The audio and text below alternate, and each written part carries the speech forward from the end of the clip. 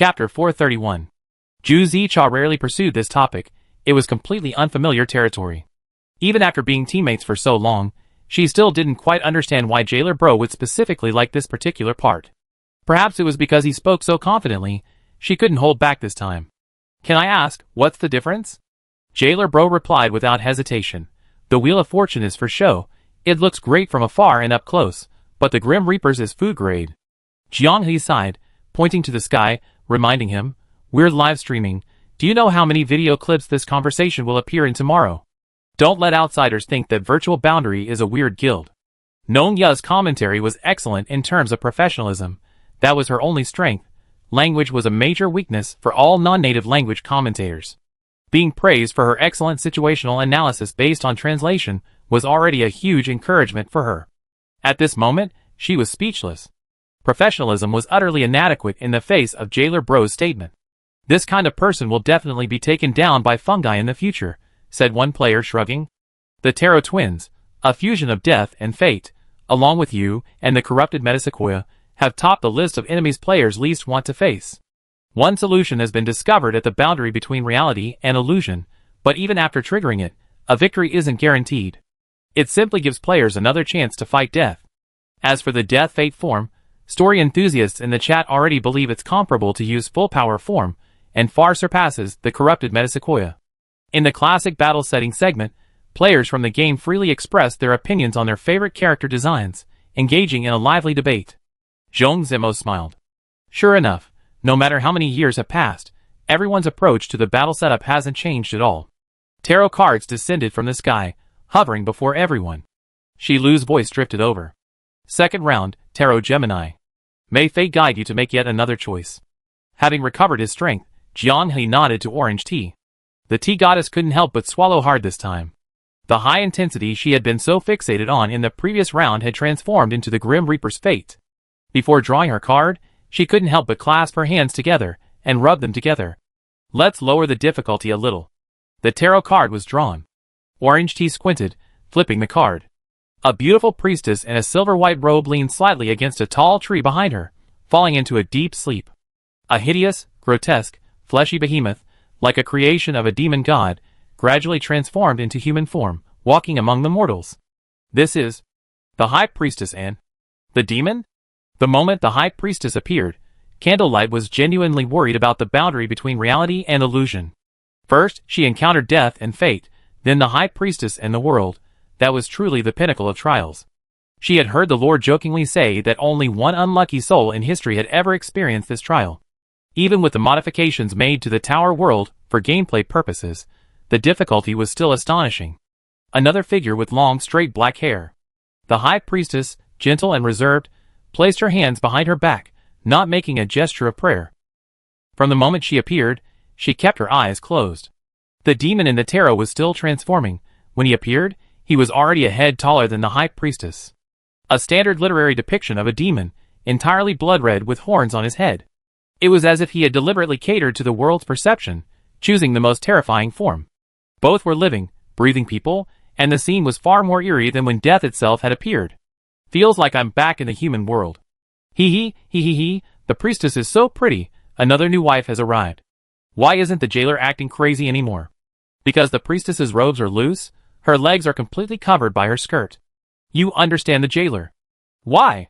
I feel like the demon is trembling in fear when he sees the priestess."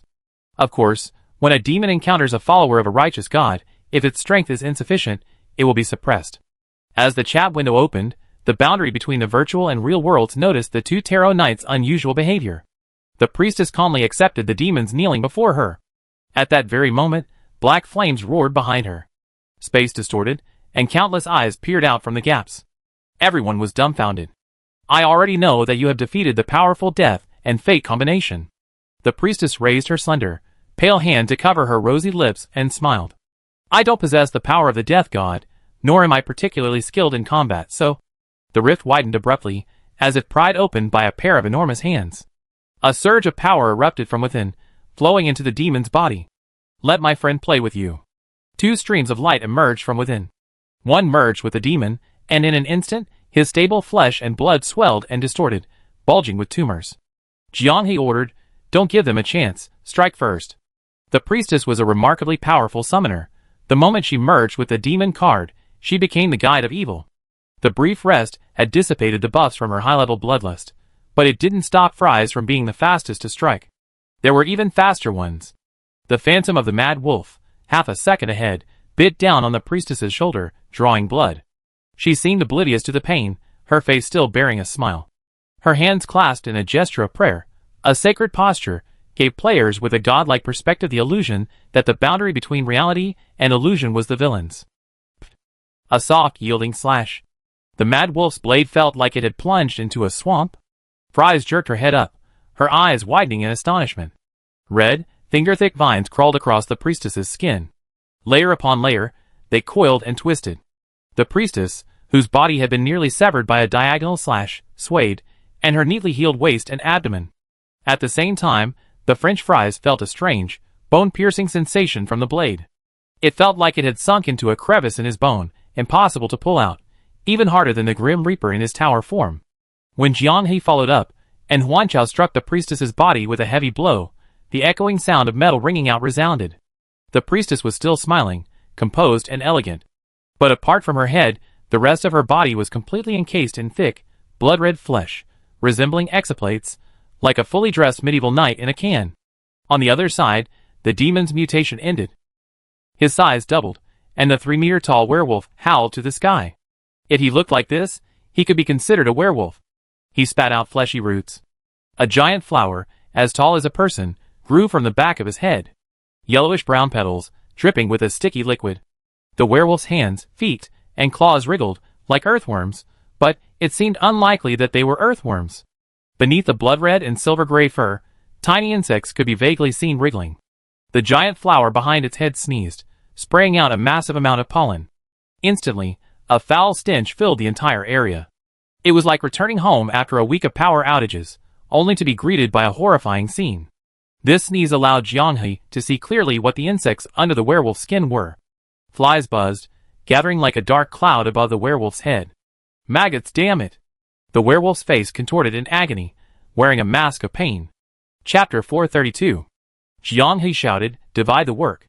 The 4 primals understood, and instead of setting up artillery emplacements, instantly fired a fireball, scattering the swarm of flies above the werewolf's head. The flies, parasitic on the werewolf's body, locked onto the fire and swarmed up. Beiwo, suppressing nausea, circled around, only glancing at the rotting flower with yellowish-brown liquid flowing from the back of the werewolf's head, and a feeling of suffocation welled up inside him. It really stank. Distance couldn't stop the physiological stench from assaulting his nostrils and rushing to the top of his head. His sensory inhibition threshold spiked instantly, barely allowing Beiwo to regain his sanity. It was unimaginable how painful it would be to face it head-on in a real encounter. I can't attack from behind. The tentacles in the rotting flower stamen have eyes. It breathed on me before I even got close. Ugh, it stinks. This monster successfully evoked physiological disgust through both sight and smell. The spectators, just hearing the trembling wails from the bed, felt as if they were right there, getting goosebumps. French fries slashed at the werewolf's chest, blood and flesh splattering with a yellowish-green slime. Ugh! Despite the stench, she continued to move normally, earning praise from the players for her strongest willpower on the boundary between reality and illusion. Before everyone could finish typing French fries, "We love you," she too began to gag. Facing the pressure of death, French fries had always managed to hold onto the mad wolf tightly, never letting go. At this moment, her whole body was trembling. The pungent smell made her eyes bloodshot, tears streaming down her face, and even large patches of rashes appeared on her skin. Although the blade had penetrated deep into the werewolf's chest cavity, it couldn't go any further. French fries was exhausted. "Get out of the way!" The greatest hero of the day, Jailer Bro, suddenly waved his hand. Corruption nuclear explosion, explode. A dark green light erupted from the werewolf's chest. A shockwave rippled outwards, and the werewolf's raised head snapped with a cracking sound. Half of its flesh vanished in the explosion. But when everyone looked up, granulation tissue was wriggling at the wound, healing rapidly. In the blink of an eye, except for the severed and crooked head, all the wounds disappeared without a trace. French fries, having just caught his breath, immediately joined the fray. Spatial slash. He unleashed a series of attacks, drawing several XS in midair, crisscrossing and slicing through the werewolf's body. A normal creature would now be a pile of corpses. But the werewolf, having endured the attack, only suffered a few streaks of blood that healed within seconds. The spatial slash's unparalleled cutting effect seemed laughable in the face of that absurd self-healing power. Zhong Zimo arrived beside the 4 primal bodies. Forget the flies, melee combat with a werewolf is torture, go help. Even if you're melee, you can't kill flies. Trust me. The flies buzzed noisily, the two communicating at the top of their lungs. The 4 primals, too lazy to change positions, only took 2 or 3 steps back and cast a spell in place. This time, the elemental fusion torrent chose fire and electricity. The strange flower behind the werewolf's head exhibited plant-like characteristics.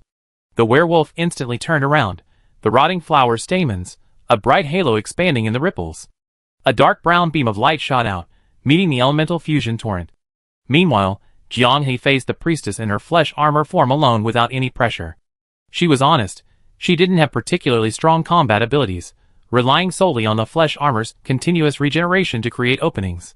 The powerful flesh strength granted the priestess the strange ability to heal rapidly even if cut in two. No wonder you said you weren't skilled in combat.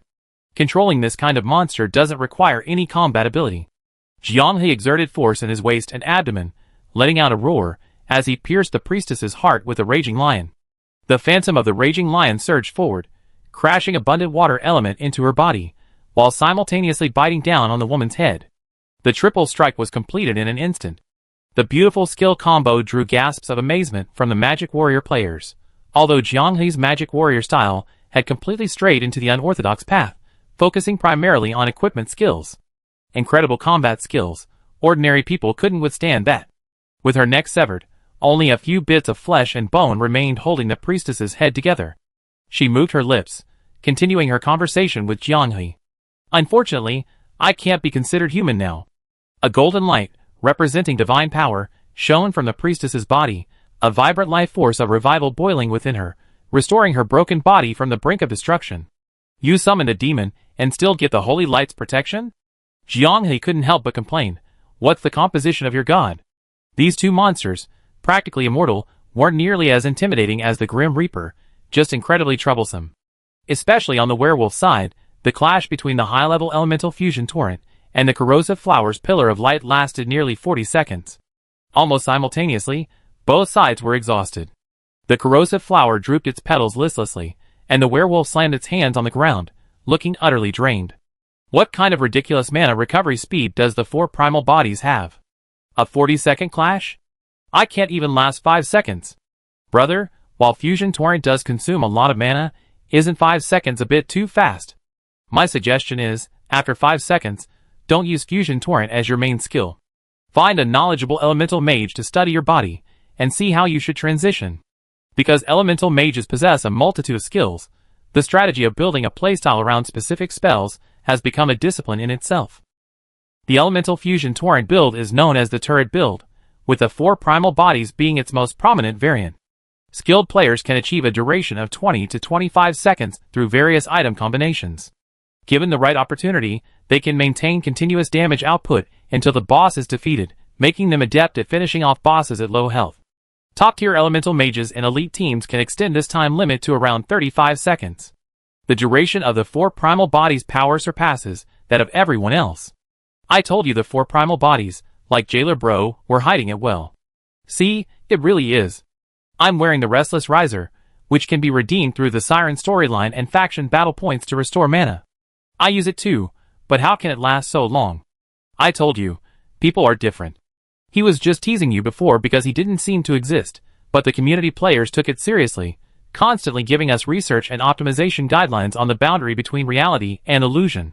He wants to fly this today, fly that tomorrow. He's already a top team. Seeing you guys making things up, Jailer Bro probably uses you guys as a joke to tell others every day. Nongyan nodded slightly. This person understands Jailer Bro, he really did it. During the wave of attacks, and during the stench, the others weren't idle either. However, the attacks landing on the werewolf weren't even as fast as his self-healing speed. No matter what was severed, it could regenerate. With widespread damage, the stench released by the werewolf became increasingly intense, already corroding everyone's skin. The T-God's Pelican, having gnawed on the origin elements, and even the Grim Reaper, was a formidable elemental being, yet it only managed to bite into the rotten flower on the back of a werewolf's head. Alas, My entire body is covered in tentacles, ha ha. It swayed a few steps, laughing, then collapsed and vanished. Before leaving, it regained its senses, still yelling fish, fish, fish. I don't believe it. The primal clenched its teeth, and after a moment, it regained some magic power, taking a deep breath. Again! The turret was set up. Your elemental mage is returning to position. Wait, this guy is too weird. Fries retreated from the foul-smelling fog area. Werewolves generate fog when attacked, now expanding to 2 meters, practically a domain. She awoke from her intense killing intent. The monsters before her couldn't be dealt with by brute force. Their survivability was so incredible it obscured death. But the primal clench didn't care about that. As a turret-style elemental mage, a mere draw against a wave of attacks was unacceptable. Staking the dignity of an elemental mage, a head-on sniper duel at the middle gate. The werewolf in its demonic form also caught its breath, and seeing the primal clench's one more bottle gesture, it responded. Honesty versus skill. His immortality granted him the luxury of trial and error, making him fearless in the face of any challenge.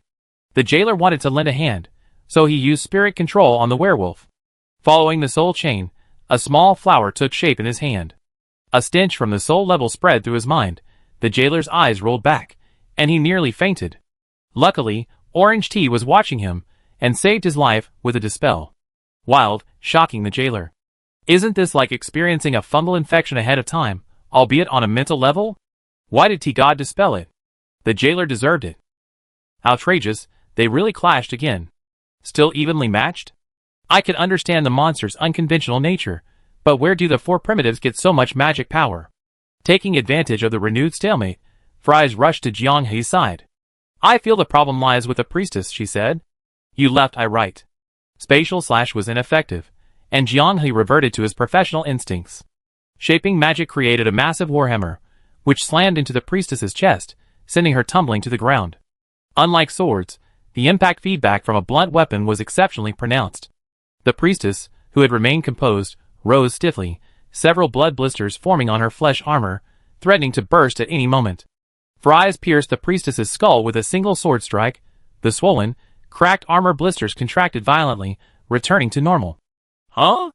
Jiang Hei paused for a second, then suddenly understood. Fries, don't do it, I handle it. Another hammer fell, and before the priestess could even unleash her magical orb, half her arm was crushed. Before she could escape, the magic hammer landed, and Jiang Hei spun around, swinging it out with the momentum. The powerful, shaped hammer whipped up a gust of wind, sweeping past the priestess's legs and knocking her to the ground.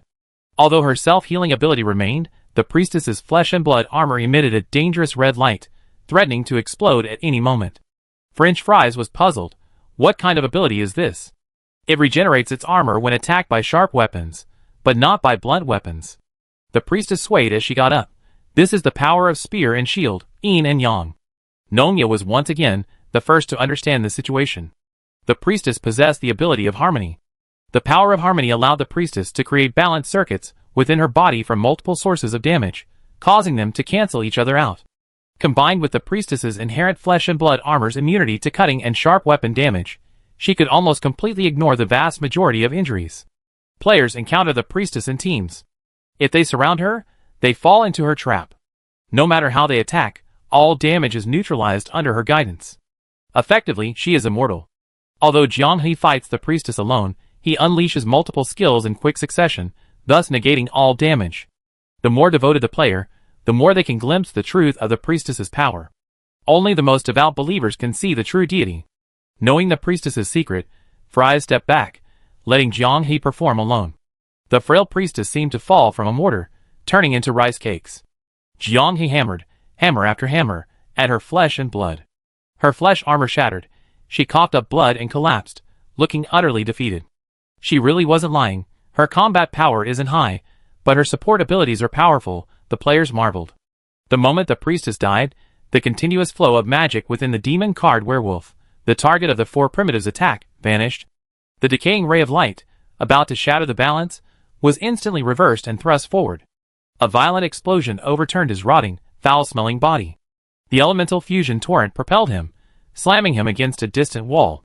The swarm of flies that had plagued Zhong Zemo fell to the ground. A few breaths later, the foul-smelling, poisonous mist surrounding the werewolf dissipated, revealing the withered flesh and blood, resembling a plant, the demon werewolf. It was now a withered corpse. The decaying flower landed, barely taking 2 steps before the jailer finished it off with a corrupted nuclear explosion. From breaking the mechanism to double destruction, it all happened in just over 10 seconds. The boundary between reality and illusion once again demonstrated their adaptability. However, recalling the stench just now, the person in the blanket couldn't help but gag, never wanting to deal with such strange things again. The intense battle had left everyone breathless, but Shilu's appearance shattered the tension that had gripped every player's hearts. "She's here." Shilu smiled. "Congratulations to everyone in the reality/illusion boundary. You have successfully cleared the 9th floor of the Tower World, the Tarot Gemini. Now I will announce the points rewards. Due to the influence of the Echo of Misfortune, the points are as follows. Combination, Death and Fate. Points reward, 6,200. Combination, Priest and Demon. Points reward, 3050. Reset points in the reality/illusion boundary, 13200. The entire arena was stunned. So many points? We painstakingly conquered one level, and only got a few hundred. The level on the boundary between reality and illusion only gave a few hundred as well.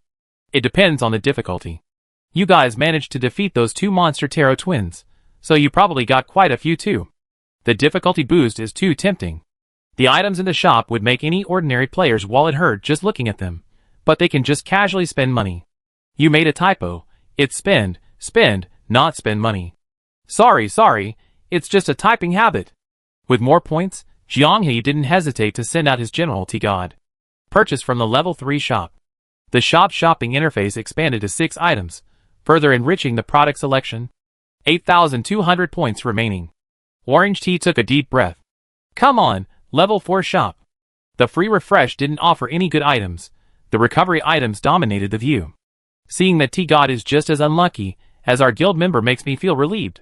You better be just as unlucky. Now it all depends on how many refresh points the virtual reality boundary is willing to give Orange Tea. Refreshing increases in price. The more times you refresh, the more expensive it becomes. Under everyone's watchful eyes, Jianghe spoke. 8,200 points. Keep refreshing until you see the shop upgrade. T-God has the most flexible spending authority in the guild. Now, it's T-God's time. Chapter 433. Staring intently at the projection on the shop page, the players' hearts pounded, experiencing firsthand the thrill of winning the lottery. 50 points. All 6 item slots in the level 3 shop have been refreshed. As their gazes focused on the 5 slow return items, many faces broke into smiles. Yes, this was their daily routine. The free refreshes they received daily were all insignificant trinkets. Finally mustering the courage to gamble, Shilu smiled and revealed yet another pile of junk. The smiles didn't last long, freezing in an instant. The last item to light up was a heartbeat blind box. A red note below indicated that it appeared in level 4 and above shops. It appeared in the Orange Tea refresh due to a special setting of the level 3 shop. Players had a certain probability of obtaining items from higher level shops from the refresh, but the purchase price was much higher. Heartbeat blind box, 3,100 points. The effect is to refresh the Sunset shop after use, obtaining all items that appear after the refresh. Purely for gamblers only, good luck means instant riches. Bad luck means your guild's hard-earned points go down the drain. The item's design is geared towards high-end players, not casual players. Orange Tea slowly turned her head. Jianghe shrugged. You make the decision, we're all mute now. This is a gamble, isn't it? T-Goddess's incredible luck has no reason to back down. Sigh refresh? T-Goddess spent another 50 without hesitation. Many players might not believe it, but she's not a fan of chance. Rather than entrusting her fate to vague luck, she prefers to be grounded and approach her goals step by step. Even now, she doesn't quite understand how she, an ordinary person in reality, became a symbol of incredible luck among the stars. This is clearly the easiest character to fail at, yet she's managed to maintain it ever since her encounter with Jianghe and the others at the game's launch. Now, she's practically a cyber shrine, enjoying the incense offerings of cybers. There's no such thing as so much mysticism, it's just probability. She narrowed her eyes, watching the characters flash by in Shilu's shop. Level 4 shop, requirement. 7,500 points. Everyone behind her swarmed around Orange Tea. She rubbed her face against the blanket, muttering, "Inhale, I inhale hard." The chat window was like a massive prayer session, filled with exclamations starting with T-God, followed by wishes. Exam results, overnight riches, guaranteed drops in card draws, everything. Why is someone even wishing for my wife, blanket? Purchase from level 4 shop. 600 points remaining. The French guild St. Helena's Heroes, having carefully cultivated its advantages in the guild shop, felt a strong sense of crisis after its brutal and challenging conquest of the boundary between reality and illusion. Since withdrawing from the boundary between reality to grind experience, they had been the top-ranked team on Blue Star. Now, the briefly absent overlords have returned, and the guild members watching the battle smiled helplessly. The news only circulated among a small group of players. Everyone knew that many top guilds were prioritizing using points to search for shop upgrades, but they didn't know the implications behind this action. Orange Tea planned to press her advantage, but Jiang He stopped her. He said, "Don't search anymore. Let's conquer the next level. Sunset Dew will refresh the shop again, and give us another free refresh opportunity. It's so fine, so incredibly fine." Shilu conjured a celestial globe and began to spin. Tower World, 10th floor, Gluttony Contest. Players are about to enter online mode. Another team of players selected for a similar game will be matched with you.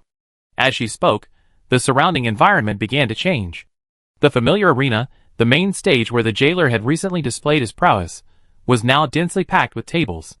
The surrounding audience seats were filled with nobles in magnificent robes. Ordinary people were nowhere to be seen. The advancement conditions for this round. On the clean and tidy tables, a dazzling array of delicacies appeared one by one. Seafood, wild game, monster flesh and blood, fine wines, everything was available. Near the main stage, maids stood ready, at any moment. Both player teams, the first to finish eating the food refreshed on their respective tables, will regain their imprisoned magic and power, and launch an attack on the other side. This floor cannot be skipped. Note, food consumption is not based on real-world player data. A specific value is applied to all players. With that, Shilu transformed, donning a black and white maid outfit. This guide of the Tower World personally took on the role of the busy maid of this floor. The onlookers were astonished. The Tower World Encyclopedia records the matchmaking gameplay. However, the main matchmaking gameplay, a food consumption contest, with a standardized food consumption standard, was a first. The Chaos Sphere confirms the entry. Lighthearted song. Monsters spawning on this floor all carry a blessing that greatly increases movement speed. Orange Tea sighed in disappointment. Useless entry, no difficulty, and the settlement score isn't worth anticipating. The group from the real virtual boundary exchanged glances and shrugged. Whatever, consider it a seasoning after the intense battle with the Tarot twins. A feast in their dreams is a reward for themselves. The real virtual boundary's opponents listened to Shilu's gameplay explanation in another area. The mist that shrouded half the arena dissipated, revealing their figures to the spectators. Why aren't there any game IDs? The players tried to access the game panel, but couldn't lock onto any of the players opposite them from the real virtual boundary. Could it be because of the open world mode? To protect the privacy of another group of players, they blocked them? That's possible, but then we lose some fun. We don't even know who we run into in the real virtual boundary. Jiang He quickly glanced at the opponents.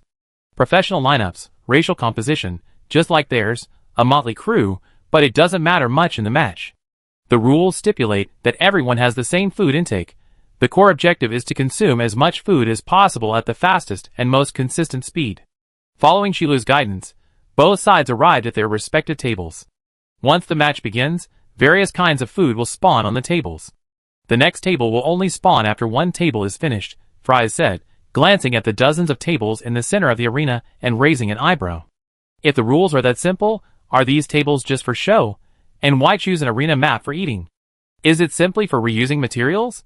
Are you kidding? Candlelight said that the amount of materials the master used when designing this game is unimaginable.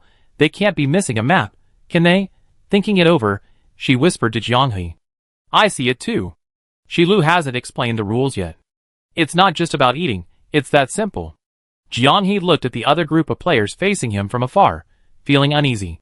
He had a feeling that the inability to identify the other players might not be as simple as privacy protection. Could this group be? In the garden spectator area, Jifeng stood up. Zhuhu remained seated. It's just a small competition, aren't you getting a little too excited? Jifeng glanced back at Zhuhu, then snorted and sat back down. Given the sheer number of players, this kind of friction was bound to happen sooner or later. Instead of staring at each other on the leaderboard, isn't this a clash what you wanted? Jifeng clenched her fist, ignoring him. Inside the arena, everyone's pre-match preparations had entered the final stage. Since they needed to eat quickly and steadily, knowing who was good at what was crucial. French Fries raised his hand. I take care of the carbs. Orange Tea hesitated for a moment. I can help with carbs too, actually, I'm pretty good at it. Bed thought for a moment. I'm probably better at eating seafood, I've eaten it since I was a kid, and I love it. I can eat seafood without rice without any problem. Quadruple fell into deep thought. I might be meat. My colleagues always say that when I go out to eat, I only like to eat meat, and never touch any leafy greens, and every time I eat meat, my rice intake doubles. Jailer Bro volunteered. I might be fruit. I used to save money in college and eat fruit to fill my stomach. He got excited. You know, actually many fruits provide a pretty good short-term feeling of fullness. Wow, fruit on an empty stomach, and to fill your stomach at that. Jianghe thought the jailer was a top-tier genius. He should probably check his blood sugar next time he gets a physical. He didn't completely ruin his health in college thanks to his loving older brother. Zhong Zemo didn't have any particular food preferences, and couldn't think of any dish he could force himself to eat even if he was stuffed. Jianghe was similar. They were both omnivores, eating whatever tasted good. Their respective strengths were basically clear. Once the dishes were fresh, they could switch to specialization mode. Even communication is encrypted? The privacy protection is really good, now we can't even gossip. I don't think there's any gossip to gossip about. These people aren't as enthusiastic as those on the virtual real boundary. It feels like there's no division of labor. While the players were still discussing, Shilu had already lightly snapped her fingers, displaying a 30-second countdown above both contestants' heads. As the host controlling the overall pace, Shilu chuckled mischievously as the countdown reached 10 seconds. Thirsty, get up. The words had barely left his lips when the group from the reality/virtual boundary suddenly felt an unbearable dryness in their throats, desperately needing water. The rules were indeed not as simple as they appeared. Being thirsty at a buffet and randomly chugging drinks was essentially giving money away to the restaurant. Those from the reality/virtual boundary were aware of this. They exchanged a glance and then sneered. When the time was up, various exquisite dishes simultaneously appeared on both tables. A large wooden bucket of juice was placed in a very conspicuous position, as if deliberately reminding each player, look, there's something good to drink here, come on over. Zhong Zemo quickly grabbed a cup, scooped out a small amount, took a sip to moisten his throat, and immediately passed it to the next person. Everyone followed suit. Wasn't it just about filling their stomachs with drinks? This obvious little trick didn't even bother the opponents at the boundary of reality. They simply relieved themselves using the same method. The first trap designed by Shi Lu was safely overcome by both sides. As the binge-eating phase began, their actions diverged. French fries and tea, here, fried rice, dumplings, this is for you. Jailer, here's the fruit platter you wanted, here you go, all for you, eat, eat, eat. The abundance of fruit here won't raise your blood sugar, don't worry. Bed, this plate is seafood, let me see, steamed sea bass, braised eel here. For primal bodies, you take care of this half lamb. Jianghe and Mou, in their usual cohabitation and caring manner, methodically distributed the first batch of refreshed food on the table. On the other side, his opponents, like barbarians possessed, were positioned around the long table, stuffing every food item that appeared in front of them into their mouths. Detect, lock, eliminate, all in one fluid motion. It had a kind of raw, savage beauty. However, no one thought they were doing anything wrong. If they could maintain their current eating pace and win, their success would be enough for players to include in the Tower World Encyclopedia for future reference. After watching the barbarians for a while, most players turned their attention back to the boundary between reality and illusion. Most players actually had no concept of the actual food intake at the boundary between reality and illusion, so they were generally shocked by the way Fries devoured food. This carp king indiscriminately stuffed all the food that Jianghe had sorted and arranged into his mouth, chewing it at a speed that would be impossible without experience. Wait a minute, in my mind, shouldn't Fries be the kind of quiet girl? She eats so fast and so much. Looking at how Jianghe is taking such good care of her, it seems she really can eat a lot in her daily life. Of course, our Shifei can eat a lot. A misunderstanding born from longing. At their first offline meeting, Fry shocked everyone by showing off how she could eat so many carbs without feeling full. The bizarre scene of the jailer ordering food for her separately continued, and she could even say I'm almost full when getting into the car. At her rate of eating, Jianghe estimated that she would become a big fat person in a month. Envious of Fries, showing off fried food every day and still maintaining her figure. This time it really was sweat and effort. In terms of speed, Both sides finished the food at the first table at about the same speed. The second table of food appeared almost simultaneously. However, this time, while Jianghe and Mayu were dividing the food, Shi Lu's voice drifted over. Limited time event, cooking ingredients, about to begin. One person from each team will have their full abilities restored. You must compete to kill the ingredients and obtain the edible parts. Another snap of fingers. This time, only Jianghe's forehead showed a clear countdown. They're going to kill and eat right here? What an exciting competition. The spectators were amused, cheering and joking, suggesting a dragon or something. Jianghe's opponent was a dark elf girl. The two arrived at the ingredient spawn area designated by Shi Lu at the same time, their eyes fixed on each other. A halo of light rippled, and in the enchanting glow, their ingredients spawned. A merman? Chapter 434. A stench far stronger than that of a seafood market hit the air. A dark green fishman, its head taking up a third of its body, its short, thin hands resembling those of a Tyrannosaurus rex. The disproportionately large size made one worry it might collapse. Its swollen eyes nearly bulged from their sockets, its seaweed-covered skin shimmering, and a foul stench seeped from the gaps between its scales. Beiwo glanced up and blurted out, "Fathead fish can be used for hot pot." No wonder they're in the seafood business. The countdown above Jianghe and the dark elf's head simultaneously reached 0. Swoosh! A clear, crisp sound of swords being drawn rang out. Clang! Sparks flew as their blades clashed, their teeth clenched. Ignoring the food so close at hand, they made the same choice. But immediately, Jianghe noticed something amiss. The tie-collar spell he cast targeting the dark elf was unresponsive. The dark elf also withdrew her power, realizing the strange situation where she couldn't harm the person before her. What was Shi Lu trying to do by restoring their skills? Just as she was wondering, exclamations of surprise came from their companions behind them. The third refresh on the table didn't just bring food, but also a small booklet. Gurgle. Gurgle. Gurgle. Glancing at the merman who had fled into the distance, and then at Shi Lu's enigmatic smile, Jianghe decisively returned to the table. Opening the booklet to its blank cover, the boundary between reality and illusion opened his eyes. This is... Fry's mouth bulged as he chewed fried rice, like a hamster. A monster? A cooking manual? The blanket frowned. It even includes pictures of edible parts, making hunting easier, providing guidance on sourcing ingredients. How novel. Based on the rules of this floor, Jianghe suddenly turned around. The chubby fishman, gurgling and making strange noises, disappeared, leaving behind a portal with clear, rippling water in its escape route. At the same time, a round, plump mushroom man, with a captivating white jade-like luster, carrying a huge umbrella, moved quickly to a corner of the arena, transforming into a second portal. A group of slime balls, using vortexes as wings, flew at breakneck speed, crashing headfirst into the arena's edge wall, opening a third portal.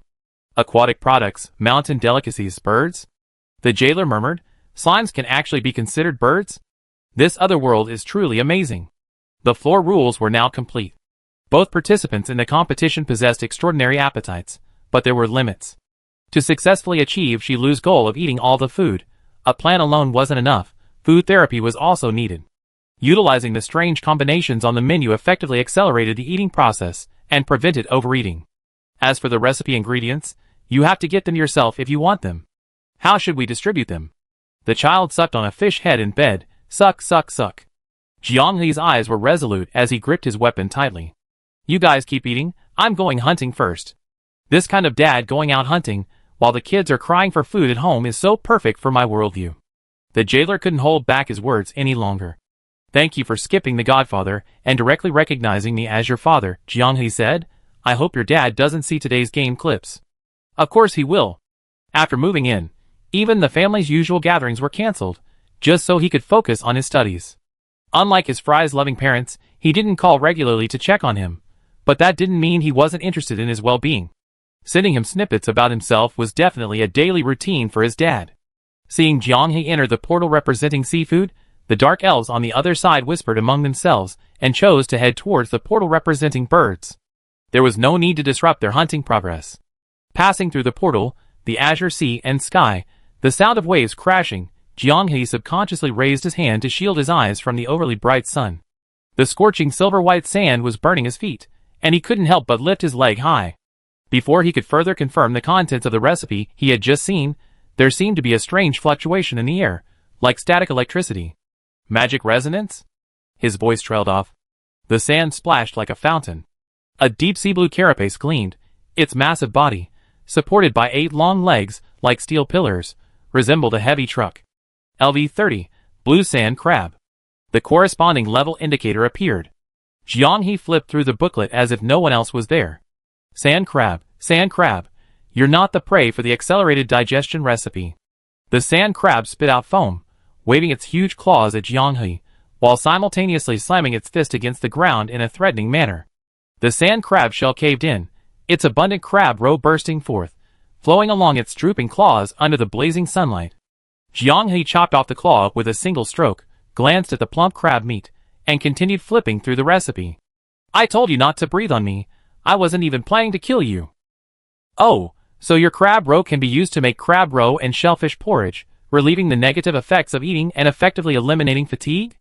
Jiang He chuckled. I was wrong. Thank you for breathing on me, otherwise I really would have let you off the hook. He opened the small food backpack distributed by Shi Lu, took out a storage container, filled it with a large jar of crab roe, and clapped his hands contentedly. A thought suddenly seized Jiang He's mind. He stroked his chin thoughtfully, then smiled and nodded. While the spectators were bewildered, he caught several small fish washed ashore, scaled and gutted them without removing their scales or innards, and began to devour them. Huh? What? Even in a game, such savage eating was astonishing. What's the meaning of this? Doesn't it taste fishy? No, we got so much crab roe already. A few bites to satisfy our cravings are better than eating raw fish, aren't they? No, that's not how we eat raw fish. Don't be so sarcastic. Chasing after a cow to gnaw on, that's where the freshest meat comes from. This was originally a joke, but it became a stark reality in the face of Jiang He's inexplicable actions. Halfway through his meal, Jiang He slowly rose, a hazy, ethereal figure rising from within him like mist. A grotesque, blood-red maw appeared behind him, then dissipated with the sea breeze. Jiang He had no choice but to resort to this tactic. Unlike the Sunrain squad, gluttony requires consuming avatar materials to activate. Since he couldn't use materials from the main world in the Tower World Challenge, he had to use what he had on hand. He knew that tomorrow morning, clips about this scene would be everywhere, and it was foreseeable that it would be used as the opening for a game commentary video.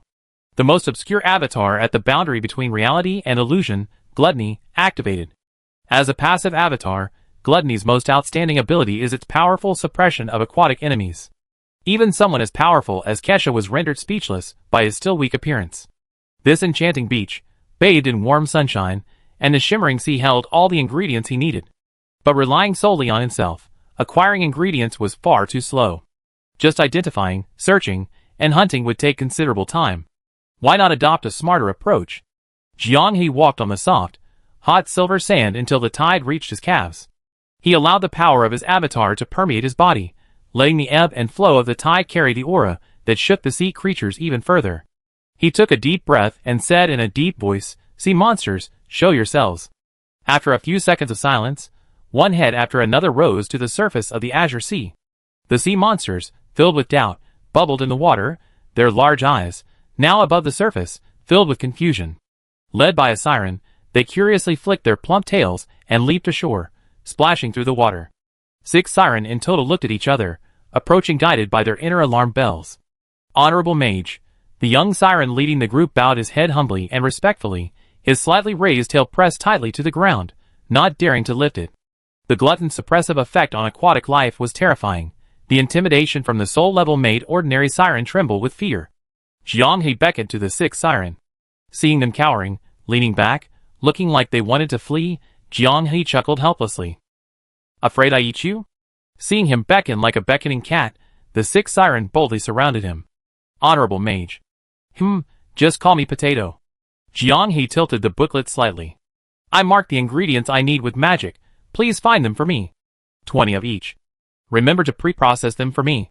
For example, this thing called bamboo shootfish. Peel its wrinkled skin like bamboo shoots carefully, and remove all the bones.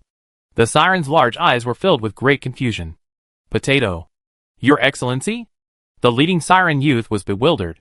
You mean, you went to all that trouble to summon us just to eat seafood? I'm craving it. Is that a problem? Jiang He said matter-of-factly. The siren youth were immediately respectful. Of course. It's our honor to serve you. The faster the better. Jiang He clapped his hands. Don't just stand there, get moving. Although he said this, only 3 of the 6 Siren members left the group. And you? Lord Potato, this is just a small matter. There's no need for us to show ourselves. The Siren youth looked up helplessly. This deliberate movement allowed Jiang He to see the shimmering siren scales at his collar. These were the Siren's special spellcasting organs for using the power of words. The Siren before him was barely considered an elite among their kind. But if they were on land, they would be a troublesome talent for land-dwelling species. Like Kesha, Siren possessed an innate curiosity. Encountering a mage who could unleash an aura that suppressed their own race, they were afraid, yet inevitably wanted to approach and observe. Jiang He's lips curled into a smile. He had another idea. Since you're alright, come with me. The players were utterly astonished to see the 3 Siren, wielding their tails, eagerly following along. Avatars could be used like this, because of the Sun Shower Avatar's strength. When discussing avatars on the boundary between reality and illusion, everyone habitually ignored the gluttony. This avatar, usable only in specific situations, was considered by many players to be a flaw in the boundary between reality and illusion lineup. What's Potato up to? Where are you taking the Siren? Under countless eyes, Jiang He led the Siren through the portal and into the main arena of the gluttony competition. The Siren looked around blankly. Before they could even react, Jiang He urged them to enter the portal representing mountain delicacies. After a moment of silence, the chat bar was flooded with holy crap, almost overloading the world chat. Nonya, who always anticipated the boundary between reality and illusion operations and accurately judged the situation, was stunned. She never expected Jiang He to use avatars like this.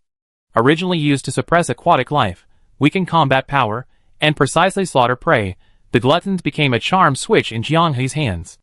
With just a few words, he turned the Sirens into his underlings, leading them on the hunt. The opponents on the boundary between reality and illusion, focused on eating, choked on their food upon seeing this, their faces turning red. They began to complain excitedly in a language incomprehensible to the spectators on the other side. Shilu, I want to report this. What they're doing is against the rules. Shilu smiled and replied, I'm sorry, the challenge rules for this floor do not prohibit players from seeking external assistance. If you can obtain the voluntary assistance of the ingredients, that's also a skill. Ingredients? They swallowed hard. Shilu casually categorized the Siren as ingredients? Who would make such a classification? At this moment, their captain was still cluelessly battling a strange bird with a wingspan of nearly 3 meters in the avian area. Thinking of this, they broke out in a cold sweat. Entering the mountain delicacies area, Jiang He and the Siren landed in a bamboo forest. You want us to help you find some more ingredients? Smart. Jiang He nodded approvingly, let me see. The bamboo forest floor rippled slightly, the rustling of the loose soil making the Siren's eyes sharpen for a moment. Ice cone. Star tide. Stinky wind. 3 high-pitched voices rang out. Jiang He's head buzzed. Looking in the direction of the sound, he saw a bamboo shoot blasted to pieces by the Siren's incantation. Before he could even lament, he saw a group of bamboo shoots with legs, running wildly in the distance. Huh? This bizarre sight elicited a chorus of croaks from the spectators. Jiang He quickly flipped through his book. We definitely need bamboo shoots. Catch them alive. Catch them alive. The 3 sea monsters clenched their fists, their voices already resonating, and a powerful ritual spell instantly materialized. If they hadn't heard Jiang He's words, these long-legged bamboo shoots would have been edible without even needing to be cooked. You guys, aren't you being a bit too violent? Jiang He said speechlessly, I asked you to help, not to slaughter people. And you start with a large-scale ritual spell? The 3 sea monsters scratched their heads. Isn't this normal? Chasing the bamboo shoots, Jiang He felt the surrounding scenery changing rather quickly. How come, after only 2 or 3 seconds of accelerated flight in the dense bamboo forest, his vision suddenly opened up? He looked back, his mouth slightly agape. The entire bamboo forest had sprung up from the ground, using its long, thin roots to claw at the earth, fleeing at breakneck speed. No wonder these are crops from another world. I learned something new. Jiang He's lips twitched. Having transmigrated to Anna, he was determined to see these lively crops for himself. He wanted to see just how different they were from eating them raw versus cooked. Chapter 435. A mushroom man cuddling with its tribe. A mushroom-eating rat preparing to steal fungi. A giant mountain butterfly passing by. With the help of the Siren, the ingredients on the recipe list were gathered one by one.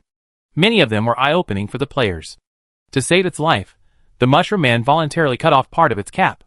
It looked cruel, but according to the recipe, as long as the Mushroom Man returned to the mycelial soil laid by its tribe, it would quickly heal. Jiang He verified that it did indeed grow back while being cut off. The author of the manual's attitude towards consuming intelligent life was completely different from that of ordinary monsters. The mushroom-eating rat's note was like this. Wash, peel, remove the head. Remove the internal organs. Long-term consumption of aromatic fungi results in a delicious and sweet texture. Dried, the flavor is even better. Mushroom lovers can catch them in large quantities. They ruin your lovely mushroom farm. Is it really delicious and sweet?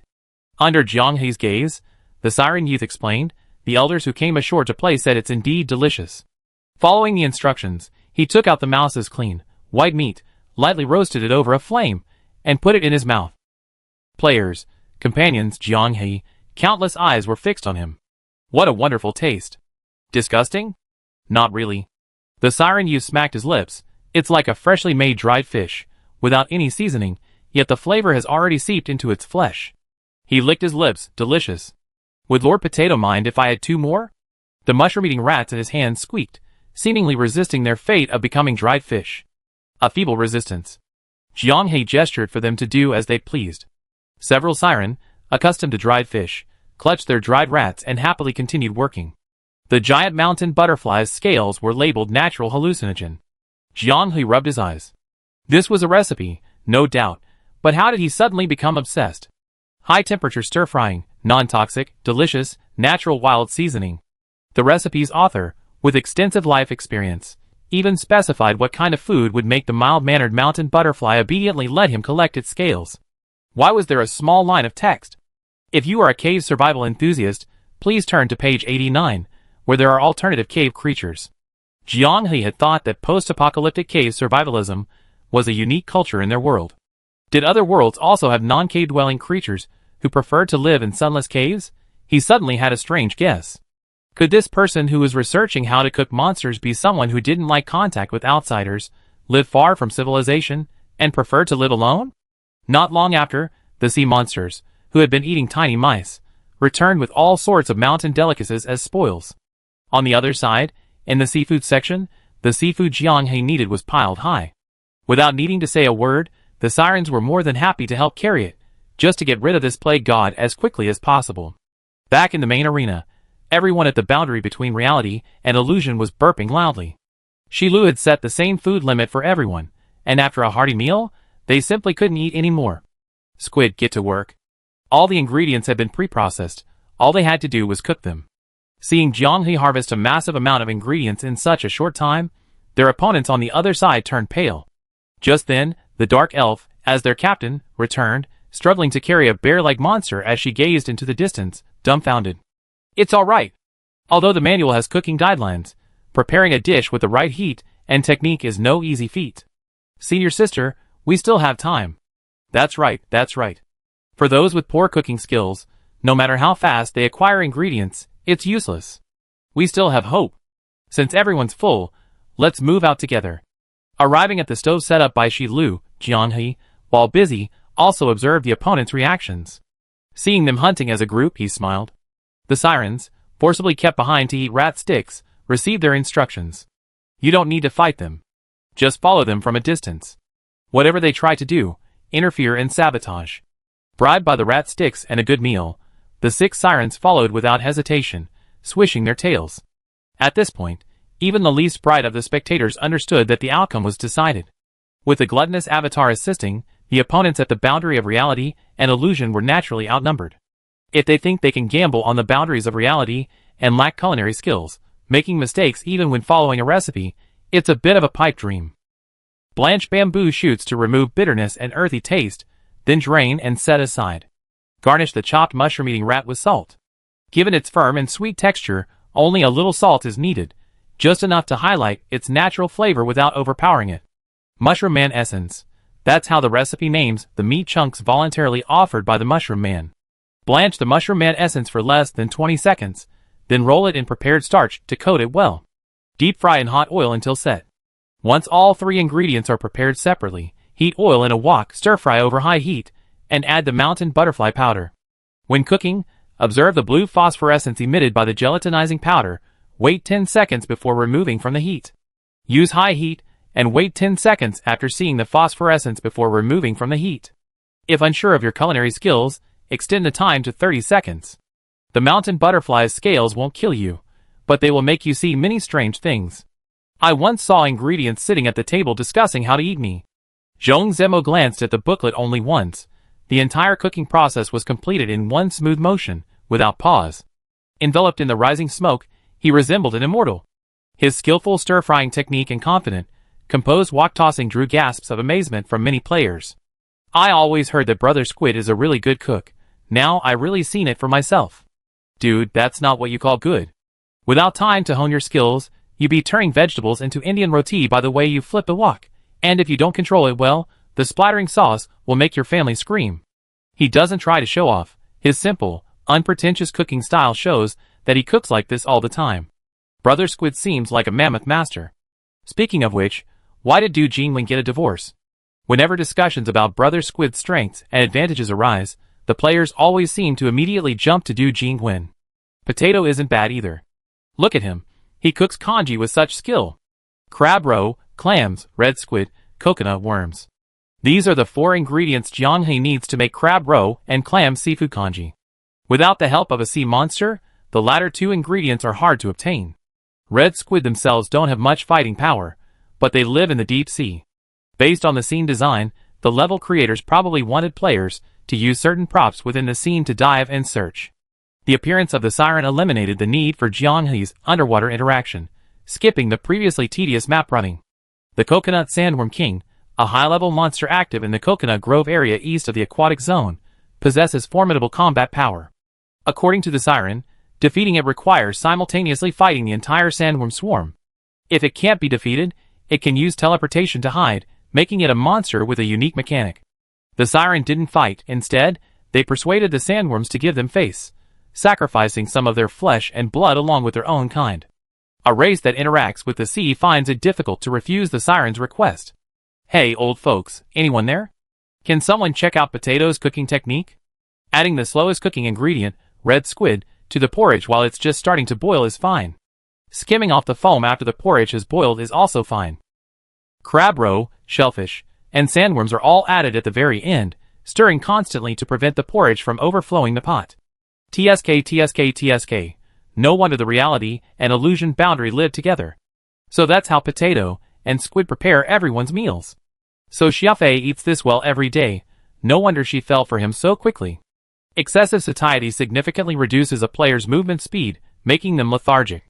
The incredibly delicious seafood porridge gave everyone, who were too tired to eat anything, a much-needed respite. A mouthful of porridge, a little squid, the reality and illusion boundary feasted heartily, making the spectators' mouths water. Weaving Wind snorted and got up to leave. Candlelight glanced at Qin Xiaoyu beside her and suggested, "It's almost dawn, let's go get something to eat." Qin Xiaoyu asked, puzzled. She looks really angry. Why? I thought you were used to her schizophrenic mood swings, Candlelight said. The top 10 guilds in the 3 kingdoms are about to be eliminated. In your words, it's normal for her to lose her temper. Top 10? Howling Wind Mountain, currently ranked 9th in the 3 realms. No, each player has 2 challenge opportunities. How could they all have 0 challenge opportunities? On the 5th floor of the Tower World, they rushed to the 10th round in one go, triggering the Deceitful One, which only appears when facing stronger opponents. Candlelight continued, this matter is also related to the boundary between reality and illusion. Having exploited a loophole, and then being dominated by the boundary between reality and illusion, the players in the 3 realms who knew the inside story were extremely annoyed. Therefore, on the 5th floor, they collectively organized an attack, striving to reverse the situation in one fell swoop. They did reverse it, reversed by the rules of the 5th floor. Many top guilds suffered heavy losses, forcing many to adopt a conservative strategy to avoid premature elimination. The plan was good, but the Chaos Celestial Sphere appeared out of nowhere. Unpredictable fate dragged a team, who thought they could stabilize the situation by playing it safe, into a vortex.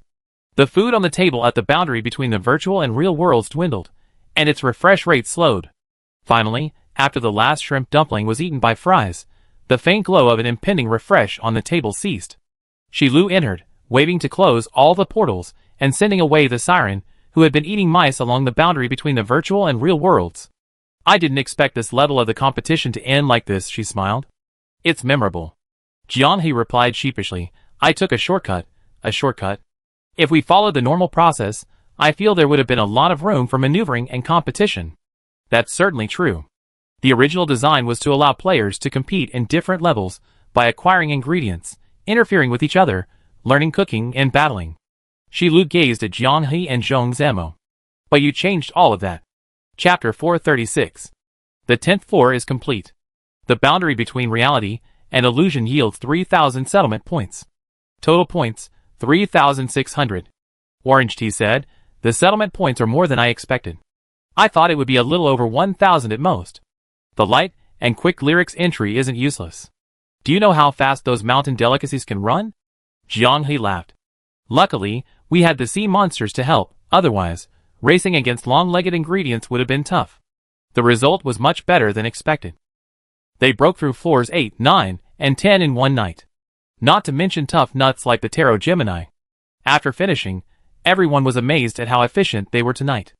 Jianghe checked the leaderboard. The Three Realms land occupied all the spots from 1 to 100. The strength of the top players was not to be underestimated. However, Jianghe wasn't worried. On the Blue Star side, mid to low-level players participating in the Tower World flocked in after the leveling gameplay on the 5th floor was perfected. At this moment, a large number of Sword Immortals have yet to emerge from the mountains to make their final push. Meanwhile, the top-tier players, who have already achieved success, are slowly climbing the ranks. Although Jifeng has created a level advantage by exploiting a loophole, the situation is beginning to improve thanks to the subsequent development of the Tower World and the addition of the Celestial Sphere. The number 1 spot still belongs to Fuxian Sect, firmly holding the top position with their achievement of conquering 17 floors. Those ranked 2nd to 19th have all only conquered 15 floors. Nearly a month after the Tower World opened, their undisputed dominance remains unchallenged since the boundary between the real and virtual worlds temporarily disappeared from the rankings. Jianghe noticed a change in the rankings. The guild that was originally ranked 9th disappeared in a flash before he could even see its name, replaced by a lower-ranked guild. After a moment's hesitation, understanding the situation, he tried hard to suppress his laughter. That was going to be quite entertaining. Shall we try our luck now? Asked Orange Tea. Jianghe glanced back at the projection, then saw Orange Tea and Fry's eager expressions. Let's try our luck before logging off. The free refresh upon clearing a level was like the single draw ticket given after completing the tutorial in a mobile game. It was inherently addictive. It would be abnormal if you actually got anything good. The items are slowly returning, and the immortals are lined up like hemp. Orange Tea had anticipated this. The previously blank white merchandise shelves began to shimmer with dazzling light. The player's eyes widened. Points roulette. The roulette wheel spins based on the points invested by the player. The highest reward is 10 times the invested points. The minimum participation point is 1,000. Controllable Celestial Sphere. Players can choose one item from the terms provided by the Celestial Sphere. It will definitely apply to the next floor. Points, 16,000. So expensive. The bed blurted out. 16,000 for a single floor? We won't even recoup our costs. Fries pointed to the shop's projection screen, reminding, look at this exclamation mark. These are items from higher-level shops. We need to spend far more points than normal to purchase them. The level 4 shop's items were visibly abundant, not only assisting in combat, but also modifying parts of the Tower World's gameplay. Only 2 items were visible this round, and the onlookers were jeering. T-God, go for it. The points roulette wheel is tailor-made for you. Take a gamble, and you might win big. T-God took a deep breath and clicked without hesitation. Refresh. The entire audience was shocked. How can she hold back like that? T-Goddess is too steady. Does T-Goddess not realize how incredibly lucky she is in the game? If I had T-Goddess's skill, I'd try every single probability-based mechanic in the game, log in every day, and find a place to try my luck, ignoring everything else. Her willpower is incredible. Speechless. No wonder T-Goddess is so lucky. The shop items refreshed again, and once more, a dazzling light shone. The points wheel, it's you again. Orange Tea didn't even hesitate, refreshing again, as if it were no different from the other bland items. But as if rejecting the backlash of good fortune, in the next 5 refreshes, she couldn't find any good, freezable items. Looking at the remaining 3,100 points, Fries spoke up to remind her. Time to log off and have breakfast. We log back on tonight to try and avoid the unlucky period. Xiao Fei is so good at talking. Xiao Fei is the cutest. Sigh, these people at the boundary between reality and illusion aren't talking like human beings. Just because we haven't seen any good items after several refreshes doesn't mean we're unlucky. Hee hee, our daily lives must be miserable in T-God's eyes. What? I can't even win this? That doesn't make sense. I always win. I don't think T-God would say something like that. Jianghe and French fries waved to the sky, announcing the end of today's live stream, and the world chat was about to close. Nongya breathed a sigh of relief. Finally. After logging off, she was going to surf the internet intensively to see how her reputation was. Is it really that exaggerated? Zhong Zimo looked curiously at the shivering body under the covers. Are you still holding on? You're in charge of distributing food and cooking, so you don't have to eat too much, burp. The woman paused, gesturing wildly. I'm going to eat this huge crab, and I have to finish all the meat, otherwise Sheila will remind me for wasting food. She let out a loud burp, her breath smelling strongly of seafood. Thinking of something, she squinted and pressed herself against Mayu. Give me a kiss now, and you taste my seafood flavor. The woman opened her mouth, her tongue brushing against her teeth. Look, fresh octopus tentacles. Mayu sighed. The world chat isn't closed, the live stream isn't over yet. And how did you come up with something like that? Why couldn't I? The woman abruptly turned her head. She saw Jianghe's hand hovering over the character panel, having just brought up the world chat options. Even the woman's face turned as red as a sea bream at that moment. She knew that the community would be buzzing with discussions about octopus tentacles today. Before Jianghe could even close the world chat, he jumped out of bed and logged off early. Is it my fault? Jianghe asked innocently. French fries nodded slightly. Who told you to be so slow? Looting in PUBG is like chewing on a plate. You'd just be a sitting duck. Fine, the guild leader should have this kind of responsibility. The guild leader will take the blame. The guild leader will bear the burden. It's all the guild leader's fault. Upon waking up, everyone's feeling of fullness vanished, replaced by a rumbling hunger that awakened their stomachs. No matter how delicious the feast in last night's dream was, people still live in reality. Just after finishing breakfast, Jailer received a call from his father. I'm almost here. Come out for a second. It was so sudden. Had their family sent them something again? Despite the chilly weather, the jailer, dressed casually in a down jacket, beach shorts, and Crocs, strolled out of the residential compound. For some reason, his father didn't plan to go inside this time, but simply drove to the gate. The jailer casually opened the car door, immediately rubbing his hands together and turning up the air conditioning slightly. Yuan Huanai glanced at his son's messy hair, but didn't say much. Something came up at home. Do I need to go back for a get-together today? The jailer asked hastily. Please cancel it for me, I'm very busy. Hearing this, Yuan Huanya's lips curled into a half-smile. Shucheng, I have a question for you. What? The jailer hadn't stopped since getting into the car. He opened a hidden compartment, took out some chewing gum, and started chewing. Jailer appraisal expert, why did you choose this game name? A relative asked, can you tell me again so I can tell them? The jailer, ever oblivious, was completely unaware that his father's smile was far more enthusiastic than usual today. He used the same excuse he used during their first offline gathering. Yuan Huanai smiled and nodded slightly. Oh, I see. It's the nickname of your favorite game character. He changed the subject. Then can you explain again what ornamental grade and food grade mean? The chewing gum was unexpectedly sticky, and the jailer's constantly moving mouth finally stopped. The car's air conditioning was heating like an electric heater, making the jailer sweat profusely, almost smoking. He glanced at his father guiltily. His father's expression was unreadable. Was it anger, disgust, confusion, or perhaps all three? Yuan Huanai spoke again. Enthusiastic netizens told me that last night's video clips were quite exciting, and I saw the part about you. The jailer was sweating even more. It was just a joke. The picture you posted in your chat group. Before he could finish, the jailer jumped like a startled rabbit, his head making intimate contact with the car roof, letting out a whoop as he covered his head and shrank back. Yuan Huanai sighed. I know, young people are different from us, with unique hobbies, and in that area too, unique. I don't understand, but I can only accept your private life. You're grown up now, I can't control you. But, as someone who's been there, I just say one thing. The jailer, still clutching his head, sat up straight. Please enlighten me, father. The word father made Yuan Huanya's lips twitch. Netizens said the jailer was abstract, and he couldn't yet grasp the deeper meaning behind the word. But now, he understood a little. Yuan Huai patted his son's shoulder earnestly. Find a girlfriend, have a relationship, it can solve a lot of problems.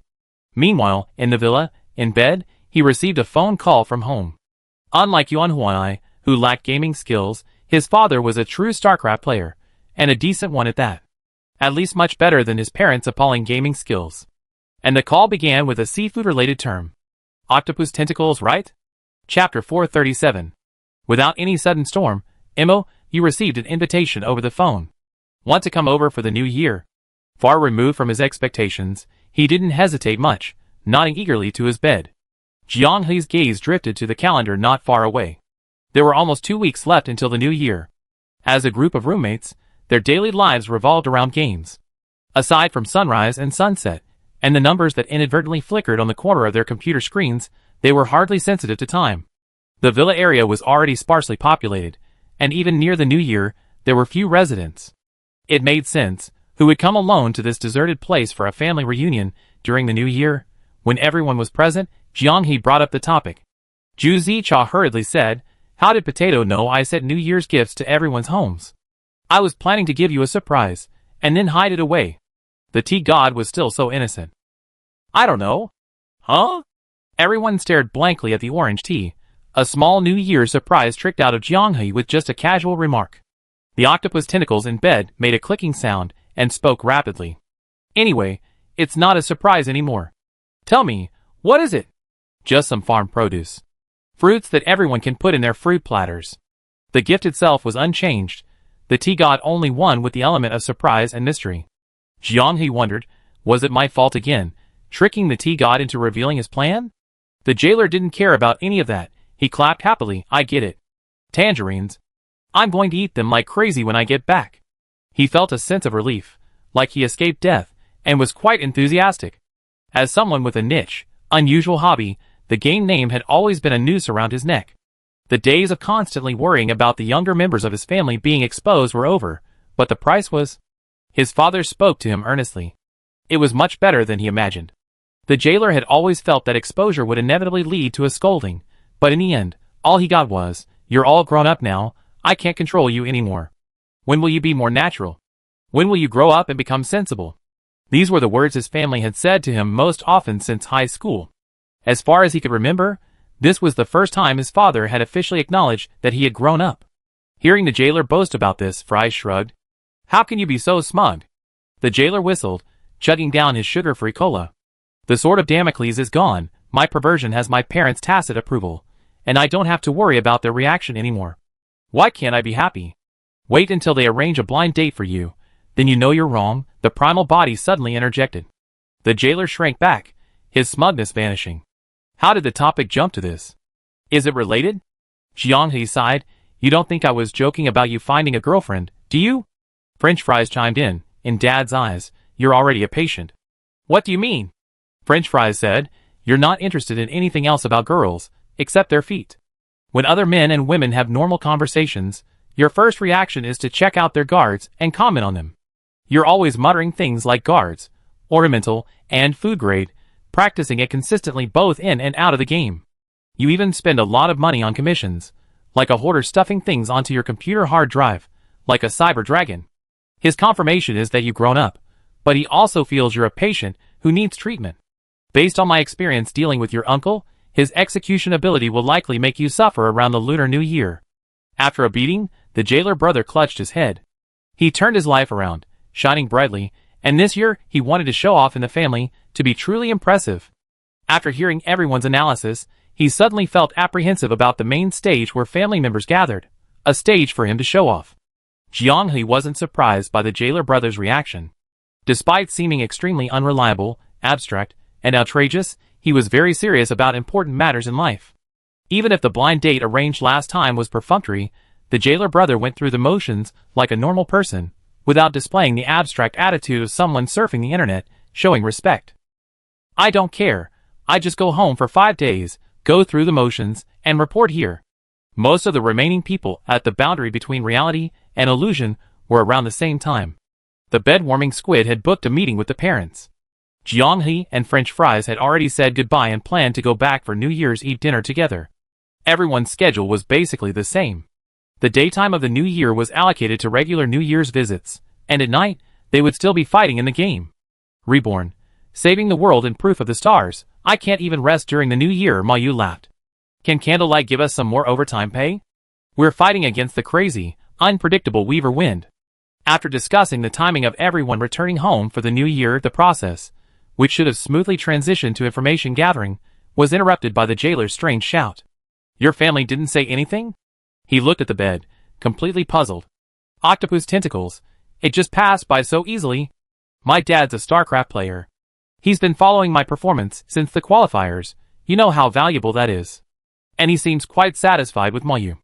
Zhong Zemo sat up straight for no apparent reason. Gossip is ingrained in everyone's blood. Under Jianghe's persistent questioning, Beiwo, chin in hand, cheerfully began to reveal the inside scoop. Beiwo's dad was initially a loyal fan of Jianghe. The magic-based warrior's ability to shape their characters at will, their diverse forms, coupled with Beiwo's heroic performance in the qualifiers, made him want to try the game after the second class was released. Just then, Zhong Zemo and Du Jingwen's divorce broke out in the community, and naturally, curious about his daughter's guild's current situation, he was on the front lines of the gossip. Seeing Mayu's miserable state, he, with his own happy family, felt nothing but sympathy. This tragic backstory led Beiwo's family to quietly keep an eye on Mayu's movements. So when I told my family about it, my parents and 2 older brothers didn't react much. My dad even blurted out, Du Jingwen helped test it. Moyu's reputation has been steadily rising since his divorce, and besides his excellent gaming skills, Du Jingwen deserves much of the credit. In the eyes of gamers, she's the epitome of a good man. His ability to withstand even the most severe setbacks requires composure, which community players attribute to 2.5 years of enduring Du Jingwen's daily torment. In his parents' eyes, marriage and divorce are no problem at all. His marriage partner is Du Jingwen, and they could tolerate someone like that for 2.5 years. Their child is a normal person. The 2 of them together are a perfect match. Not to mention their young age and financial independence, they're mutually attracted. So what reason do they have to stop them? Are we supposed to let the players complain about their parents' lack of open-mindedness? Anyway, my dad isn't like that.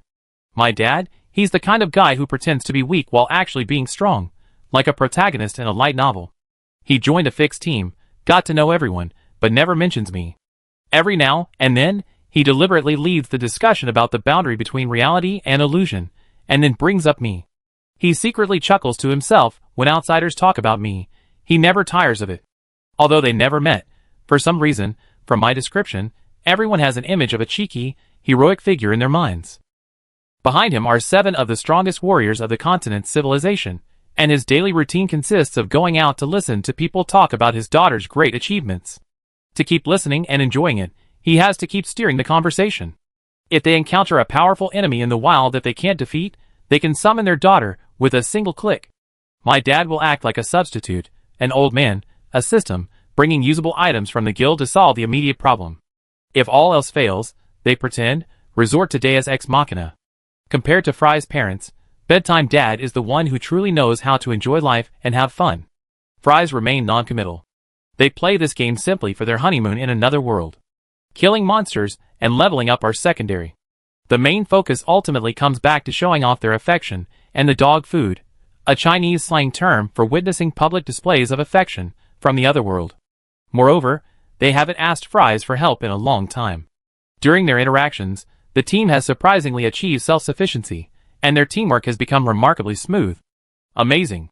Are there really people in this world with an absolute tolerance for dog food, treating their interactions as everyday mini-dramas? Indeed, the world of star players is full of wonders. There's plenty of material related to the boundary between reality and illusion, and the community discussion is lively. At their current pace of conquering the boundary between reality and illusion, they soon reclaim their #1 spot. Right now, their names aren't even in the top 200. Don't look at the current rankings, look at their performance. Their video against Death's Fate was amazing. Everyone was giving it their all. There aren't many top guilds in the world capable of handling Death's Fate. They're too overpowered. My slander and persecution of Jailer and the 4 primal bodies were instigated by community players. I haven't participated in any posts questioning their strength. You know, I've been a fan of Jailer and the 4 primal bodies for a long time. They're incredibly strong. The only flaw is that Jailer is still thinking about Jailer even when fighting death. If he doesn't think about Jailer one day, I suspect the world's timeline has been altered. This abstract way of thinking is what I know about him. So Jailer also serves as a world anchor. I learned something new. The discussion surrounding Death's fate is astonishingly high. Powerful skills, unparalleled visual impact, perfect visual effects, and its own background music. It's estimated that in the next popularity poll, another player will be nominated for the title of Wives of the Star Players. This is the only time so far that a player has defeated an enemy unit with its own background music. This adds another significant chapter to the numerous game records created by Virtual Reality Boundary. There's also been a lot of discussion about Nonya. So, she's already a member of Virtual Reality Boundary? You guys don't even know that Miss Nonya is a well-known Virtual Reality Boundary diehard fan, a player who helps debate with many on the internet, builds a loyal fan base, and has a certain influence? And she's very pretty. She participated in the Virtual Reality Boundary offline event. Where's the picture? Where's the picture? Are you guys just talking about it without posting any pictures? Soon, someone satisfied the picture request dilemma in the discussion thread. It was the autograph session at the first Virtual Reality Boundary offline event. After collecting everyone's autographs, Nonya, with her naturally curly blonde hair, bought an ice cream cone and leaned lazily against the wall.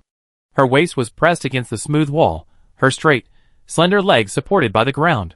The player taking the photo only wanted to capture the bustling atmosphere of the offline event, but unexpectedly, he also captured Virtual Reality Boundary's commentator from the previous night in the shot. The photographer said that during the photo shoot, due to friction, Nonya's body kept sliding down the wall. She repeatedly shifted, trying to straighten up. Over and over again, enjoying it immensely, like a child. Because it was so amusing, he specifically took a photo of Nonya smiling as she gazed at the long queue in front of Virtual Reality Boundary. I definitely didn't take the picture because I thought Nonya was pretty and had long legs. It was unintentional, completely unintentional. No one asked him, but he continued explaining to himself. Great picture, great picture. Those legs, oh no, I mean the composition, it's really good. Nonya was indeed quite pretty, but perhaps because they were die-hard fans, and their relationship was relatively close, everyone, barely aware of the difference between reality and fiction, only noticed this while staring intently at the picture. The four primals commented, a pure, static beauty. You understand once you're with her. Hyperactive, never stops moving, bursting with energy, making it impossible to truly appreciate her, you just think she's a chatterbox. Jianghe remembered that French was spoken quite quickly. Nonya was used to repeatedly muttering in her native language to ensure accurate translations, so it wasn't surprising that she was criticized by Cune. Cune sent Nonya a message. The feedback from the domestic community is good, your explanation has been recognized. Really? Are they really not discussing my legs in my photos? I feel like the discussion about looks has overshadowed the professional aspects. Nonya replied instantly, leaving Cune speechless. He glanced at the comments that had veered off topic, reluctantly typed a line, and quickly deleted it. After repeating this twice, he finally edited and sent it. No, they're simply praising your explanation skills and curious about where you came from. Explaining the boundary between reality and illusion is beneath your talent. Nonya didn't reply. On the other side of the screen, Nonya, who had opened the Domestic Stars approved community, stared at the viral photo, a smile playing on her lips. She opened the website's built-in translation software, comparing line by line, her smile growing even brighter. She glanced at the message from the four primitives and replied, "Thanks, I keep trying then." It was quite interesting. It was clearly a lie that could be easily exposed, yet the four primitives could tell it so naturally. Could it be that in the eyes of the reality/virtual boundary, she was the kind of person who would get angry at the slightest comment and couldn't stand being teased? But it feels pretty good. Nonya stretched lazily. As a first step in exploring her new career direction, the feedback was far better than she had imagined. And it was quite interesting to work hard as a member of the reality/virtual boundary and gain their recognition. For primitives, should I bring 2 more cases of milk to your door this time? The new year is almost here anyway. Chapter 438. The jailer's phone rang again. He went out for a stroll and brought good news for the upcoming new year. Everyone can get ready, it's time to distribute the money. Distribute the money? Orange Tea blinked blankly. Has the dividend arrived again? Their accounts have received 4.5 million in dividends so far. The percentage is steadily increasing, making many players who know the inside story jealous and envious. Orange Tea had been looking for a suitable house not long ago. Once her parents renovated their old house in their hometown, she would bring them over to enjoy their retirement. The old house is being taken care of by the villagers who have received her favors, so there's nothing to worry about. French Fries also subconsciously opened her mobile banking app to check. She had deposited all the money she received. The only major expenditure was buying a computer for Jianghe. She still couldn't forget the way Jianghe looked like a child, grinning foolishly as they assembled the computer together. Just like her mother said, some boys are easily satisfied, a little candy can make them feel sweet for a long time. She waved her phone at the jailer. No money. It's not a profit share, it's settlement compensation. His reminder finally made everyone remember they were in court. The jailer's personal lawyer had been handling everything, so they hadn't really grasped the situation. It was nearing completion. Under the pressure from the jailer's lawyer, Zhang Jingqing, Burning Dragon Knight chose settlement. The famous streamer, with millions of followers, had been brought down by the mediation. He had no choice. The virtual real Boundary Tower world was performing increasingly well, its popularity was soaring, and its follower count had surpassed 4 million. Although also a streamer with millions of followers, Burning Dragon Knight knew exactly what was going on. What is this boundary between reality and illusion with millions of followers? And what are you, with millions of followers? Any video of his can easily garner millions of views, with countless fans across all platforms and a growing international fanbase. Relying on the proof of stars, these 7 individuals have risen to become the most sought-after game streamers in China at breakneck speed. Because of the rumors, every time boundary between reality and illusion makes headlines, he's dragged out and vilified. His videos are flooded with blacklists, and his live streams are filled with sarcastic remarks. Business partners, who had agreed to collaborate with him, backed out at the sight of this chaos. Zhang Jingqing wasn't in a hurry to go to court. Instead, he delayed the settlement process, allowing the raging public opinion to relentlessly gnaw at Burning Dragon Knight's flesh. Like a hyena tearing apart its prey. He firmly believed that Burning Dragon Knight still wanted that million-follower account. Admitting defeat, waiting for the storm to pass, waiting for people to forget, and then continuing to rake in money, a standard PR tactic for internet scandals. For this, the other party would be willing to pay unimaginable compensation. How much? The jailer clapped his hands. 1.6 million. The woman in bed hit the nail on the head. These past few years, the self-media industry has declined, and people aren't earning nearly as much as before. This money must have been very painful for him when he had to take it. Who cares about the pain? As long as we can have a good new year, the four-headed creature laughed. Isn't there another one? What's her name again? Whale in a basin, French Fries reminded him, then asked, what did she do?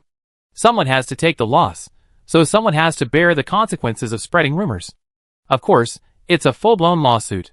She also wanted to reconcile, thinking that if Dragon Knight could negotiate, she could too, but we didn't give her the chance. No wonder he's the jailer's personal lawyer. Arresting one leads to cash withdrawals, arresting another brings fame.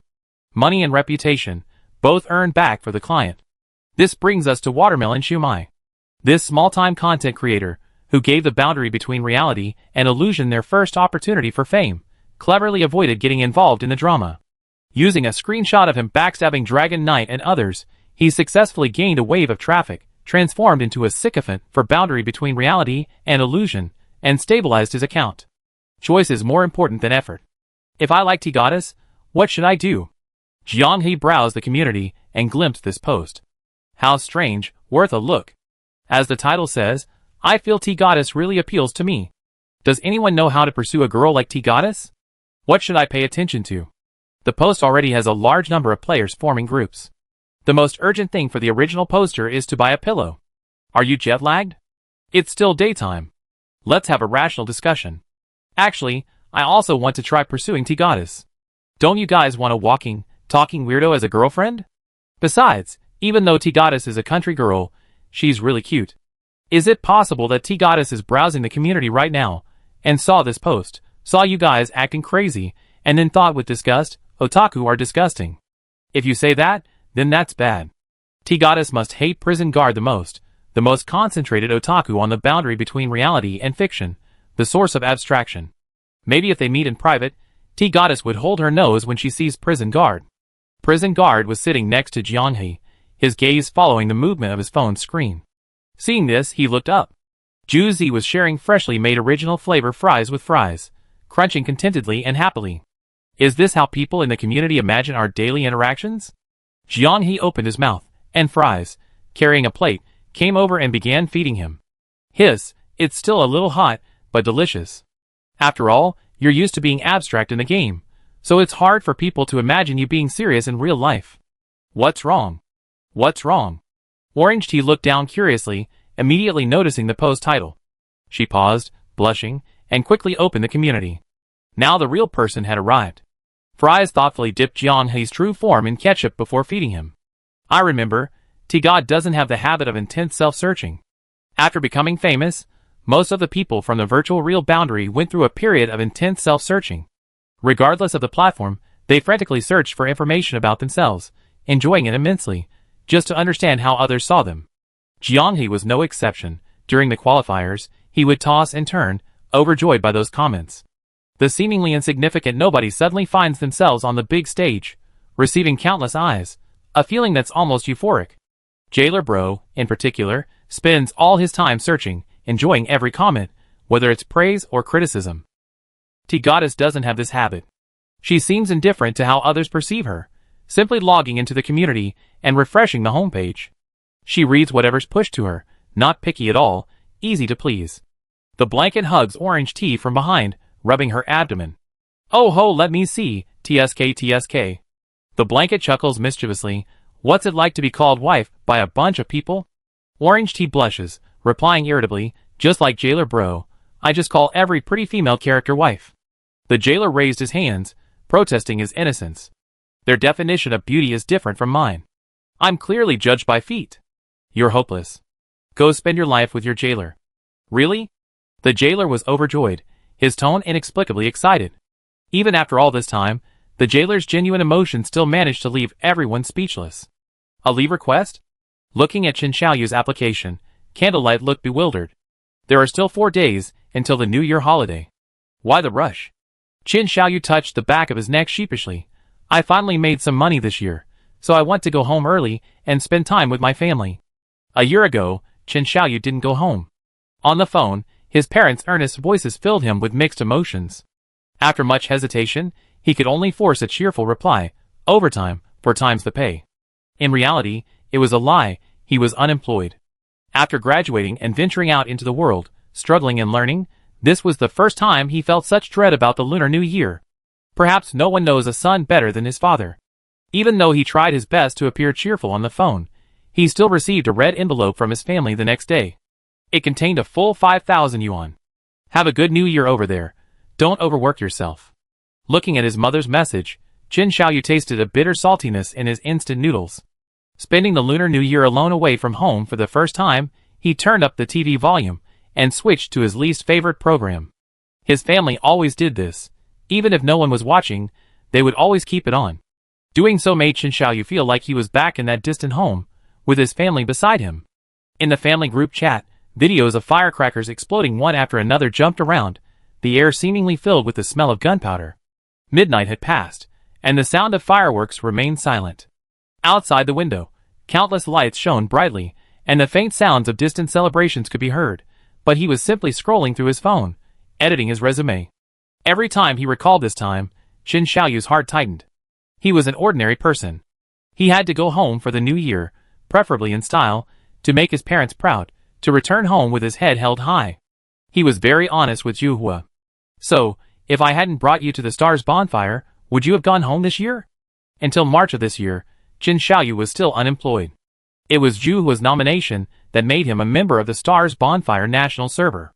Chen Xiaoyu didn't hesitate. Being a stray dog out there is worse than going home. At least there's a hot meal. I think about the future later.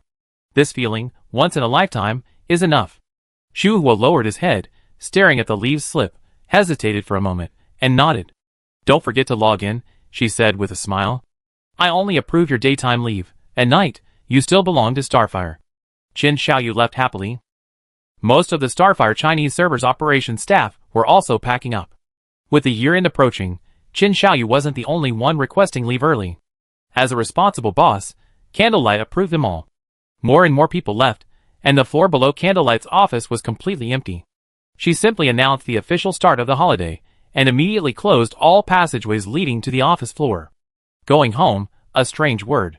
For the doll, Candlelight's home should be the great place that created her. That sacred place that forever releases surging magic, enough to give form to living beings. But when receiving the Lord's teachings, he told all the dolls, home is the refuge of the soul, a sanctuary where all emotions can be embraced. Stripped of rhetorical description, this means that the concept of home is meaningless to the dolls. Dolls have no hearts. Only individuals with a complete self can explore the concept of refuge. Even now, Candlelight doesn't understand why the Lord discussed home with the dolls. In the vocabulary created by this civilized world, it's a hellish joke, as jarring as mocking a disabled person for lacking limbs. She stared blankly out the window, until the sun set and the office went dark. Downstairs, neon lights illuminated, and car headlights formed a long, flowing line. When she came to her senses, the entire company was deserted. Stepping out of the office, she glimpsed a box of vinegar on the table by the door. A smile played on Candlelight's lips. Qin Xiaoyu had prepared her expenses for the New Year holiday in advance. She unusually went to the floor, where the Chinese server operations team was active. Perhaps it was the strong sense of belonging brought by the high salaries that led the Chinese server operations team to clean the entire floor spotless before leaving. Even their own workstations were immaculate, as if no one had ever used them. Reaching the corner of the lobby, Zhu was stopped. On the whiteboard hanging on the wall, countless red wish lists, cut into leaf shapes, were pasted densely. She vaguely remembered that not long ago, Qin Xiaoyu, the head of the Chinese server operations, had hosted an annual meeting. Given that Zhu's existence was no longer a secret, except for her appearance, everyone in the company knew, he had suggested that she show herself. For a moment, Zhu felt the urge to reveal herself, but ultimately declined the offer. At company year-end wish lists, employees typically write down their New Year's wishes, which are then selectively granted by senior management during a raffle. However, at Starry Bonfire, I hope Boss Candlelight gets well soon. Happy New Year, Boss Candlelight. I be loyal to Boss Candlelight for 10,000 years. Draw your sword, protect the best Boss Candlelight. I can't die yet, I must earn Boss Candlelight's last penny. There were those with a touch of childish madness, those who were sincere, and those who were simply crazy. The biggest wish of Starry Bonfire's operations team was for her health to improve. This was also Qin Xiaoyu's public explanation, that Candlelight's health was poor. Everyone knew they were being managed by a powerful, unknown individual. Having spent so much time with Qin Xiaoyu, they vaguely sensed the goodwill emanating from the office, and their fear of the unknown had long been replaced by gratitude. Candlelight felt that all she was doing was distributing salaries on time, and in the correct amounts. Yet the people here seemed ready to serve her for 10,000 years. She smiled and reached out to stroke the large red tree, pieced together from dozens of wishes, her movements light and slow, as if afraid of disturbing the souls dwelling within. An indescribable feeling welled up inside her, like flesh and blood writhing and growing within a decaying shell. Sigh. After a sigh, the candlelight faded into darkness. Back on her floor, she stared intently at the vinegar bottle for a long time, then smiled again. Perhaps she could also fit in here, and have a good new year. She picked up the phone and dialed a familiar number. Candlelight? Mind if I appreciate the traditional culture of this world? She asked. I can take you home immediately, free of charge. Qin Xiaoyu on the other end of the line was stunned. Huh? Chapter 439. With the year-end approaching, if the Proof of the Stars wasn't a game that could only be played while asleep, the game world and community would probably be much quieter. Upon logging in, Jiang He immediately refreshed the leaderboard. There weren't many changes. The top-ranked guild in the Tower World, Fuxian Sect, was still battling on floor 17, and no guild on the Blue Star side had yet entered the top 100. However, if the data from the community was accurate, Fuxian Sect had been stuck for 2 whole days. What a pity, it looks like it's a level design that allows you to forfeit. If the number 1 guild suddenly died, Qifeng would probably go crazy, right? The 4 primal bodies suddenly suggested. It's been a long time since I've been back to the guild, how about going back to take a look? Everyone looked embarrassed. This topic was like a child with guilt being asked by their parents why they didn't go home for the new year. Before they could keep their promise, they really had no face to wander back into the guild. A level 4 guild is already very good, such words did little to comfort them. Only after acquiring the items that would allow the guild's functionality to integrate into the Tower World could they feel at ease. 3,100 points. A long and arduous journey indeed. The last to log in was Nonya, who was moved to the spectator view by Jiang He. It's said that she's been spending the entire day diligently improving her grammar, striving to break free from her reliance on translation. In comparison, the virtual real boundary seems somewhat decadent. During the day, they gather together to browse the community, gather information, chat, and snack. If anyone suggests it, they immediately start playing offline, playing until they're completely exhausted. Gathering together makes management and coordination more effective, indeed. But it also makes it easier for them to team up and play anytime, anywhere. Jiang He felt that Yuan Huanai was quite understanding. He must have foreseen that a group of young people would intermittently neglect their duties, but he still gave them maximum support. Sigh, Nongye is working too hard. Doesn't this make us look incredibly decadent? Beiwo lamented. We're supposed to save our fate from Jifeng and stabilize the two worlds. How can we be so decadent? Zhong Zemo said, tomorrow morning, four-person mahjong table. The loser washes the dishes all day. Anyone interested? Come on! Beiwo excitedly clenched her fist. Today we be at the bottom. All you guys can only manage to win with a single tile. Tomorrow, watch me make a big hand and crush you. Yes, they used public funds to buy a mahjong machine just to play. This situation had actually been going on for several days. Very decadent. But very appealing. Sorry, candlelight. Within seconds of the world bubble opening, countless players flooded in. For many, climbing the tower at the boundary between reality and illusion was like a TV series. Missing even one episode felt like ants crawling all over them. In the preparation space, Shilu appeared. Chaos Tower World, Floor 11. An unpredictable 10-pull stage. Almost instantly, the ears of 6 people in the boundary between reality and illusion perked up. Only the T-God blinked curiously. Shilu held her hands out in front of her. Light particles, floating like fireflies, converged, forming countless gasapon capsules of different colors. A giant gasapon machine appeared out of thin air, swallowing all the capsules before crashing to the ground. The gasapon machine's card pool is divided into rarity levels based on monster level and ability strength. Players will receive 5 chances for a 10 pull. Each capsule drawn will become a monster you challenge on this floor. The spectators erupted in an uproar. Before they could even react, Orange Tea rolled up her sleeves and made a whoosh sound. This is my turn, right? She was utterly adorably innocent. No, T-God, please. Calm down, T-God, we can talk this over. Jiang He and French fries flanked Orange Tea, moving her back. Isn't this a lottery? Sigh, T-God, you're quite self-aware now. You can't help yourself when you see a lottery. The jailer was speechless. Bedside glanced sideways. The same words sound weird coming from you. Weird? The player's eyes were sharp. The chat box now only had one reply. Pervert. Why should I be misunderstood for speaking normally?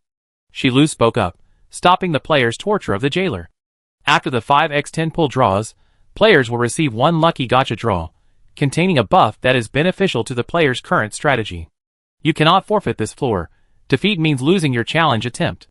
The players erupted in discussion. Normally, you hope for good luck in the lottery, hoping to get a good pull in 10 draws. This floor is completely reversed. You have to be unlucky, and always get the pity system in the lottery. Wait a minute, according to the rules provided by Shilu, doesn't that mean that ideally, players can draw the worst monsters to act as their enemies, making the level easy to clear? That's right, provided that the gacha machine's probabilities are perfectly replicated from the probabilities in our gacha games. The celestial globe began to spin. Words that would make the floor gameplay more exciting appeared. Should be an old friend, oh no. The members of the Funny Tree team, who had come to spectate before starting the raid, exclaimed. The onlookers also expressed their shock in text. The entry that almost made me lose my Funny Tree challenge qualification a while ago has appeared. Wow, this is too insane. I can only pray that Death's Fate didn't win the resurrection match. The bewildered virtual boundary broke out in a cold sweat after reading Should be an old friend as description. The strongest unit on your previous floor will be resurrected on this floor. A mischievous note was added below the entry. Old friend reunited, a cup of wine. What would you want to say to him? What would you want to say? If Death's Fate manages to escape the underworld, then the jailer might not have a chance to comment food grade. A private message from Huang Lian Yiming arrived. If it's not an isolated case, the units resurrected from the old allies should spawn after you kill all the monsters on this floor. Absolutely must leave some redundancy. Even if we all perish, it will still be considered a pass. Such obscure knowledge. It seems the strategy guide on the other side of the comical tree is also a thorny path. Wow, I glimpsed the Grim Reaper's fateful feet in the slice today, thinking I see it with my own eyes again. There's no way my wish would come true. It's too unrealistic. You, honestly, did you deliberately make it harder for us? You instantly donned a Victorian-era black and white maid outfit, gently twisting the hem of her skirt, elegantly crossing her legs, and slightly crouching. The wide maid dress was like a curtain for the 11th floor competition, dyeing the space of black and white. You was merely a guide for you players in the tower world. She cannot see or control your fate. To say that line, she specially disguised herself, her pitiful appearance comparable to a succubus from a literary work, instantly captivating the spectators. Now, the chat is flooded with people shouting wife. Again. No wonder she's the boss of Freya, the infamous succubus from the Temple of the Clarities. If Freya could return to the game and be a guide with Yulu. Hee hee. I want Renee's. Starfire is really something. Don't they know how to make money? Hurry up and release a guide replacement scroll so everyone can choose their own Tower World guide. I can't wait to see the Black and Meta Sequoia looking disgusted, explaining things to everyone. Now that things have come to this, it's time for the lottery. Who wants to draw? Jianghe looked around at everyone. Does anyone think they're particularly complimentary to the tea god? The jailer hesitated, then silently raised his hand. Although saying this might hurt the jailer's feelings, his performance in gacha games is truly heartbreaking. He was constantly bombarded with pity pulls, and even the occasional sliver of something was quickly repaid. What he wanted, he was guaranteed to get nothing. If it was the dreaded mixed gacha pool, he basically had to spend a lot of money to find his lost waifu. The small sweetness of getting good pulls in single draws, something experienced players always enjoy, was something the jailer brother had never experienced. For the first time since the server opened, the gacha privileges at the boundary between reality and illusion were transferred to someone other than Orange Tea. Jianghe patted his shoulder lightly. Just play to your usual standard. It was hurtful, but it was a beautiful blessing. Shi Lu announced the rarity ranking table to the jailer brother. White, blue, purple, gold, 4 ranks. White 45%. Blue 30%. Purple 15%. Gold 10% in terms of card game probabilities. This was absolutely incredibly generous. What game has a 10% drop rate for the highest rarity item? The jailer gripped the gacha machine's knobs tightly, and turned them forcefully. The gacha machine, towering like a giant tree, clicked loudly, countless gacha capsules colliding and rubbing inside.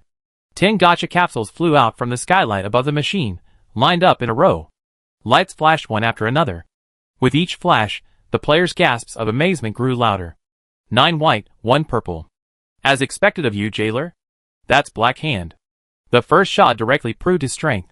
He's definitely not suited for gacha games. The monster data represented by the gacha capsules flipped and appeared before everyone. 5 bone casters, LV25. For rotting treants, LV28. The only purple one was a burly half-dragon, LV30. The character card was labeled with a dragon's blood cry, which boosts the movement speed of surrounding units. A special unit skill. Orange Tea clapped enthusiastically. She paused, then seemed to realize something. Is Jailer Bro's luck, or just bad luck? Jailer Bro licked his lips. When luck is on your side, you should press it. Since he got 9 white and 1 purple, it means now's an auspicious time to draw cards. Don't miss this opportunity, all in. 40 pulls, all in. As he adjusted the gacha machine's numbers and turned the knob, the machine sprayed out dozens of light orbs that shot into the sky. The gacha balls lit up one after another, the blue sky and white clouds a sight that stunned the players present. Can he really be this unlucky? A 10% chance. Could it be that he didn't get any? Oh, in the azure sky, seemingly mocking the jailer's luck with gacha pulls, a shimmering golden sphere plummeted heavily to the ground. Shi Lu caught the gasapon, examining it closely in her palm. Not bad, you gained a very interesting opponent. And you even met once. The slight smile playing on her lips sent a shiver down everyone's spine. Before anyone could think further, Shi Lu lightly tapped the gasapon machine twice, as if handling an old-fashioned CRT television. The gasapon inside it rapidly transformed into dazzling orbs of light. Under everyone's watchful eyes, Orange Tea walked confidently to the gasapon machine, and without pausing, gently twisted it. The orbs of light fell, projecting a string of characters into the air. Blade of the hero player's mana and stamina consumption on this floor is halved. This delighted the 4 primal bodies. As the guild member with the greatest mana depletion, having his mana halved means he can set up his turret and maintain continuous firepower without moving. It's as pure as playing a game without thinking, just unleash a barrage of attacks. French Fries also felt this entry was beneficial to her. The feeling of being powerless against the Grim Reaper was unpleasant. One more time, as long as her stamina was sufficient, she was confident she could suppress the opponent's Wheel of Fate before it could even begin its attack. It seems everyone is ready. Victoria's maid, the beautiful Lady Yuru, clasped her hands together, clutching the only golden orb she had drawn to her heart. Then, prepared to confront her. The golden orb's dazzling pale gold light shattered and became mottled. Deep, dark ink corroded it from the inside out, and thick black mist roared outwards. Rolling black smoke washed over the earth, turning the surrounding area into a pitch-black wasteland. If it weren't for the faint glow emanating from the players themselves, the boundary between reality and illusion, shrouded in black mist, would have been lost. The arena remained unchanged from the 10th floor. Arches built of milky white marble, towering marble columns. The stands were frozen, filled with the screaming of passers-by. The ground was stained with the mottled bloodstains left from the battle. Everything in this moment was washed away by the billowing dust, swallowed up in black and white. They clearly saw the changes caused by the dust. The colors were mottled, like a faded canvas, cruelly scarred by the years. The woman corresponding to the golden orb, dressed in a black hooded robe, gracefully descended. Beneath the hood, long, smooth, jet black hair cascaded down to her shoulders. Her pale golden eyes shone brightly. The players seemed to be staring at a giant dragon. Allow me to introduce to everyone on the boundary between reality and illusion, one of the grand prizes of the Golden Prize Pool. A special unit that many of you have encountered while grinding experience on the 5th floor. The Deceitful One, a monster that would give many top guilds in the neighboring 3 realms lands PTSD. The reward that players, who went all out to speedrun the 5th floor, would inevitably see. It's like saying, thank you for your hard work dealing with those mobs along the way. There aren't many units spawning in the 10th round, only one. At least you managed to defeat this woman in black clothes, emanating black energy, and you cleared the level. Unlike her black-clad, black-veiled, black-skirted, and black-gloved attire on the 5th floor. Now, the Deceitful One is more in line with the public's impression of a mage. It changes the battle environment upon its appearance. In terms of sheer impact, it's practically a death knell. The bed snapped its fingers. Good news, she doesn't have background music. The only designated bug monster criterion. In the Halls of Stars, if you don't have the background music playing, it proves you're not at the top tier of combat power. This is a truth proven by Udu, the corrupted Metasequoia, and the Grim Reaper. The jailer patted his chest. I'm relieved to hear that. Against Fate and the Grim Reaper, it's just a piece of cake. The blazing golden eyes beneath the hood of the Deceitful One slowly rotated, then froze. Chapter 440. 1 minute to go, the battle is about to begin. Jianghe analyzed the situation. 49 grunts. A light deceiver who needs to be taken seriously, nearing death. Fortunately, someone had triggered the light deceiver while rushing to the 5th floor. Based on the video, players summarized and named her signature skill. Light aura covered in optical camouflage, disappearing from the player's sight. During movement, a blurry light grid and dissipating mist-like smoke can be vaguely seen. The light deceiver can also grant invisibility to her other spells, making it impossible for players to visually detect incoming magic. The 5th floor is easy to conquer, most people treat it as an experience farming area. Later, no one triggered the light deceiver again, and her other abilities remain unknown. French Fries, and I will take the assault. Cover us in bed. Squid, help the jailer hold them off. Those grunts need to be cleared out quickly, especially the brutish half-dragons that boost the speed of the entire party, and the abomination corpses that self-destruct. T-God, assign us wind spirits, and the cleanup team fire spirits. Thanks to the jailer, the grunts are all guys easily crushed by the boundary level of the illusionary reality. The biggest threat is just the half-dragons that release buffs for the light deceivers. I really can't imagine what kind of surprises T-God will pull off. What about me? The primal body asked curiously. You're the protagonist of this floor. I, French Fries, and bed will create an opportunity for you to accurately strike the light deceiver. This floor reduces mana consumption, so let's try to take her down in one shot. Jianghe had already figured out how to deal with these troublesome characters. If you can kill them instantly, do so. If you can't, you must suppress their status at the very beginning of the battle. Once she's given free reign, the game's difficulty skyrockets. Like some MMORPGs with equipment levels, lower damage output means more complex boss mechanics. More mechanics mean more complex controls, and a higher probability of mistakes. Your gaming experience is directly proportional to your ability to exploit mechanics. The countdown cursor hovering in midair disappears. Both sides move. The Lightbringer's body fades, melting into the environment. In the blink of an eye, she's vanished from the arena. Instant Spatial Slash. The upgraded Spatial Slash not only enhances its power, but also grants players unique derivative skills. Instant Spatial Slash can be cast much faster. While its power is lower, its advantage lies in its preemptive strike, making it difficult to defend against. The Lightbringer has just completed her stealth, and ripples are already spreading in front of her. Sensing the approaching Spatial Slash, she raises her hand, a shield flowing with white light blocking the sharp crescent moon.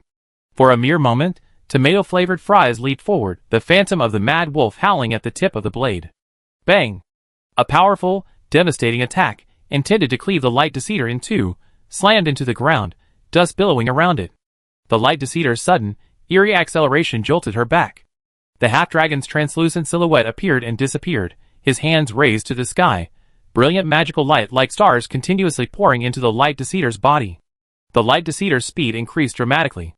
The jailer hasn't even cleared out the minions yet? The thought had barely formed when she glimpsed the half-dragon disappearing into the environment, and she suddenly understood. The Light Deceiver could share its invisibility ability with other units. The jailer shouted, my bad, I make up for it." Just as everyone was wondering how he planned to compensate, the entire group at the boundary between reality and illusion suddenly felt light and agile. Besides moving with effortless grace, a strange power surged into their bodies, as if giving them wings. A similarly translucent half-dragon, controlled by the jailer, shook its head and unleashed dragon blood war cry. The entire boundary between reality and illusion also received a speed boost. You can do that? So necromancers can use other people's souls as pets. Wake up, that's something only high-level spirit manipulation can do. The jailer's operation was flawless. He started with a corruption core explosion, wiping out the majority of the enemy forces, but one half-dragon survived, rendered invisible by the light-deceiving one. His ability to steal a soul first was already a testament to his quick reflexes. Of course, he also owed a debt to the T-God's blessing. The fire spirit, which enhanced the skill's power, instantly switched to a wind spirit, allowing him to successfully cast the spell within seconds. So skilled. A well-played support player gives the team one word of satisfaction. Awesome. You just need to deal damage. You don't need to yell for anything. She understands the situation and delivers exactly what you need. There are many ways to play the summoner, but Orange Tea is focused on one, mastering it to perfection. Undoubtedly, this is the most effective way to navigate the boundary between reality and illusion. I stab. The big black rat descended from the shadows, its stealth-breaking strike creating a gust of wind, piercing straight into the seemingly empty void. The light shimmered, the blade stuck in the gap, unable to move. The tomato-scented light rushed in from afar. French fries' imposing aura failed to deter the Lightbringer this time. She seemed stunned, standing still, and taking the blow head-on from Mad Wolf's attack. The penetrating blade energy revealed her blurry figure from her invisibility, causing her to kneel on the ground. Is it just my imagination? It seems so weak. Jianghe couldn't help but think, is its ability to instantly kill on the 5th floor really due to everyone's low level? The average level at the boundary between reality and illusion is 35, and although the deceitful one has a question mark above its head, it's estimated to be around 35 as well. It has no commendable abilities. The only troublesome thing is its invisibility. A purely mechanical monster's weakness against players with stats is consistent with its design. Get out of the way! The four primals shouted, unleashing a torrent of elemental fusion, light, fire, and lightning. These were elements he had carefully chosen, the ones most effective against darkness. The deceitful one's power to obscure and distort light would be perfectly countered by them. The dazzling light illuminated the world robbed of its light by the deceitful one, revealing the half-dragon hidden under the protection of the light grid. The squid, who had been waiting, launched a shield, smashing it to the ground. No unit on the field could suddenly accelerate the deceitful one and escape danger. She slowly rose, facing the surging elemental torrent. The light deceiver's lips curled into a smile, arms outstretched as if embracing the world, as he crashed headlong into the torrent. Jianghe followed up with a spatial slash, only to see that mocking smile the moment he made his move. It seemed everything was going according to the light deceiver's plan. Nongya also noticed this detail.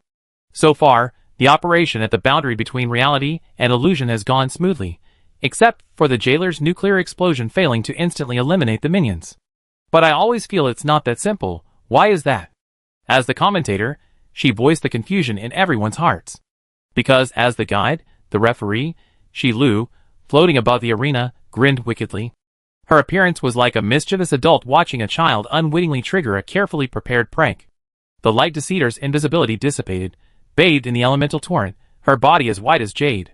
Her body gradually became transparent under the wash of the elemental torrent. Liquid radiance flowed beneath her skin, like thousands of tiny rivers of light surging through her veins. Her hair fell loose, each strand transforming into a dazzling ribbon of light, swaying gently with the fluctuations of energy, bathed in an invisible wind. Jianghe shouted, "Damn it! For primal bodies, stop!" The 4 primal bodies complied, but for the light deceitor, it seemed enough. Even though her facial features were blurred by the light, the playful curve of her face was still clearly visible. The faint outline of illusory wings of light appeared behind her, only to scatter into countless particles of light just before taking shape, circulating endlessly, like breathing. Like a butterfly flitting between reality and illusion. "This is the true meaning of the name," French Fries murmured. To veil light with darkness, to strip away color, as if fearing it, but in reality, to feed on light magic. In her dark form, she creates mist, forming a domain, creating a suitable environment for confrontation. In her light form, she is like lightning. The jailer grabbed the skeletal guard beside him, and stepped forward to block. A dazzling blade of light fell, leaving a scorching red-hot cut on the hard bone. The powerful magic, almost tangible, pierced through and sliced through his body. The origin element, water, displayed its highest level of skill. A gentle ring of water enveloped her the instant the danger arrived, chipping away at the light deceitor's deadly strike, leaving only a hole the size of a finger. Bleeding profusely from his wounds, but the jailer was unharmed. He endured the pain and hid behind the squid shield. "Why are you targeting me first?" Fries chuckled, who was it that joked at the start that the Lightbringer's fate was worse than the Grim Reaper's? Hard to guess. Wielding a blade of flowing light, the Lightbringer multiplied into 7. In the blink of an eye, the attack was launched. Jianghe made no attempt to defend. The confidence brought by his stats made him relentless. "Tai caller, the margin for error is in your hands." He faced the Lightbringer clones rushing towards him, swinging his sword, Raging Lion, Spatial Slash. The Raging Lion leaped into the air, sword in its mouth. Fries went even further. She anticipated the attack angle, grazing the Lightbringer's blade, leaving a blinding trail of blood in the air. Letting the Lightbringer, now fully fed, continue would only make things worse. He had to suppress it. The squid shield closed, protecting Jailer and Orange Tea behind it, providing maximum reassurance. The 4 primal beings, like a shadowy figure burrowing into the ground, believed that if someone couldn't reach them, there was no point in attacking. The 4 primal beings didn't immediately defend or dodge. They glanced at the actions of the Fries and Jianghe, and made a decision. They simply cast a basic shield spell on themselves, and took a deep breath. Elemental Fusion Torrent. Again? The onlookers screamed. Nonya's commentary voice trembled slightly. The Light Devourer's ability to absorb light magic and comprehensively enhance its physical attributes was on full display. Perhaps other elemental magics were also targets for absorption? What was the 4 primal beings basing their judgment on?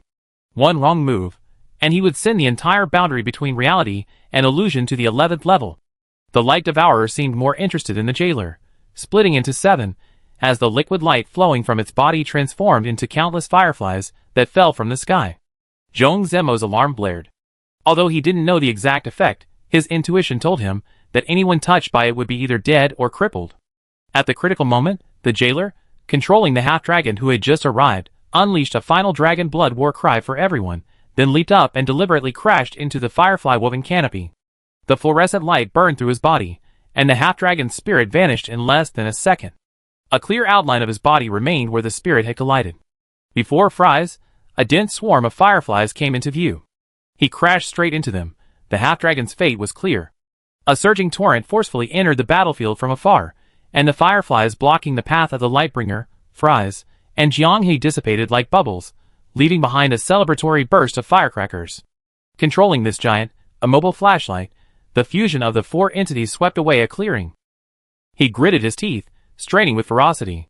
With a flick of his wrist, he slammed the fused torrent of energy onto the Light Deceitful's head. The canopy of fireflies vanished rapidly, leaving the Light Deceitful stunned, her small eyes filled with shock. Before she could recover from this shock, an unexpected blow struck her head.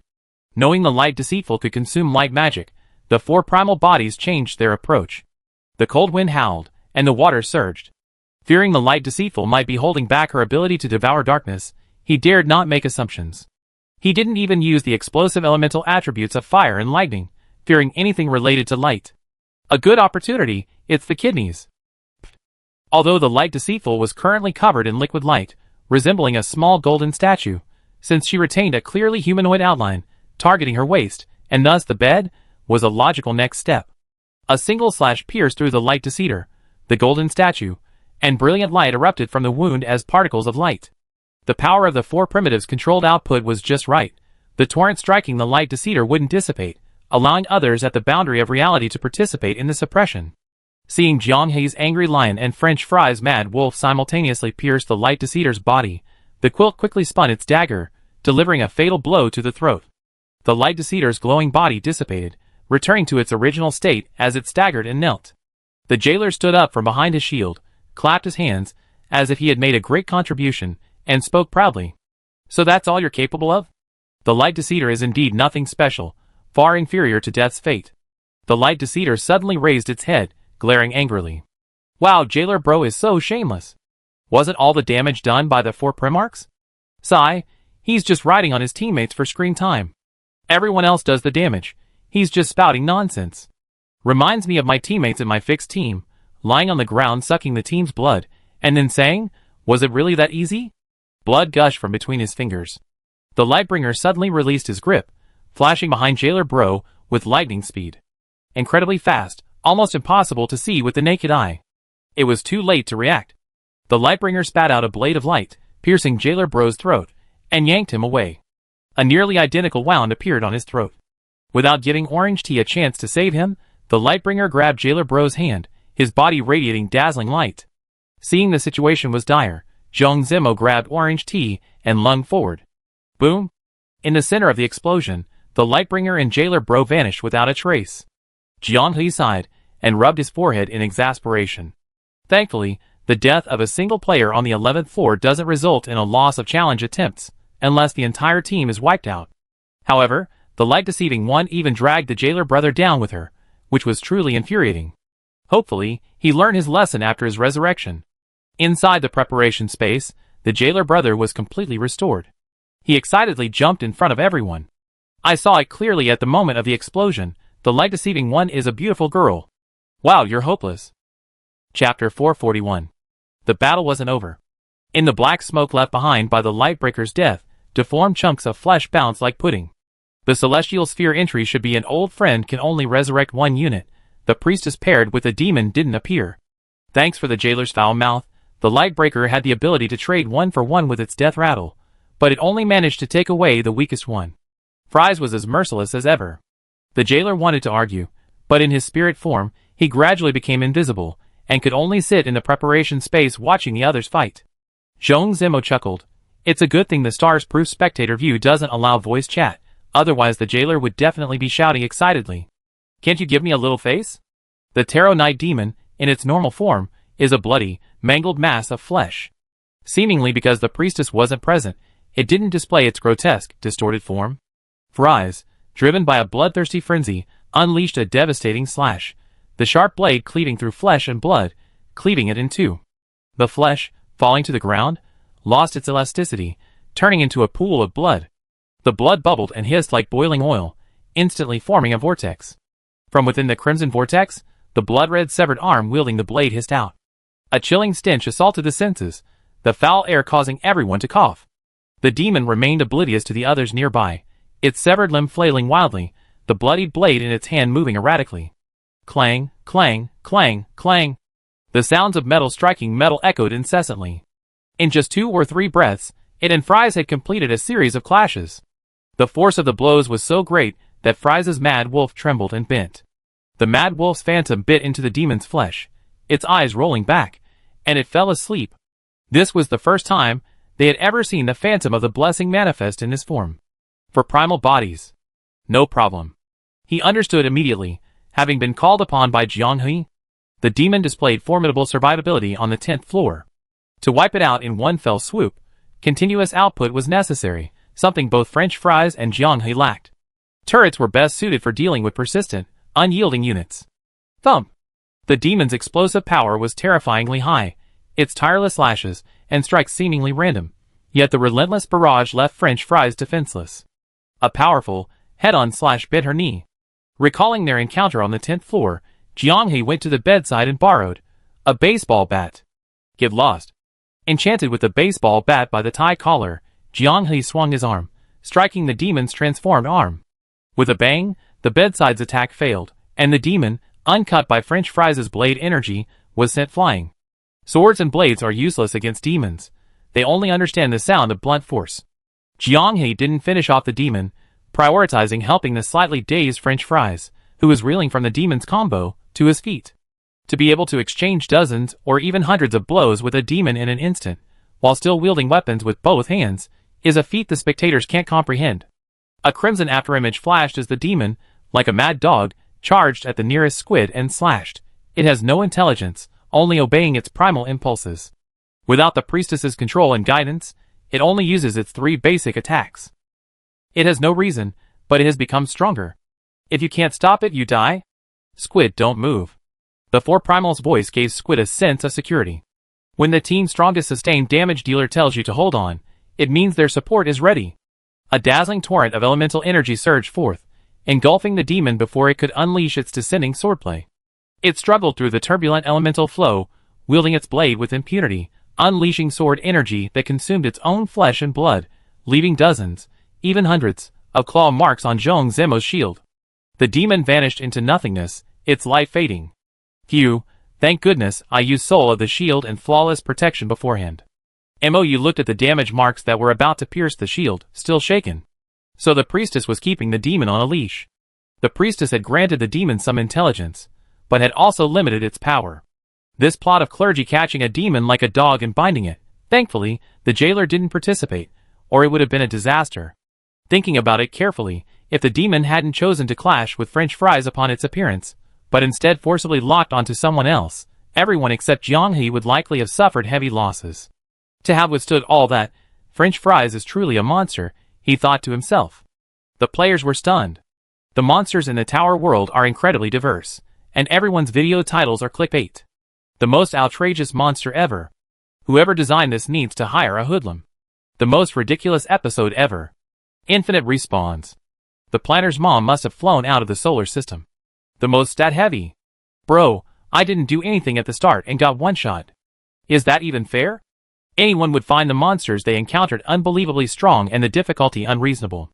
It's like a low-ranking FPS player being accused of cheating, getting one shot by a preemptive shot, and instantly switching out of the chat, immediately going to court, and being declared a cheater.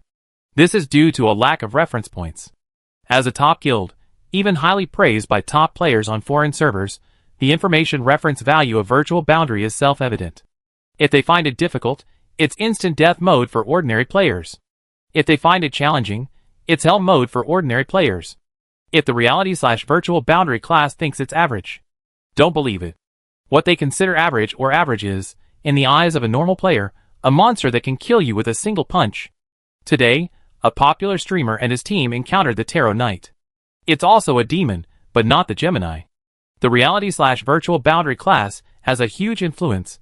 The Tarot Gemini became an instant hit, so the streamer was initially quite happy. If it's not the Gemini, that's easy. Demons are just tough, with strong self-healing abilities. A righteous gang fight, a mere demon is nothing to fear. Everyone knew it was just for entertainment, happily waiting for the moment of victory. Then, the demon turned into a walking carnivorous plant, stuffing them one by one into its belly with vines. It was a berserker who pulled out a blunt weapon, finally rescuing his teammates. Only when encountering monsters similar to those in the reality/virtual reality boundary can players truly realize just how high their stats are. At the urging of a few viewers, the small streamer went to the reality/virtual reality boundaries homepage early in the morning and donated a sum of money as a token of appreciation. Thanks to reality/virtual reality boundary, if they hadn't learned a technique to counter blunt weapons, their challenge attempts would have been wasted. The maid, Yulu, arrived with her exquisite little tea table. Strawberry cream cakes, ice cream, jelly, and Yulu slowly ground tea leaves into powder. Congratulations on successfully clearing floor 11. Your performance was significantly better than the vast majority of players in the tower world. It seems only special, High difficulty challenges can motivate you to give it your all. Jianghe seemed to remember something and whispered a few words in French Fry's ear. French Fries fell silent. Then a hint of anticipation appeared on his face. Jianghe walked over and took Shilu's strawberry cream cake. Under Shilu's bewildered gaze, he took a bite. It's pretty good, thank you, Shilu. He then offered the rest to French Fries. Kill them all. Kill them all. Bury one in the North Pole, bury the other in the South Pole. Burn them. The players were in an uproar. In their eyes, Jianghe was clearly deliberately showing off their affection, utterly wicked. The jailer, seemingly resurrected, followed suit, taking a bowl of ice jelly and grabbing a slice of mousse along with some. It tastes really good. Here, have this. Tea God, you should try some too. Shilu, still grinding tea powder, blinked her eyes. Beiwo walked up to Shilu. Thank you. With that, she took the teapot away, along with the remaining steamed cake. The table was empty except for the teacup. Candlelight was suppressing a laugh. She could tell that Jianghe wanted to know if Shilu's attitude would affect the Tower World Challenge. It wasn't that no player had tried to curry favor with Shilu, but these actions hadn't yielded any noticeable response. Some players had tried to make frivolous advances toward Shilu, causing her to maintain a disdainful, aloof demeanor every time she appeared. Sure enough, Shilu clapped her hands in a wrong tone, and another batch of food appeared on the table. She didn't mind anyone's offense and clearly distinguished between public and private matters. Could you provide us with tea and snacks during breaks in the future? Shilu proudly raised her head. If you call me Lady Shilu, I don't mind. Jailer Bro interrupted. If I call you that, I can see your Joe, Orange Tea reacted quickly, covering his mouth. After his family learned the true meaning of the jailer ID, he started to let loose. Shilu knew what Jailer Bro wanted to say, so she coughed and changed the subject. Settlement time. 11th floor settlement points, 4,500. The final settlement points demonstrated the value of the deceitful one and demon. Total points at the boundary between reality and illusion, 7,600. Orange Tea took a deep breath, about to draw a prize, when she remembered something. She summoned Water Spirit, vigorously scrubbed her hands, and then had Fire Spirit help dry them. Jailer Bro glanced at her busy work and subconsciously pointed to himself. The teasing comments in the chat were jarring. Before she could utter a word of grievance, Orange Tea said, "Don't overthink it, I'm afraid you pass on your bad luck to me," she added. "After all, your luck is amazing. You managed to draw a bunch of white cards on floor 11, helping us clear it easily. You're really skilled." Hey, can't this be considered good luck in another sense? The players burst into laughter. Jailer, don't struggle anymore. This is the official certification from the Tea God. Without you, floor 11 might be twice as difficult. You need to have confidence in your abilities. I declare Jailer the MVP for speedrunning floor 11. Seemingly annoyed by her earlier conversation with Jailer, Orange Tea took another deep breath and exhaled. She patted her cheeks. Okay, let's go! First up was the free refresh reward for clearing floor 11. The level 4 shop list updated, and among a bunch of slow return items, a gem engraved with a chibi version of Shilu's face caught the eye. This was a challenge qualification plus 1 item, only available in level 2 and above shops. For all Tower World players, this was an extremely important strategic item. A level 2 shop, I remember it cost 2,000 points, that's expensive. A level 4 shop only costs 1,000. No wonder all the top guilds are rushing to upgrade their gear. Items that improve game survivability are rare, and Orange Tea couldn't make a decision. The members of the virtual real boundary whispered among themselves and came to a conclusion. Keep grinding. With their current strength, the number of challenge attempts is far less effective than guild access in improving survivability. Orange Tea tapped the projection. A flash of light, and rare items reappeared on the shop shelves. Points roulette. What's this again? Chapter 442. It had already appeared twice before, and Orange Tea had ignored it both times. Wait. Jianghe called out before Orange Tea refreshed. A level 4 shop already costs 7,500 points, and a level 5 shop will only require even more. Even if it refreshes, we might not be able to afford it. The 4 primal bodies honestly scratched their heads. Then why not just conquer another level? French Fries understood the implication. You want to have some fun? Jianghe nodded. If I win, I run. If I lose, I never touch it again. The bed muttered. That sounds like a gambler's mentality. Squid crossed its arms. Playing with odds isn't really your style. I think the players watching are also curious about the specific effects of the points roulette. To help with the strategy, there are some pitfalls, Those with enough points can help avoid them. This statement resonated with everyone. As a top-tier guild and the most efficient tower climbing team in the tower world, they experiment with everything, which helps the team plan how to rationally allocate their limited points. This is also something they must do if they want to win their bet with Jifeng. God, let's have some fun. Orange Tea became nervous. Really? It's like earning some money through hard work, only to squander it on a pipe dream. Perhaps it's a habit formed since childhood. If she could, she'd rather exchange it for real rice. Dozens of kilograms of rice piled up in sacks, filling the warehouse. Nothing is more fulfilling than opening the door to see this overflowing scene. Jianghe held up 3 fingers. I bet 3,000. Now 3,000 sacks of rice are gone. Rice, my rice. Players had no idea what Orange Tea was imagining. They only thought that if they gambled away half their current points and lost, it would be quite a spectacle. It was obvious that the image of Jianghe holding up 3 fingers would be cropped out, photoshopped with the number 3,000, and used in various occasions. Whether it would be used on a windy rooftop or in a lavish setting with champagne, it all depended on Orange Tea's luck. The minimum participation point for the points roulette was 1,000, which was also the required points for purchase. The roulette wheel's illusory image appeared in midair, and players stared wide-eyed. The lowest tier was thank you for participating, occupying 1/6 of the roulette wheel's area.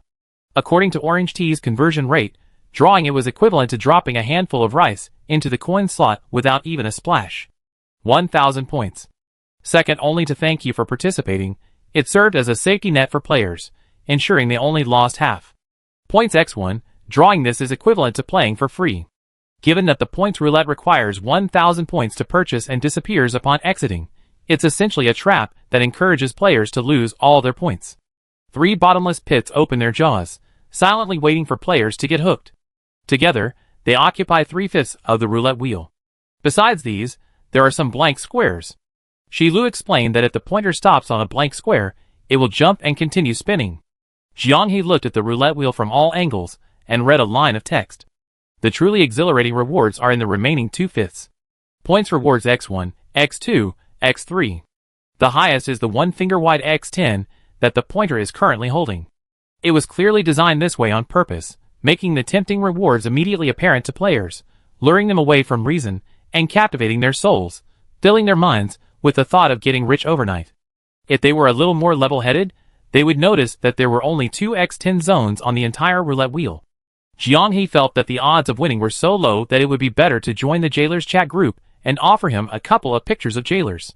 That way, the jailer might win even more, which would be considered a big win.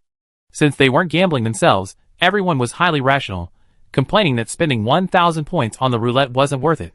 However, everyone heard the exchange between the virtual and real worlds. To let players from all servers understand, they specially gambled once, showing their sincerity. Besides gratitude, there was nothing but gratitude. If it were someone else, they would question the show's effect, but the virtual and real worlds. Orange Tea's attitude of not winning the roulette twice couldn't be clearer. Shilu finished the sweet tea in her cup, wiped her mouth, and casually wiped it on her maid outfit. She smiled and turned gracefully. Amidst the dazzling lights, the players watching in the world chat went wild. A bunny girl in sheer black stockings swayed to Orange Tea's side. The sheer black stockings hugged her long, slender legs, gleaming delicately under the lights. She grinned sweetly, revealing a set of white teeth. Jailer felt a surge of heat rush from his abdomen to the top of his head instantly congested. He gave a thumbs up, amazing. At this moment, his focus was still on her legs, he hadn't forgotten his roots. Not to mention the men, Orange Tea was already dazed after Shilu's close smile. At this moment, forget about investing 3,000 points. Even if Shilu coquettishly asked them to invest all their points, his blood would rush, and he would do it. French fries understood perfectly, some charms are universally appealing, and you knew without a doubt how to maximize her allure. Freya, her ever-changing succubus boss, was another succubus, of course. She secretly glanced at Jianghe, noticing he was also somewhat mesmerized, and a smile crept onto her lips. She leaned closer to his ear and whispered, "You like watching?" Jianghe, feeling guilty, was honest nonetheless. "Yes, it's really good." French fries, sensing his guilt, smiled even more broadly. She megaphone-like her hand, leaning even closer, whispering secrets only the two of them could hear. The fragrant scent wafting in his ear seemed to seep into Jianghe's mind. The spectators swore this was the reddest, most radiant face and body you had ever been. She was completely red from head to toe, as if she just stepped out of a sauna. Combined with the French fries' hands behind their backs, and their smiling faces. Wait, French fries? What did you just say? The French fries' parents, watching from the sidelines, were also puzzled. How did that idiot Shuffei manage that? Such amazing skills. She's just as good as you. The potato is almost cooked through. I don't even dare look at her. It reminds me of when I tortured you back then. Isn't that pretty good? Shock varies from person to person. Betting couldn't help but mutter, if she had the same wheat-colored skin as Cha-Cha, I really lick her slurp. Zhong Zemo almost forgot that Betting's perversion and abstractness were no less than the jailer's, only she toned it down a bit when she was close to him. Now that her true nature was exposed, he could only helplessly shrug. I wonder what Betting's father's reaction was to hear that. At this moment, Nongya, in a teasing tone, explained everyone's shy little reactions, but when she got to the 4 original bodies, she got stuck. Even Zhong Zemo was momentarily stunned by Shi Lu's irresistible charm. Only the 4th primal remained serene and clear-eyed throughout. His gaze swept lightly over Shi Lu, neither lingering nor averting, as if she were merely an insignificant scene. His hands were loosely in his pockets, his shoulders slightly relaxed, exuding an almost indifferent calm. The surrounding clamor seemed irrelevant to him. His world appeared to be enveloped by a transparent membrane. He felt no desire. Nongya kept talking, but fragmented memories of the 4th primal surfaced in her mind. In the game, he was content with mediocrity, occasionally shining as a marginal character before retreating to the background, willingly playing the supporting role. In real life, he was content with what he had. Even after achieving financial freedom through dividends, he maintained his energy-saving habits. Low desires, low energy consumption. Only when talking about family and friends did he become like a candle, burning himself to release a warm and dazzling light. Like a monk, but not rigid, and very reassuring. Like a fuse that tripped the entire team's rationality.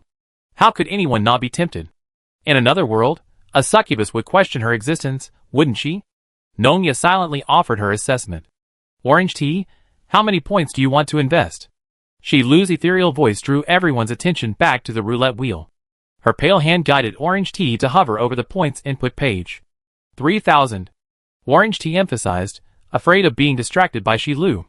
3,000 points were injected into the roulette wheel, and before anyone could react, it began to spin rapidly. The pointer flew across the various prizes, the different colored blocks merging into a hazy, indistinct white. The speed gradually slowed, and the prize names became clearer. The pointer shakily moved past X2 points, continuing its crawl amid sighs of disappointment, finally stopping slowly on a blank square. A collective sigh of dejection echoed at the boundary between reality and illusion. To the left was X2, to the right X3, either was an excellent result. The white square reset the wheel's position, creating a propulsion system that propelled it to continue its slow rotation. The pointer moved, and the players' eyes followed. Suddenly, they realized they saw a large expanse of thank you for participating, interspersed with X6, X7, and, more unexpectedly, X10. No way. Wow, no. I don't want to fail at the boundary between reality and illusion, and I don't want to see such a thrilling scene. Stop. Please don't move it anymore. This isn't fun anymore. Orange tea, experiencing such a thrill for the first time, clasped her hands together and murmured unconsciously.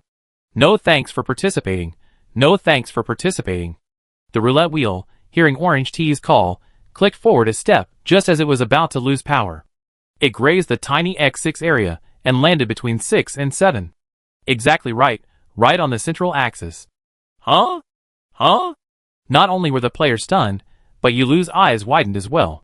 She had to close her eyes and search the rules. Damn it, the Tower World rules didn't explain how to calculate the roulette wheel's central axis. However, the behavioral guidelines had supplementary notes, allowing the individual acting as referee to make a choice based on their own judgment. The power was in Yulu's hands. Both 6 and 7 were acceptable.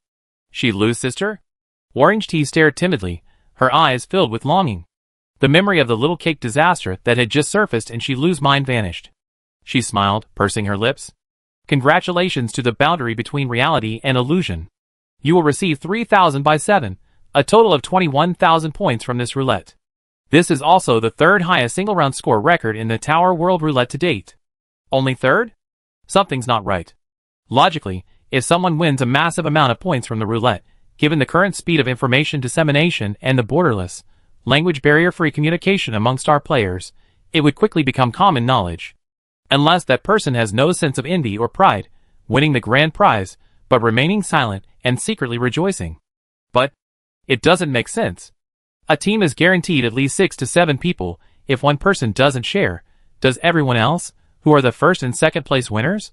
Although she didn't know which expert had won big on the roulette but remained silent, preventing the T0 Guild from setting a new record, it didn't matter. For the boundary between the virtual and real worlds, this was already a huge profit. Even after painstakingly defeating the Tarot Gemini, one only earned 6 or 7,000 points. 21,000 points would require a whole night of hard work, defeating 3 of them to earn. God. The boundary between the virtual and real worlds had become mere ornaments for the T-God. After a 2-second pause, the T-God opened his arms, letting them embrace him from top to bottom. The worst fear hadn't happened, it wasn't X10. But in a vast desert filled with thank you for participating, the T-God and his followers precisely landed in the only oasis where they could gain benefits. This has no impact on my worldview. I'm already getting used to it. No wrong nickname, the T-God is a god. I used to call the T-God a lucky charm. I admit I blasphemed. From today onwards, I convert to the T-God cult, amen. I made a hasty judgment because I didn't understand the T-God, I was wrong. 21,000 points earned, the reality and illusion boundary now holds 24,600 points, unprecedented wealth. The T-God earns, the T-God spends. Refresh until you're satisfied. The T-God does whatever he wants. Losing all the points playing probability is fine, it's just warming up for the next strong luck. 50 points gone, challenge qualification opportunities reappear. Everyone, I want this. Buy it, you can buy it. You earned all the points. Not buying it would be like the reality and illusion boundary is bullying us. For the team's sake, he's been longing for one more chance. The T-God is so kind, I'm crying. Perhaps the strong luck skill needs time to activate. For the next 10 refreshes, the T-God got nothing. Slow return items, preset floor keywords, and rare gifts from challenge content dominate. Where's my shop? Seeing that refreshing was about to cost her 4,000 points, Orange Tea suddenly remembered something. She walked over to the jailer. What? The jailer entered a mystical state, and, considering himself unlucky with lotteries, he quickly dodged to avoid contaminating his lucky charm. Shake hands. Huh? Hands, give me your hands. Seeing that the jailer wasn't cooperating, she grabbed his hands herself, rubbed them together, and said, I give you my hands. After confirming it was okay, she called for water spirit to come out and wash them. What does this mean? Stop playing with my name. Jiang He was speechless. French Fries shook his head. What do you mean, He? This is He. Orange Tea explained. I was just messing around. As the saying goes, extremes meet, maybe touching the jailer will bring a rebound? French Fries figured out the logic. You're hedging, resetting the strong luck effect? That doesn't make sense. Doesn't make sense? There's no such absurd metaphysics. It's as weird as printing out a picture of your wife and putting it under your pillow to draw the actual wife from the gacha pool. Before he could finish speaking, Orange Tea exclaimed, It's a level 5 shop. Jailer, ? Chapter 443. I really wish it were a joke. Unfortunately, Orange Tea wasn't that malicious. The level 5 shop icon had changed. A miniature Udo, hammer in hand, was working hard behind a wall, sweating profusely. A miniature Freya, flapping its wings, was carrying bricks. The comedic design was amusing. The icon was similar to the guild upgrade icon, except the fairy had been replaced with a more concrete person. A blatant hint. The level 5 shop required 15,000 points, double that of level 4. The exorbitant point requirement was daunting. For purely luck-based players, with only 1,000 points per level, upgrading the shop to level 5 required either skill or luck. Orange Tea's success ignited a frenzy in the world, with everyone's eyes shining as they stared at the roulette wheel. Emotions are complex. Even if reason tells you that doing so is likely a huge loss, deep down, desire surges like wildfire. It gently stirs your restless heart, making you fantasize countless times. What if? Fries sighed. I feel like the wind on the rooftop will be strong. Saying anything is useless. At the boundary between reality and illusion, you can only focus on yourself first. Spending 15,000, the guild shop is upgraded, and the number of items refreshed has reached 8. If Nongya's information is correct, the current item list contains items crucial to the boundary between reality and illusion. Players are also curious. What will domestic and foreign guilds ultimately gain from their relentless pursuit of technology? Orange Tea's repeated refreshes provide a possible answer. Level 1 or 2 shops are merely a screening threshold. Players who cannot upgrade can say goodbye to the Tower World gameplay. This is the tuition fee that must be paid to get started. Starting from level 3, the shop offers new types of slow recovery items, upgraded versions of the basic ones. All are priced the same at 800 points. Advancing begins here. Take superior slow recovery shield support as an example. The effect no longer lasts a whole day, but an entire floor. A description has been added. Generates a high-value shield when damaged. This is excellent for giving for lower to mid-level players. Players worried about getting stuck on a single floor repeatedly, wasting their time, can purchase this item to effectively reduce difficulty. Even top-tier Tower World teams consider this level of item valuable. Regular players can decide whether to purchase based on the challenge's difficulty. Of course, teams that primarily spend their points on these items are unlikely to reach higher levels. Level 4 shop is considered the starting point for top-tier teams. 1 month after the start of Tower World, teams that have upgraded their shops to level 4 are all strong contenders for the Tower World leaderboard. There are no newbies here anymore. Level 5 shop. No team has posted any news on social networks yet. Unsurprisingly, the boundary between reality and illusion is the first again. Perhaps due to a cooldown period for their lucky streak, Orange Tea spent 1,000 points before finally seeing a valuable item. Guild Resource Tower Globalization, low tier, 15,000 points. The icon is interesting. Mini Yulu and Mini Freya, sweating profusely under the scorching sun, carried resources from the guild to a tall tower. It's here. This is it. Everyone was instantly excited. The boundary between reality and illusion's reaction piqued the interest of all the players. Their gazes quickly fell on the item description. After purchase, the player can choose a guild to participate in the Tower World. Items obtained through base trading and puppet searches by the Tower World Guild will carry the Tower World tag. Town-related items in the Evening Dew shop are unlocked. After a brief silence, the world chat exploded. What was previously just speculation was now explained. Recently, in the main world, major guilds have been fiercely competing for prime guild base locations. The St. Helena's Heroic Spirits Guild, once considered the top human guild, has deployed all its members, who don't participate in the Tower World, to the guild base siege. They are sparing no effort, pouring in massive amounts of resources, and withstanding interference and attacks from guilds from other countries to push forward. No wonder. It's like giving players the option to continue generating resources even after logging off. Anyone would go crazy. Imagine everyone's playtime is the same, but the opponent's guild tower is globalized, and their puppets can sell junk for tens or hundreds of dollars. TSK, it indirectly extends playtime. Hey, doesn't this mean the reality/virtual boundary is the big winner? Yeah, the reality/virtual boundary was the first to establish guild strongholds, and now they built a 2-story necropolis. Last time I tried my luck meeting the T-God, I was beaten up by skeleton guards as soon as I entered. Zombies exploded after a few steps, and I was even impaled on the wall by a spike trap. I forgot to empty my inventory beforehand, and one of my materials was stolen. It's becoming increasingly impregnable. Now you can't even see the NPCs guarding it. The value of the kimchi being beaten so badly, I bet if it weren't for the heavy task of clearing the Tower World, the Potato Guild leader's personality would definitely not have let them off the hook. Why is the reality/virtual boundary always ahead of the version? Being strong enough allows for leisurely trial and error. With enough attempts, eventually one path will bear fruit. You can do it too if you're strong. They build strongholds just for fun. Their output and income aren't even as much as clearing high-difficulty dungeons. They just have plenty of resources, and can be capricious. Envy and jealousy were palpable. The reality/virtual boundary doesn't require painstakingly building strongholds from scratch. You can enjoy it simply by purchasing it. Among the spectators were top guilds from foreign servers, who came to observe and learn, and seeing this, they could only sigh in admiration. The 5th level of the reality/virtual boundary suddenly disappeared. Everyone felt that a dynasty had temporarily ended, and it was time for a new actor to take the stage. But after climbing for a long time, they could only look up in awe. Orange Tea's shop goods were frozen. Seeing a glimmer of hope that would give Kesha and the others a chance to prove themselves, the entire group from the boundary between reality and illusion were instantly refreshed. Time for the 12th floor. Orange Tea stepped in front of the jailer to confirm, approaching Shilu. The blonde, muscular elf, Squid, stood like a wall between him and Shilu. What do you mean by this? Everyone glanced sideways. French fries scoffed, nothing, just protecting Shilu from thieves. Jiang He said, although I'm sorry, I'm really afraid you pounce on her, cling to her leg, and beg her to step on you. French fries, look how knowledgeable he is, he's clearly in cahoots with me. Your self-identification as a raccoon is very accurate, but don't drag my family into it.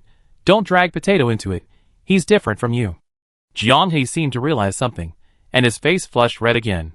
The little scene had already made Shilu cover her mouth and chuckle. The NPCs were laughing at the players. She wondered what Yuan Huan I would think when the footage came out tomorrow. Shilu clapped her hands, and the celestial globe descended, the floor symbols jumping. Floor 12. Gameplay confirmed. Connecting. Connecting? Everyone looked at each other in disbelief. Several beams of light traversed space, descending directly into the preparation space, the dazzling light blinding. From the light screen, a group of burly men with necks and heads as thick as Zhong Zimo's physique strode out. The light dissipated behind them, leaving behind a stunned scene. Huh? Huh? They stared at each other wide-eyed. Not only the two sides on the field, but even the spectators were wide-eyed, dumbfounded. Why is it you guys, potatoes? No, buddy, it's you guys. The 14 people on the field looked at each other, speechless. The two most renowned groups from the top 4 guilds in the Chinese server, the boundary between reality and illusion, the Chosen of Corn, had miraculously met. Just as Jiang He was anxiously thinking that the 12th floor would be a mutual elimination, another pillar of light fell from the sky. Another expert? The two guilds, led by their guild leaders, lined up in a row. No one gave the order, but they tacitly chose to form a line. The pillar of light landed, revealing another group of 7. However, compared to the ferocious Corn members, who maximized their physical stats with various races and wore their ferocity on their faces, the group was much more orderly. 7 people, all of the human race. Not only that, they seemed to have purchased items from the in-game store and matched their outfits. A flowing white robe, with wide sleeves, draped him like a celestial being descended to earth. A decorative sword clad his waist, its clear, melodious sound swirling in the wind. Clearly, he spent a lot of money. However, the items in the StarCraft shop are quite reasonable, they shouldn't be expensive. Looking at the boundary between reality and illusion and Corn, everyone was dressed in bizarre attire. One member of Corn's team even had a set of power armor from the shop, disguised as a tin can. In comparison, the others looked like they stumbled upon a fantasy drama. And then, there's the name. Oh! It's not displayed on the panel. The Tower World settings do have an option to display personal information. It seems they've chosen to turn it off. So level 12 is a multiplayer game. Jiang He murmured. Canned food, who are you guys? We were just watching, and seeing how much fun you guys were having. We thought we'd start a game, and then... Canned food shrugged, we're level 13. After quickly exchanging information, seeing that the pillar of light had disappeared from the sky, Jiang He glanced at Shilu and realized she wasn't planning to announce the rules yet. He understood. This was giving them time to get to know each other. The 7-person group in Xianxia-style cosplay were whispering amongst themselves. Jiang He took the initiative to step forward. Gentlemen, what's your name? The young man at the head of the group had a face that perfectly matched the description of sword-like eyebrows and starry eyes. He politely clasped his hands in a fist salute and bowed slightly. As if activated by some kind of bloodline, Jiang He followed suit and bowed as well. So polite right off the bat. If I'm slow to react, the online discussion sparked by the video clips tomorrow might cost me dearly in terms of courtesy. Jiang He was very wary of this. Before he could even consider how to communicate with the man, who was so deeply immersed in his cosplay, the young man spoke up. My name is Li Furan. Jiang He's mind went blank. The representative of Corn, who had stepped forward, froze in place. Having received no response, the man spoke again. I am Li Furan. Gentlemen, why are you not saying anything? His tone was a mixture of confusion and awkward urgency.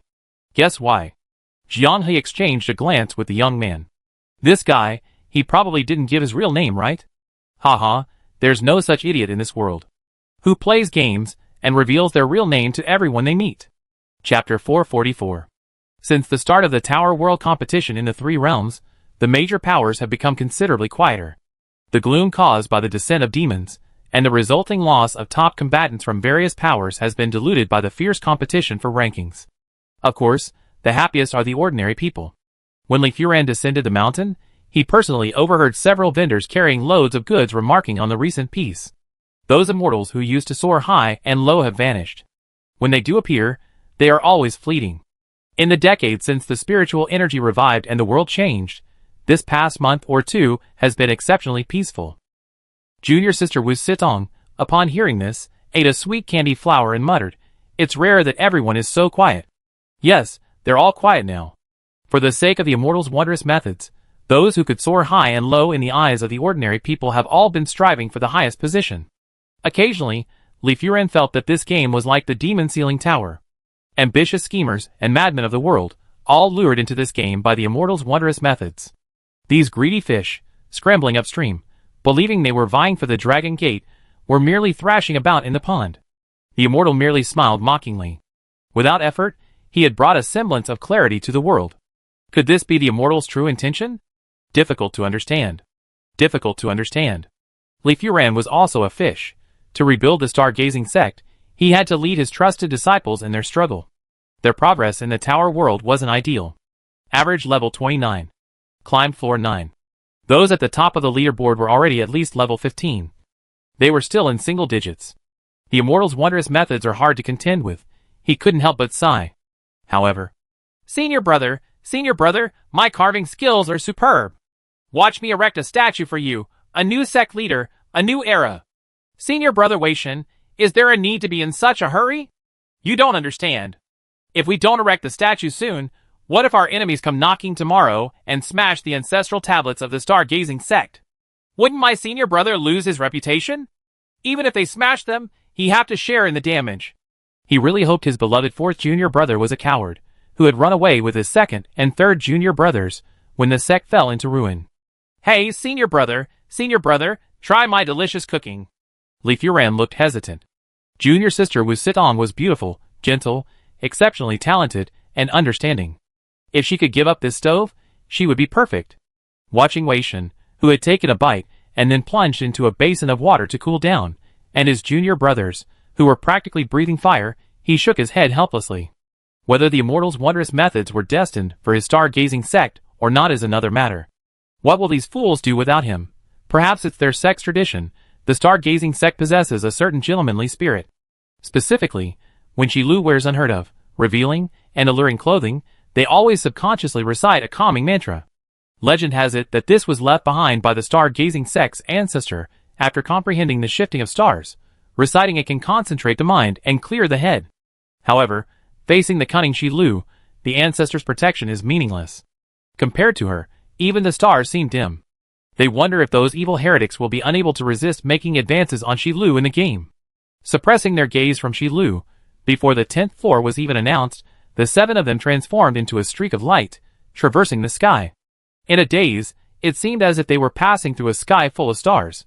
Coming to his senses, he saw 14 people lined up before him, each with an odd appearance. They exchanged pleasantries, clearly asking names first, yet refusing to respond, truly rude. Li Furen was very well-mannered. Taking advantage of a brief moment of looking up, he glanced at his character panel. The names were incomprehensible.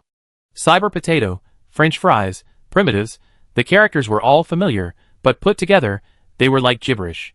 There were others, not quite gibberish, but still perplexing. Jailer Appraisal Expert. Are there really people in this world who specialize in appraising jailers? What standards are used? Dedication? Competence? Ready to eat right out of the can. A name that makes one hungry just looking at it. Nutrige Soup? Sounds pretty appetizing too. A moment of leisure can ruin a lifetime. Truly a philosophical name, a breath of fresh air among these people. Li Furen? Your Excellency Li Furen? Li Furen suddenly snapped back to reality. He quickly replied, just call me Furen. The stargazing sect was in dire need of rebuilding, and it had to adopt a humble attitude towards friendly comrades to gain more support. With that, he bowed to the 2 people before him. Jianghe and Kaiguan Instant Food were truly dumbfounded. This person seemed to be completely immersed in the game, acting according to a pre-designed character.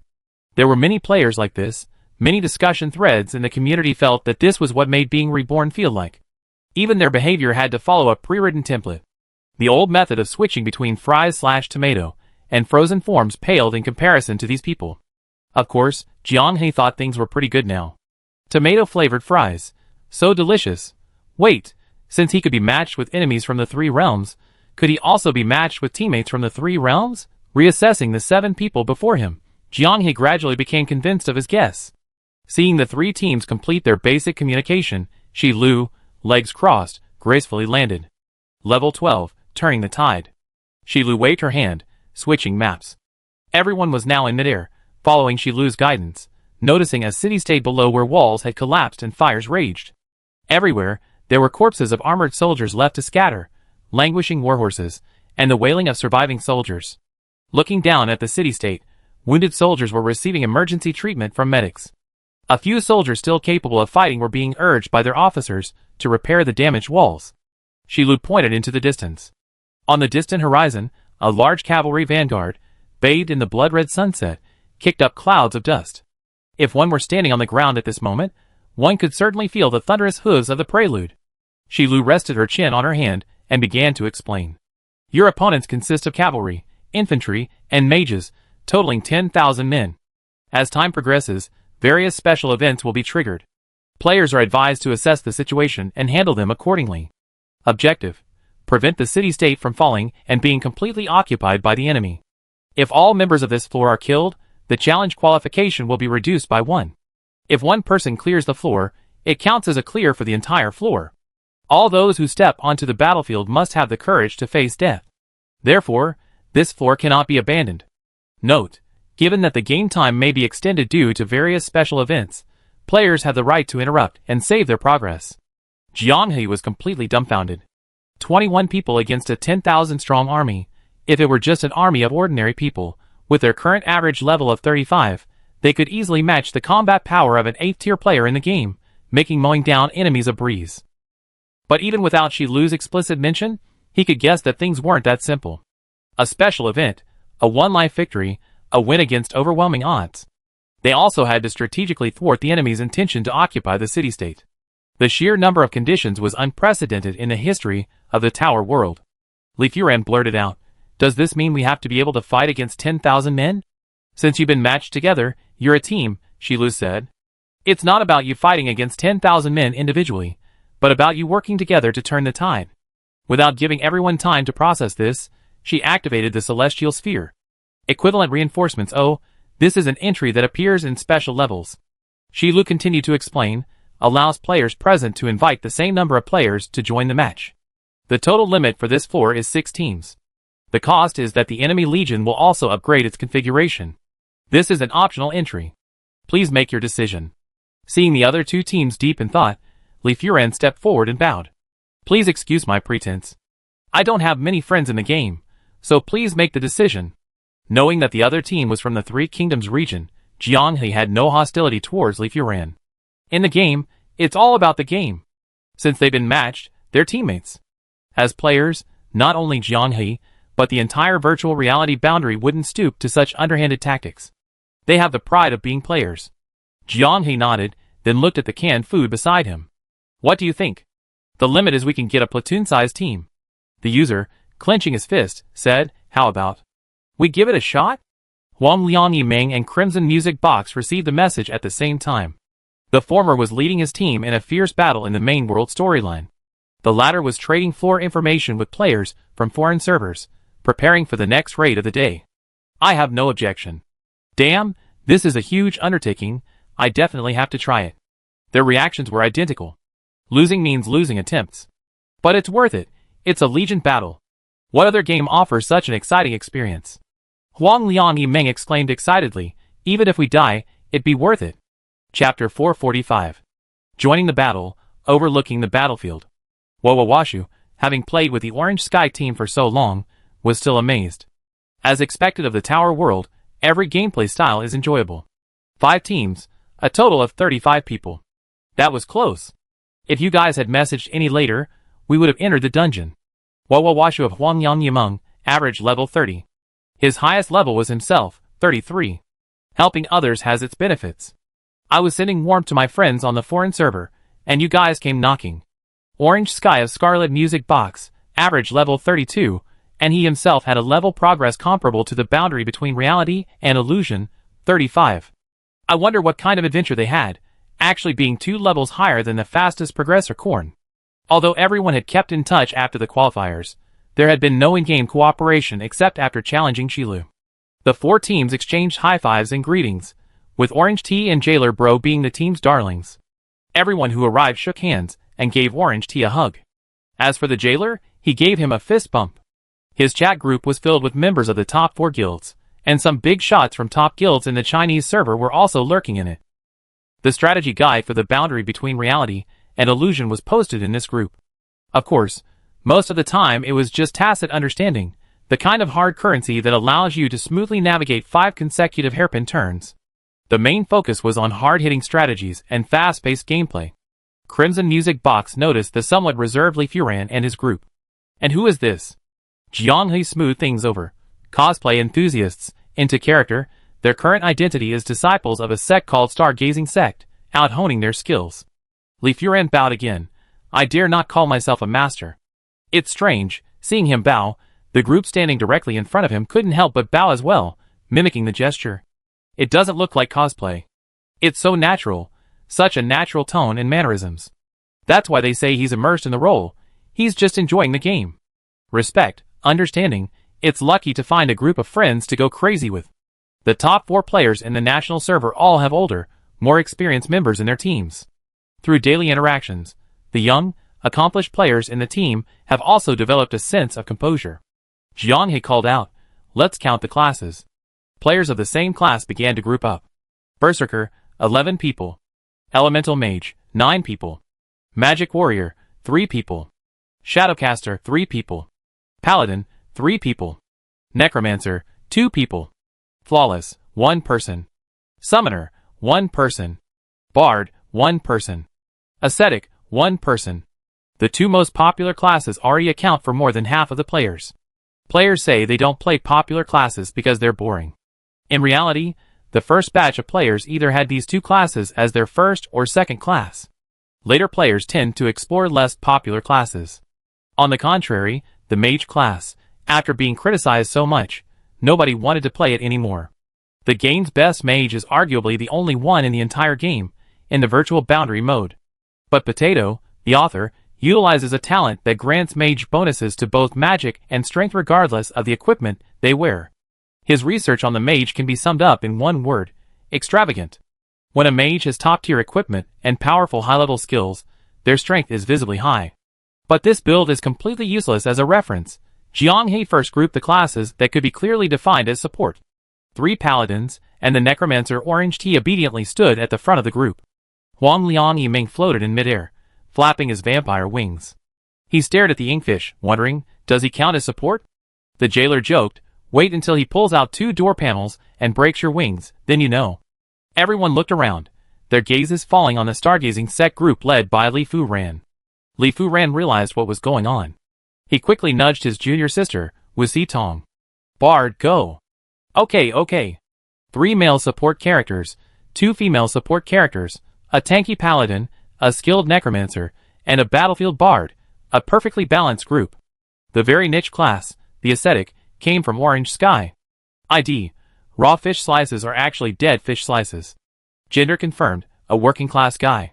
This guy bought DIY costumes from the Star Mall and created a crumpled suit in the game, which he then transmogrified onto his equipment. The ascetic's weapon tome, originally a thick book, was transmogrified into a briefcase. He even created a face that looked like it was burdened with bitterness and resentment, lacking rest and ravaged by the early morning grind. Combined with the ascetic class, it was truly an unforgettable image. The core characteristic of the ascetic class can be summarized as taking damage.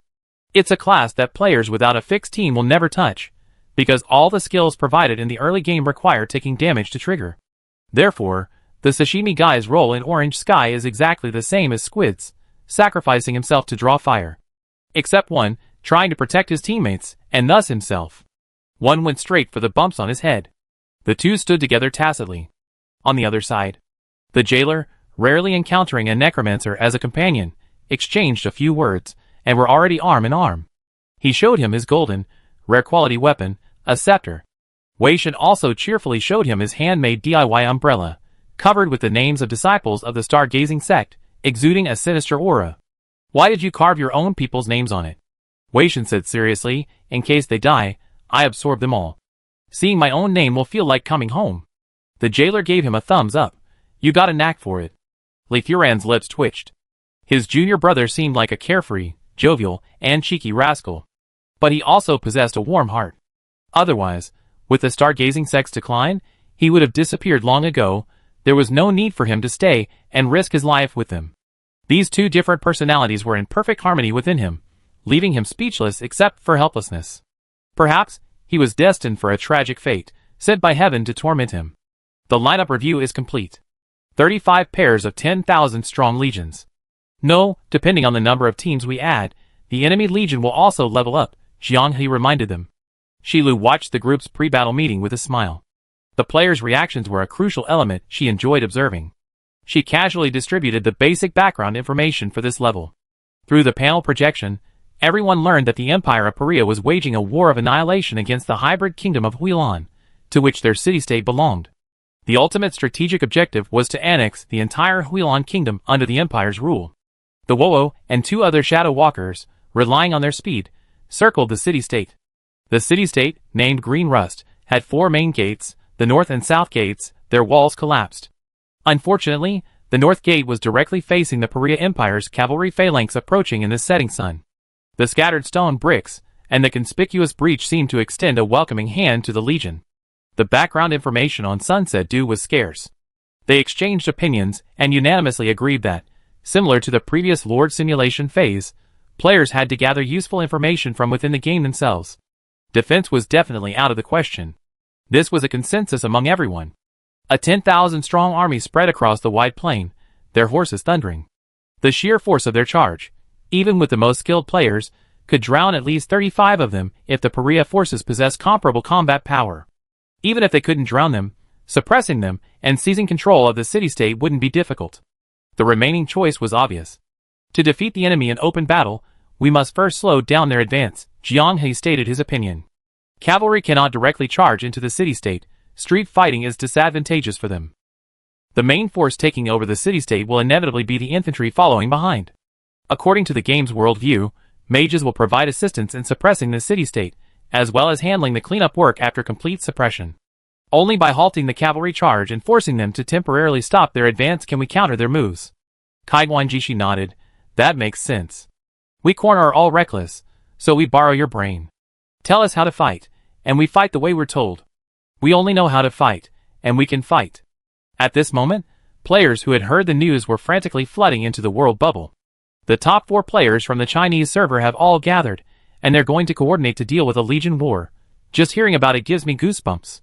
Players who had just entered the world chat heard the boastful claim of ready to eat right out of the can. When someone says that, everyone can't help but make a few jokes. The 7 chosen by Korn, claiming they can play and are capable, is like Wang Shiji saying he has a little knowledge of calligraphy. Among the spectators, there are always those with snow water fried noodles and enamel cups. Having become more familiar with the game, their spectating has transcended the boundaries of reality and begun to explore more. Hearing of the big show unfolding, 2 people rushed over immediately. The enamel mug asked, "You're the expert on this, tell me, does the potato have any merit? There are too many variables in a magical world, we can't just apply our experience blindly. That's empiricism at play. Stop rambling, get to the point. Logically speaking, it's absolutely correct. Defending the city, this is their death trap." The situation assessment was accepted, but how to respond? Snowwater fried noodles was also deep in thought. Evening dew froze the entire world. All she could see at this moment was the dust raised by the cavalry. There was too little useful information, which was extremely disadvantageous for the players about to enter the game. Snowwater fried noodles frowned. They have to take the risk. In front of Evening Dew, the captains of the 5 teams pressed their handprints onto the scroll that Evening Dew had unfolded. The progress of the 35 people was now linked together. Below the scroll, a line of gold-embossed words appeared. Challenge qualification attempts 10. This meant that they could be wiped out a total of 10 times on this level. Seeing that the boundary between reality and illusion was 3, the Crimson Music box asked curiously, "Who lost a life?" Li Furan awkwardly bowed. "My humble sect, the Stargazing sect, is weak and inadequate. I apologize for the embarrassment caused by you experts." And so it happened again. He bowed, and everyone else bowed in return, almost instinctively. It was as if an aura was binding them together. Jiang He asked, "Our fates are allocated by ourselves?" Shilu smiled. "That's right. After each failure, you can choose which team's attempts to use first. This was also a test. If the companions you brought along for the challenge had questionable character, this part would be a real problem. Various hidden obstacles were piled up. Jiang He said frankly, if something goes wrong, we use the attempts from the boundary between reality and illusion first. Kai Guanjishi understood this generosity, and a smile crept onto his face. Alright, then corn will be second. Such a rush, what about orange sky? No, the comedy tree, will be third, don't fight over it. Fine. Crimson Music Box shrugged, fellow Taoist Li Furan, is it alright to address you like this? It's alright. You had the fewest attempts, so you be last. Li Furan was extremely grateful. Thank you all, esteemed masters. Before he could even bow, 4 hands supported him. They didn't want to be forced to bend over by his invisible aura. From God's perspective, the snow-water fried noodles were full of praise. Regardless of their usual relationship, when it comes to the distribution of benefits and personal interests, Jiang He took the initiative to step forward and lead the way, nipping the dark speculations of those players in the bud in the chat at the source. The pitfalls left by Shi Lu are most vulnerable to those who only shout slogans, but are unwilling to take action. Someone like him naturally gains the favor of those around him, in the words of young people. If something happens, he really will step up. Seeing his old friend reminiscing about the glorious past, the enamel mug's gaze also became misty. The countdown ended, and everyone was teleported by Shilu to the city's ruined north gate. The gate was littered with corpses, their open eyes attracting swarms of flies and crows. They weren't even allowed to rot, they were already on the table. The agonizing cries of the wounded soldiers, barely clinging to life, scratched at everyone's hearts. The rustling crawls were the sounds of them struggling to emerge from the piles of corpses, pleading for help. The blood-soaked battlefield, without the emotional restraint provided by the game, might not have been enough for everyone to withstand the impact. Elemental Mage, Berserker, Shadowcaster, Orange Tea, fight alongside me. The previous conversation had indirectly established Jiang He's command position, and he naturally began to deploy his forces. Music Box, you take the rest of the people and enter the city. Gather all useful information about Green Embroidery City. Find a way to reassure those still inside, and aid the wounded. Can you do it? Let me know if you can't. Crimson Music Box instantly switched gears, solemnly replying, no problem. With these concise instructions, the 35 people split into 2 groups. 25 people marched towards the setting sun, following the thunder. The other 10 plunged into the ruined Green Embroidery. The Shadow Stalker, the highest level member at 34, was managed by Bedside. While all the elemental mages switched to support, using wind magic to speed up their journey, she returned to the group. We can't determine the total number of cavalry, but they seem to be the vanguard and scouts. Someone is leading the charge, their armor gleams, adorned with decorative accessories, and their main weapon, a lance about 2 meters long, is no pushover. They're probably high-ranking. Aside from the inability to ascertain their numbers, the other data was so detailed that the spectators marveled. They were playing the same game, yet these spectators were so different from them. Do they all use the fusion? Elemental mages don't all go for a turret build, but if you ask if they can, the answer is a definite yes. Under Jiang He's command, they lined up, gathering their magic. The setting sun, like a dying ember, clung weakly to the horizon. Its light was no longer a warm golden yellow, but a sickly orange-red. The outlines of the distant hills began to melt. Like burning candles, they twisted and deformed. The figures of the cavalry emerged from this melting landscape, their armor reflecting the setting sun, each blade gleaming as if bleeding. Aim! The leader tightened the reins, causing the swift warhorse to rear up. Volley! Chapter 446. The roar of the leading cavalry was torn apart by the overwhelming elemental torrent. The warhorses reared up, neighing, as the multicolored fusion currents roared in. He casually waved his hand, and layers of magical barriers, growing larger and larger, attempted to intercept them. It was too late. The foremost scout, horse and all, was shredded into a bloody mist, his armor twisting and shattering like fragile tin foil. Elemental magic penetrated his body, and the vivid blood mist bloomed, only to be dispersed by the strong wind. The sudden attack caught the vanguard cavalry of the Paria Empire completely off guard.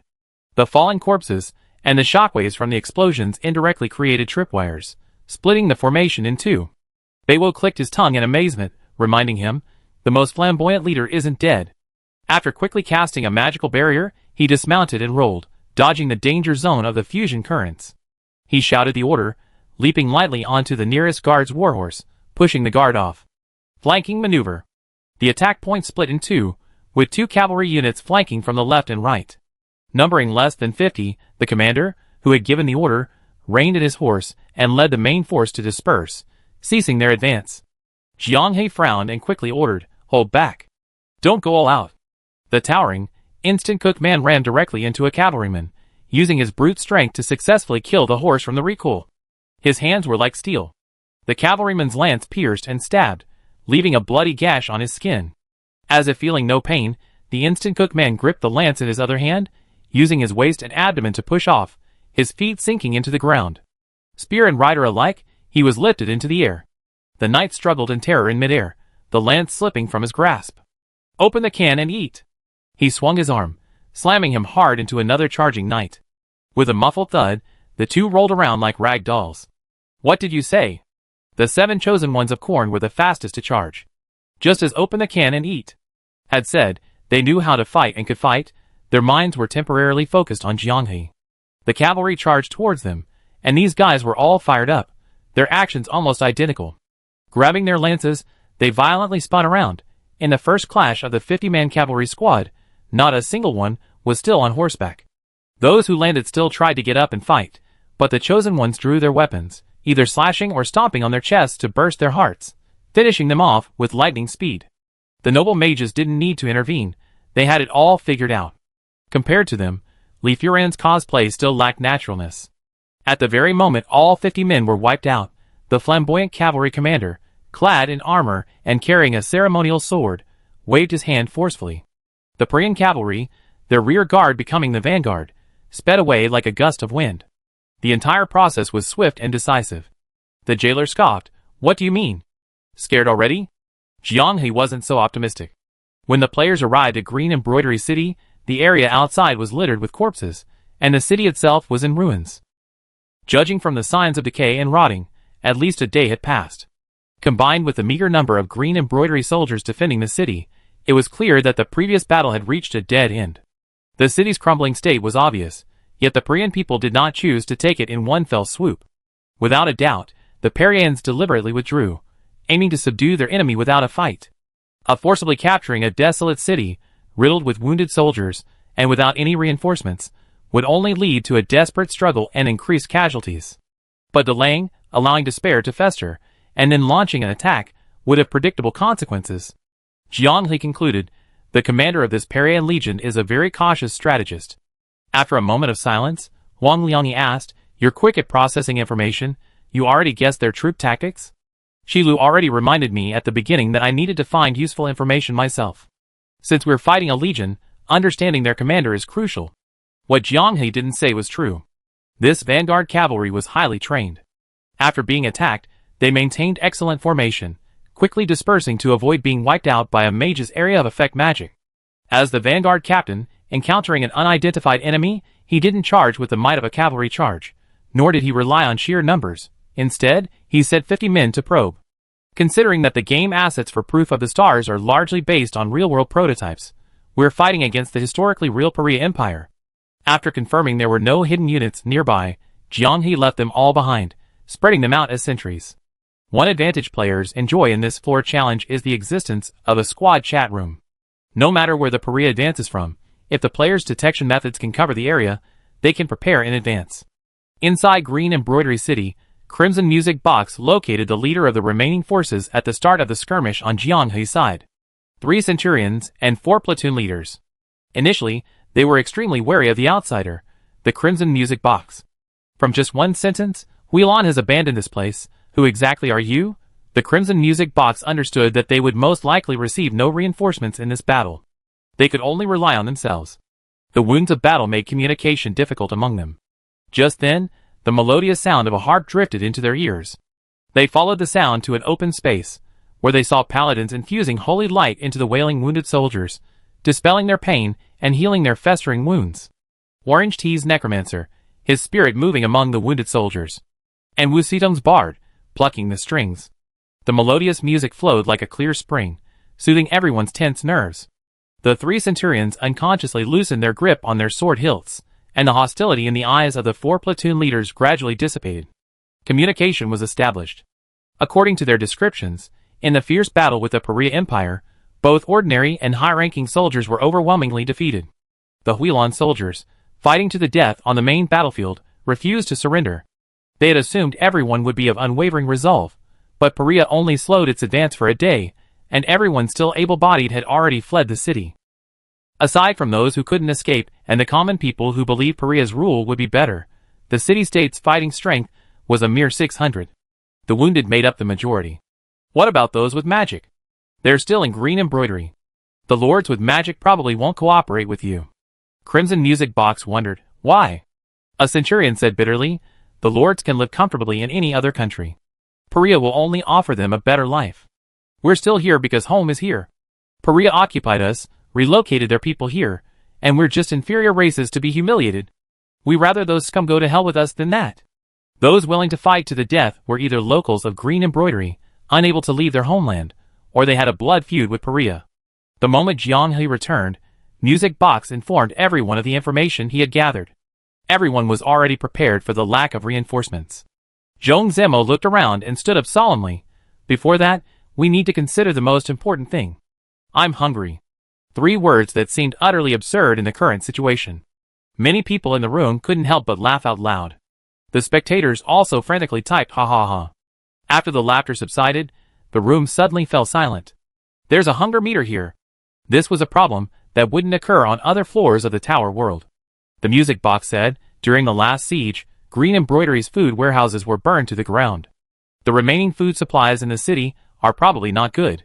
The jailer asked, puzzled, we only have 35 people, the food shortage shouldn't be too great, right? Hard to say, said the canned food vendor. I only did a little exercise, and I'm already very hungry. It's probably a mechanism on this floor that Shi Lu didn't mention. The Music Box continued, also, apart from the mages who were already in the Green Embroidery Army, it seems the other mages in the city won't assist us. Jiang He licked his lips. Won't assist us? He smiled knowingly. French fries, go with T-God and invite all the well-known and influential mage families in the city over. We're all hungry too, let's have a feast. Night swallowed the reluctant sunset, painting the last rays of light on the horizon. At a time when smoke should be rising from chimneys and lights should be shining brightly in every home, Green Embroidery City was deathly silent. Except for a few large mansions, the entire city-state appeared shrouded in darkness from above. Representatives from 5 families and 6 factions, a total of 11 parties, appeared at Jianghe Square in the city center, untouched by the war. They called it a feast, but where did they find the ingredients? Even the rice was gathered from the city's populace by asking several centurions for help. The only decent dish was a plate of chicken, which Zhong Zemo, a skilled cook, had managed to make as appealing as possible due to the lack of rice. And horse meat, which he was trying for the first time, the meat was quite sour, requiring spices to mask it. After the 11 parties arrived, they each took their seats at 2 tables. Looking at the coarse food on the table, he coldly snorted and pushed aside his bowl, remaining silent. The moment Jiang He appeared as the commander, they didn't rise to exchange pleasantries or offer greetings, but simply stared at him silently. Before Jiang He could speak, a young man in fine clothes sitting below suddenly spoke. I have inquired with those I know in the Huilan capital, and they know nothing about you. The titles you reported, such as boundary between reality and illusion, the ridiculous tree, and corn, are completely unheard of. Who exactly are you, appearing amidst the chaos of green embroidery, and what are your schemes? I will not discuss that for now. Where Paria's army points, cities fall and kingdoms are destroyed. If you want to snatch chestnuts from the fire, you better consider your own strength. Jiang He wasn't annoyed. Instead, he picked up a piece of shredded chicken made with cuttlefish. Sigh, even with the scarcity of seasonings, he could still make it taste so good. It was time to interrogate that woman again. Since you can't understand, just consider it our boredom, wanting to be chivalrous heroes and turn the tide. Heroes?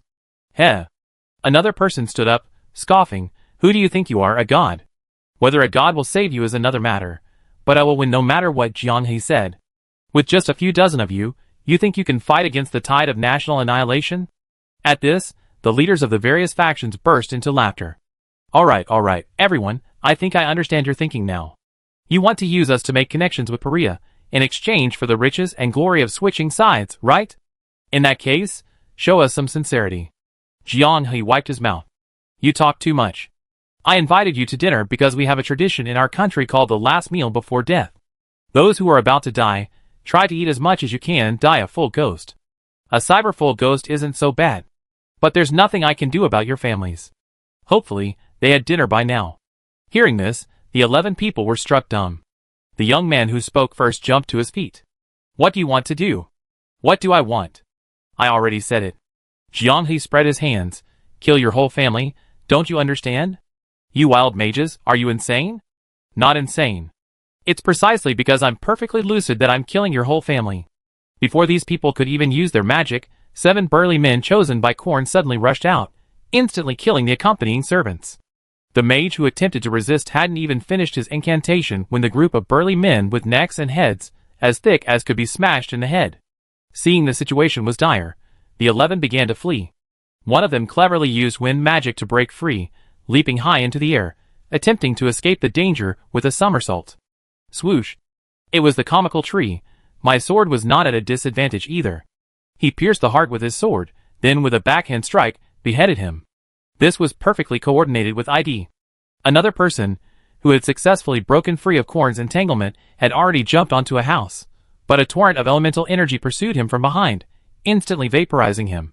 The subdued men stared at Jianghe, who strode towards them, with despair and ferocity. What exactly do you want? We can talk. There's nothing to talk about. You bunch of chameleons, who can switch sides at any time. I'm afraid you stabbed me in the back while I'm fighting Pariah. To ensure I can fight the enemy in peace, goodbye. As the words fell, blood stained the plaza tiles. Due to insufficient manpower to attend to all 11 households, they followed the centurion's instructions, prioritizing the elimination of the strongest households. Here, they found the answer to their hunger problem, a mountain of food. And, Potato Lord. Call me a normal name. The sashimi guy who came to deliver the message pulled out a letter found in the study. The cavalry has suffered a setback. Investigate the identities of the mages active near Green Embroidered City, immediately. A forceful command. And signed, but anyone could understand it came from the decision-making level of the Pariah Legion. It also directly confirmed Jianghe's conjecture. This Legion commander was remarkably composed. Even with a slight setback, they immediately activated their information channels. They showed too much respect for their opponents. Thank goodness they were all wiped out. These people were definitely landmines. Seeing the letter, their blood-stained hands burned even hotter. In this world, you have to keep your word. If you say you kill someone's whole family, you kill them whole family. Almost simultaneously, slaughter erupted throughout the city. Chapter 447. News of the massacre in the square couldn't be kept secret for long. Of the 11 families, many mages escaped before the slaughter. The property they left behind naturally belonged to the players. Following the music box's clue, Jianghe found the centurion, with the highest prestige among the wounded soldiers. The bloodstains on the square were still wet. The soldiers' eyes widened in disbelief at the powerful mage's death, but it didn't frighten the centurions. Instead, it ignited a morbid excitement. They seemed to find it very satisfying. Name? The leading middle-aged centurion hesitated for a moment, then knelt. Jonah. Jianghe cut to the chase. All right, Jonah, from now on you are the commander-in-chief of all the soldiers in Green Embroidery City, a centurion. I know you have many questions in your heart, such as why we should help, and why I should be an enemy of Pariah. But that's not important to you. If you want to defend your homeland, obey my orders. At least I can give you dignity, to die as warriors, instead of becoming prisoners of the Pariah, to be their beasts of burden, your descendants reduced to mere inferiors. Now, you have the right to refuse my orders. Give your answer. After a 2-second silence, Jonah presented Jianghe with both hands, holding the sword at his waist, to show his determination to serve him. Jianghe glanced at the other junior officers. Do you agree?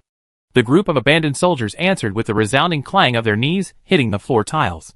All right, now mobilize the available soldiers and split into 2 groups. One group, head to the mage's mansion we cleared out and move all the corpses here. Head out of the city, clean up the battlefield, and move all the corpses behind the city walls. Jonah responded with a command, putting his loyalty into action. Jianghe breathed a sigh of relief. This feeling of being in a superior position, issuing orders, was completely different from the usual lightheartedness in the guild. He was on edge, afraid of lacking authority. Now it seemed that authority was secondary on this battlefield. Everyone in the player team was busy with their own tasks, exchanging information intensively through the chat channel. Jiandong Iron Wall found an underground library, rich in books and scrolls, currently moving them. 30-year-old Grand Mage. A warehouse has been cleared out near the East City. Send everything there. Captain Jigun. Found 2 unfilled core puppets. Seeking advice online. Are they useful? Lafretia. Nonsense. Send them to the North City. Put them with the corpses. Jailer. Brother, if conditions allow, it's best to keep the corpses frozen, otherwise the smell might be too strong. Sure, Mia, sure. Perception suppression shouldn't be a problem, right? French fries complaint. The Tarot Night Demon's breath almost made my soul leave my body. For primitives, get an elemental mage to help. I need to refrigerate them immediately. The players, with their godlike perspective, were already overwhelmed, their fingers constantly adjusting the projection. It was impossible to have a complete overview. Players assigned roles were scattered throughout the vast green embroidery city, performing different tasks. They could only choose to follow the perspectives of a few players, or focus on the soldiers of green embroidery city. Jiang He held the secret letter he had obtained from the magic family, pacing back and forth in thought. Perhaps I should send a letter to the other side. Given his cautious military style, he might have some doubts. That way, the damaged walls of green embroidery city might be reparable. Lost in thought, Jiang He felt drowsy. Oh no! He opened the chat group and found that other players had also noticed the new problem. On this level, they were no longer energetic monsters who didn't need rest, they didn't need to sleep. As night fell, everyone was exhausted, yawning incessantly. French fries brewed hot tea to try and wake the players, but it was to no avail. Staying awake wouldn't allow them to cope with the unexpected situations to come. Jiang He summoned Jonah and asked him to arrange the night patrol.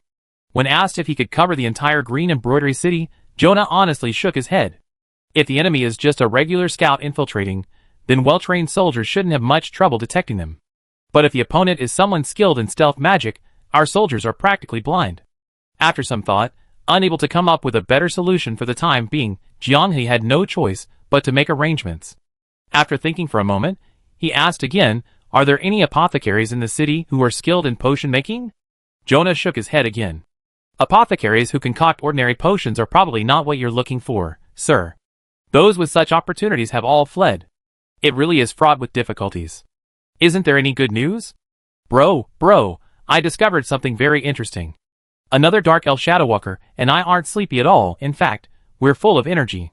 Seeing the two jumping around, the players present exchanged bewildered glances. Not only are you full of energy, look. As she spoke, the blanket flashed, transforming into a cloud of black mist and appearing in the distance at an incredible speed, almost imperceptible to the naked eye. This was even more efficient than the Shadow Assassin's innate skill. I remember the proof of the stars doesn't have anything about racial talents. Wang Liang Yimeng hesitated. I'm a vampire, how come I'm sleepy? Indeed, only the dark elves are affected? Kaiguan Jishir looked at the guy in the team whose initial race was a werewolf. How come he's fast asleep? Jiang He stroked his chin. That only means your racial talents aren't directly related to nighttime. Fries licked his lips. So, this floor, while restricting us greatly, also gives us entirely new mechanics and gameplay. Her initial race was a forest elf. What should her talent be? The information Shilu didn't reveal was truly weighty. Li Furan scratched his head, glancing at the star-gazing sect disciple, who was also dozing off. Humans. Surely they don't lack any talent. He vaguely remembered the race introduction interface. Humans were known for their mediocrity and balanced nature. Was it too late to become a traitor and join the Dark Elves? Of the 35 people, 5 were Dark Elves, enough to send 4 to patrol the 4 gates at night. The blankets were temporarily put on rest, in preparation for any emergencies. This was a huge help, otherwise, the thought of possibly fighting Paria's enemies at any moment would make it impossible to sleep soundly. Under the watchful eyes of countless spectators, Jiang He and his group slept fully clothed. This scene might be recorded in game history. Nearly 1 million players watched them sleep within the world bubble of the virtual and real boundary. Although the spectators could switch perspectives to admire the night patrollers, having a panoramic view of the entire city, and a sense of godlike exhilaration, they couldn't help but laugh when the scene switched back to the virtual and real boundary. Shilu was already smiling. That mischievous smile, clearly, she had foreseen the scene. The pace slowed, but the chat window in the world chat wasn't quiet. They found a new, explosive topic. Wow, French fries sleeping posture, he's practically hugging a potato. I have to timestamp this immediately, download the recording tomorrow, and cut out the whole thing. Classic, worth watching repeatedly. The player entered a dream within a dream. his sleeping posture converging with reality. Since moving in together, Jiang-hee often woke up to find French fries hugging him tightly. Luckily, the weather was cooler. If it were summer, it would be incredibly hot. He later felt ashamed of his immediate thought. From childhood, French fries had always been used to hugging something to fall asleep. His arrival successfully transformed the pillow into a living being. In the words of the potato chips, the shape is just right, and it's comfortable to hug, so it do. Does Cyber Potato dream about electronic potato chips? To think of something like that, you're a genius. What were the feelings that made Potato President fall in love with potato chips? Solanine? So, Potato President is no longer viable, his solanine levels are too high, and he's been marked by potato chips and sprouted, inedible. If I were taking an exam with a bunch of genius freaks like you, I never regret failing, I only feel inferior. Compared to the warmth on this side, the other couple's situation was rather tragic. The blanket was kicked across Squid's face, and Squid sprawled out, taking up as much sleeping space as possible. It was only because their resting place was spacious enough, and they slept on the floor, that Cuttlefish would have rolled off the bed. Among the onlookers, one couldn't help but cover his face. Wow, Cuttlefish's sleeping posture is so bold. Maybe that's how it is in reality. After all, the proof of the stars exists in dreams, and real-world actions are projected into dreams within dreams. It makes perfect sense. That makes sense, very much in line with Cuttlefish's personality. Sigh, will Cuttlefish get bullied by another bad woman after Du Jingwen? Nonsense. Du Jingwen is nothing compared to a hair on Cuttlefish's head. Cuttlefish's father wanted to say something in defense of his daughter. But remembering his daughter's repeated instructions not to use her identity in public, he could only hold back. He knew his own daughter well. From childhood to adulthood, this child's sleeping posture has always been a fierce battle with heaven and earth. Give her a blanket, and she kick it off the bed. Leave a pillow, and the next day the pillow is under the bed too. He worried about her countless times when she was little, afraid she'd catch a cold at night. Just getting up at night to recover her with the blanket was enough to make him sigh. Now that she was going to university and living in a dormitory, he was always anxious, afraid that this small thing would cause her to be bullied by her classmates. The player's chatter had him hoarse. Can't we change the subject? What do you think the jailer will say when he sees what happened to Squid? What will he say? He's eating really well. Ha ha ha. You understand the jailer. No, that's not the kind of new topic he wanted. Boom. A violent explosion interrupted the spectators' laughter. Jiang-hee and the others, who had been sleeping soundly, were all jolted awake. They jumped up and stumbled out of the house, completely disoriented. Before they could even react to the raging fire in the distance, boom boom boom. A series of muffled explosions rang out. A dazzling fireball erupted, and a mushroom cloud rose. The powerful shockwave leveled buildings within a 200-meter radius of the blast center, scattering large amounts of bricks and rubble high into the air. A light rain of stones fell over most of Green Embroidery City. Jiang-hee hurriedly asked, what happened? The player on night patrol quickly responded. The results showed that nothing unusual had been detected at any of the 4 city gates. What the hell? He had mentioned before that the Dark Elves seemed to have improved their nighttime senses. Could it be that the enemy had exploited the patrol's weakness and sneaked in? How many enemies were in Green Embroidery City now? Completely awake, Jiang-hee led his team towards the explosion site. They cautiously probed and advanced, but the scene was eerily quiet. Crackling sounds emanated from the burning ruins of the buildings after the explosion, one of the few unusual noises in the silent night. An unknown revelation says the enemy is no longer in the city. What? Orange Tea's unknown revelation was legendary. Upon hearing this, the players were shocked. The 4 patrols were on high alert. They could spot even a bird flying by, let alone the culprit who had infiltrated the city and caused the massive explosion. Having only slept for most of the night, the players toiled until dawn, assessing their losses. 2 food storage warehouses had been attacked. The attackers hadn't been stingy, using a large number of magic scrolls, resonating them all at once to create an effect comparable to ritual magic. The scroll fragments remaining at the scene revealed this operation. It was very purposeful. They came solely for the food, Jiang-hee sighed. We still didn't kill them fast enough. Undoubtedly, the remnants of the families, who hadn't been completely eliminated, had made contact with Paria's Legion commander. Knowing the situation inside the city, he sent elite troops to infiltrate and create this explosion, completely cutting off Green Embroidery's supplies. This is too much respect. They infiltrated, and all they did was cut off food. Wouldn't it have been better to ambush us? From his perspective, 35 people suddenly appeared, joined Green Embroidery, and were to lead the remaining troops to resist Paria's offensive, and each of them was exceptionally strong. In this worldview, powerful mages and high-end combatants all have some kind of background. His concerns will gradually dissipate as Paria's intelligence network is completed. I estimate he arrived by noon at the latest. The exhausted centurion Jonah quickly walked to the ruins and knelt on one knee before the players. My lords, we found the infiltration passage. A map was laid out, revealing a vast network of underground tunnels. Jiang He frowned, his eyes flashing coldly. Jonah, what is this? Jonah immediately explained. An underground sewage system built and widened under the supervision of the Ruhr family. It was planned to be abandoned years ago, but Green Embroidery still uses the old, narrow, and cramped pipes. But in reality, the Ruhr family secretly built most of it. My lord, please understand, we knew nothing about this. This was a facility funded by the city's important figures. We had no access to it, and no way of knowing about it.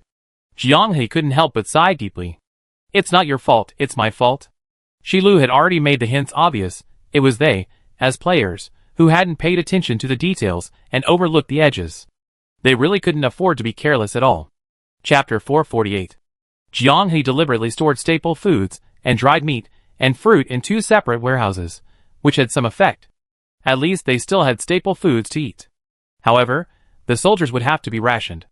The canals secretly built by the magical clans of Green Embroidery City were for both sewage disposal and proper utilization of groundwater resources. Therefore, even if a siege was necessary, water would not be scarce. However, there probably wouldn't be a siege. After observing the underground water network built under the supervision of the Ruhr family, Jiang He was at his wits' end. Bombing this place to intercept the enemy was easy, but what if the wells in Green Embroidery City were contaminated? What would they drink? Blood? Huang Liang Yimeng laughed, clapping her hands. Could it be? Yes, vampires indeed don't get thirsty on the battlefield. You know what, Potato was right. The opposing legion's tactics are both cunning and steady. I suspect they're capable of doing something like this. According to Joel's count, there are about 2,000 residents left in the city, but they have little will to resist and are simply waiting to be taken over by Paria. In the current worldview, people are commodities that can be weighed. Under normal circumstances, the Legion commander wouldn't resort to massacring the city unless he was desperate. After eating, Zhong Zimo quickly used the leftovers to make some dry rations and distributed them to each player. Then, Jiang He gave the order, and everyone moved out. What does this mean? If the city-state is occupied, the game is over. Leaving Green Embroidery to NPC soldiers for defense? It'd be a miracle if they can hold it. In the magical worldview, the players weren't clear on the form of the tug-of-war in warfare. But Green Embroidery is built on a plain, with no natural defenses. The city-state's outer walls are broken, and the doors are wide open. A reasonable allocation would be to leave at least 10 players to command the city's garrison, preventing a flanking attack. Most soldiers are ordinary, but the Paria forces clearly possess extraordinary combat abilities. That's not how the game is played. A meteor streaked across the sky. Its fiery tail scorched the heavens, leaving a bright trail. From the player's perspective, they seem to have returned to the Yucatan Peninsula, as dinosaurs, to that morning when they welcomed the extraterrestrial visitors. Ritual magic. The powerful ritual concocted by the Paria mages summoned a cataclysmic meteor. When it struck the battlements, it didn't immediately produce a devastating roar. Only a strange and beautiful high-frequency vibration, like glass shattering, followed by a hurricane-like shockwave. The granite walls collapsed like shortbread. The rubble, before even hitting the ground, melted into a dark red slurry in the intense heat, scattering across the sky with a howling wind. Until this moment, the ground trembled violently. The earth beneath their feet no longer offered any sense of security. It swayed like a small boat, instantly conveying to everyone how vivid the image of an earth dragon turning over was. Ritual magic destroyed the North City, causing the ground to cave in and lava to boil. Following closely behind were hundreds of streaks of light. Like shattered companion stars during a meteorite impact, they plunged into the crater at a slightly slower pace. The elemental mages were the first to react. It was a volley of magic, and a gradual one. From the north gate, blasted into ruins by the ritual magic, it slowly spread towards the buildings behind. Those poor wooden huts burst into flames upon impact, only to be reduced to dust by the subsequent barrage. Damn it, Potato! How did you guess they go into cleansing mode? When Jiang He said everyone should leave Green Embroidery, someone objected, their opinion mirroring that of the spectators. Some people had to be left behind. Now, Seeing green embroidery North City engulfed in flames, their eyes were practically bulging with anxiety as they looked at Jianghe. There's no way to explain it now, let's keep going. Jianghe wasn't entirely confident either. It was just a strange premonition. While they weren't desperate enough to massacre the entire city, their 35 people in Green Embroidery City became a huge variable. Without knowing their strength, what if a cautious Legion commander used range suppression to ensure 0 casualties on his side? He wouldn't say it was based on a premonition. His command being able to anticipate the enemy's moves was always a morale-boosting thing. The pelican in orange tea let out a burp and flew back to his side. Pariah's messengers, delicious. 8 were eaten. Messengers, mimicking animals formed from magic, are one of the basic information detection spells used by mages. Jianghe had orange tea summon the pelicans to deal with Pariah's eyes, expecting a head-on confrontation. Unexpectedly, the magical messengers ended up in his stomach. Based on the messenger's location, Jianghe already knew the enemy's garrison location, a valley southeast of Green Embroidery City. To avoid a direct confrontation with the Legion's main force, they chose to flank, infiltrating a woodland to approach covertly. But it seems this plan has failed. They know us too, Music Box reminded them. There couldn't have been only 8 messengers. The pelicans ate the eyes. The area still shrouded in darkness is where we are. Before the words were even finished, a strong sense of crisis sent chills down the spines of every player sensitive to magic. Dodge! Jianghe grabbed the still rushing French fries, pulling him into his arms, and retreating behind Inkfish. The 4 primals and other elemental mages displayed the disciplined nature of the players. They all stepped forward in unison, weaving elemental magic into shields, maximizing the coverage area to form a semicircular grid of light. Everything happened in an instant, requiring no instructions, relying solely on intuition and tacit understanding. At this moment, the top 4 elemental mages in the Chinese server seemed divinely aided. A gradual bombardment, primarily elemental, erupted less than 20 meters ahead. Before the dust settled, a dense barrage of booms, like exploding firecrackers, accompanied by the deadly thump-thump of death, assaulted the players' faces. The near-saturation elemental bombardment caused the light shields to flicker. A split second before cracks appeared, the bombardment ceased. The players were dumbfounded. So the magical world was pretty much like theirs. The war began with overwhelming firepower. If the players present weren't among the top tier of the Chinese server, and their formation and blocking actions were a little slow, they would have had to restart the game. This is too much respect for us. They clearly already deployed cavalry, preparing to enter the siege and mop-up phase. The player who said this had a slightly morbid fanaticism. He was furious, but also excited. He wished the Parian people were nearby, so he could tear one apart for a quick bite. He glanced at the group of Korn's men. Their reactions were all pretty much the same. No wonder they're all gathered together, birds of a feather flocked together. Boom boom boom. A muffled explosion rang out again. A saturation bombardment of magic struck once more. Except for the 3 shadow walkers roaming the perimeter, the 32 players were completely suppressed. He's so steady it makes me sick. Another world version of Sima Yi? Which Sima Yi? What do you think? Of course, the one who drowned the moment Luo Shui became a god. He commanded a large number of mages, a massive army of infantry, cavalry, siege weapons, and possibly even high-level combat power comparable to the total number of players. Yet this Legion commander wasn't reckless at all. After bombarding the city and finding no response, he immediately searched the surrounding area. Using the blank areas on the messenger's map, he located Jianghe and his group. Still avoiding contact, he launched 3 rounds of ground-clearing bombardment first. Before even engaging the enemy, the elemental mages used most of their magic to cover their companions. They couldn't easily disperse. Pariah's barrage had a wide range. Jiang Dong Tibi crouched down to listen. The ground is shaking, several heavy footsteps, not like humanoids. Prepare to engage? Repeatedly overwhelmed and unable to retaliate, every player held their breath. Trees fell, the earth trembled. From the billowing dust of the explosion, mountains emerged. These rhinoceros-like beasts, roughly 2 to 3 meters tall, wore heavy black armor and face shields, revealing only a sharp, pointed horn. Dozens, even hundreds, charged together, making the players feel as if they were on a national highway, with massive trucks carrying hundreds of tons of steel coils roaring by. Mages, berserkers, magical warriors? All beings are equal. One disciple of the stargazing sect, completely oblivious to the terror of these behemoths, actually dared to dream of a Western-style duel with the rhinoceros-like beasts. The instant the skill was unleashed, the man was smashed into a cloud of blood mist by the rhinoceros beast, and instantly ascended to heaven. The shield was ineffective. Many elemental mages, even Orange Tea, noticed this little fool immediately. Blessings were bestowed upon him without restraint, but under the rhinoceros beast's unreasonable weight and acceleration, this warrior who challenged the otherworldly dump truck died peacefully.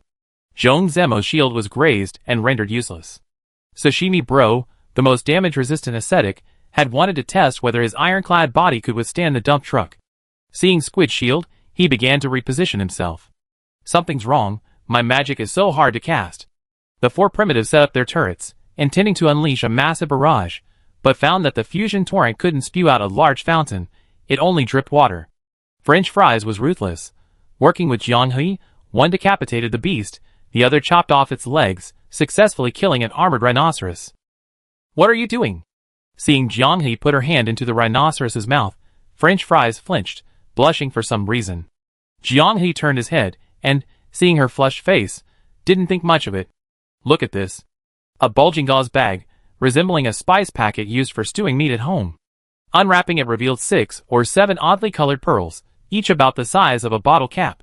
These pearls were an eerie pale purple, emitting a demon-suppressing power that made Jianghe extremely uncomfortable. Damn it! Jianghe cursed. Could they be any more respectful? This Legion commander had even used a demon-suppressing artifact to deal with their 35 people. The situation was chaotic.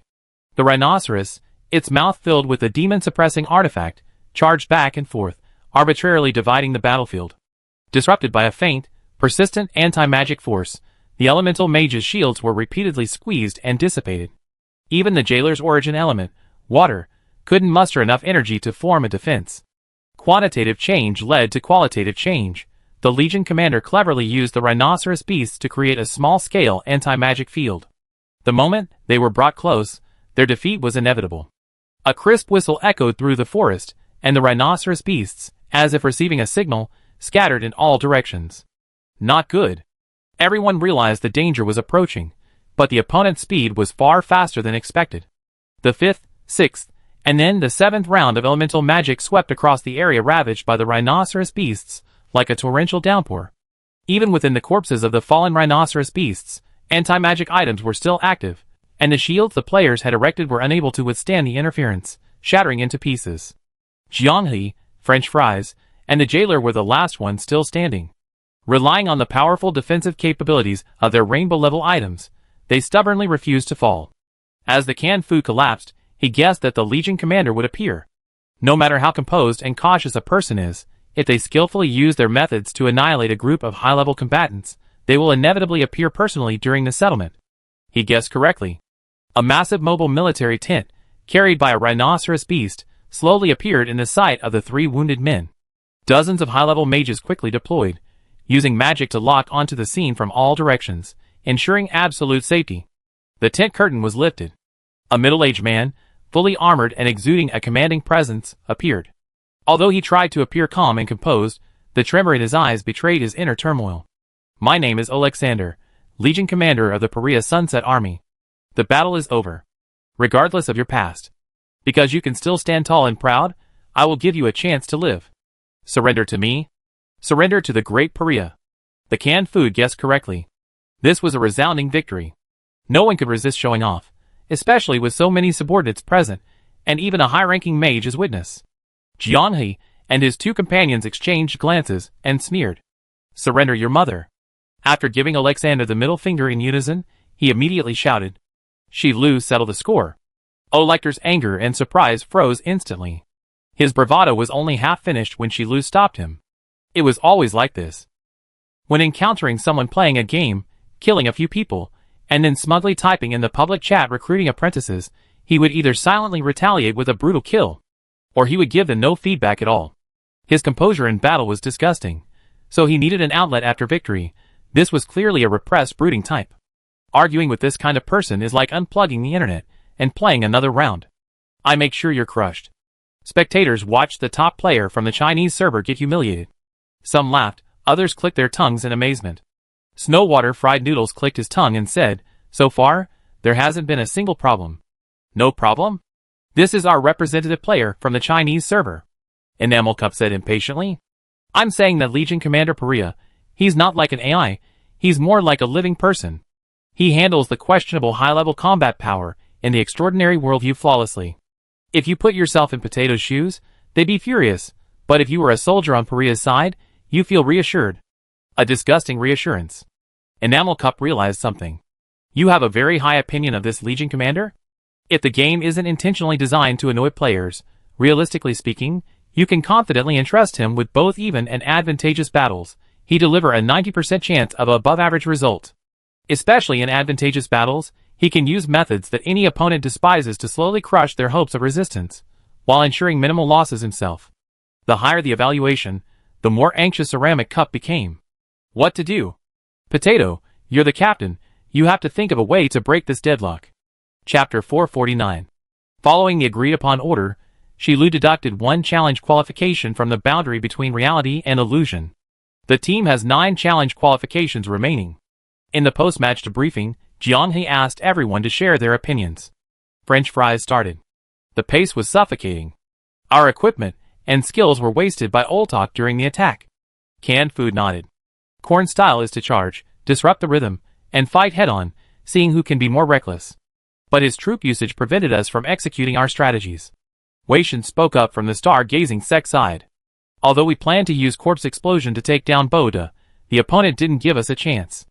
If we couldn't get the opponent into the densely packed corpse area, we couldn't create an environment full of corpses. Jailer Brother and I were a bit exhausted. Crimson Music Box pondered. Perhaps, all the problems stemmed from engaging the cavalry at the beginning, revealing our strength too early. This sentence struck a chord with Jianghe. During his debriefing, he clearly sensed that Oltok's vigilance stemmed from Korn's overwhelming power in instantly annihilating 50 cavalrymen. Jianghe's mind raced, gradually forming a new strategy. But in this new plan, manpower was still insufficient. Considering the existence of a massive underground waterway in green embroidery, it was impossible for 35 people to be divided for defense. Was the only solution to blow it up? Fries, as if by telepathy, knew the source of Jianghe's troubles. She rested her chin on her hand, helping to think, but she too was clueless. All the mages in Green Embroidery City were hostile units. There were no potion makers to assist, and no array mages to repair the damaged magic arrays. Amidst the collective sighs of the others, she murmured softly. If only Min were here, perhaps she could do something for us with potions, like she did when the server first launched. Jianghe didn't feel they were in such dire straits. After all, they were far stronger now than when they fought the frog-headed Stitches at launch. However, Zhong Zimo also chuckled, remembering Mint's kindness. Mint knows a lot of strange and unusual things. The local natives are more perceptive of war tactics than we are. Orange Tea suddenly stood up. Everyone was sitting cross-legged on the ground, chattering incessantly, when suddenly one person stood up, standing out conspicuously.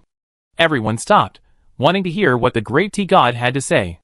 Shilu, can we open the shop now? Of course, the shop is always ready to help players. Music Box guessed her plan. Those recovery items are practically useless. It's not that we can't beat them, it's that Alexander doesn't give us a chance to clash. Orange Tea remained silent. Alexander feigned indifference, but her condescending gaze held a condescending pity in favor. Grant us a way out. She chewed on those words, swallowing them slowly, letting the burning flames within her consume her. She glanced at her current score at the reality/virtual boundary. 8,600. Do you believe me? Orange Tea's eyes seemed to reflect a sky full of stars, sparkling brightly. That gaze was more resolute than ever before, radiating unquestionable confidence. Since joining the reality/virtual boundary family, she had never displayed such strong dominance in any situation. She clearly knew what she wanted to do, and was unwavering in her determination to do it. The answer was obvious. Not to mention the boundary between reality and illusion, even the other guilds nodded in agreement. But what was Tea Goddess planning to do with this sudden inspiration? She walked over to the jailer and rubbed his hand. Wait, huh? The jailer was full of questions. Then she quickly turned back and pressed the refresh shop option on the projection screen, which cost 100 points. The Frozen Guild Resource Tower Worldization, low tier, disappeared. Huh? While everyone was stunned, Tea Goddess refreshed 4 times in a row without hesitation. When the refresh cost increased to 200, and she only had 8,200 points left, her hand stopped. Hey, Tea Goddess, you wouldn't be thinking of. Everyone stood up. The spectators' mouths dropped open in surprise. Shilu, 1,000 points, I bet on the points roulette. I'm betting 4,000 points.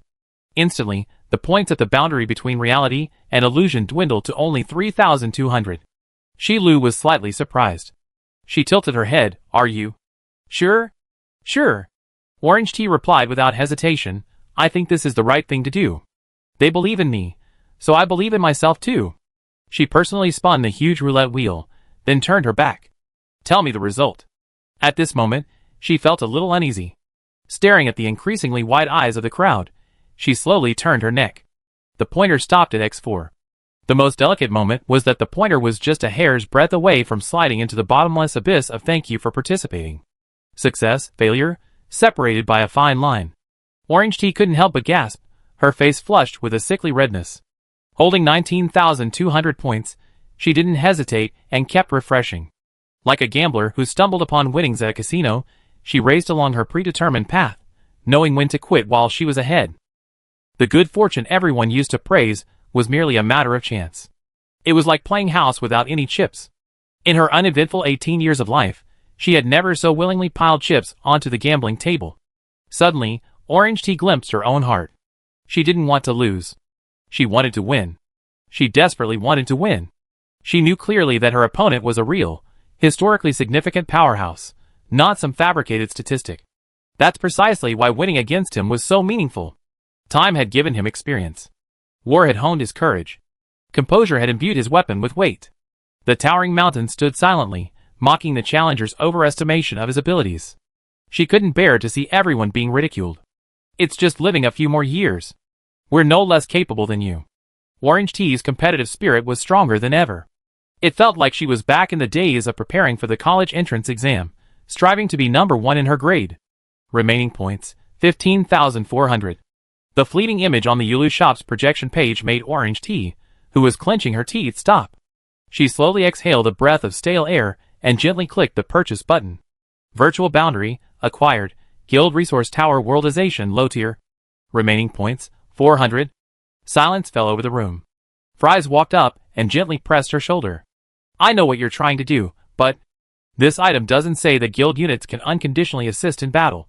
Orange Tea suddenly shuddered, her initial arrogance vanishing considerably. She stammered. Fries asked, Shi Lu, now that the boundary between the virtual and real worlds has been transformed into a tower world, does this include allowing NPCs, one of the guild's resources, to assist in battle? Shi Lu grinned. Of course. Orange Tea hugged Fries tightly, beaming. In the lower tier, players can choose one guild unit to enter their floor to assist in battle. Guild units can choose to consume tower world points or main world resources. Unit deaths do not affect the main world survival. However, repeatedly inviting assistance on the same floor will increase the required resource amount.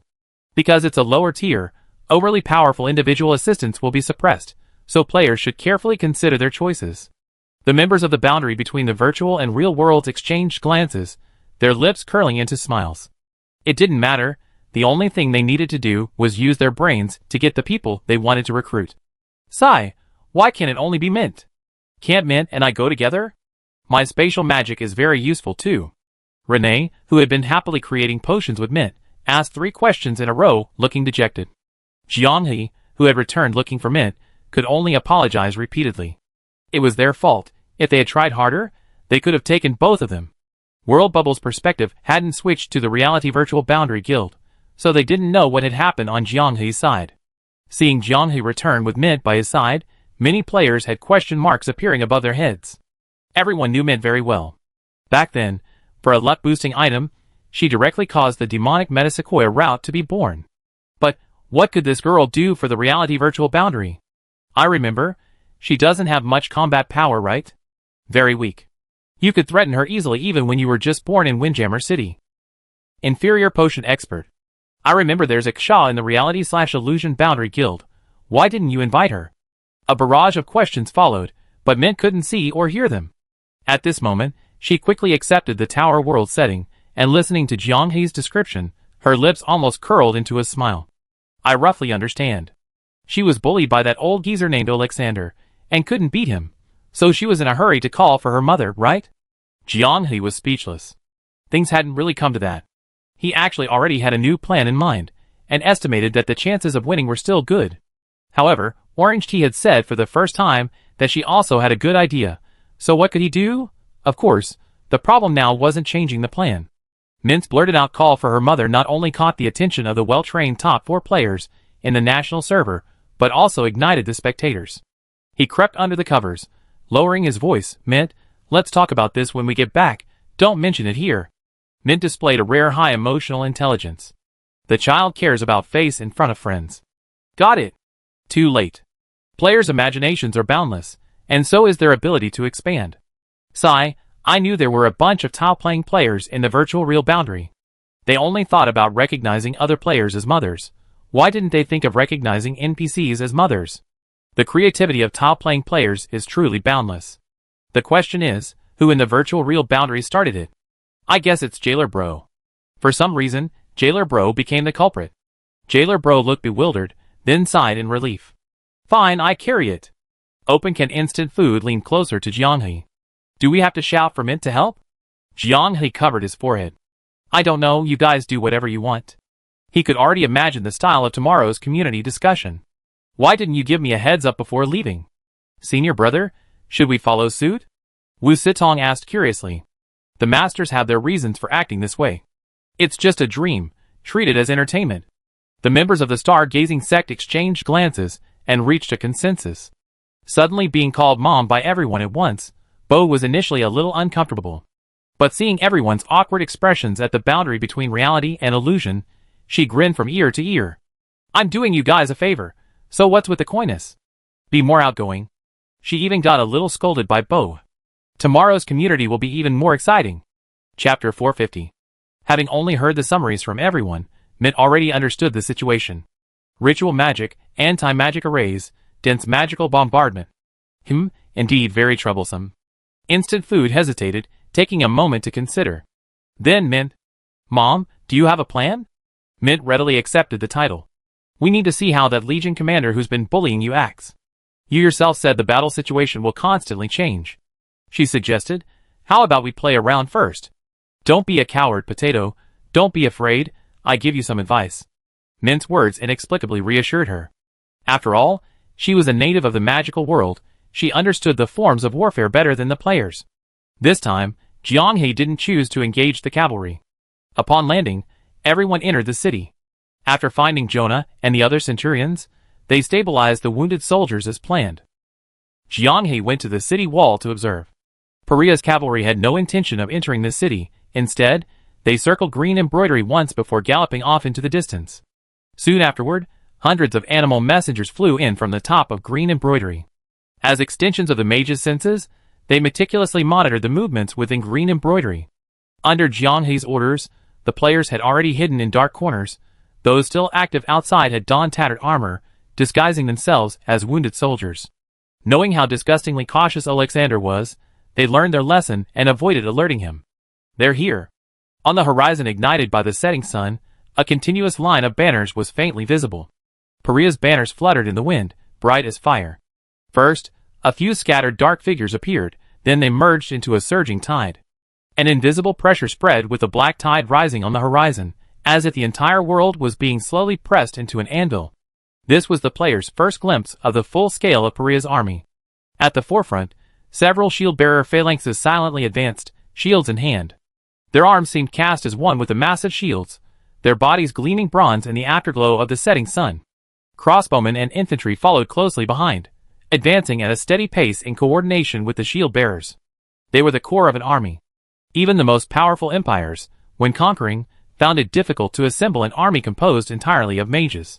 Effectively and rationally armed ordinary people remained the mainstay of warfare. Weapons effectively killing mages were plentiful in this world. At least the player had just experienced one. The core technicians, providing the player with a shower experience, mages clad in various robes, silently held the rear. Animal messengers from all directions took off and landed, filtering countless pieces of information before gathering them at the central army. Hundreds of rhinoceros beasts guarded the central army, forming Alexander's impregnable personal defenses. Over 1,000 cavalrymen served as a mobile force, flanking the square formations and moving back and forth. The advance was methodical. Even though green embroidery was a crumbling, isolated city, Alexander maintained the utmost composure as it advanced. What do you think? Jianghe asked. Mint peeked out from behind the wall, only half her head visible. The rhinoceros beasts need to fill their mouths with mutated anti-magic pearls to suppress the magic. You see, those mages are very close to the central army, yet they haven't been affected. The animal messengers coming and going haven't been disturbed either, which means the anti-magic items are located further back in the army formation, in the logistics team that we can't see from our perspective. Jiang He immediately understood. He asked again, "Do you need me to send someone with you?" Mint chuckled. "Who do you think I am? Just give me a guide." After Alexander came into view, his perspective was unlocked among the spectating players.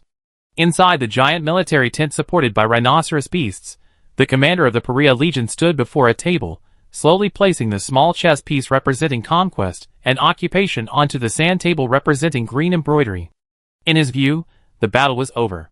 The strongest resistors of green embroidery had become the paint staining the nearby earth red. Their corpses were rotting and stinking, the nauseating stench enough to frighten any wavering cowards.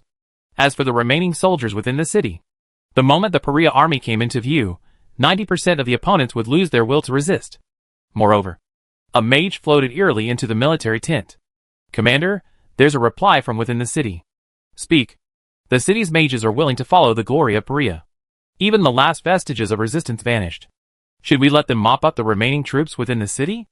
Olector coldly replied, "Let's save our cheap loyalty for after we entered." He suddenly frowned. "What's the commotion?" A messenger rushed into the tent. "A strange group of people is charging towards Green Embroidery City." Olector pushed aside the curtain in confusion. Under the setting sun, about to be swallowed by darkness, the heads of Paria warriors surged like a torrent of steel. At the far end of the torrent, a heavily armored warrior exploded in midair into a dazzling spray of blood. Open-can instant food clenched his fists, his steel-forged gauntlet swung, and the Paria shield guard wielding his massive shield made a muffled thud. Unable to withstand the immense force, he and his shield crashed down, knocking several men behind him. Never before had such a charge been seen. No weak points in the defenses were chosen. No flanking maneuver was attempted. He charged head-on, facing the cold blades. From the spectator's perspective, the 7-man corn charged in single file. A gap was cleaved in the impenetrable torrent of steel. The 7 men left a trail of blood in their wake. "Kill! Kill!" the man shouted, grabbing a shield bearer and crushing his head.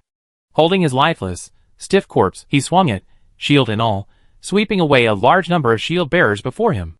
Finally, he hurled the mangled body heavily at the Parian soldiers trying to form a shield wall in the distance. Bang! The body exploded, a bloody mess, the shield wall shattered. The shield bearer's wrist was broken, and he collapsed, coughing out blood. A chilling laugh echoed from the murky soup, followed closely by his weapon, a massive bronze cauldron large enough to boil a person alive. The star's proof had been transformed into a shield, and given a gold rarity rating. Aiming at a centurion nearby who was issuing commands, he leaped down beside him. "Come in!" He grabbed the centurion and, like a rag doll, shoved him into the cauldron. As if adding a gadget to his weapon, he carried the weighted cauldron towards the square formation about to fire its crossbows. The well-trained Parian people had conquered and destroyed many kingdoms, and had seen countless enemies. But the scene before them still chilled them to the bone. Seeing their superior still groaning in the cauldron, they were momentarily terrified and took several steps back. "You idiot! All you do is make a fool of yourself." Yi scoffed, casually beheading a group of Parian soldiers. "Stop embarrassing us. Just carry out Potato's plan." "This is carrying out the plan. Soldiers are human too, they get scared." Nurgle Soup pulled a centurion riddled with bullets from the pot, tossed him aside, and continued searching for the next target. "Do you think these commanders will be scared when they see me only capturing them?" Potato said, "We should do what Corn does. Then change your name first." 7 men, moving with ease, darted through the enemy ranks. As berserkers, they grew stronger with each battle, their muscular skin stained with blood. Whether their own or someone else's, it was hard to tell. Wherever they went, Parian heads fell to the ground, their eyes wide with fury. Each of them possessed terrifying combat power, capable of taking on 100 men, their presence as if they were in an empty field. Within the world, regardless of nationality, everyone was ignited by the madness of these 7 men. Kwanai, glancing at the shrinking Parian army, thought, "I sense it's coming." Nurgle, with a centurion in his left hand, and a Chiliarch he finally managed to capture in his right, slammed them together on their foreheads, instantly shattering them. Indiscriminate attack? He looked around at the somewhat hesitant Parian soldiers, and couldn't help but roar. "Don't back down. Face me, you cowards. Escher was speechless. Only you're playing dirty tricks, not seriously fighting. You actually have the audacity to call these fearless soldiers, who dared to stand in your way, cowards. These ordinary Korean soldiers are 100 times braver than you. Korn should have done a proper political vetting when he founded the organization. How could they let in someone without the soul of Korn? Oh, the mage's aid has arrived. The Paria soldiers were overjoyed. Using their flesh and blood to delay the monster was all for this moment. Huh? In midair, two streams of light from different directions collided head-on. The dazzling light instantly illuminated the earth after sunset, making it as bright as day. The chaotic elemental energies clashed violently, annihilating each other. In an instant, the sky was torn in two.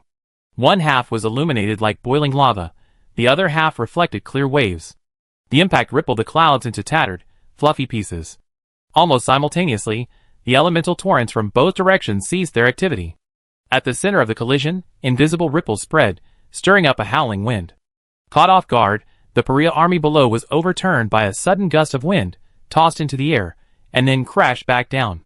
In the chaos, they trampled each other, their flesh and blood sinking into the ground, their cold, hard armor becoming inextricably linked to their bodies. Nurgle Soup laughed heartily. It's just an elemental fusion torrent. Who's afraid of who? We have the best.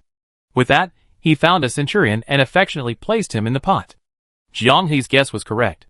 Although Paria possessed high-level combat power, and the mage contingent was large in total, in terms of burst damage, the players definitely had the advantage. They had the advantage of advanced equipment and skills. The outnumbered force thwarted Alexander's intention to indiscriminately clear the field. Keep pushing. Keep pushing. Instant Potato waved his hand sharply. Potato said, we should charge straight in and fight them like mobs. Alexander also realized this intention. Deploy the rhinoceros beasts. Involve high-ranking mages to delay those lunatics on the main battlefield. It's terrible, Commander. The messenger rushed in, kneeling and trembling. The rear guard in the valley, which hasn't yet set out, is on fire. What? Alexander slammed his fist on the table. I left so many high-ranking mages to guard the area. Lord Wilson was cut in half at the waist by a woman flashing red light. Now there's no one in command. Everything's in chaos. Chapter 451. The attack happened suddenly, and the messenger couldn't discern the exact number of attackers in the chaotic battlefield. The sudden earthquake sent everyone in the camp scrambling. High-ranking mage and logistics commander Wilson was killed in this chaos. If the messenger had observed more calmly from a higher vantage point, he would have been surprised to discover there were only two attackers at the valley camp. One in red, one in blue, their colors perfectly complementary. French Fries had no idea she had killed a high-ranking figure. After Jiang He's fireball blasted the camp, she immediately spotted this conspicuous individual shouting and maintaining order. During the attack, while his gaze was clearly elsewhere, he suddenly deployed a magic shield and reached out towards her, making a casting gesture. This made French Fries' heart skip a beat. In the chaos, sensing the enemy beyond her line of sight, could she have encountered a hidden master? Mad Wolf slashed at the thick magic shield, and as she prepared for her next attack, she was shocked to find. How did it become two pieces? World-class prediction, but a weak execution. She hadn't had such a dramatic internal monologue in a long time. Changing clothes and blending into the camp, Jiang He enjoyed the commotion she had caused, occasionally lighting a fire to enhance the atmosphere. During her discussion with Mint, Jiang He deeply understood how many factors limited the effectiveness of high-level mages in Legion-level clashes within the magical worldview. Limiting high-level combat power is a mandatory course in war for every nation. Paria's ability to fully implement the suppression pearls and her subordinate legions must indicate the existence of other means to suppress or even nullify magic. Mint casually made a sarcastic remark about Anna.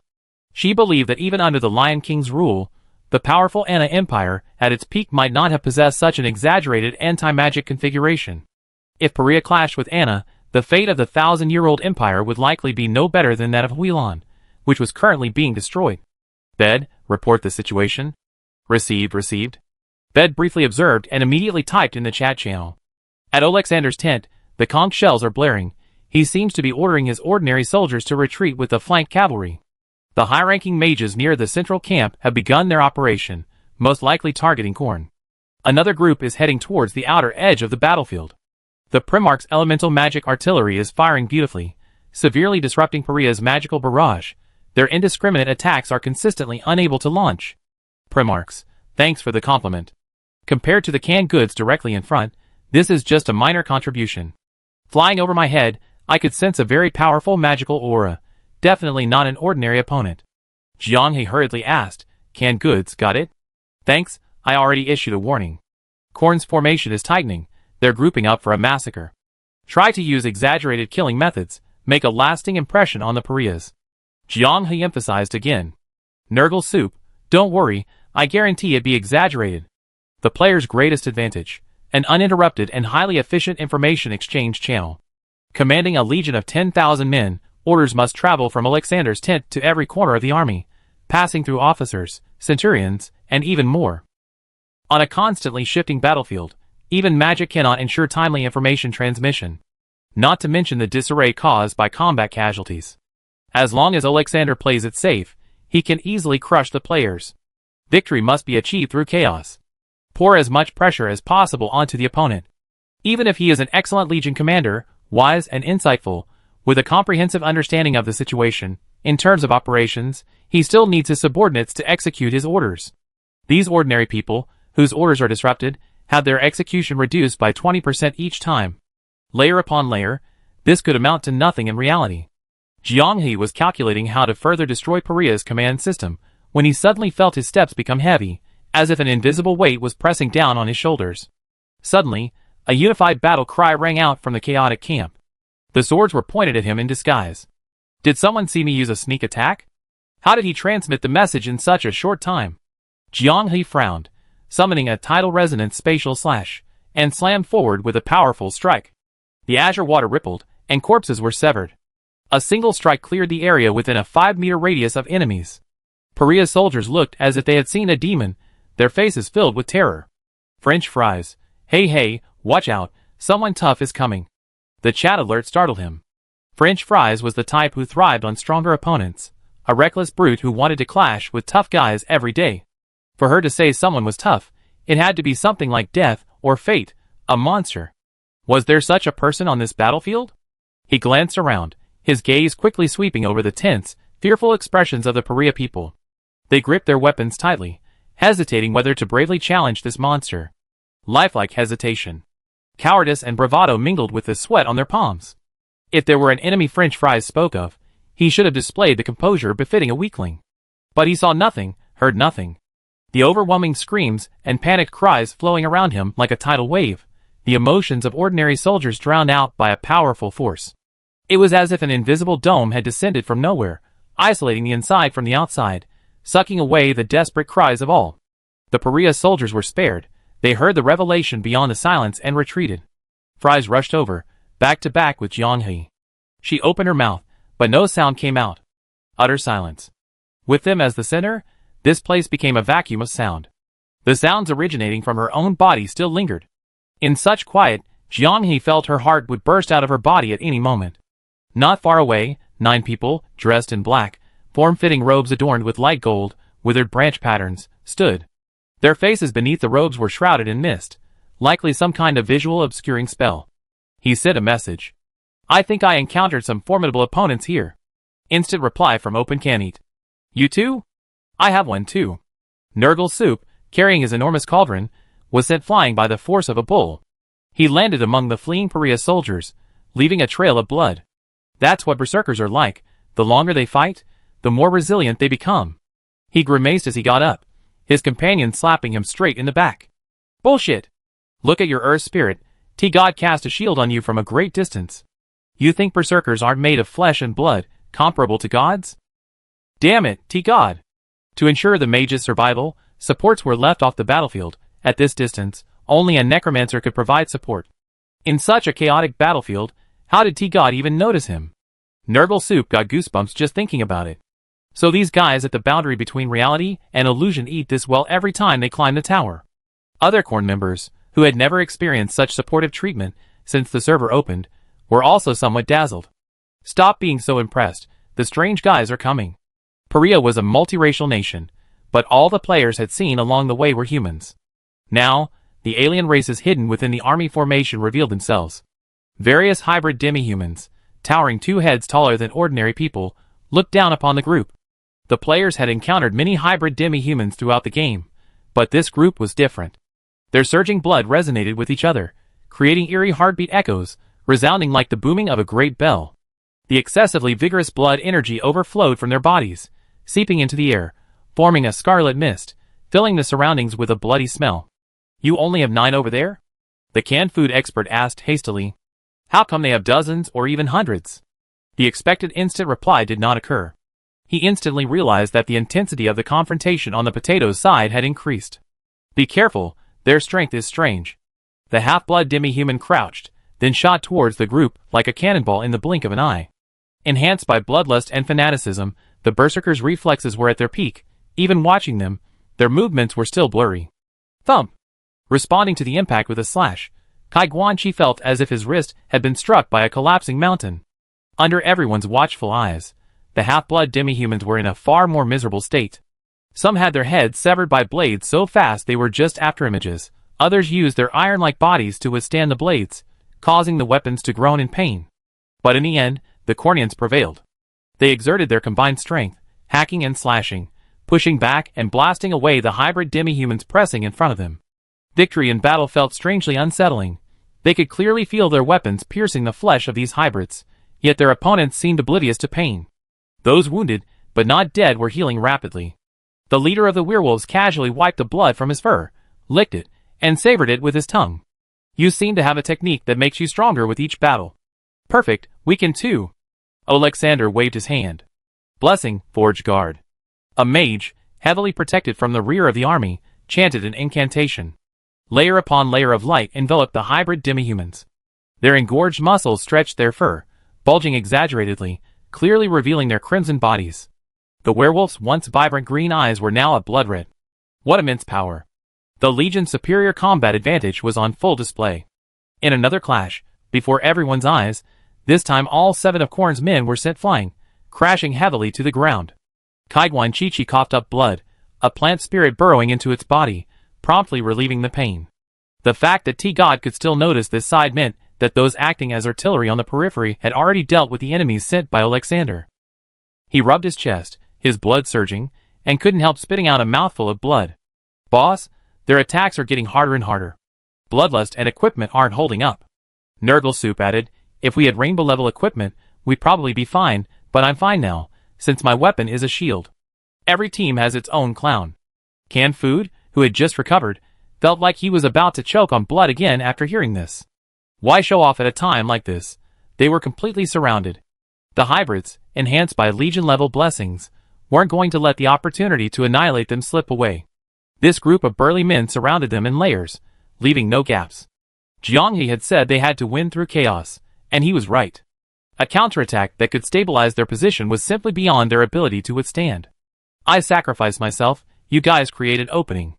Naganongtong, left hand on the pot lid, right hand on the large pot, attacked from both sides.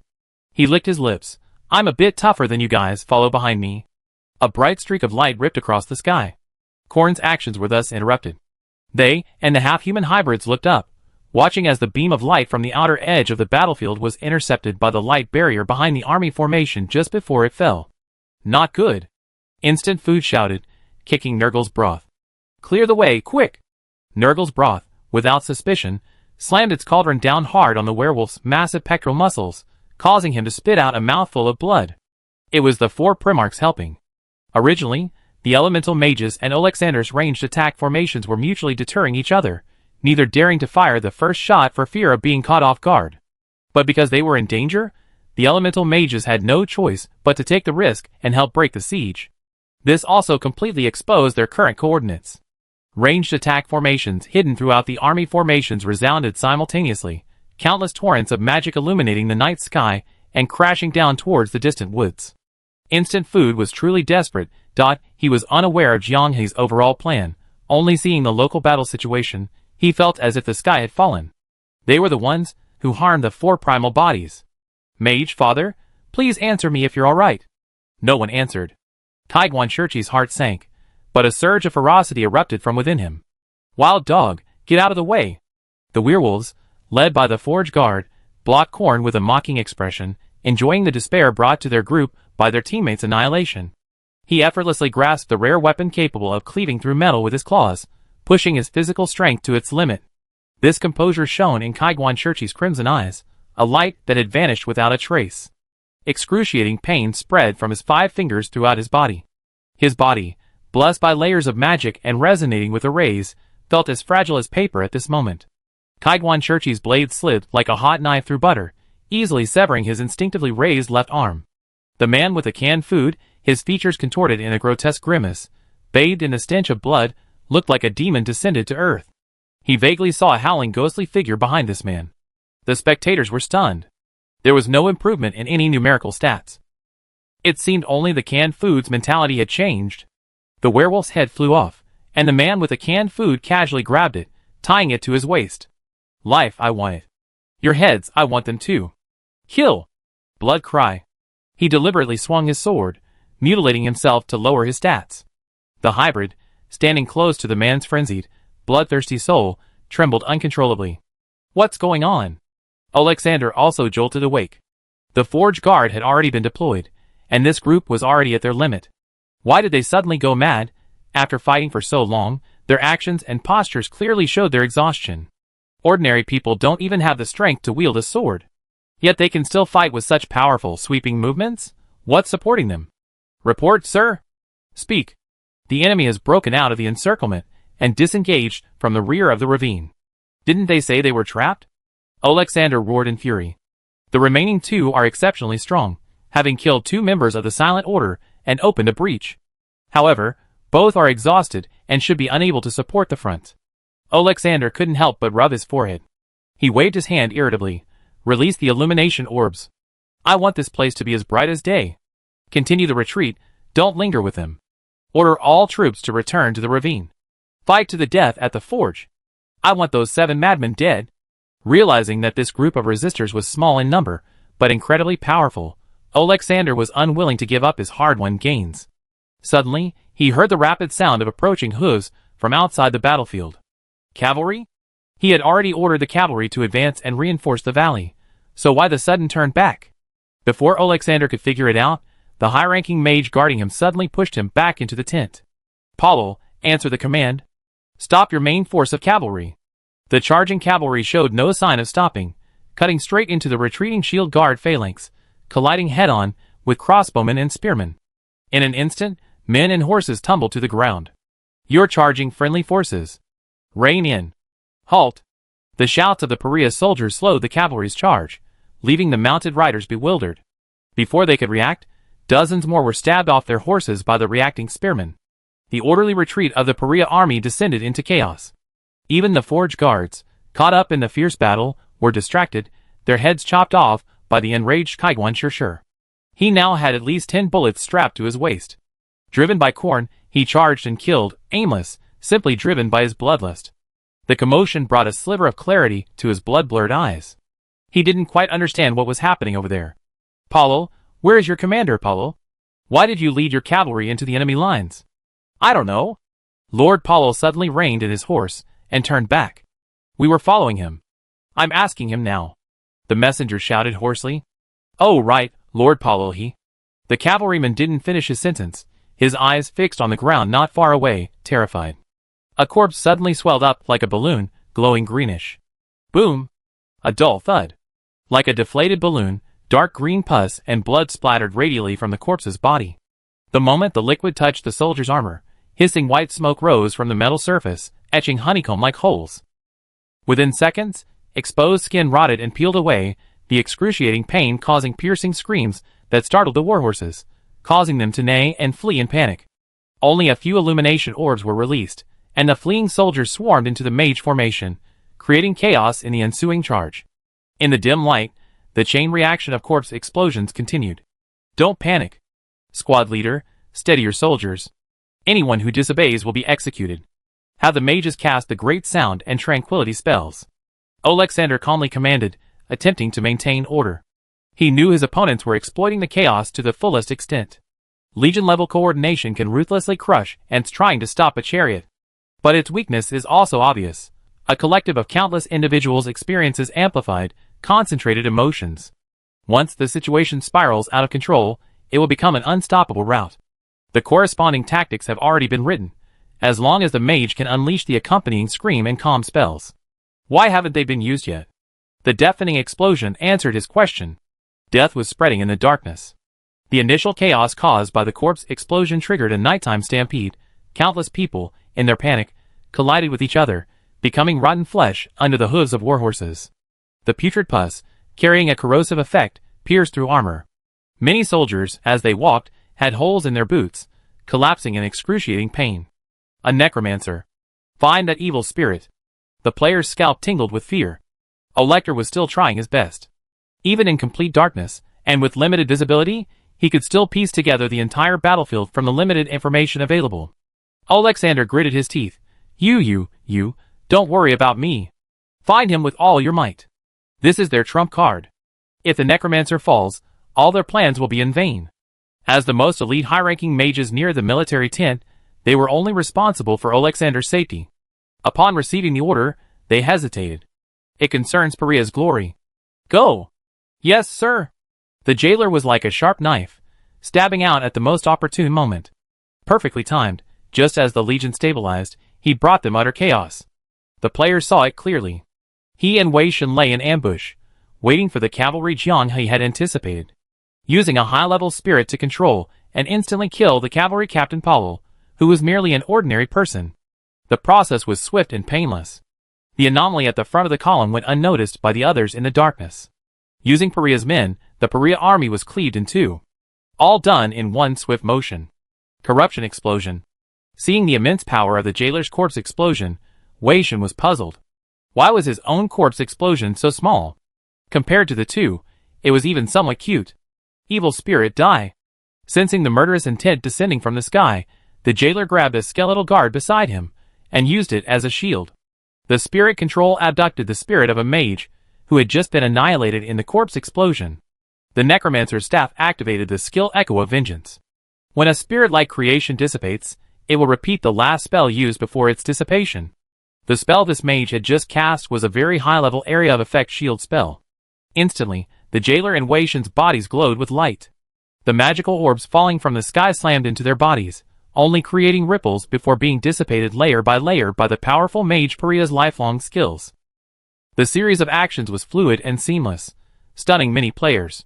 Holy crap, necromancers can be this skilled. Jiang He's message popped up. Bed, make your move. He had clearly returned to the main battlefield and assessed the situation. The three Shadow Walkers, who had been lying in the shadows for a long time, received the activation command, their shadowy figures emerging from the chaotic battlefield. Not far away, in the central command tent guarded by rhinoceros beasts, only a few figures lingered. Three black shadows transformed into three streaks of light, blades in their mouths, and attacked. The curtain ripped open, and Alexander, who was talking to the messenger, suddenly looked up. At that moment, he finally realized the other intention behind this series of actions.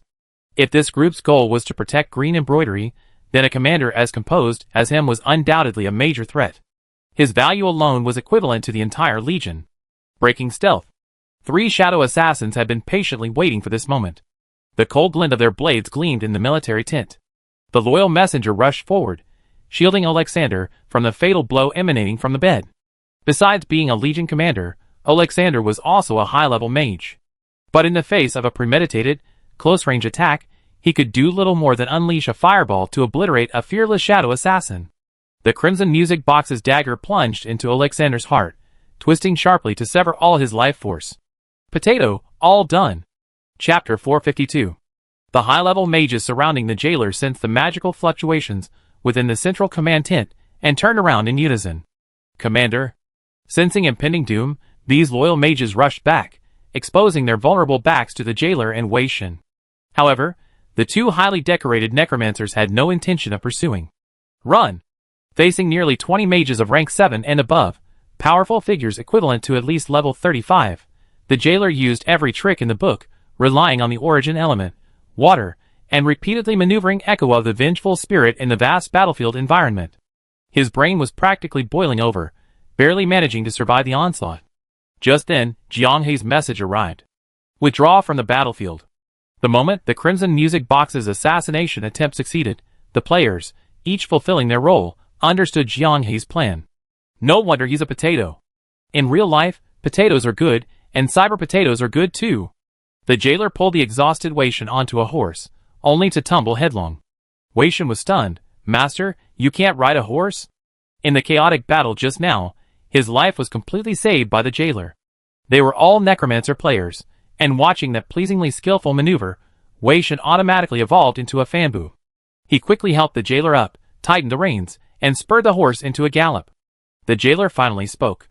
I only ride horses to watch them. Wei Shen was even more astonished. Master, your hobbies are truly unique. Isn't live sex more enjoyable than watching horses ride? Remembering that this guy came from the land of 3 domes, the jailer finally came to his senses. It seems everyone was just spouting nonsense. The battlefield was chaotic, lighting was limited, and the command system had collapsed. The Parian soldiers were in a state of extreme paranoia. Stepping on something slippery or strange, they instinctively thrust their spears into the ground. Archers caught in the blast of corpses fired in rapid succession, riddling their comrades with holes. Every now and then, the Parians could be heard shouting, "Death to the evil spirits." But the 2 necromancers didn't even bother casting any undead creatures in that direction. They were just casually creating a few corpse explosions to add to the commotion during their escape. Wherever the necromancers' hands reached, the fear of the Parians spread. "Ah, that's it!"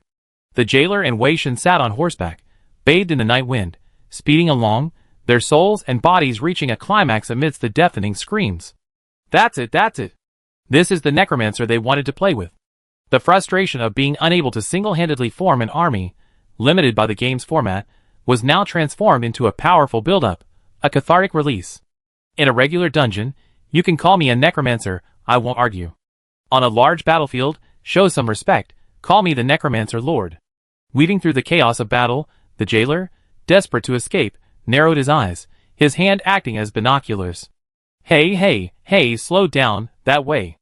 Wei Shen, a skilled horseman, reined in his horse and turned. Amidst the mountains of corpses and seas of blood, 3 burly men, like weary old donkeys, stumbled and staggered across the blood-soaked, rotten ground. The jailer stared in disbelief. Korn, facing monsters 10 times his size, and blessed with legion-level power, had actually managed to have 3 survivors? Damn! He quickly activated the origin element, Water Shield. With a single slash, the ready-to-eat can was opened, and a streak of sword energy shot out, dragging a spray of blood that crashed against the water curtain. The terrifying impact sent their horses sprawling, bleeding from all 7 orifices. Huh? The 3 bloodied men were stunned. Were Paria's cavalry really this monstrous? Could they withstand such a blow? A quick glance at their control panel, and the murderous intent in their eyes instantly turned to panic. Jailer, are you alright? They hurriedly helped the mud-covered jailer to his feet. Sorry, a little. The jailer groaned. I know, I was blinded by rage. To lighten his load, Korn had discarded his trophies. Unable to find any cavalry to offer comfort, the 5 had to huddle together and walk.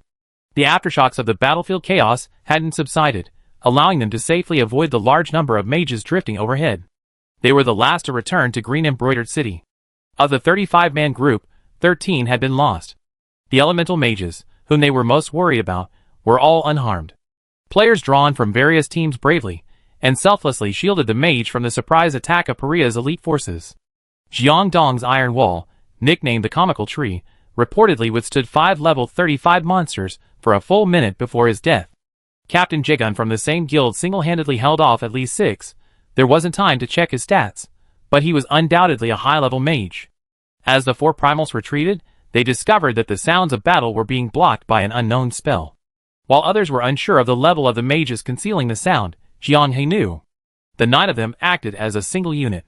They coordinated and covered for each other during the battle, their attacks relentless. Ordinary mages couldn't even raise their hands or cast a spell.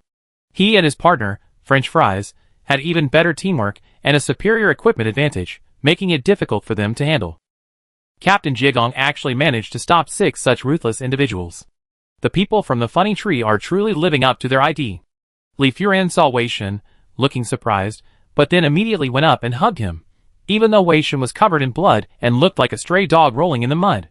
He knew very well that the stargazing sect's strength was inferior to everyone else's, so he gave everyone a death order to fight with their lives on the line. Compared to other teams, he felt somewhat guilty, feeling like he hadn't contributed anything. Jiang He chuckled upon hearing his opinion. There are plenty of idiots in this world who can't even win by lying down. They can't recognize their own strength, always thinking about showing off and making plays. Li Furan and his stargazing sect are far superior to these common game geniuses in terms of self-awareness. Besides, who said the stargazing sect didn't contribute? Wu Xitong's bard used high-level Blessing Song to block a direct hit from a phalanx attack that almost wiped out the entire team. This is a skill that a bard can only unleash at the cost of using all their magic and stamina, and sealing their own skills for 20 seconds after use. The effect is to nullify one instance of non-instant kill damage. The seemingly weak stargazing sect actually has a support character who has advanced their skills to a high level. They are also the only person in the stargazing sect with a high-level skill, which is surprising. The Crimson Music Box, having successfully landed the final blow, was in high spirits. She had a premonition that tomorrow would bring many exciting clips about herself. Time for some intensive self-searching. However, the game isn't over yet, so we haven't won? Hearing this, Bed grumbled in frustration. I was too slow to realize it. After we ran away, I remembered I should have stabbed those rhinoceros beasts a couple of times. If those big guys went berserk, they could kill a lot of people. After washing his face and regaining his human appearance, he opened the can of instant food and let out a long sigh of relief. The condition for clearing the game is to prevent the city-state from falling and being completely occupied by the enemy. The fact that it's not over means the Parians still have the ability to conquer it. The game must continue. Speaking of which, where's Mint? As an aide brought down by Orange Tea's divine power, she disappeared after the war began. Jianghe said, she has special work to do, so don't worry about her. Everyone was itching to know, but after this great victory, they were all convinced of Jianghe's arrangement, so they didn't ask further. While the battle raged outside the city, things were also in turmoil inside. The residents of Green Embroidery City began fleeing with their families. Even the elderly who were originally unable to walk, with the help of relatives and friends, fled in panic with their valuables. Some of the larger clans within the city didn't even wait for the players to cause trouble before starting to move their valuables, gather their books, and leave the city. No way, only a fool wouldn't flee. Originally, the city was taken over by Paria, likely only to be treated like slaves. But after being attacked by the players, the city's fall will inevitably lead to Paria's revenge, resulting in rivers of blood. On the other hand, Jonah and his soldiers, already prepared to die, are determined to follow the players after seeing the victory. Even in death, they carve up a piece of Paria's flesh. They're not interested in ordinary people's belongings, but mages actually want to take magical items? Wait, why are you stealing our things? The jailer's words triggered a battle royal. They gathered all the valuable magical items from these families. As for how to use them, Mint, who had disappeared during the battle, finally reappeared. She was nowhere to be seen, covered in dirt. Come on, here are some lists. Help me sort through the loot and categorize everything proportionally. The player, Kaiguanishir, took the list and glanced at it. The lists included herbs, magical materials, and crystals. As if worried the children were too slow, Mint had thoughtfully drawn diagrams for each item to help them find it. It was like feeding the players with a spoon. What are these for? Naga Nongtong scratched his head. They can't be for making soup, can they? Noticing Mint staring at him for a while, he quickly looked him up and down. Nothing's wrong. What's Mint looking at? The next second, Mint seemed to lose interest and turned to leave. Before leaving, she took a large cauldron for alchemy from Orange Sky's 30-year-old full-time Grand Mage. It was looted by Orange Sky's people during their raid on the mage's mansion. When they looked back after finishing their work, Mint appeared in the mansion like a ghost, leaving everyone completely baffled as to where she had come from. There's no reason to refuse a mother's request. Nurgle Soup suddenly realized why Mint was looking at him. She had her eye on his weapon, a shield that looked like a pot. Probably realizing it couldn't really be used as a pot, she turned away without a second thought. For some reason, Mint's view was locked, and even the spectators didn't know where she went. Anyway, everyone at the boundary between reality and illusion looked confident, seemingly completely at ease with Mint's antics. Normally, they should have taken advantage of the Paria's crushing defeat to launch a surprise attack in the dead of night and secure victory. But after a major battle, everyone was exhausted and simply didn't have the capacity for another round. Some players were snoring loudly while eating. If it weren't for the incredibly delicious food cooked by Brother Squid, their souls would have already drifted off to sleep. Jianghe and French fries were slightly better off, but they were also yawning frequently. They sat by the wall, watching over everyone sleeping haphazardly below. Mint told us not to sleep yet. I wonder what she's up to. French fries said, yawning. She thought of something, and tilted her head. She was about to lean on his shoulder when Jianghe stretched, and French fries fell headfirst into his arms. Jiang He shuddered, whispering a reminder. There are a lot of people watching. French fries blushed, muttering softly as well. Let's watch. Two people in the suddenly excited player group grinned from ear to ear. Xiaofei is so dishonest. She's been grumbling about us being all lovey-dovey all these years, but she's the same way when it comes to herself. I have to give her a good dressing down when we get home for Chinese New Year. I'm going to cut this out and project it onto the screen for her during the New Year's Eve dinner. Some people's parents are really awful. Clang, clang. In the quiet of the late night, the sound of glass bottles clattering carried exceptionally far. The two people stuck together blinked and looked in the direction of the sound. Mint pushed a vehicle that looked like a wagon, carrying a huge pile of dark medicine bottles. Get up, get up, get up. Mint shoved and kicked, waking up all the snoring players. Mom, stop it. Someone actually called out instinctively. It was narrow-minded Cosmic Ghost from the Orange Sky Strategy Group. Alright, tomorrow the community and website will be circulating clips of him calling for his mom. It will restore your energy, eliminate fatigue, and cure drowsiness. As long as you use healing magic to restore muscle damage, you stay energetic. The others hadn't tasted Mint's masterpiece before, only hearing from the community that she was a counterfeit potion seller, and all their attention immediately turned to Jianghe. Drink it, she says it works, so it works. Some didn't hesitate at all. Li Furan didn't hesitate, unscrewing the cork and chugging it down. The spicy aroma hit his head, and the new sect leader of the star-gazing sect spat out his tongue, tears streaming down his face.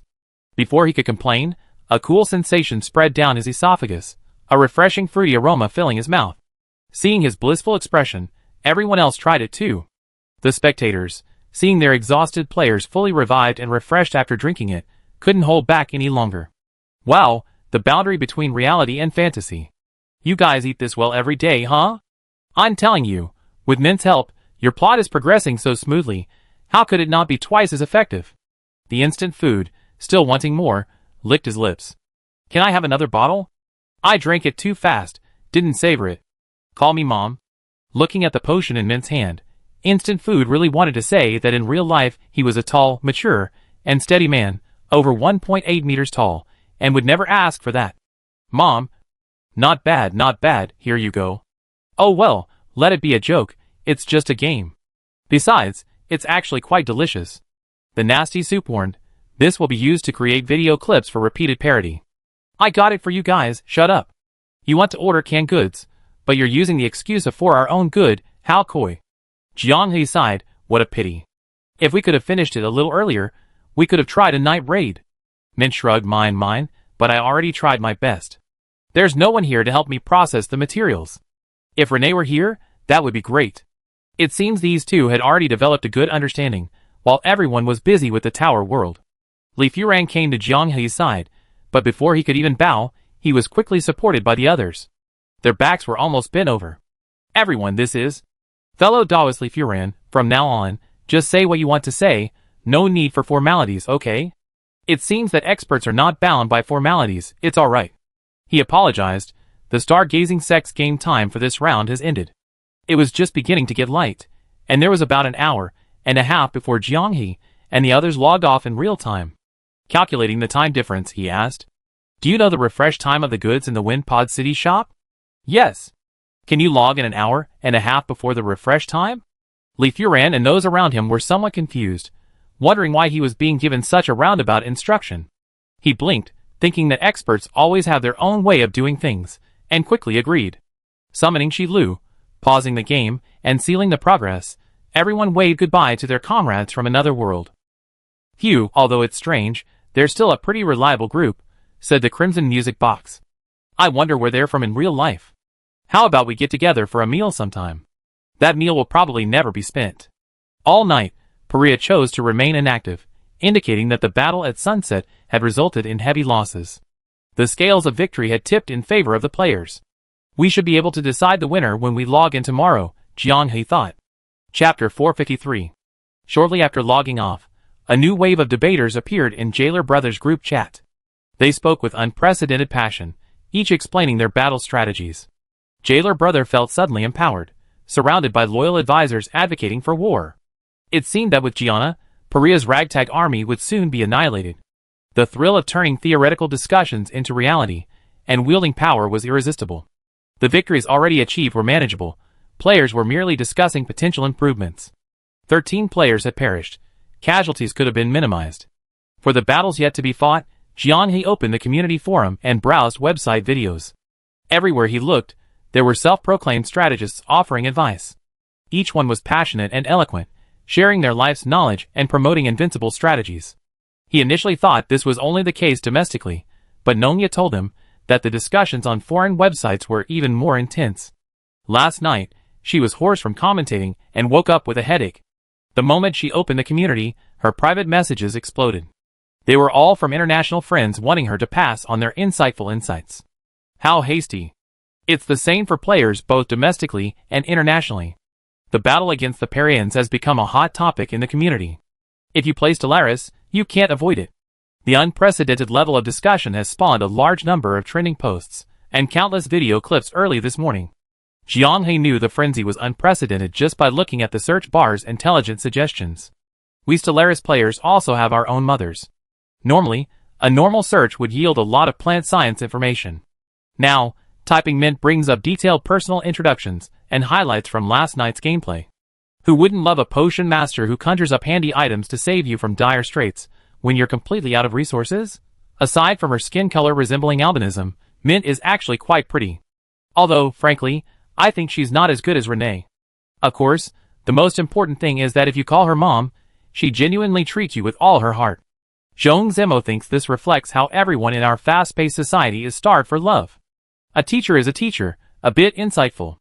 The story surrounding Mint, from the low-quality potion vendor at the game's launch, to the later Lucky Pendant controversy and the blackened Metasequoia trigger, is always negative.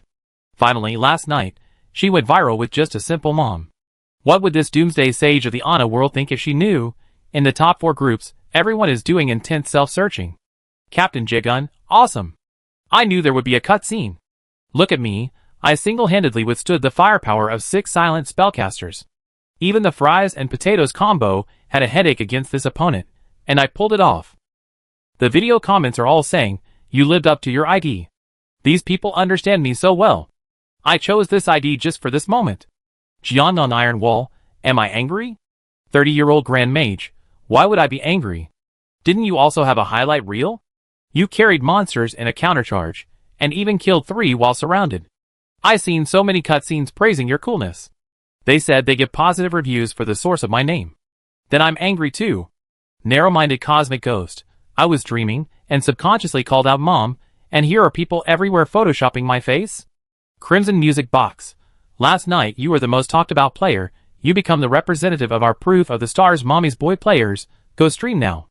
After painstakingly defeating Alexander, the most discussed keyword related to the Orange Sky strategy group was actually Male Ghost.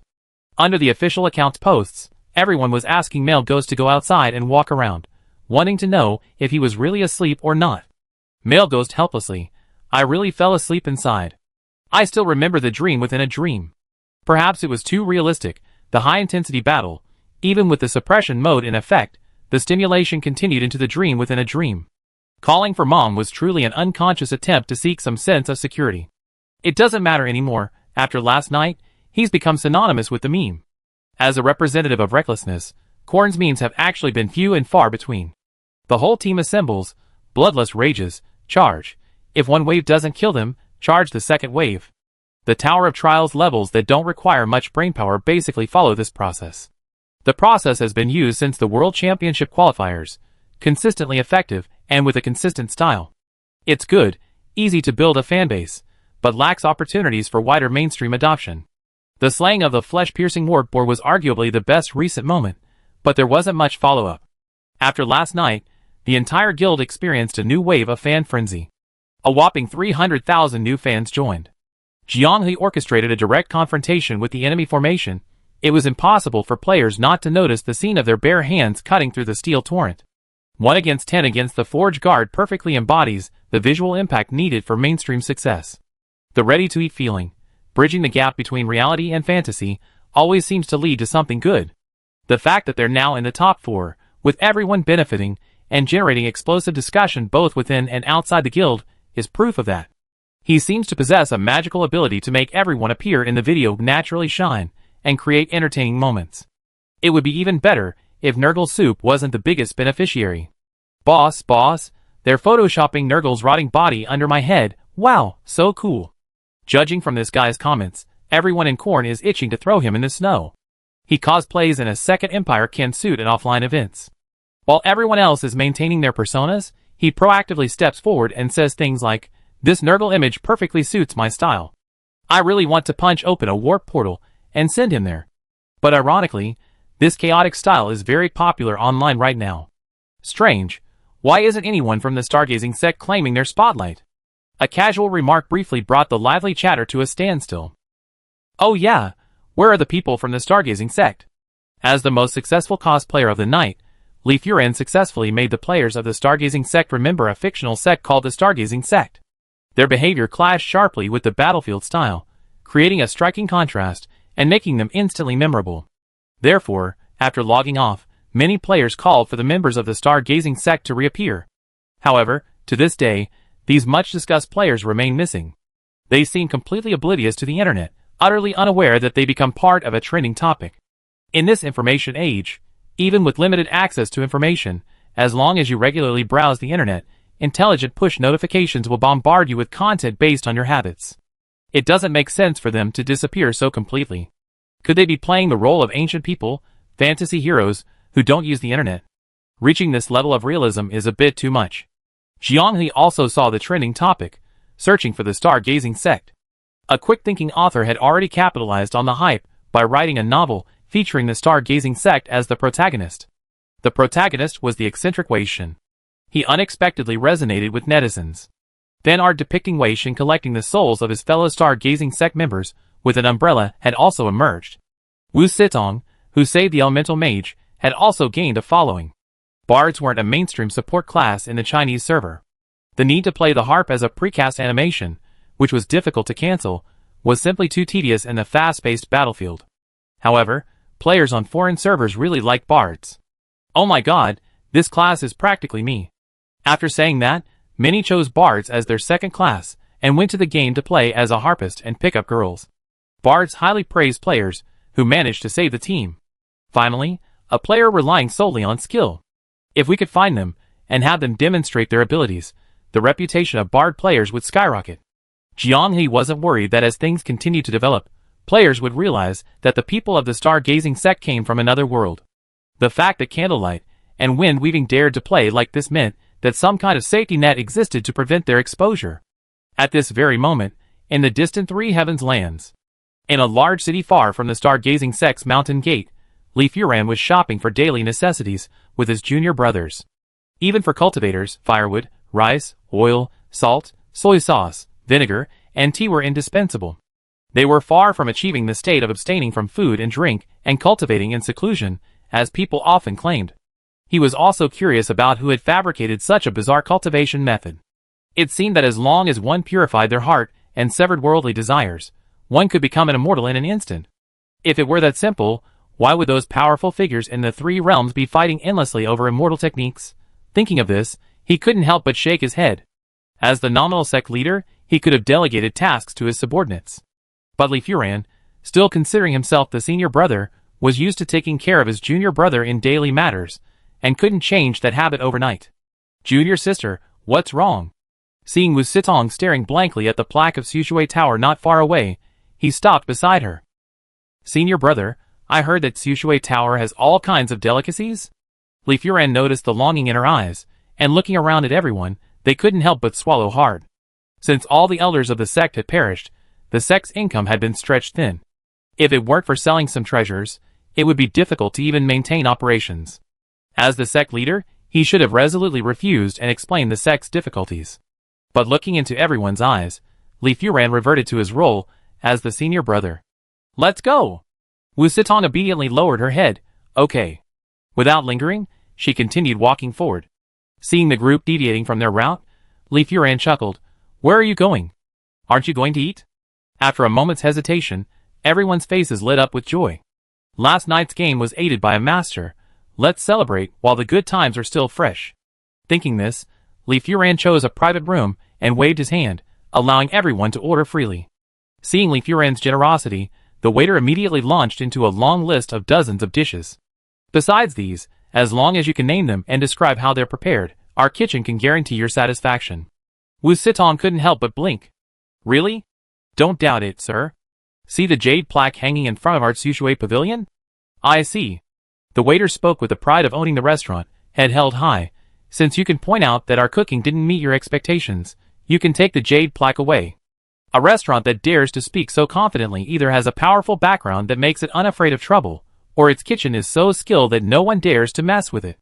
Li Furan believed that Tsushui restaurant possessed both. In that case, I'd like to have a fried chicken burger. Li Furan was taken aback. The waiter was also slightly surprised.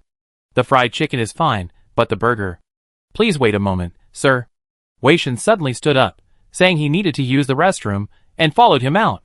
A short while later, the waiter returned, gesturing for a distinguished-looking young man in fine clothes to come forward. Esteemed guests, I am the head waiter of Tsushui restaurant. Please forgive any shortcomings in our service. He then looked at Wu Sitong. What would you like to order, sir? Fried chicken burgers, with a bubbly Coke, the kind with ice. The waiter frowned, his forehead creased with wrinkles. Fried chicken is understandable. But could you explain the latter too, sir? He looked at Wu Sitong, tilting his head involuntarily. As an experienced waiter, his ability to read people was quite good. He could tell that the person before him didn't seem to be here to cause trouble. A sudden curiosity arose within him. Wu Sitong was speechless. Last night, during the fierce battle, someone brought up the topic of food. The elemental mages chattered amongst themselves, mentioning a stress-relieving meal. In their words, it was called a fat and happy three-piece set. After this battle, when we get back to Green Embroidery City, we have squid make it for us. Pa! We're at war. Don't say things like that. It's too unlucky. Out of curiosity, Wu Sitong asked a few questions and discovered that many people said that eating this meal after extreme exhaustion would bring a feeling of happiness. Even the four original beings, who had pulled her from the brink of death, as a highly skilled individual, said that after working overtime, eating this meal would make them feel physically and mentally refreshed. Although she wasn't quite sure what overtime meant, but everyone said it was delicious, so she wanted to try it too. Holding on to the reputation of Chu Shui Lu, she entered and ordered without hesitation. Wu Sitong repeated the descriptions the experts had used for the food, seeing their utter confusion and growing disappointment. Really, you don't have any? Wu Sitong was somewhat aggrieved. The waiter was also aggrieved. I understand, they really didn't come here to cause trouble, but if word gets out, Chu Shui Lu won't be able to meet our demands. That would ruin our reputation. Li Furan couldn't help but rub his chin. A thought flashed through his mind, making his eyes light up. It's alright, it's not your fault. Just bring us some of your signature dishes to satisfy our cravings. The waiter, relieved, quickly called to the kitchen. Just as he was about to comfort Wu Sitong, who hadn't gotten her fried chicken and burgers, Li Furan glanced at the empty seat beside him. Wei Shen's been gone so long, did he fall into a pit? Puzzled, he gestured for everyone to sit down, and went to the main hall to ask. In the stables. What's he doing in the stables? With even greater confusion, Li Furan quickened his pace. Chu Shui Lu, as a grand restaurant, provided excellent service and had prepared many horses in the backyard for its VIP guests. From afar, Li Furan spotted Wei Shen, who was squatting outside the stable, rubbing his chin, his eyes gleaming, as if he had entered an unknown realm of knowledge, unable to extricate himself. Upon closer inspection, Li Furan slapped his forehead. Wei Shen, what are you doing? Ah, senior brother. Wei Shen hopped up like a rabbit, nervously but with a hint of excitement, muttering, the expert mentioned it last night, so I came to see. The expert? What did the expert say? Horses riding horses, very beautiful. Wei Shen said, the expert's vision is indeed extraordinary. If one steps outside of conventional thinking, this truly has something to appreciate. Why don't you lead the stargazing sect? Li Furan was speechless. Chapter 454. Senior Brother Wei, why did you take so long? Back in the private room, Wu Sitong asked, looking bewildered. Li Furan glared at Wei Shen, his playful smile instantly turning serious. I was helping you, junior sister, find out about the food the experts were talking about. Thank you, senior brother. Lying was the right thing to do. Look how happy junior sister is. Chu Shui truly lived up to its reputation as a grand restaurant. The dishes we ordered arrived quickly, their color, aroma, and taste impeccable. Everyone from the stargazing sect knew their manners. They waited until Li Furan picked up his chopsticks before eagerly taking a bite. The fried chicken was specially brought to Wu Sitong. Fried until set, then pan-fried on an iron plate, and finally served with a thickened sauce, and stir-fried with wood ear mushrooms and garlic sprouts. This Chu Shui fried chicken was considered one of the chef's signature dishes, a hidden menu item for regular customers. Achieving a crispy exterior and tender interior, with juicy chicken and a non-greasy texture, required considerable skill. Wu Sitong picked up a piece, her eyes immediately brightening. Delicious. She smiled and kept eating, but her joy was gradually replaced by confusion. Li Furan also picked up a piece, inwardly praising it, but still asked, looking down. You don't think it's good? Wu Sitong shook her head. It's good, but the texture, preparation, and taste are all different from what the expert described. Li Furan lowered his voice. Eat first, then when we get back, repeat to me in detail what the expert said. Back at the sect, after distributing the food he hadn't finished at Tsushui Tower to the disciples at home, Li Furan led the 6 people from the game into a secret room, locking the door behind them. Wu Sitong carefully recalled the conversation she had overheard the previous night. Everyone present fell into deep thought. For no other reason than that, apart from the fried chicken, which had some basis, the preparation methods for the remaining hamburgers, cola, and other foods were unheard of. The experts chatted with longing, wishing they could feast there. Li Furan believed the experts wouldn't bother making fun of him. Now, savoring the moment, his thoughts became increasingly active.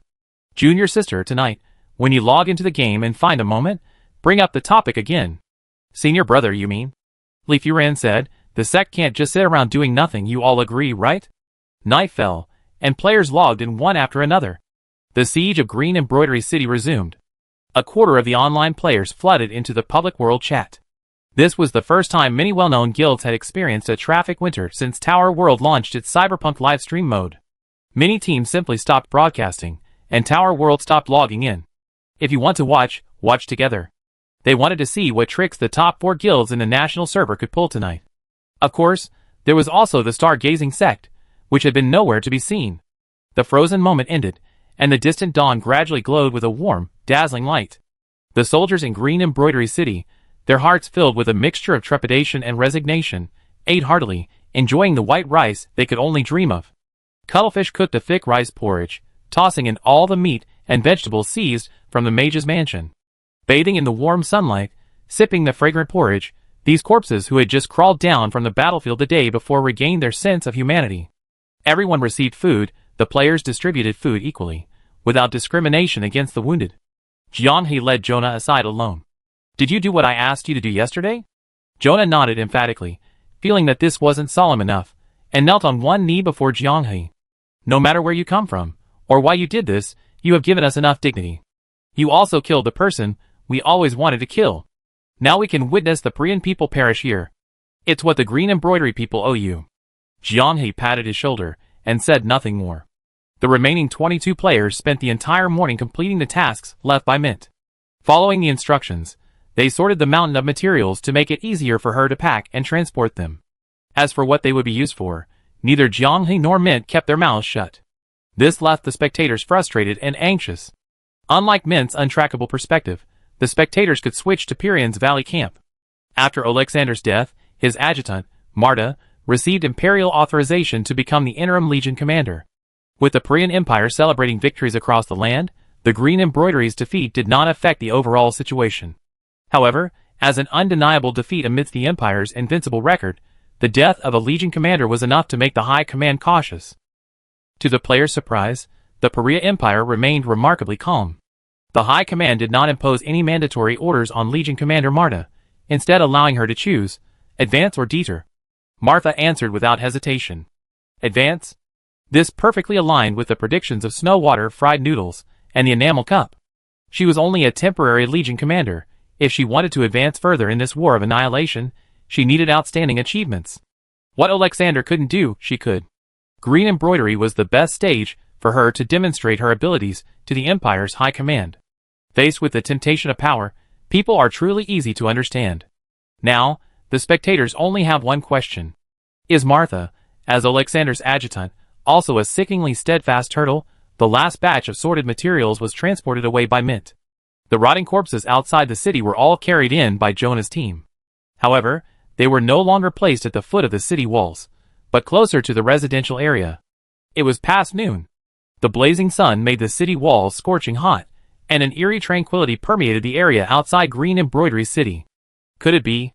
Chickened out? Someone muttered in confusion. Idiot, if they chickened out, the game should be over. The silence was unsettling. Under the blazing sun, a large black rat darted into the city. They're here, they're here. A dragon from the rear unleashed a large amount of supplies onto the valley camp. The replenished Paria army set off again. The players scrambled onto the city walls, squinting at the distance. At Jonah's command, soldiers, young and old, wounded and battered, all took up arms, preparing for a bloody battle. In the tense atmosphere, the Paria Legion halted about 3 kilometers from Green Embroidery City, ceasing their advance. After waiting for a long time without any movement, Jiang He frowned deeply. Suddenly, he thought of something and shouted urgently. Find solid cover and hide. Quickly. After only a few seconds of hesitation, Jonah urged the soldiers to carry out the order. Whoosh! A sharp whistling sound pierced the sky, like someone scraping glass with fingernails. A second, a third, hundreds upon hundreds of shrieks rose from the distance, weaving a web of death in the air. The sky was ablaze. Hundreds of beams of light rose from behind the Paria army, scorching the azure sky with blackened marks. Just before crashing down on Green Embroidered City, the beam shattered, unleashing a torrential downpour of fire that blotted out the sun. Even before they fell, the air throughout Green Embroidered City began to tremble. Scrap stones tumbled down from the city walls, and ripples spread across the surface of the wells. A dense torrent of magic surged down, like a tsunami, the intense burning sensation causing the players' skin to dry instantly. Jiang He rallied the players to leap off the city walls, forming a magical barrier on the spot. The explosion wasn't a deafening roar. It was more like some colossal creature greedily sucking in, the sound collapsing inward. The next second, a deafening explosion. The heat wave, like the maw of an invisible beast, instantly devoured large chunks of the fragile wooden structure, then exploded in a flash, turning into a sky full of flames. Flying bricks, burning timbers, and charred earth flew everywhere before them. The towering city wall shattered, massive amounts of bricks crashing against the magical barrier, creating a series of ripples. The quick-thinking soldiers didn't even have time to celebrate their escape. In the sky, dazzling spots of light flashed. Countless streams of light descended again. Jiang He peered out to observe the impact points and immediately directed the troops to move towards the distant mage's manor. The new Legion commander was different from Alexander. He was a staunch believer in superior firepower. Enter the city, occupy it? No problem, clear the area first. The gradual bombardment spread from the North Gate city wall all the way to the Green Embroidery City residential area. One round ends, then another begins. Then comes random, aimless bombardment at random locations. 2 sets formed a cycle, repeating the attack repeatedly. The players, led by Jiang He to hide at the entrance of the underground passage, heard a series of muffled explosions, their heads buzzing. No one could count how many rounds of bombardment had occurred. When the explosion subsided and Jiang He peeked out, most of Green Embroidery City was a burning ruin. The once densely packed houses now resembled biscuits gnawed by a giant beast, with only a few charred walls standing among the ruins. The wooden houses were completely reduced to ashes. French fries glanced at the game time. The sweeping offensive had lasted a full 3 hours. From afternoon until the sun began to set. The ground trembled. Countless Paria soldiers charged forward, shields raised. The surging tide reached within 500 meters of Green Embroidery City. Jonathan saw Jiang He. He pounded his chest and knelt down on one knee again. Jiang He nodded solemnly at him. Huilan, no, Green Embroidery's children. Show your weapons. And your teeth. No one can make you leave your homeland. Even in death, we devour the flesh and blood of the Paria. Tell me, whose home is this? Amidst the ravaged ruins, the soldiers who survived the bombing had bloodshot eyes. They shouted in unison. It's ours! Kill! The ferocious Paria shield guards, leaping over the ruins of the city walls, crashed head-on into the disheveled, wounded Green Embroidery soldiers. Every inch of soil. Every inch of blood. The messenger hurriedly reported to Legion Commander Marta. My lord, the vanguard is engaged in fierce fighting. The Green Embroidery soldiers are not giving an inch, our offensive is stalled. Should we call in the magic war band? Marta's eyes narrowed slightly. Is it confirmed to be a fierce battle? Xian nodded vigorously. The Green Embroidered soldiers are not giving an inch. What about the enemy's main magical force? I don't know. Marta gazed at the billowing smoke and dust of Green Embroidered City. Let's observe further. Chapter 455. Lady Marta. You followed me the longest, and you never beat around the bush. The adjutant beside her carefully chose his words, cautiously reminding her, if you wish to go further, to desecrate the Imperial Majesty, the assassins who murdered Commander Alexander are indispensable. Marta was stunned. Listening to the shouts of battle within the city, her composure vanished. She didn't believe those powerful mages would be sacrificed for a dead city. Let ordinary people fight, while they observe the situation. If things go wrong, they can leave at any time. Would the bigwigs of the Perea Empire truly be satisfied with merely capturing an almost completely empty city? She abruptly waved her hand. Send a silent magic order into the city to probe. The fighting within Green Embroidery City had reached a fever pitch. Jonah's remnant troops were far inferior in strength to the well-trained Perea people. As Perea infantry and archers joined the fray, the battle line advanced deeper into Green Embroidered City. The Perea, however, felt no relief. The men before them lacked combat experience. Their anti-magic combat skills were non-existent. Their equipment was damaged, or even non-existent. This remnant force, shattered by the Perea Legion on the main battlefield, displayed a chilling fighting spirit. In every battle zone, at every corner, hordes of green-embroidered soldiers used their flesh and blood to bridge the distance. Seemingly oblivious to pain, even as they fell, they reached out, clung to their attackers' legs, and bit them with their teeth. The green-embroidered soldiers left behind corpses. Perea's casualties surged. This madness, this willingness to take others down with them, chilled even the battle-hardened Perea soldiers to the bone. They faced something inhuman. Fearless, utterly cowardly, advancing wave after wave. The battle line, which Jianghe had imagined should have collapsed, unexpectedly held firm. The green-embroidered people, with fewer than 500 men, withstood an attack 10 times their size. A result exceeding expectations, but the anticipated scene had not yet unfolded. It doesn't make sense. Doesn't the new Legion commander have any interest in us? Just as he was muttering to himself, Jonah, covered in blood, found him with a few followers. Strange mages have entered the city. Upon learning that it was the Silent Mage Corps that had appeared at the valley camp, Jianghe couldn't help but clench his fist. They'd taken the bait. Jonah knew Jianghe's plan, and he said solemnly, "Please remember what you promised us." With that, he changed into a set of gleaming armor, as if afraid others wouldn't be able to find him, raised the banner of Huilan, and marched towards the Silent Mage Corps. Not enough, still not enough. Jianghe took a deep breath. He returned to the underground passage and looked around at everyone. Except for Beiwo, Jailer Brother, and Wei Shen, I need everyone to leave here and return to the surface. Each of you will have to rely on your own abilities. Also, Music Box, I have a special task for you. Crimson Music Box tilted its head. Martha paced back and forth in the military tent. Perea's messengers, magical messengers, covered the area around Green Embroidery City.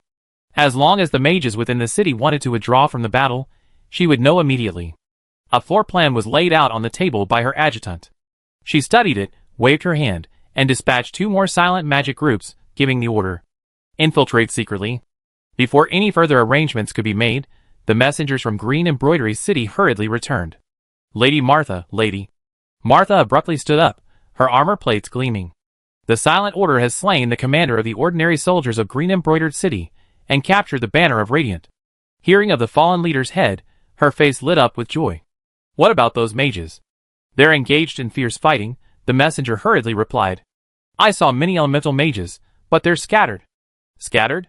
I don't know why, but they're not acting in groups like last night.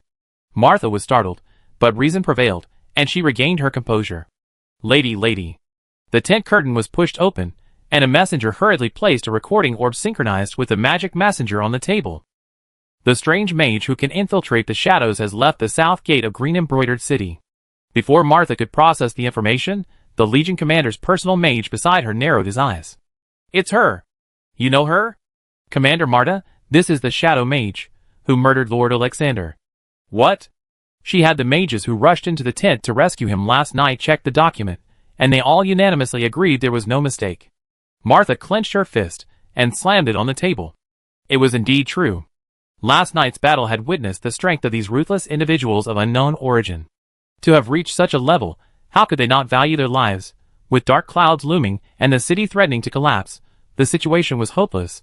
Fleeing was the only sensible course, and they would never perish with the city.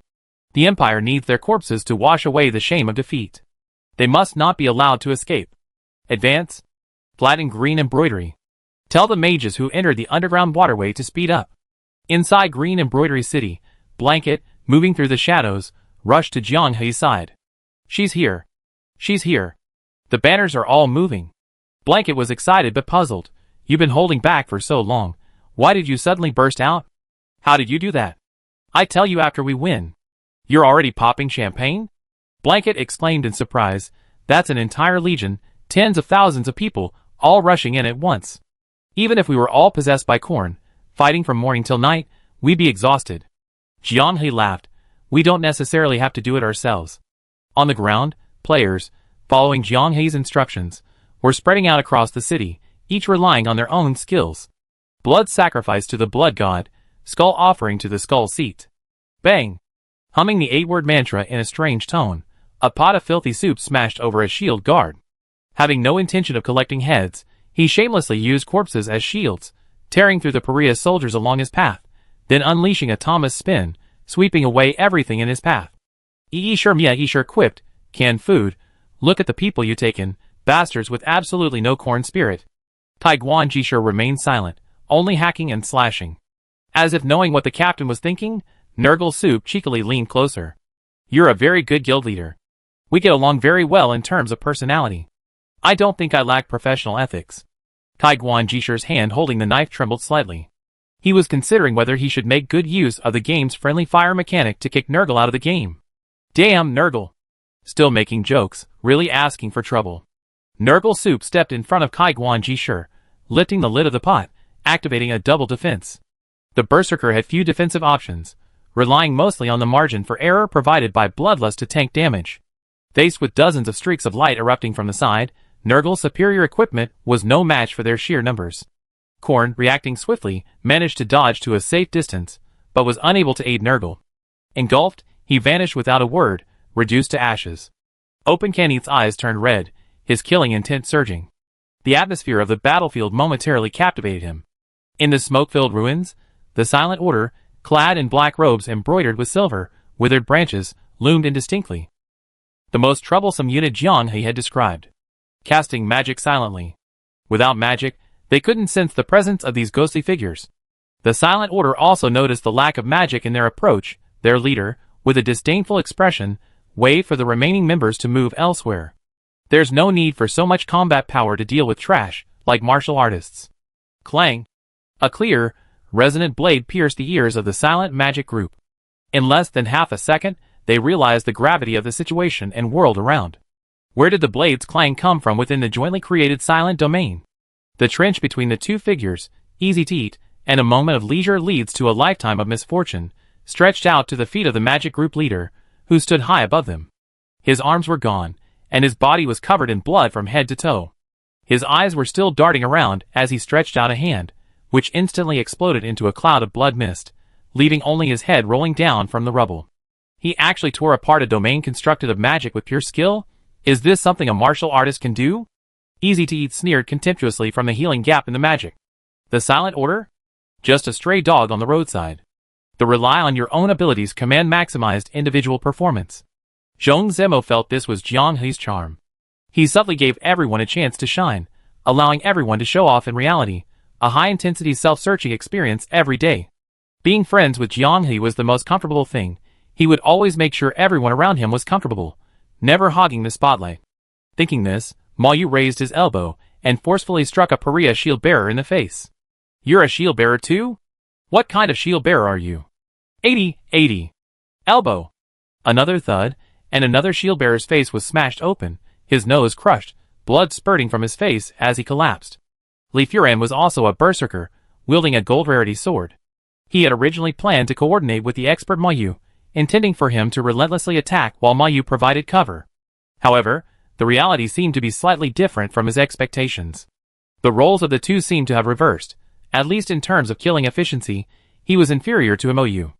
With wide, sweeping attacks, no one survived. MOU took down enemies with a single elbow strike, his shield swung aside, leaving corpses strewn everywhere.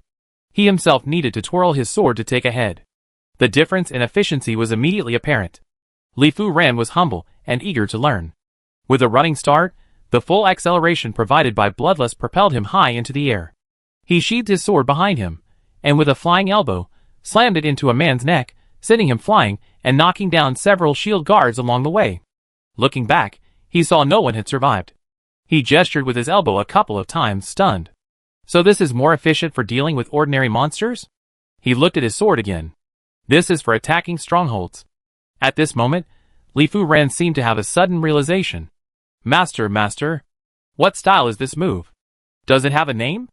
Mou was taken aback, remembering the other's identity as a member of the Three Realms, and momentarily lost his composure. This child usually seems quite smart, so why would he ask such a silly question? Chapter 456. Decades of spiritual energy revival have passed, leaving a chaotic void. The study of techniques lacks any systematic framework, relying entirely on luck.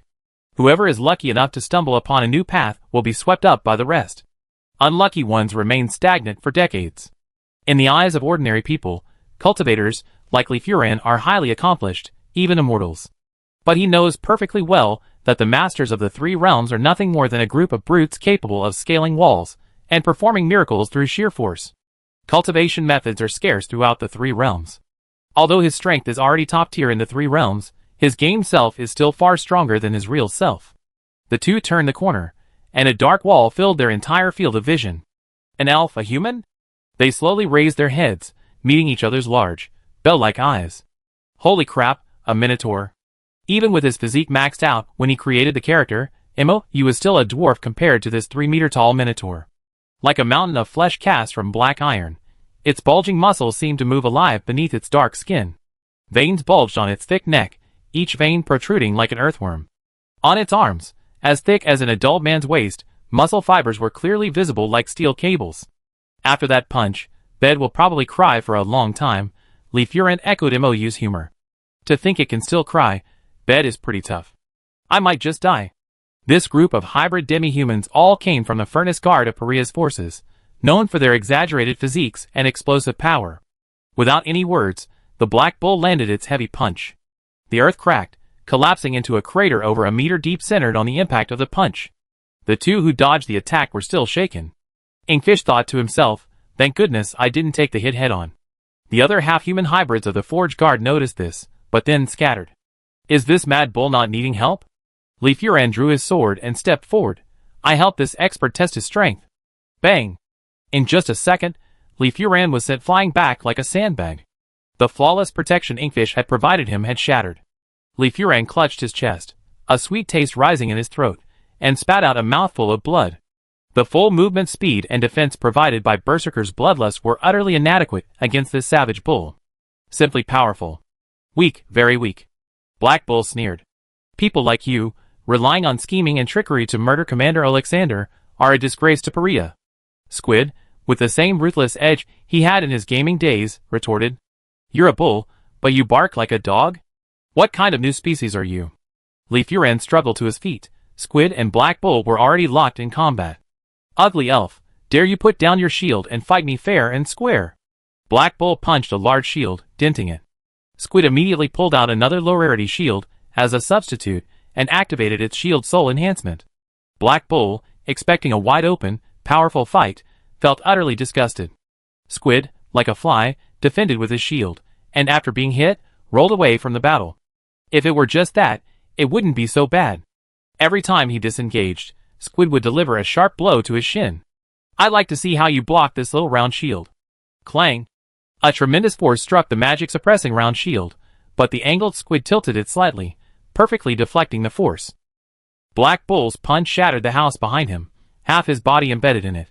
Squid, however, was unharmed, using the opportunity to escape and circle around to the back.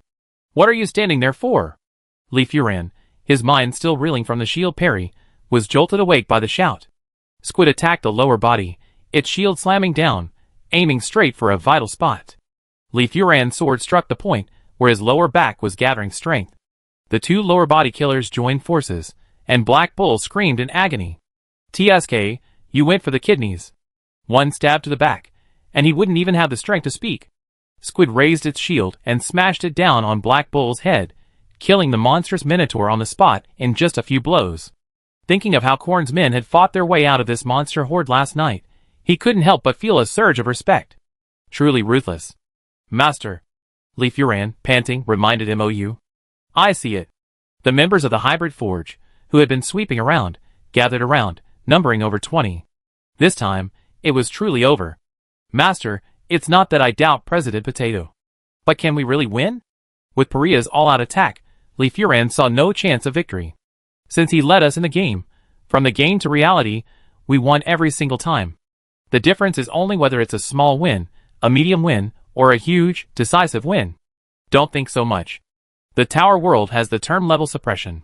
Kill more monsters, get plenty of experience, and prepare for the future. If we lose, we just go back and torture him. If he can't lead everyone to victory, then Potato has a problem. In Jianghe's chat channel, bad news kept pouring in. The Crimson Music Box was dead. As expected, she hadn't escaped far before being surrounded by a dozen members of the Silent Order. She fought back with all her might, killing 2 and gaining a satisfying experience boost. It was worth it. The 2 remaining brothers of Korn were quite ruthless. They fought their way through the Silent Order's encirclement, discussed going to challenge the new Legion commander, and then charged out of the city. Then, their luck turned. Dozens of rhinoceros beasts charged, smashing through the city walls and trampling through the city like demolition vehicles. Canned Good's last words were, "The rhinoceros beasts give a lot of experience." On every local battlefield, the players achieved considerable success. But looking at the overall situation, the spectators were filled with despair. Countless Paria soldiers entered Green Embroidered City. The Forge Guard and the Silent Order, these truly high-level combat forces, began to exert their strength.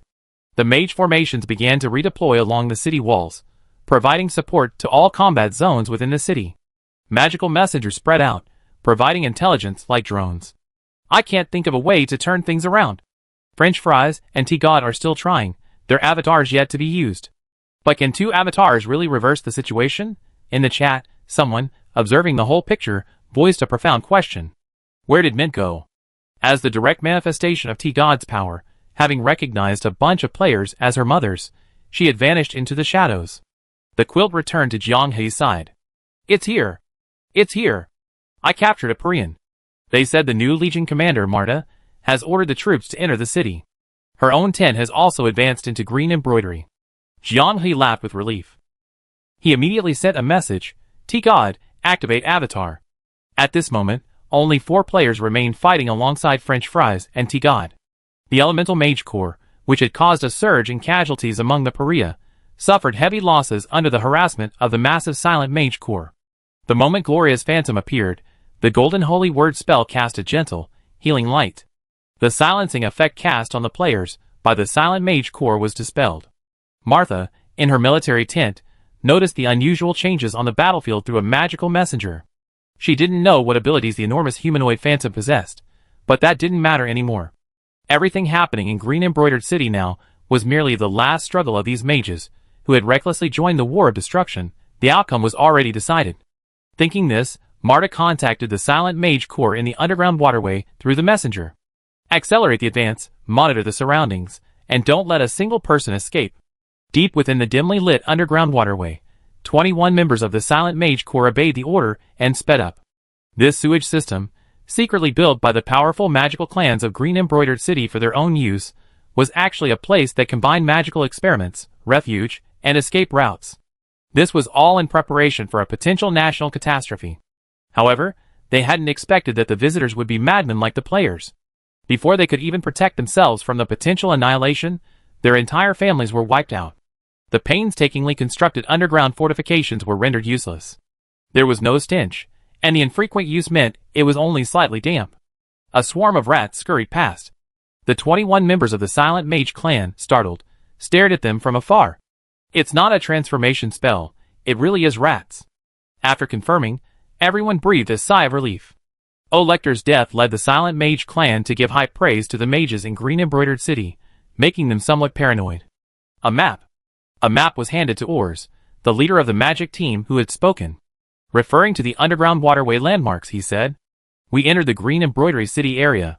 These cowards have built this like an underground palace. Continue the operation, keep watch along the way, leave no survivors." He hadn't taken 2 steps after giving the order when he stopped. "What are you doing?" A mage stopped in front of a huge pillar in the center of the waterway. "Captain Ors, these pillars are hollow. What's so strange about hollow pillars? Perhaps that's how those powerful magic clans designed them? Ors was about to blurt it out, but in a flash, a chill ran down his spine. He rushed over, staring at the obvious signs of recent construction, his scalp tingling. Captain, there are signs of construction here too. And here. Me too. Captain, there's strange powder in the walls. It's a potion reaction. Scrolls, there are scrolls here. Someone from the Silent Order screamed. The group looked in the direction of the sound, and saw countless magical scrolls densely packed in a grid pattern on the ceiling of the underground waterway. A terrifying thought surfaced in their minds. Lady Martha, please answer, Lady Martha. An anomaly in the underground waterway? Please answer immediately. Or shouted hoarsely. Don't waste your energy, you little mice. From the darkness, Mint, shrouded in a red robe, appeared eerily. She held a candlestick in her hand, illuminating her deathly pale skin, as if powdered. If you want to know what's going to happen next, you better not mute me. Ors trembled all over. Who are you? Me? Just a mom playing games with her kids. Mint grinned wickedly. I activated the scroll after you barged in, and the communication spell was disrupted. Calm down. Your companions are up there too. Companions? Mint tilted her head, continuing her wicked grin. They're the ones who usually bully me. It's rare for me to bully them. Bad kids deserve a good scolding from their mothers. With that, she threw the candlestick forward. The entire silent clan flew like moths to a flame. This must be the key to triggering the chain spell. As long as the candlestick is stopped, everything will be alright. Ignoring their injuries, the silent clan crashed into each other. The candlestick, about to fall, was caught in their arms. Ors laughed loudly, looked up at the mockery on Mint's face, and shouted. No! Mint snapped her fingers. A beam of light shot straight up the dome of the underground waterway, flowing into the scroll. Dust from the underground waterways suddenly levitated in midair. Ors could see the frozen expressions of terror on his companions' faces, and hear the roar of his own blood surging in his eardrums. The scrolls lit up, magical runes spreading across the parchment like veins, then a second, then a third. Hundreds upon hundreds of scrolls awakened simultaneously, casting a ghostly blue glow across the dome of the entire waterway. This is the most exciting game I ever played. Fun, I loved it. Good night, everyone. Above ground, the Parian people within green embroidered city heard the earth's wailing. Not from a single point, but from every crack in the brickwork, a deafening roar assaulting their eardrums. Nearly exhausted, Zhong Ziming dragged the battered Li Furan through a desperate struggle against the monsters of the furnace guard. What's going on? Just as the half-human was about to charge at them, the ground beneath their feet suddenly bulged, throwing them into the air. Then came the two bewildered figures. In that weightless second, he saw the surrounding houses crumble like cookies crushed by an invisible hand. The city walls collapsed inward like building blocks, each brick disintegrating into smaller fragments in midair. The smooth cobblestone streets suddenly bulged and broke. The Paria people, completely unaware of what was happening, fled in disarray. They hadn't taken more than a few steps when they noticed ripples spreading beneath their feet. They stood on a thin layer of stone, below which lay the city's foundation, melted by magic. The shifting earth writhed and squeezed them, like monsters opening their gaping maws to devour flesh. The collapse spread outward like ripples. The hard earth liquefied, churning like waves. The massive bodies of the rhinoceroses sank deep, their weight dragging them down, bricks grinding into their flesh, causing them to howl madly. Fear spread among the rhinoceroses. Martha's central military tent, carried by the rhinoceroses, seemed to be tossed about in a tidal wave. What happened? What happened? No messengers or orderlies were able to perform their duties. Martha clung to the tent railings, watching the entire green embroidered city slowly and deliberately collapse towards the sinkhole that had suddenly appeared at its center, her eyes wide with terror. She tried to use magic to escape, but found that the violent explosion had disrupted the normal flow of magic. Martha couldn't control her magic, becoming like a small boat adrift in a raging tide. She screamed. Someone tell me what happened. Only when she fell with the rhinoceroses, crushed by rolling stones, did she awaken from her daze. You did this on purpose. You bunch of lunatics, you did it on purpose. Before she could even curse, in the midst of her struggle, the rhinoceros's massive body collapsed with a deafening roar, crushing her completely into a cloud of blood mist. Chapter 457. The earth collapsed. Military tents crumbled. Rhinoceros beasts were crushed and ground into mincemeat. The chaotic flow of magic caused mages floating in midair to plummet like kites with broken strings. Parian soldiers slid into the abyss like dumplings falling into a pot, bricks and stones raining down, crushed into indistinguishable splatters by heavy objects. The burning ruins filled the air with the smell of burning protein. The battlefield of Green Embroidery City was in complete chaos. 2/3 of the city's ground collapsed, becoming craters that could hold water. Players, Korean people, all vanished into the bottom of the craters. The spectators were dumbfounded. Even the most experienced Snow Water Fried Noodles was terrified by this sudden turn of events. Just minutes before, he was worried for the top players in the national server. It wasn't that he looked down on Jianghe. Snow Water Fried Noodles understood the strategy of luring the enemy deep into their territory, but he still couldn't understand the source of their confidence. Without sufficient combat power to match the luring plan, they would only be vulnerable to being overwhelmed and defeated in one fell swoop. Now he understood. Mint, being an NPC and therefore unable to be observed, was a crucial element in this contest. Martha hadn't made any major mistakes. If there was any fault to nitpick, it was that she shouldn't have been blinded by honor and led the Rhinoceros Beast army into the city. But Rhinoceros Beasts were inherently powerful siege weapons, and they could also be used with anti-magic items to seal magic, so their presence on the front lines was reasonable. Both she and Alexander made the correct decisions that a Legion commander should make within their understanding. However, their opponent was Jianghe, someone who, from the very beginning, intended to overturn the final battle chessboard. If there had to be a vote for Best Actor, Snow Water Fried Noodles would vote for Crimson Music Box. Her escape, orchestrated by Jianghe, was a stroke of genius. She assassinated Alexander, abandoned her companions in the city, and fled, only to be captured by the Silent Order. From Marta's perspective, this was perfectly logical. The most brilliant part was her reaction after her desperate struggle while surrounded. The music box knelt down abruptly, begging the Silent Order for mercy, and expressing her willingness to pledge allegiance to the Pariah. This part wasn't in her and Jianghe's script, it was added by the music box herself. Martha's urgent reaction upon witnessing this speaks volumes about its effectiveness. The other players, fighting their way through the city, each on their own, added even more credibility to the drama. Everyone was a master of acting, contributing to the grandest performance. Amidst the earth-shattering chaos, the underground waterway entrance staircase was one of the few safe zones. Jianghe and his quilt huddled together, clinging to the railing like two frightened mice. His quilt, still shaken, said, "You were too ruthless this time. Besides us, is there anyone else alive?" "We find out by asking." Jianghe opened the game chat group. "Squeak, anyone alive?" "French fries, squeak. Orange tea, squeak squeak squeak. Sashimi, actually dead fish ooh? Yellow millet dream, here. Jailer bro, I'm still alive." When there were so many corpses, they were doing some kind of chain corpse explosion. Weishan almost sent me to my death. Luckily, only he died. Sure enough, every guild has a top-tier prankster. After a pause, someone else chimed in. Wu Sitong, master, I'm alive too. But I'm trapped under the rubble. Can you save me? The unfortunate bard was indeed unable to move the heavy pile of stones. After asking around, they discovered that Wu Sitong had been buried above ground. Not at the bottom of the sinkhole, where she was accompanied by the rhinoceros carcasses, which made things easier. Following the harp's guidance, the group quickly dug out Wu Sitong, who had only suffered minor injuries. During the collapse, Sashimi and Huangyang Yameng had clung to orange tea, receiving a blessing from the incarnation, barely escaping with their lives. Wu Sitong called out to a passing elemental mage, but the man seemed to trust his wind magic more.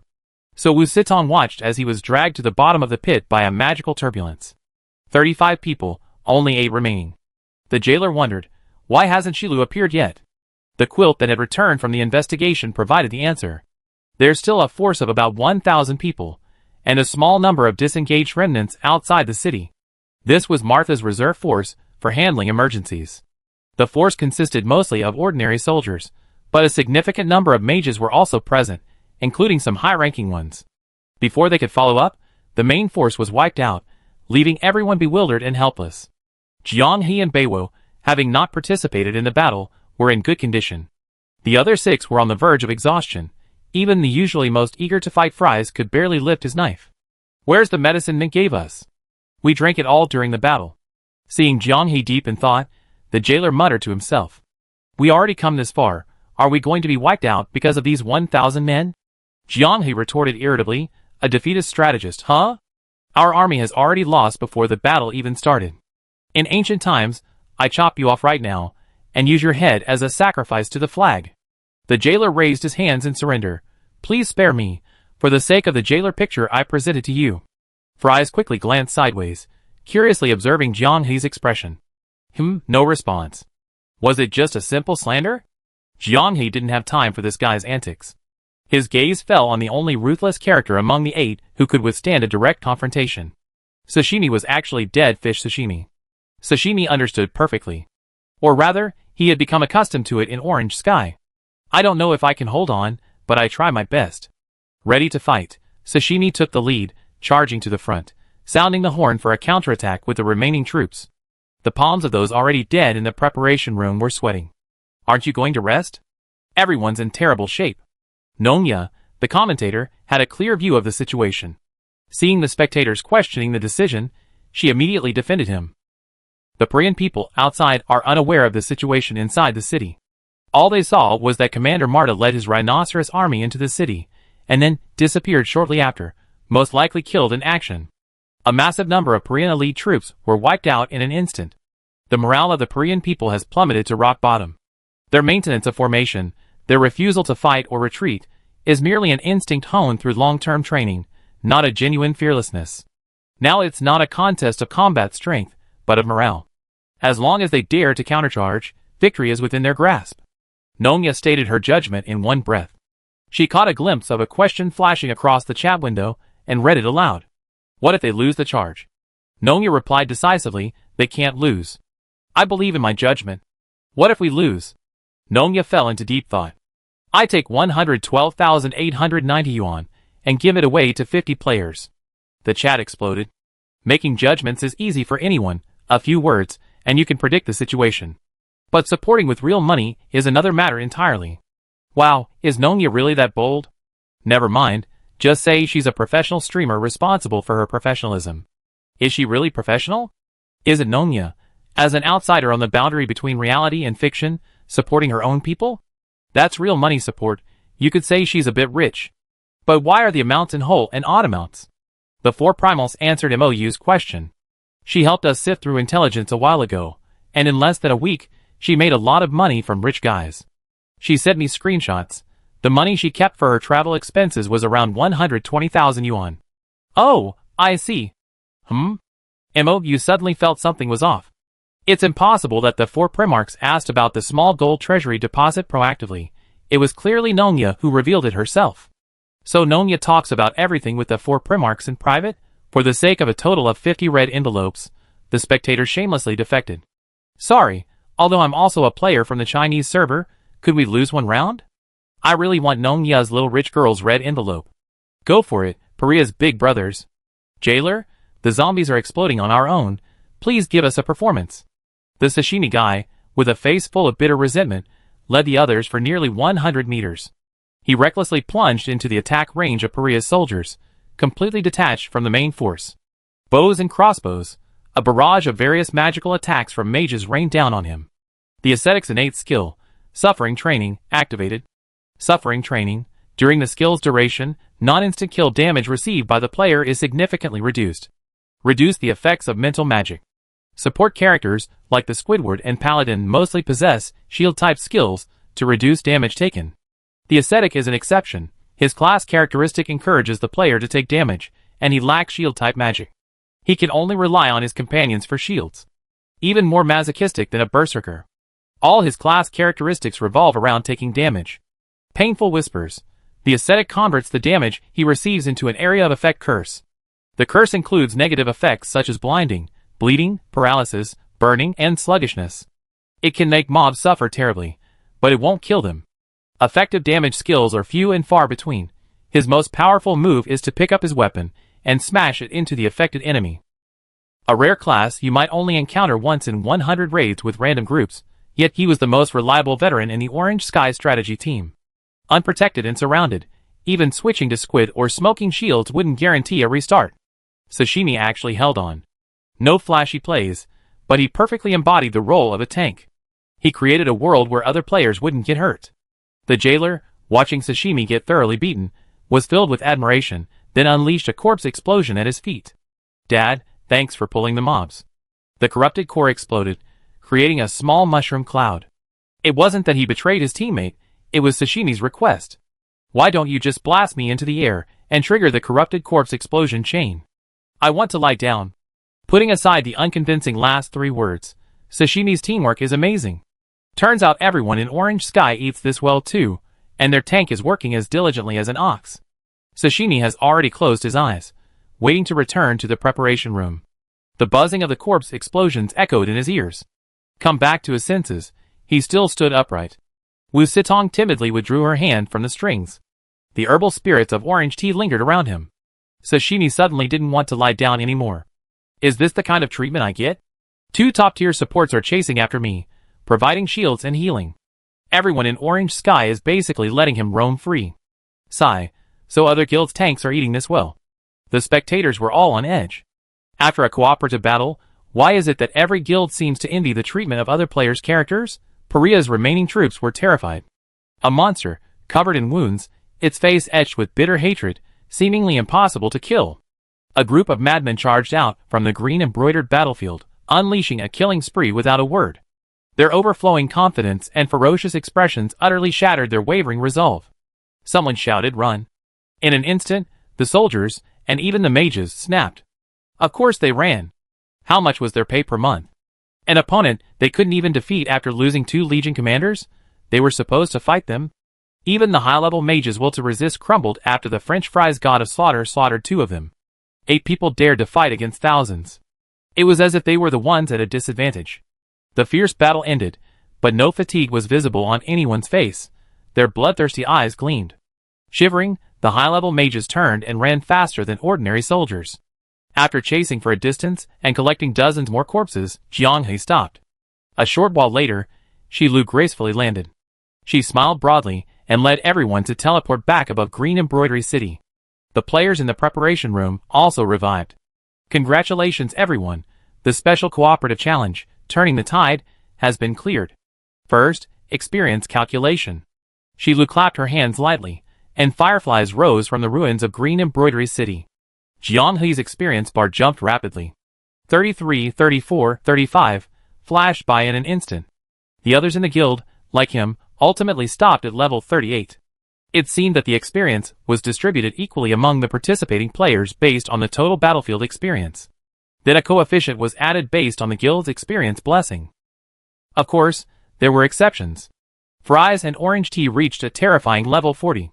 This also means that the level suppression attribute within the tower world is likely to benefit them.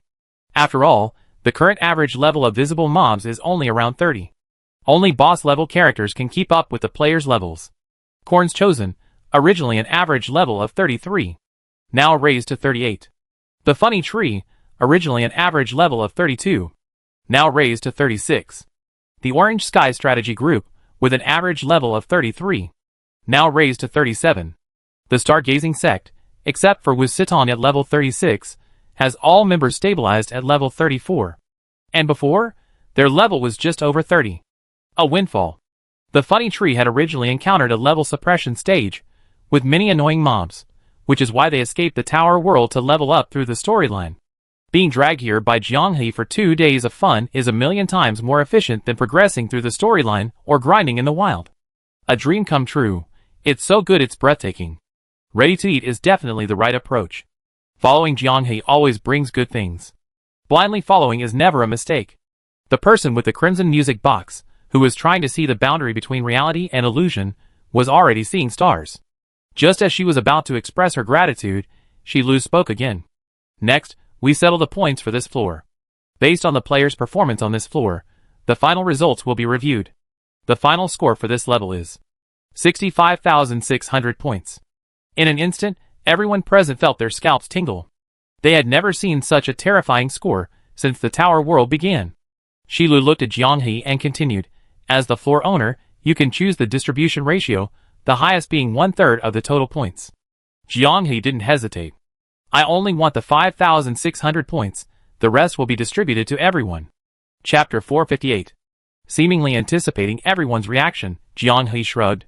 The guild stronghold at the boundary between the virtual and real worlds is already established. Your shop upgrades are lagging behind, and the tower's globalization is still a distant dream. You need points more than we do. Xiang Shilu announced the confirmation in one smooth motion. Before anyone could say anything, the points allocation was finalized.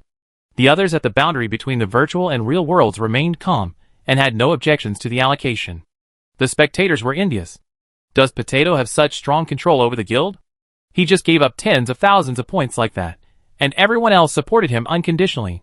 Indeed, the highest level of support in the game is friends. Rebirth novels are all true.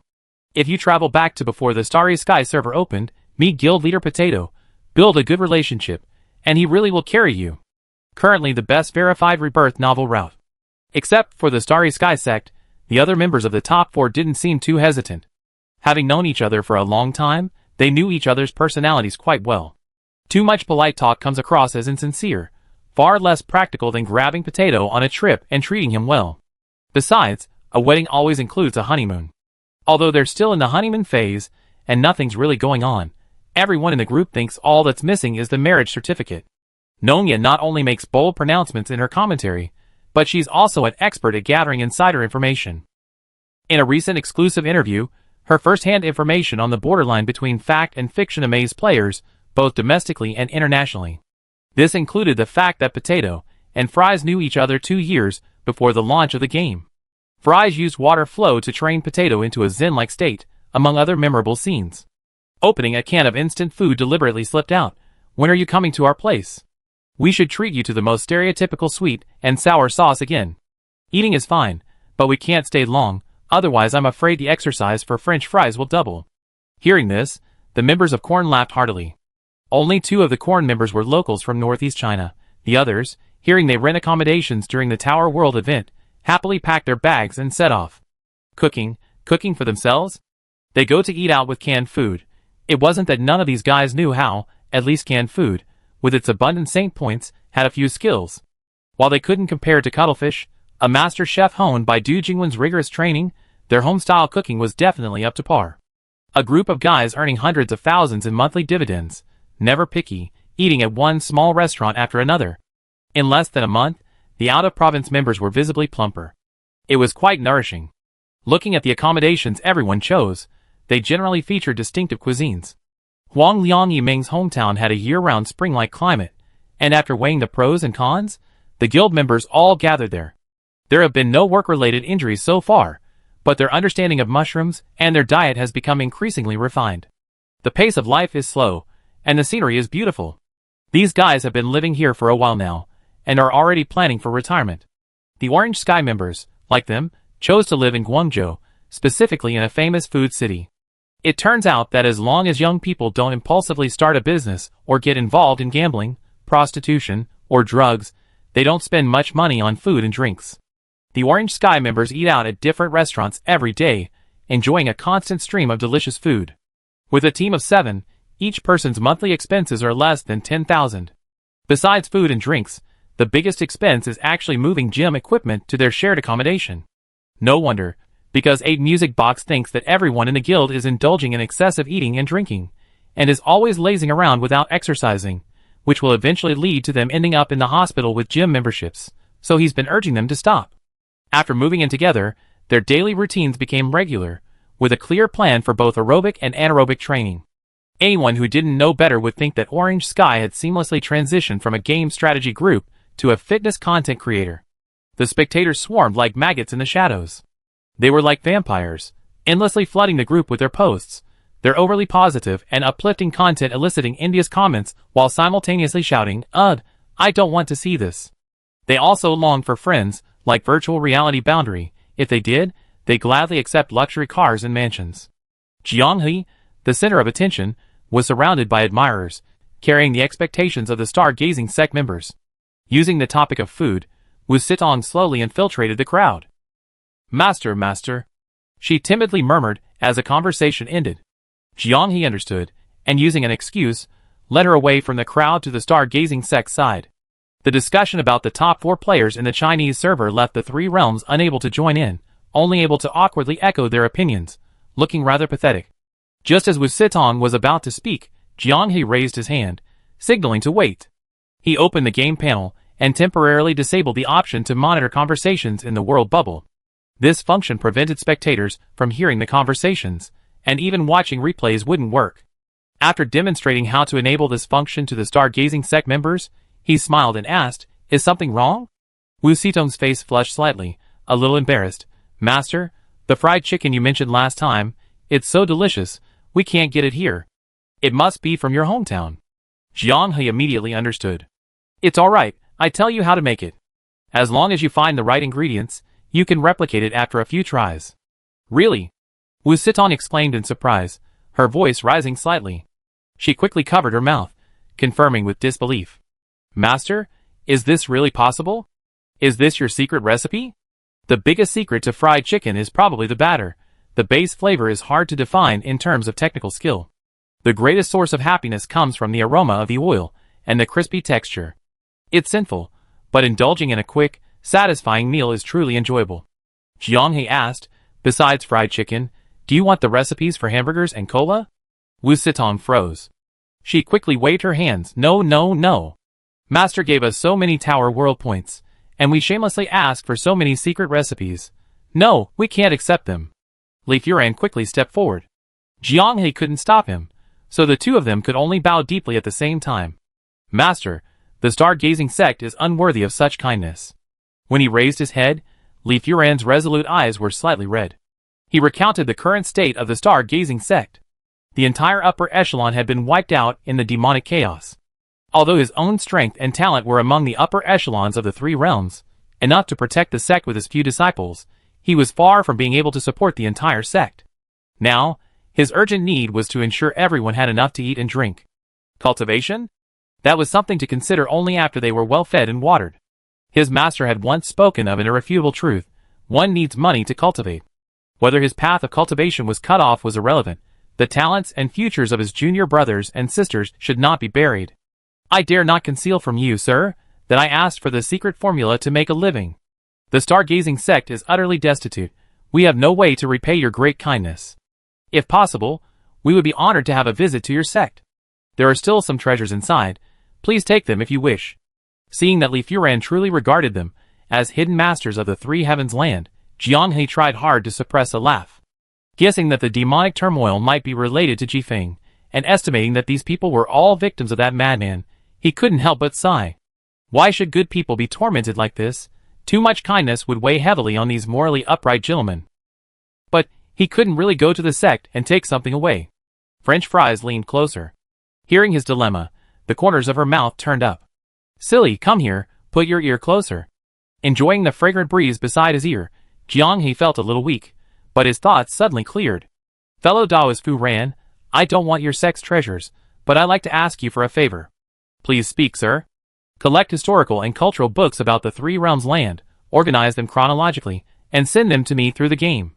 Jiang He added, "Don't overlook obscure supernatural tales either. The more exciting and bizarre, the better." He had personally tested it, and confirmed that it allowed him to add Three Realms land players as friends. This seemed to be an option only available through matchmaking with players in the game. Having a friend from another world was quite a strange experience. Li Furan was stunned. Wu Sitong also widened her eyes in bewilderment. Soon, Li Furan realized what was going on. He had intended to bow deeply, but this time, he was firmly supported. "Since you are interested in books and classics, the entire star-gazing sect is willing to serve you." Jiang He and Fries exchanged a smile, then continued. "I know this requires funding. Here's the recipe. You can experiment and learn as you go. If the market response in the Three Realms isn't good, I can trade you something else." Li Furan trembled with gratitude. His master often said, "Heaven helps those who help themselves." His teachings were becoming a reality. With the magnanimity of a wise man treating a friend, Li Furan was certain this was a generosity without any ulterior motives. Give him the recipe tomorrow when he logs on? Zhong Zimo, who had been called over, crossed his arms. "Don't underestimate me. It's just a fried chicken recipe. I can recite it by heart." After adding Li Furan as a friend, Zhong Zimo launched into a long, detailed post of over 1,000 words, including the pre-treatment of the fried chicken, the processing steps, and the control of the frying temperature. Considering that there might not be white-feathered chickens in the other world, he thoughtfully reminded them not to use free-range chickens, but to find and breed new breeds. Maybe in a world where spiritual energy is reviving, there really is a chicken with 7 or 8 wings? Wouldn't that drive down the price of braised chicken wings in another world? Looking at this fried chicken guide from beginner to shop owner, Li Furan managed to hold back. Wu Sitong was already in tears. After her master died, no one sheltered her from the storm. She had to shoulder everything herself. They were all just young people in their early teens, plunging headlong into a chaotic world. Only they could truly understand the hardships they endured. Pure kindness is what touches people's hearts most. The jailer's mouth was roughly covered by orange tea. Liganha, what are you doing? I feel like you're going to say something like, it's just a fried chicken recipe, and then act all whiny, like you never seen anything good before. The jailer was on the verge of tears. No more abstract stuff. Is he really such an insensitive and awful person in everyone's eyes? Jiang, he asked, are you strong enough to protect the business? Li Furan solemnly declared, this is the beginning of the revival of the star-gazing sect. Anyone who tries to take it away, let's see if my sword is sharp enough. Alright, tomorrow I show you the remaining recipes for the fried chicken. Once you can find the ingredients, let's start experimenting. Cultivation isn't just about fighting and killing. The initial stage of spiritual energy revival requires accumulation. Everyone needs to eat and drink, so choosing the food and beverage path was a good choice for Li Furan. It was the end of another game, and the star-gazing sect bid farewell to everyone with tears of gratitude. Back in reality, dawn was breaking over the Three Kingdoms land. In the past, everyone would linger in bed for a while after waking up. Today, Li Furan had barely opened the door when the 6 people who had entered the game with him were already eagerly blocking the entrance. The earliest he ever gotten up. Lan Xing checked the game information using an app. The players in the Three Kingdoms land used a scroll. He pulled a chick from the sec's chicken coop, quickly plucked it, and bled it. Following the master's ingenious method, the chicken was marinated. Once the marinating time was over, the impatient members of the star-gazing sect immediately used leftover steamed buns and bread to make breadcrumbs, while also experimenting with adjusting the batter. Oil temperature control method. Dip a bit of batter into the pan and observe the color change speed. Low temperature deep frying. Double frying. Wu Zitong's operations were meticulous. If it were stir-frying, everyone would be terrified, fearing they would be poisoned by the chili peppers. But with everyone participating in the pre-processing of the fried chicken, the junior sister's skills were once again reliable. Before long, half a golden brown fried chicken, its surface scaly after being fried in batter, came out piping hot. Don't rush, let senior brother eat first. Wu Zitong waved her chopsticks, shooing away the large green flies that were about to grab a piece. Li Furan didn't touch the chicken leg, but instead chose the relatively drier chicken breast. Squeezing it, the chicken released tiny drops of juice. The scalding oil still hadn't cooled the crispy outer layer, so he quickly stuffed it into his mouth. He involuntarily closed his eyes, his face filled with ecstasy. How is it? Wu Zitong was the most nervous. If it wasn't fried well, many chickens would die today. That would be such a waste of money. It might not even reach the standard set by the master, but it's truly a wonderful taste.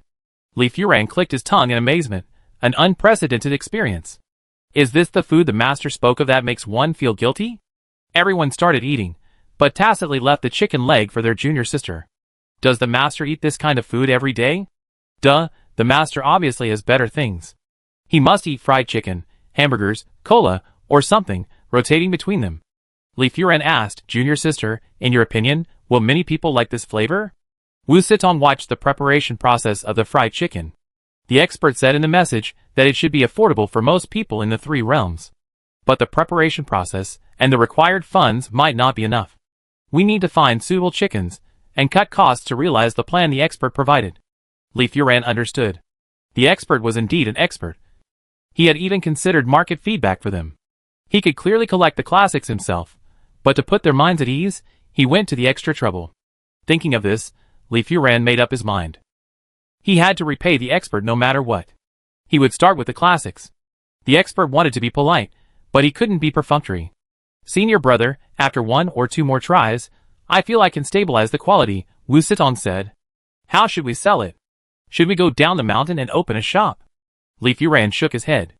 Of course, we should use the star-gazing sect as our shop and start selling. His master had passed away, he was now the sect leader. The new star-gazing sect should also have a new atmosphere and a new path. You all go down the mountain today and spread the word. The more people who know, the better. Ideally, our enemies will come to our door to laugh at us. Chapter 459. In the 3 realms, ordinary people are slow to acquire information, but cultivators are different. Within half a day, all the major powers surrounding the star-gazing sect knew about their mountain gate being transformed into a restaurant.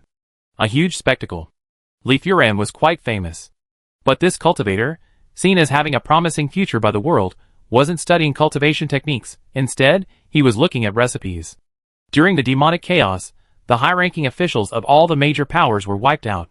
Yet, no one had reportedly ruined their sect's foundation. Was Li Furan aiming to be the first? In no time, the amusing anecdote about the stargazing sect's restaurant circulated throughout the well-informed parts of the Three Realms. Early the next morning, the area outside the stargazing sect's mountain gate was crowded with cultivators from various sects watching the spectacle. How can there be so many people? Li Furan was somewhat bewildered. He had expected 40 or 50 customers by early morning to be a successful trial operation. Judging by appearances, the number was at least 10 times greater than anticipated. He couldn't help but ask, "How did you publicize it?" Wei Shen proudly puffed out his chest. "Didn't you say you wanted all the rivals to know? I brought gongs and drums, banging and shouting, and went door to door to announce it." Li Furan's mouth gaped open, speechless. The stargazing sect was a prominent sect in the cultivation world. This kind of behavior was comparable to a Nobel laureate going to a school gate with a megaphone to promote snacks bearing their own name. The people of the Three Realms had never seen anything like it. Wei Shen's skin was as thick as a city wall. He could probably laugh and sneer at him without batting an eye. Many of the people who had come were probably holding back yesterday, all waiting to unleash their sharp and sarcastic remarks on Li Furan. For the sake of the sect, he didn't mind suffering a little grievance. "Junior sister, can the kitchen handle it?" Wu Sitong nodded. "We pre-processed some yesterday and put them in the freezer. It shouldn't be a problem." Li Furan took a deep breath. "In that case, open the gates." He removed the identification paper bestowed by Jifeng, and the barrier protecting the Guanxing sect slowly disappeared as dawn spread across the verdant mountains. A commotion surged into the long-silent Guanxing sect. Li Furan abandoned his aloofness and smiled, bowing to the guests who had come to support him. One doesn't hit a smiling face, and many thin-skinned people smiled and bowed in return, maintaining a semblance of harmony. Not everyone was like a human being. "Oh, Brother Furan, what a refined interest. Cultivating Taoism isn't enough. Are you leading the entire sect to switch to culinary arts?" The Fuxian sect is short of a few skilled assistants for the head chef. If you're interested, why not come and visit our Fuxian sect? The young man before Li Furan, his face full of mockery, was named He Ping. Game ID: Annihilation of the Azure Sky. Currently the leader of the #1 guild on the Tower World Rankings. In the game, He Ping is ahead of Li Furan. But in reality, Li Furan is always the other people's child that his elders say he can never catch up to. The two have a long history of conflict, and with the Fuxian sect currently enjoying great success, the smug He Ping doesn't even need to say a word. His lackeys are already eagerly mocking him. He eagerly anticipates Li Furan's expression, the echo of his unwilling pride. He Ping is disappointed. Li Furan calmly bows to him, showing no resentment or bitterness. "Our sect is in decline, forced by circumstances. Guests are welcome. Gentlemen of the Fuxian sect, please come and take a seat with me." It was like punching cotton. Continuing to be sarcastic would be too harsh, so He Ping raised his hand to stop him, choosing to remain silent. The lackey, observing his expression, said, "Senior brother, don't be impatient. Let's see what tricks the stargazing sect has up their sleeve. Setting up a few tables in the open air and calling it business? What kind of shabby restaurant is this? Ridiculous. Humph, when the food arrives, we find fault with it, embarrass them, and avenge senior brother." These were among the earliest cultivators. While they might not be the most worldly wise, they had certainly seen their share of culinary delights. Their sharpest words were already brewing. Regardless of the culinary style, they were confident they could embarrass the stargazing sect. As the stargazing sect disciples brought out the golden, crispy fried chicken, the simple open-air dining hall erupted in gasps of amazement. They had eaten many fried dishes, but none with such a bright color. A light poke with chopsticks produced a crunch, instantly piquing everyone's interest. Humph, a pretentious trick. Crunch. Someone took the first bite, and the murmur ceased. In their place came the crunching of breadcrumbs falling into the bowl, and a chorus of chewing. The Fuxian sect disciple, smugly pleased with his witty remarks, had his mouth dripping with oil. In a daze, half the fried chicken was reduced to bones. The juicy fried chicken leg made He Ping's face tense. Delicious. Though he didn't want to admit it, it really was delicious. Completely different from the frying techniques of the Three Realms land he knew, its flavor was unique and unforgettable. It was a bit greasy, though. If only there were a cup of fragrant tea right now.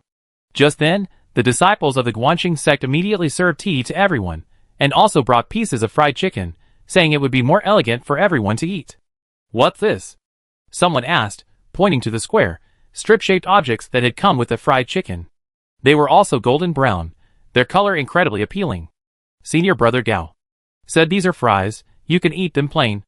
Unsurprisingly, they were cooked using the same method as the fried chicken. Although oily, they weren't greasy at all. The soft, delicate texture captivated all the cultivators present. What a magical taste! What kind of food is this? Asking the disciples of the stargazing sect, they all remained silent.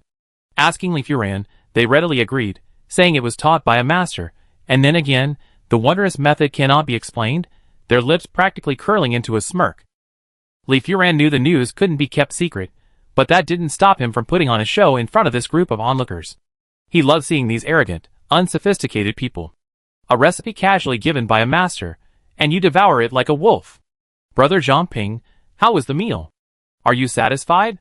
Zhangping felt worse than if he swallowed a fly. He was about to use this as an excuse to complain, but his men ate faster than anyone else, finishing every last drop. Say it was bad? Nobody would believe that. It was alright. I didn't expect the stargazing sect to have such a hidden culinary skill. Since you willingly joined the ranks of the mortals, I congratulate you on your fortune. Li Furan was unimpressed. Mortals?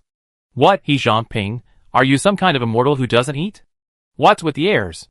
Since the spiritual energy revival, aren't we all just brutes throwing bricks around? Who can truly be considered high and mighty? Li Furan didn't bother arguing with him, simply silently extending his hand. What does this mean? Paying for food is only right. Li Furan laughed. 1 ingot of silver. 1 chicken, 1 ingot of silver. Why don't you just rob me? Zhangping shouted. He broke down. It wasn't that he didn't have the money to pay, it was just that the other cultivators, whether eating or ordering takeout, hadn't paid either. It was blatant targeting. The chickens for Brother Zhangping were carefully selected.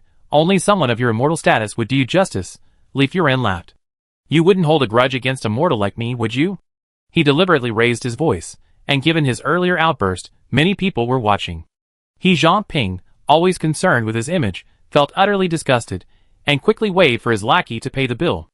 Alright, bring 30 chickens outside the Fuxian gate, and 30 specially selected chickens. Be quick! The lackey froze. Zhangping's eyes widened, as if he were trying to reevaluate the person before him. Is this Li Furan? The same talented individual praised by his sect elders for his ethereal grace and pride? What's the difference between him and Wei Shen? Did his sect's downfall, the shock, drastically change his personality? A series of questions flooded his mind, but he dared not dwell on them, fearing the 30 chickens might escalate into 100. Given Li Furan's current mental state, no less impressive than Wei Shen's, he was capable of it. Go back. I have someone from the Fuxian sect send it over. Before Li Furan could say anything, Wei Shen, acting as a waiter, peeked out. Freeloading? Zhangping's scalp tingled, and he gritted his teeth, saying, It's not freeloading, it's just that I didn't bring that. Oh, so you're freeloading then? Wei Shen interrupted, then took a deep breath. The Fuxian sect is freeloading. His booming voice could probably be heard even if he were standing in the solar system calling out to the Trisolaran fleet. I have someone from the sect send the money right away, immediately. Alright, thanks to the kindness of the Fuxian sect, we order an additional 100 chickens. Zhangping, his face darkening, ordered the arriving disciples to leave the stargazing sect with a heaping basket of fried chicken. Just outside the sect's gates, he saw disciples plastering a notice on a prominent rock. Special offer list. Fuxian sect, first day order, 100 fried chickens, plus 50 servings of fries. Another stargazing sect disciple swiftly descended the mountain, the notice fluttering down in his hand.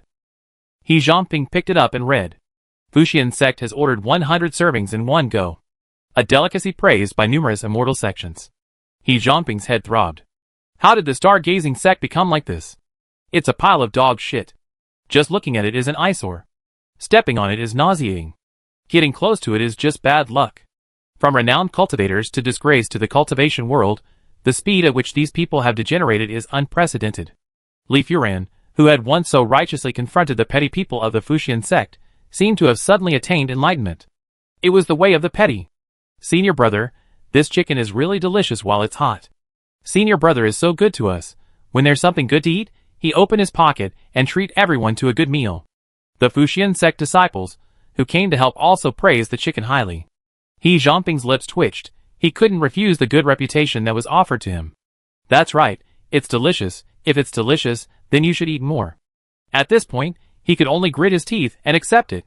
As for Li Furan and the Guanxing sect, besides the fried chicken, he didn't want any more direct contact with these people. In the Guanxing sect kitchen. Senior brother, why have you suddenly become so cheeky? Chickeny? Not as cheeky as me, but you improved. Wei Shen had a clear understanding of himself.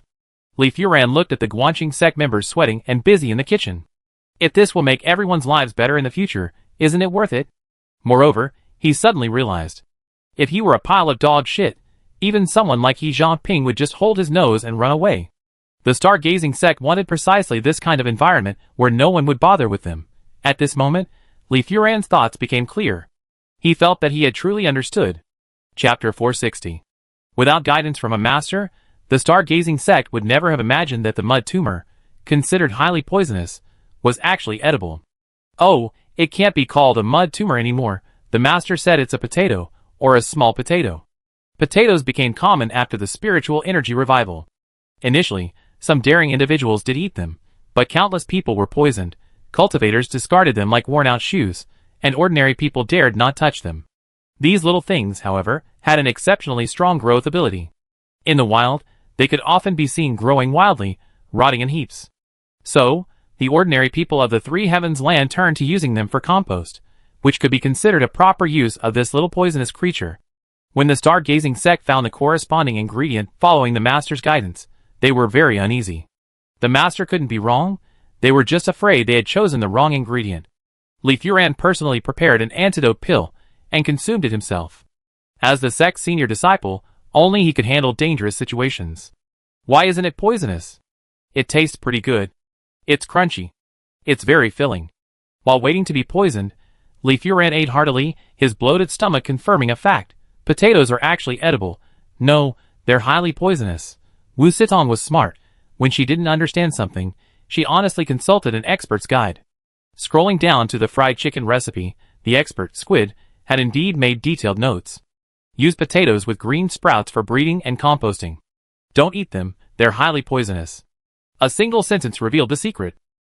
The earliest potatoes the people of the Three Kingdoms land saw all had festive green sprouts. When dug out of the soil, they were full of springtime vitality, pleasing to the eye. Many people happily took them home to cook a dish, and the next day they would be laughing and chatting with the King of Hell. For a long time, the potato maintained this dominant, killer-like posture. Wait a minute, only now did the people of the stargazing sect realize. Isn't this just the game name of a powerful figure? Cyber potato, after being deep-fried, becomes plain fries. It's the potato immortal. It's funny, when the stargazing sect found the potato, it was being sold at fertilizer prices. The price was similar to farmyard manure. As long as you paid for transportation, you could have as many as you wanted. Collecting potatoes on such a large scale couldn't be kept secret. Before that, they had to maximize the effect. While providing fried chicken and fries to the cultivators in the trial operation, Li Furan had his disciples take freshly fried fries down the mountain. They gave them to everyone they met, saying that the stargazing sect had found a way to make mud tumors edible. The food's name had to be strongly associated with the sect. In the evening, as the mountain gates closed and the game was about to launch, Li Furan hurriedly called his junior brothers to inquire. Did you find the supernatural tales I asked you to find? Wei Shen patted his chest. Don't worry, senior brother, I have plenty, all kinds. Li Furan nodded, but then suddenly remembered something, his eyes narrowing slightly. Your tales. What kind are they? Wei Shen chuckled. Supernatural tales, of course, mainly about the strange. Experts must really enjoy this kind of thing, so the tales I provided. Bring them here, let me see. Wei Shen eagerly fetched the tales. One glance, and Li Furan's vision went black. Fox demons, snake demons, wolf women, female ghosts. You? Wu Sitong tried to peek, but Li Furan quickly raised his hand, causing her to instinctively stand on tiptoe. Wei Shen still didn't see anything wrong with it. This is a treasured secret manual of mine, many of which can't be found on the market. A master like you must enjoy collecting these rare items. There's nothing wrong with catering to your tastes. Li Furan sighed. What will this master think of our stargazing sect? A bunch of frivolous fools.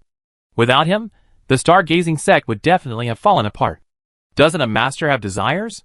Li Furan was speechless. This guy's self-righteousness made him seem coy. Damn it! Perhaps it was a good thing that Master died from demonic possession. Otherwise, Wei Shen would have driven him mad sooner or later. Fortunately, Wei Shen's collection still contained edible parts. After sending it to the Potato Master, the other party quickly sent back a new recipe. What is it, senior brother? Judging from the description, it's a thirst-quenching drink, but the process is a bit strange. Li Furan murmured. It bubbles after it's finished, has a refreshing and stimulating taste, and tastes even better chilled. The expert knows our current situation and believes that without a product with a clear technological barrier, we're easily suppressed, so he suggested we develop this beverage in depth. Indeed, fried chicken and fries. If you eat too much of that, the chefs of the three realms will eventually learn how to make it. Cultivators can't openly lower themselves to directly operate in the mortal realm like the stargazing sect. But they can instruct their subordinates to do it, and make money behind the scenes. They must have a core competitiveness that others can't imitate to comfortably count their money. If giving them fried chicken and fries was to exchange for scriptures, then offering them advice clearly indicates an intention to support and mentor them. Looking at Wei Shen's treasured possessions, Li Furan hesitated. The kindness of such a master was immense. Shouldn't he keep it to himself? The boundary between the virtual and real worlds was experiencing a wondrous adventure. Netizens from the three realms were using them to build a sect from scratch in a cultivation world. The first step was selling fried chicken and fries. It felt like playing a Sims game within the proof of the stars. The key was that Li Furan and the others treated them with utmost respect, adopting all their suggestions as if they were the true operators of the stargazing sect. They couldn't post pictures without the proof of the stars, which they found regrettable. Seeing the current state of the stargazing sect in person would be incredibly interesting. The game had implemented a custom emoticon function, a long-awaited feature from the community, but for some reason, Candlelight hadn't adopted it. The latest path, approved by the decision-making level of the boundary between the virtual and real worlds, required the stargazing sect to produce a basic version of Sprite. Considering that they couldn't transmit images, and could only describe, they anticipated this stage would be a bottleneck. But as long as the experiment succeeds and secrecy is maintained, given Li Furan's confident assurances of combat power, cultivators will likely be clamoring for these bubbly sodas for a long time to come. Why? If fried chicken and fries can amaze these people, then soda has no reason not to. With a little packaging, claiming it's made with spiritual herbs, and explaining the bubbling as a manifestation of spiritual energy, these cultivators will probably be eager to buy it. The agreed-upon text began appearing in Jiang Hei's chat messages the day after the transaction was completed. The amount of information was enormous, a dense, overwhelming mass.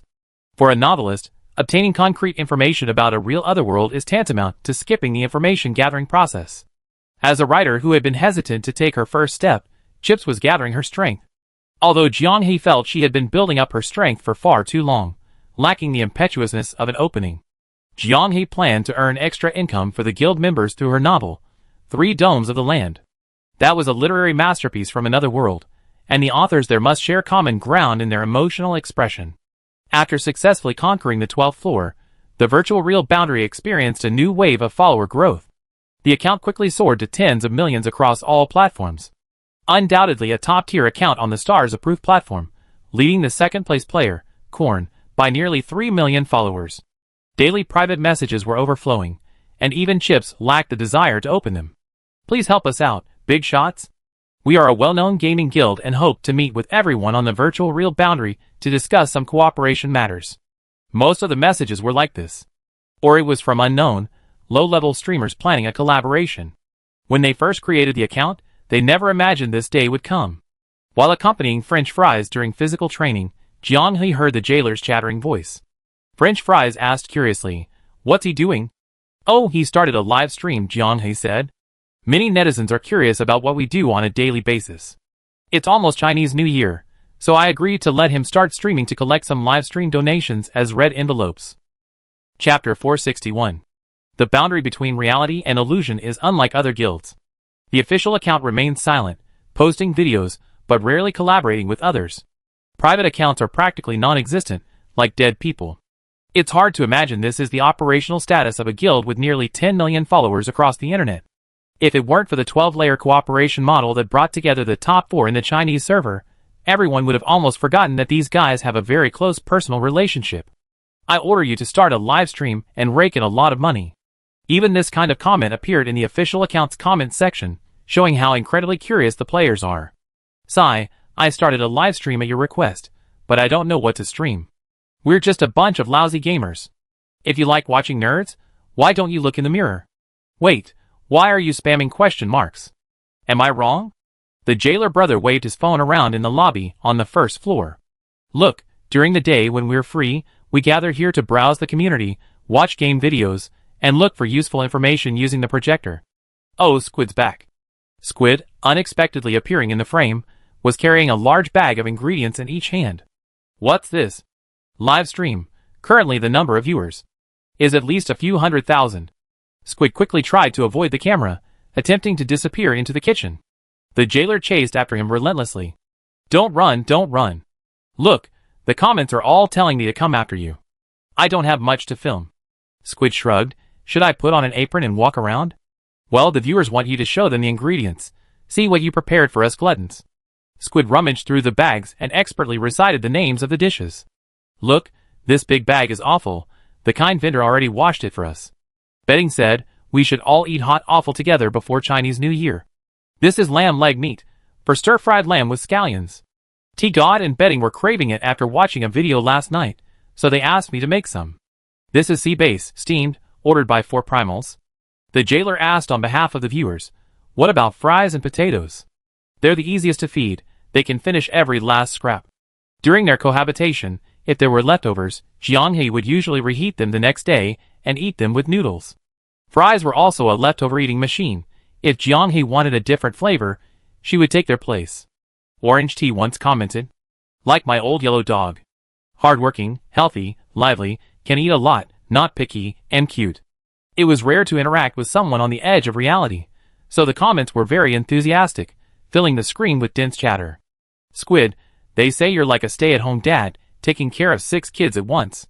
Someone asked if you needed more kids, if you could add another pair of chopsticks.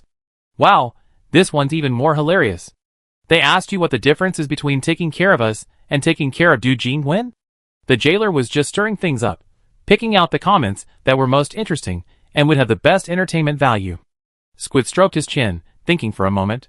Cooking for you guys is a hobby. It's very relaxing and makes me happy. Cooking for her is a job. She's like my boss. Every mealtime feels like a stressful test. Just as the jailer was about to read a comment, someone peeked into the kitchen. Squid, are you done yet? The ponytail under the cover seemed to come alive as it trembled. She applied lipstick and did a simple light makeup. A creamy white long down jacket, with fine down trim around the collar and cuffs, made her look like a kitten snuggled in bed. A dark gray knitted dress paired with black tights perfectly accentuated her long, slender legs. She popped into the frame, her backpack shoving aside the guard. A huge seal head entered the frame, the same seal backpack she wore to her first offline gathering. The difference was, one was big, the other small. Where did she get so many seal dogs? The comments section, which had been joking about Du Jingwen not long ago, was now even happier. Don't rush, I go out after I put my things in the fridge. She squatted down, resting her chin on her hand as she watched Mou busy herself. No rush, I'm just bored waiting. Go play with the comments, the guard's live streaming. She whirled around, her eyes wide. After receiving a nod of agreement from the jailer, she pressed her face against the camera. What are you talking about? Saying that Squid is coaxing you like a child. Du Jingwen's only designated predator has appeared. Take Du Jingwen to a graveyard to activate a special summon, and you happily acquire Squid's duelist. And he asked where you plan to go with Squid. She casually took the phone and filmed her face. To the zoo. I said before that I replace all the bad memories Du Jingwen left him with shared memories with me. Squid's voice came through. If you reveal your whereabouts like this, a lot of people will probably be lying in wait to arrest us. Don't worry, whoever bothers me, I breathe on them. She practiced breathing on the screen beforehand, and the result was, Slice man, I really need this. Got the material for this meme. The bed is guarding its food. Squid finished its work and greeted the jailer. I can still borrow your car. The camera watched the two go off to create beautiful memories of their romance, a bittersweet feeling filling the comments and real life. Wow, so sweet, that looks delicious. Envious, but not jealous at all. Squid was tortured for 2.5 years before the yellow system blessed him with good teammates. For me, It would probably take a month. I also want a rich girl like the bed to confess her love to me. The topic naturally turned to interrogating the jailer. Abstract as he is, of course, he's never been in a relationship. During his wonderful student days, he spent all his time outside of studying playing games. His limited funds were all spent buying minifigures, official cards, and in-game purchases. A person with all 5 vices, his life was a monotonous routine, and he never encountered a woman. Therefore, he's remained single since birth. However, the minifigures and cards he bought back then can still be resold on the second-hand market. From a financial perspective, it was a failure, but from a consumption perspective, he saved money. He used to be indifferent to romance, but seeing the 2 sweet couples in the group, his usually calm heart stirred slightly. What's Potato and Fries doing? He sighed, exercising, of course. Fries is helping Potato recover his energy. It's quite intense. Wait, why the question mark? His phone suddenly rang. He glanced at the caller ID, and the jailer's face instantly turned sour. Damn it, it's Dad. Ever since that earnest conversation, he had a bad feeling. Would he really be going to be set up on another blind date? Just then, Orange Tea came downstairs to find some snacks, and her figure was captured on camera. T-God, come here, help me broadcast this. Huh? Having just opened a rice cracker and taken a bite, T-God, looking completely bewildered, found herself holding a selfie stick. Wow, how do you use this thing? T-God fumbled around for a moment, the camera bouncing around her face and body. The entire live stream room was dizzy, but incredibly excited. Every viewer was screaming and frantically sending the word T-God. Someone had already fast-forwarded to the New Year's wish segment, asking T-God to bless them with all their wishes coming true in the new year. Even after seeing the comments, T-God still looked confused. Let me bless you with great wealth in the new year. Bless you with good health. Hope you get into your dream school in the college entrance exam? Orange Tea tilted her head. Do you guys think I'm a god?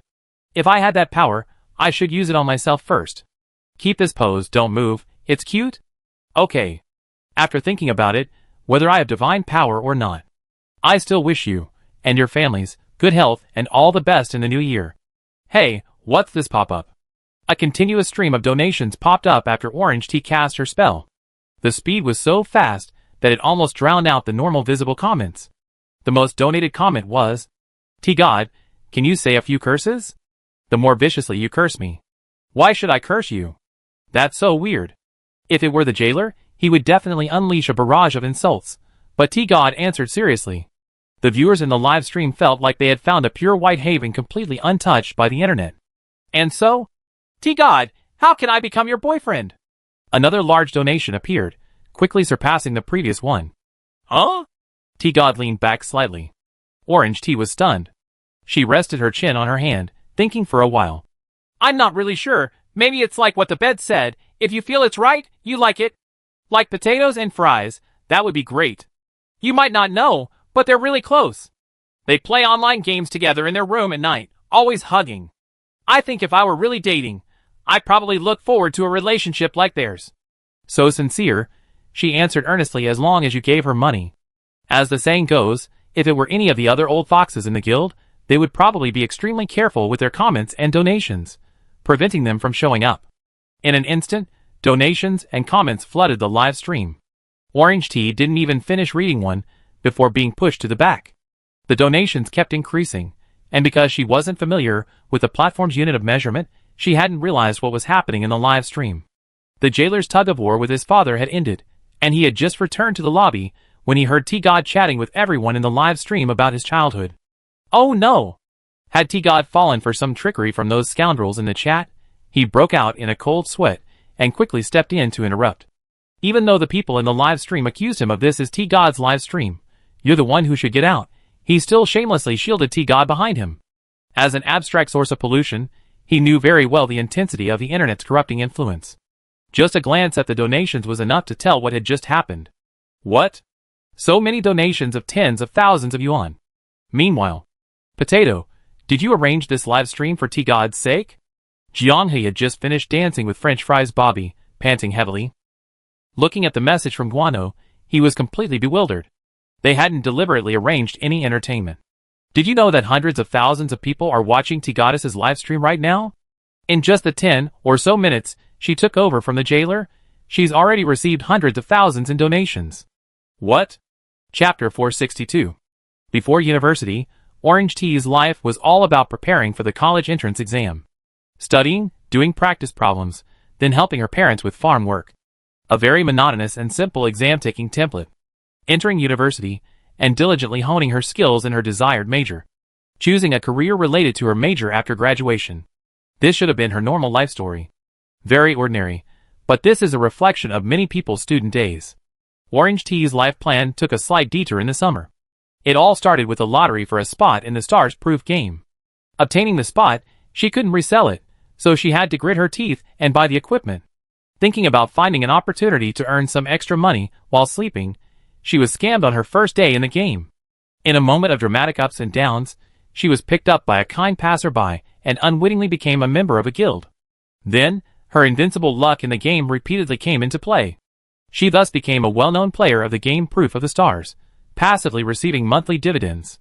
She inexplicably met Candlelight, learned the secrets behind the game, and secured a happy ending for herself and her family. Even now, sitting in front of the livestream camera for just over 10 minutes brings nearly $1 million in donations to her account. Occasionally, before entering the game, gazing at the Proof of the Stars device, she feels a dazed, dreamlike state. If only she hadn't clicked the pre-order notice for Proof of the Stars out of curiosity. Fate is truly an inexplicable mystery. Based on the profit-sharing ratio, it should be around 560,000, Jiang He calculated. 80,000 each for a New Year's red envelope. Jiang He personally paid out of her own pocket and distributed the money to everyone in advance. French Fries smirked.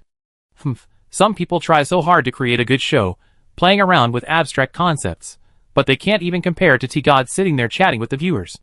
The four primal bodies couldn't help but laugh. T-God's slightest move is already the limit for Jailer Bro?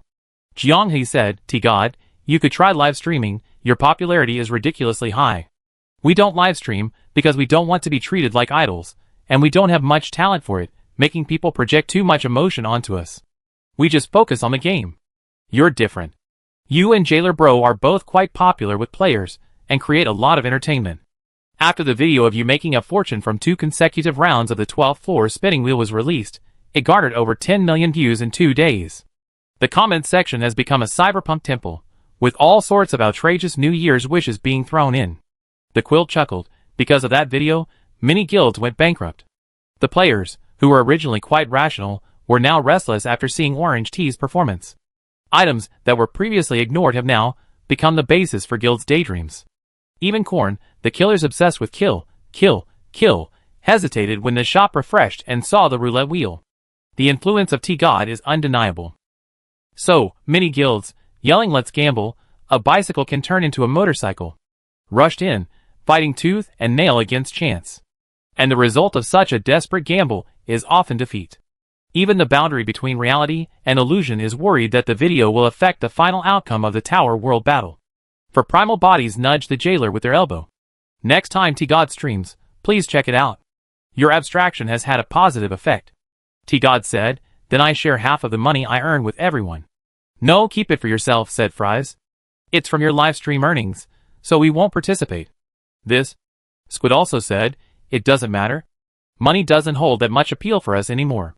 Since Candlelight revealed the truth about the game, the perspective of everyone on the boundary between the virtual and real worlds has changed. Living in the present, enjoying material comforts, and relying on dividends is enough. The promise that ended without a trace is like pressing the delete button on the suffocating echo before death. Illness and suffering will no longer be something to worry about. Death is merely the beginning of another journey. Earning more money can't be taken to the Anna world, nor can it increase the chances of reversing the world's collapse. So why not be more carefree? If you want to earn money today, earn more. If you're lazy tomorrow, sleep in. Living each day well, making yourself happy and content, is the most important thing. Jailer Bro clapped his hands in agreement. You guys are already as naturally gifted as I am, possessing the best constitution for being a fun-loving person. I see when everyone chooses to join. Still playing abstract games? The only one whose mouth was shut up by the T-God at the boundary between reality and illusion. The jailer choked on his fries, shrinking back. Being constantly misunderstood by the T-God for not understanding the atmosphere and acting crazy anytime, anywhere is really unpleasant. He clearly understands the atmosphere and can be serious in key situations. There's no reason for him to be treated differently. Remembering his father's phone call just now, The jailer couldn't help but cover his forehead. Just as he guessed, it really was an arranged blind date. His father wasn't in a hurry, but this time it was his mother's turn to be anxious. Insisting that Yuan Huanai didn't understand her son at all, and that she had to do it herself, she became incredibly proactive. It said that she catered to his interests, specifically picking through a large circle of acquaintances to find someone who likes anime and has a lot in common with him. They could easily meet during Chinese New Year visits to relatives. In her words, young people, you get to know each other quickly. But he had an inexplicable fear of blind dates. As someone in the team who had witnessed Du Jingwen's destructive power, the prison guard was instinctively wary of strange women. Even his childhood sweetheart had given Mou a major shock, let alone him. After joining the virtual reality boundary, his schedule became more regular, he stuck to his fitness routine, his physical strength recovered, and his physique returned to pre-college levels. Reality and the virtual world were both improving. He didn't want to run into a Du Jingwen and ruin everything. If possible, he still wanted to find someone familiar, someone he knew well. It seemed there weren't many people around who fit the bill. He even felt ashamed of his thoughts, but he just couldn't help thinking about them. Sigh, what should I do? Upon logging into the game and joining the guild, the virtual reality boundary members were immediately surrounded by guild NPCs. While they were away, Mid vividly described everything that had happened in the tower world. She described everything that happened there as the best game ever. With a simple trick, she blew up half a city-state, sending tens of thousands of enemy soldiers plummeting into the abyss. Her triumphant boasting made everyone in the guild's eyes light up. Finally, a job. She could help the guild. To grab the sole spot, the guild NPCs scrambled to participate. If only Elaravia hadn't been busy forging origin elemental weapons, she would have joined in the fun too. Even dragons have their needs to relieve loneliness. Not being a mad dragon, she occasionally wanted to indulge herself, recklessly using high-level magic to destroy everything in sight and enjoy the spectacle of destruction. Who wouldn't want to have a good, irresponsible outburst? Pick me, potato, please! If you don't pick me, I'll... Wow, anyway, you can't discriminate.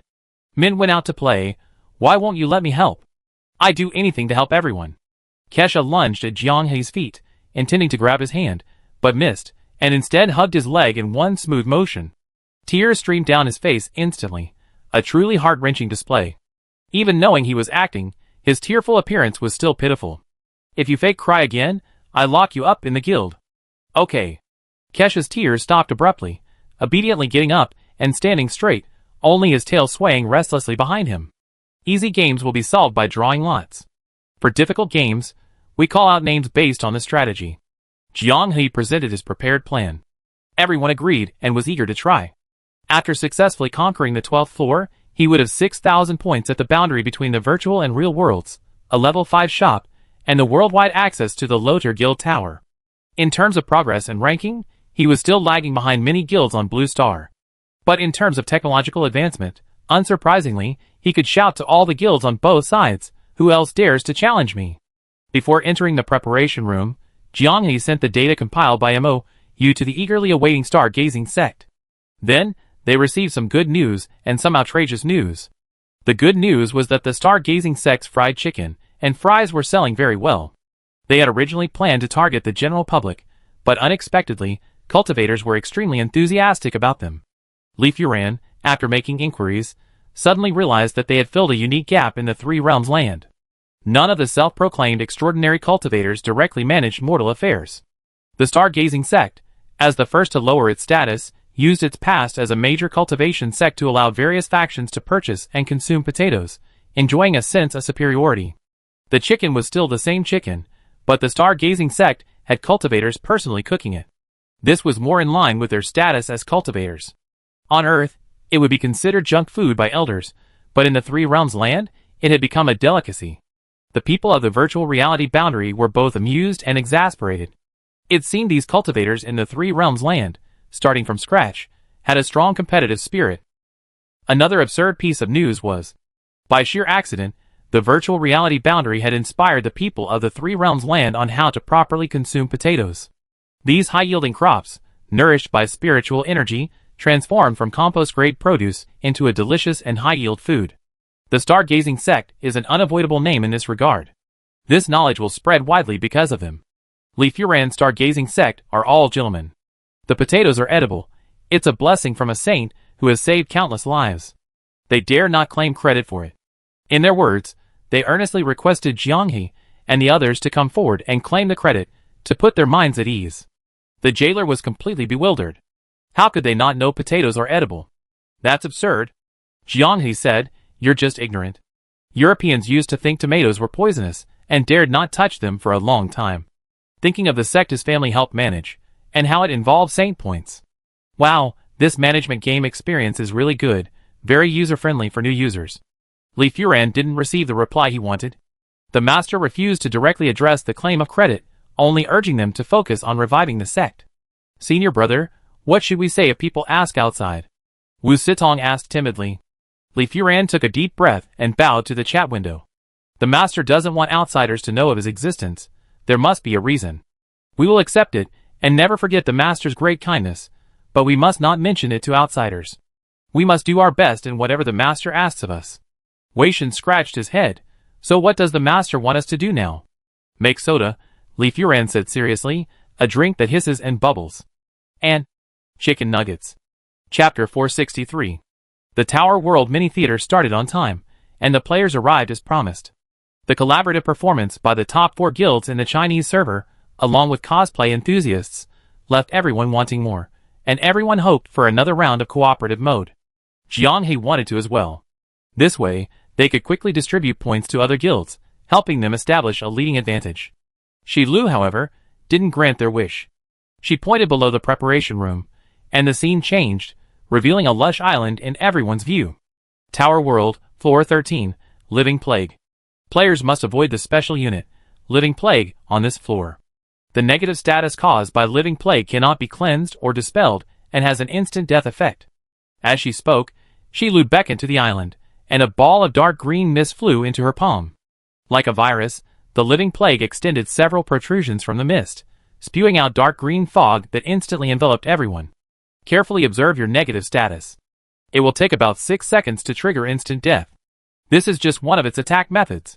Shi Lu crushed the Living Plague, and as she opened her fingers, a pure white heart, as white as jade, throbbed in her palm. The heart of the Immaculate Doll. I will hide it somewhere on the island's surface. Finding it means you cleared the level. All deaths on this floor will deduct challenge attempts. Entry selection. Elemental drive. The monsters on this floor will absorb elemental power, increasing their movement speed. While the spectators were still discussing the gameplay, Ji Feng suddenly stood up. She subconsciously looked towards the location of the candlelight. Her clone was still there, but her main body hadn't logged in for 2 days.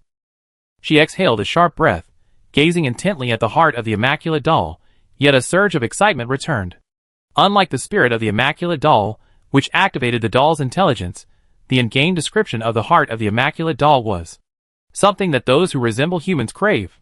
As an item, the heart of the Immaculate Doll was immune to instant death effects. Ordinary instant death, physical damage, couldn't completely destroy the doll. It could still be resurrected by replacing parts. The Overlord had once said that only those who could truly die as dolls could break free from the shackles of their own existence. The Tower World's floors were random, but Jifeng felt that Shilu was mocking her. You're really sensitive and fragile, aren't you? Are you going to breathe on Lady Shilu's projection? Oh, you probably don't know what breathing means. It's like a wildcat making a threatening sound in response to stress. The candlelight flickered into the clone's body. You come at just the right time. You have a fiery temper. Your emotional fluctuations make me pay attention. Jifeng didn't want to dwell on the current topic. She felt guilty.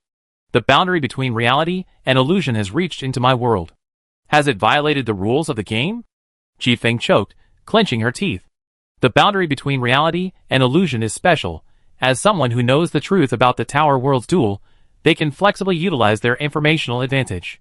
She watched helplessly as the people of the star-gazing sect revered them as experts, yet she was powerless to do anything. At the start of the game, neither she nor Zhuhua could participate in contacting the players, otherwise, it would be considered a defeat. While she exploited loopholes, the boundary between reality and illusion was also digging holes into the Three Domes land, infiltrating its influence. It hasn't yet shown any destructive power against the duel, but the star-gazing sect's rapid decline made her extremely uneasy. To dispel her worries, she instinctively mocked Candlelight. Are you addicted to playing house with that person? Does anyone around you want to eat with you? What do you mean? Candlelight glanced at her pityingly. It's nothing. Someone bought vinegar and is waiting for me to come back for a midnight snack. Goodbye. The aggression Jifeng was brewing caught in her throat as Candlelight turned and left lightly. She wanted to be angry, but didn't know who to lash out at. She couldn't even find an enemy. So the core of this level is speed, right? Orange Tea tilted her head, looking at the jailer. What is speed? The jailer instantly regretted it. He felt he should change his ways. Jiang He explained, speed? Living plague, impossible to completely kill. They were everywhere on the vast island. Thrown onto a deserted island to play Battle Royale, facing a group of undead, firepower was useless. The only good news was that Shilu had provided each of them with a real-time map. The players in the God's Eye view were already in high spirits. By switching perspectives, they saw the living plague speeding across the deserted island. Their speed was comparable to standing on a platform and feeling a non-stop high-speed train rushing past. What incredible luck! Would you dare to try and challenge it? Elemental drive? Doesn't that mean that if players use elemental magic to speed things up, these living plagues can go berserk too? Great, great. I love watching the reality/virtual boundary challenge these insane levels. The more insane, the more fun. We reality/virtual boundary fans are the best. We're happy whether we lose or win. Shilu urged, everyone, are you ready? After studying the rules, everyone at the reality/virtual boundary team grinned. Especially the jailer, who looked like a 23-year-old who had successfully lost weight. Why are they so confident of victory before the match even starts? So happy? Do they think they already won? Can't they see all those upgraded versions of the great luck on the island? They can be reincarnated into other worlds in batches. The spectators were puzzled. The top 4 players, who were planning to watch one more match before starting their own, were also scratching their heads. It didn't make sense. Jiang He wasn't the type to pop champagne halfway through a match. Jiang He teleported back to his guild, and when he returned, a beautiful girl with white hair and red eyes was beside him. He grinned and said, Shilu, this is our chosen guild support for this match, Renee. Shilu chuckled. Good luck with your run. The players present knew nothing about Renee, and the chat was filled with questions about who she was. The reality/virtual boundary team was then transported to the island, finding themselves in a dense jungle. Jiang He confirmed with everyone, then let's do as agreed. Fries waved to Orange Tea, we're going to lie down, we're leaving it to you, Tea God. Watching everyone shake hands and say goodbye to the Tea God, the players were still completely bewildered. What's going on? Damn it, there are 2 living plagues right next to us. A spectator exclaimed. Choosing the follow perspective, it felt like being right next to the boundary between reality and illusion, making the sense of despair even more palpable. 1 second, they were writhing in the shadows of the forest 100 meters away. The next, a dark green mist carrying decaying leaves, and a fishy smell was already upon them. It wasn't so much movement as space itself pushing death to the prey's nose. Jiang He and the others naturally accepted the living plague, letting it entangle them. 6 seconds later, all 6 members of the virtual real boundary team were dead. No resistance, pure suicide. What is this game? Wow, potato, this is human. These are commands a human can give, actions a human can perform. Wow, there are no humans left in this virtual real boundary game. Nongya loudly controlled the chat. Don't shout, don't question, this is the best tactic. It does look intentional, but is it really a tactic? If you lose, I give you 110,000 in red envelopes. Here we go again? The small sum of money that everyone missed out on before is beckoning again. Nongya is too brave. Once is one thing, but every time she pays real money for her judgment. She has the audacity of a professional commentator. Orange Tea gripped Renee's hand tightly and nodded slightly to her. Renee looked at the mist that teleported through the forest, her face full of confidence and composure. Ready? Yes. Then, let the game begin. Renee extended her slender, pale finger and slid it towards the void ahead. Space was sliced open like flowing water, trembling and tearing apart in both directions. Renee tightened her grip, leading Orange Tea into a special space permeated with unstable magic. In the blink of an eye, the spatial rift closed, and 2 living plagues, like vicious dogs pouncing on their prey, plunged headfirst into the air. Upon getting up, they looked around blankly, human-like, unable to find the unit they had targeted. Huh? Question marks flooded the screen. Spectators switched their perspectives. In the void filled with a bluish-purple haze, beside Renee and Orange Tea, flickering points of light blocked the strange mist encroaching from the outside, emitting a hissing sound. This. After a pause, a player realized what was happening. Holy crap, a shattered void? That's a space mage. How did you manage to recruit an NPC like this in the realm of illusion? Wait, isn't space magic supposed to be incredibly difficult to learn? I remember only one old guy named Dussel knows it. You mean that old guy Dussel? That old guy's pretty weird. He's got a young girl's body. What? I also know of some game where an old man gave himself a lowly body. Don't get off topic.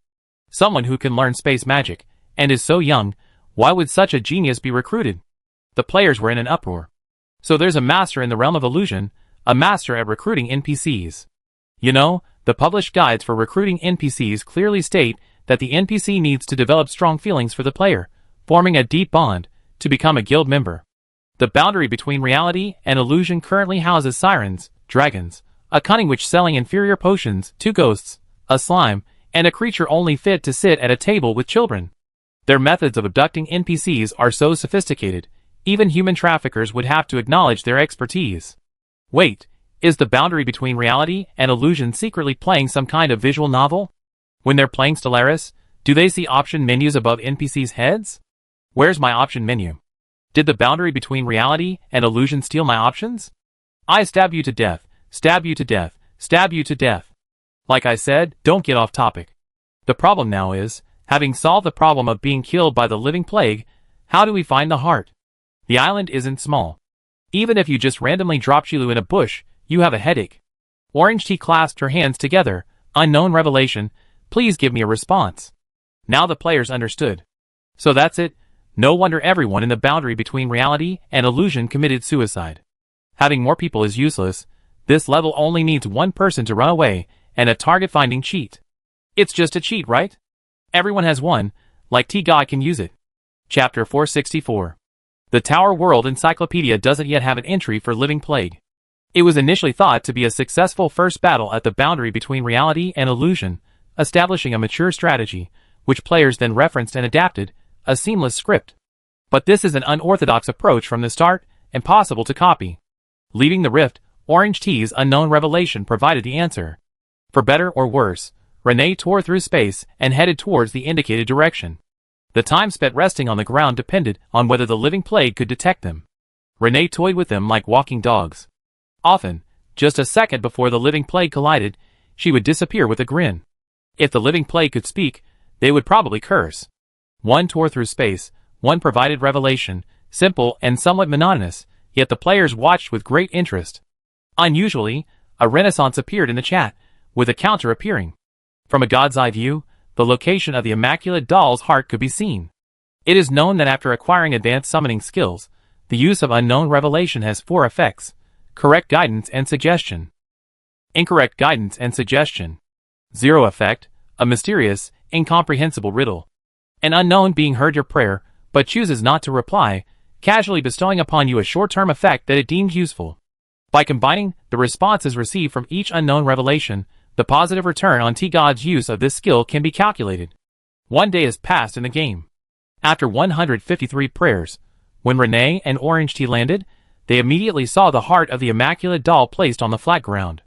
Ordinary people would be exhausted from using magic at such a high intensity, but Jiang He cunningly purchased a stamina recovery potion worth 800 points. With the help of a low-tier stamina recovery potion produced by Mint, approved by Shilu, and Renee's excellent energy-saving casting skills, the challenge was successfully completed on the first try. In the low-tier version of the Guild Tower World, some resources produced by players and their guilds can now be used within the Tower World.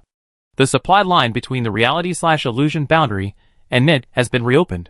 Expensive potions in Xylet's shop will have affordable alternatives. Upgrading the version to a higher tier will allow Mint's more valuable potions to be tagged with the Tower World label. This is also the goal of the next phase of the reality/illusion boundary. Have the statistics come out yet? Did the counter perish? Here it is. Number of times the unknown revelation correctly guided the direction, 73. Number of times it misled, 41. The Riddler, 35. Number of times the unknown being interacted, 4. Among them, 2 times a giant hand condensed to touch Renee's head. 1 time a miniature Renee/Orange T-shaped doll was thrown. The doll has been proven to be able to assist in resisting 1 magic attack. The upper limit of the doll's damage reduction threshold is still unknown. 1 time 2 people were silenced, the unknown being emitted a very unhappy sigh. Because there's no possibility of deciphering the code of the stars of proof, The vague descriptions in the game make it difficult for players to intuitively perceive the differences. A typical example is the unknown revelation of summoning. Ideally, the three states each account for 30%, with unknown revelation interactions accounting for 10%. However, players feel that negative and ineffective states are the mainstream during gameplay. However, with Orange Tea, the expected positive return from unknown revelations is close to 50%, and significantly higher than the negative return. I'm a summoner too. Why do I always feel like I'm being toyed with by unknown beings? An interaction with an unknown being actually had a positive effect? The time I triggered it, a demon jumped out and gave me a huge taunt right in front of the monsters. Although the aftershocks of the taunt killed the minions, it was still a huge taunt. The demon even grinned and said, "This is the fun of the unknown." I envy everyone who's only now realizing that their class is slightly different from the boundary between reality and illusion. We've been used to it for ages. Jianghe sensed the buzz surrounding this discussion. Tomorrow, the cyber temple of the tea god would be bustling with worshippers. 13th floor score settlement, 5,500. Just looking at the score tells you it's quite difficult. The death and fate combination, universally acknowledged by community players as incredibly difficult, settled at 6,200 points. Using this as a benchmark for high difficulty in the Tower of Trials world, the expenditure of points has a clear concept and meaning. After the great battle with Perea, domestic and international players reached a consensus that there's no doubt about the luck involved in the boundary between reality and illusion. This all stemmed from Jianghe's generous handling of points. Tens of thousands of points were given away so easily, even wasting a challenge attempt. How many Death's Fate runs would it take to break even? The most ordinary Tower World players are like little mice in a game. They painstakingly upgrade their equipment outside the game, then buy slow return items within the Tower World to increase their win rate. They proceed cautiously, step by step. One wrong move and Death's Fate is game over. But friends who know the boundary between reality and illusion are different. They equip you, take you into challenging dungeons, and after the raid, they shower you with all the loot you painstakingly acquired, ensuring you're well fed. Even if it hurts him, he wouldn't let his brothers go hungry. Not to mention, he has absolutely no scandals outside of the game, only posting guides and game content, otherwise remaining mostly silent. Except for the jailer guy, who's a bit flamboyant and noisy, but if he weren't like that, would he still be the jailer guy? If the jailer guy doesn't post his treasured erotic pictures in the group one day, there are probably only two possibilities. 1. He's running out of stock and urgently needs to buy more. 2. He's quitting Blue Star Online. He earned 5,500 points, adding to his original 5,200, bringing the virtual border back to the top 10,000. Unfortunately, 10,700 points can't buy anything. He's not in a hurry to refresh the shop now, because Orange Tea discovered the existence of a level 6 shop while searching for the roulette wheel. The item is clearly marked as the highest level shop. Price, 30,000 points. Jianghe reasonably suspects that only by purchasing the highest level shop will the advanced option of the Guild Tower World Eyes appear. After the fierce battle with Perea, he already had a small plan in mind. Since there were items that could be customized for floor challenge content, could they create similar levels to those against Perea? By doing so, Jianghe could recruit 4 guilds into his team at once, and after the battle, the team with the lowest score would be eliminated. By repeating this process, he could reasonably improve the average combat power of the Blue Star side. This wasn't even exploiting loopholes, it was a gameplay tactic that existed from the very beginning of the Tower World's rules. Overall, the only loss was at the boundary between the virtual and real worlds, but the floors themselves were genuinely improved, so the income and expenditure were balanced. The more Jianghe thought about it, the more reliable this poverty alleviation strategy seemed. Just like the community's analogy of a search attack retreat game, if they had enough money, they could provide unlimited economic support to the guilds below, encouraging them to convert it into technology points, further increasing their combat power. Moreover, he believed that the 3 top-tier players in the Chinese server would be very willing to participate, as long as they were pulled to the top positions first. The loop was closed. Fries glanced sideways. "What did you think of? You're all smiles. I tell you when we get back." Renee returned to the guild.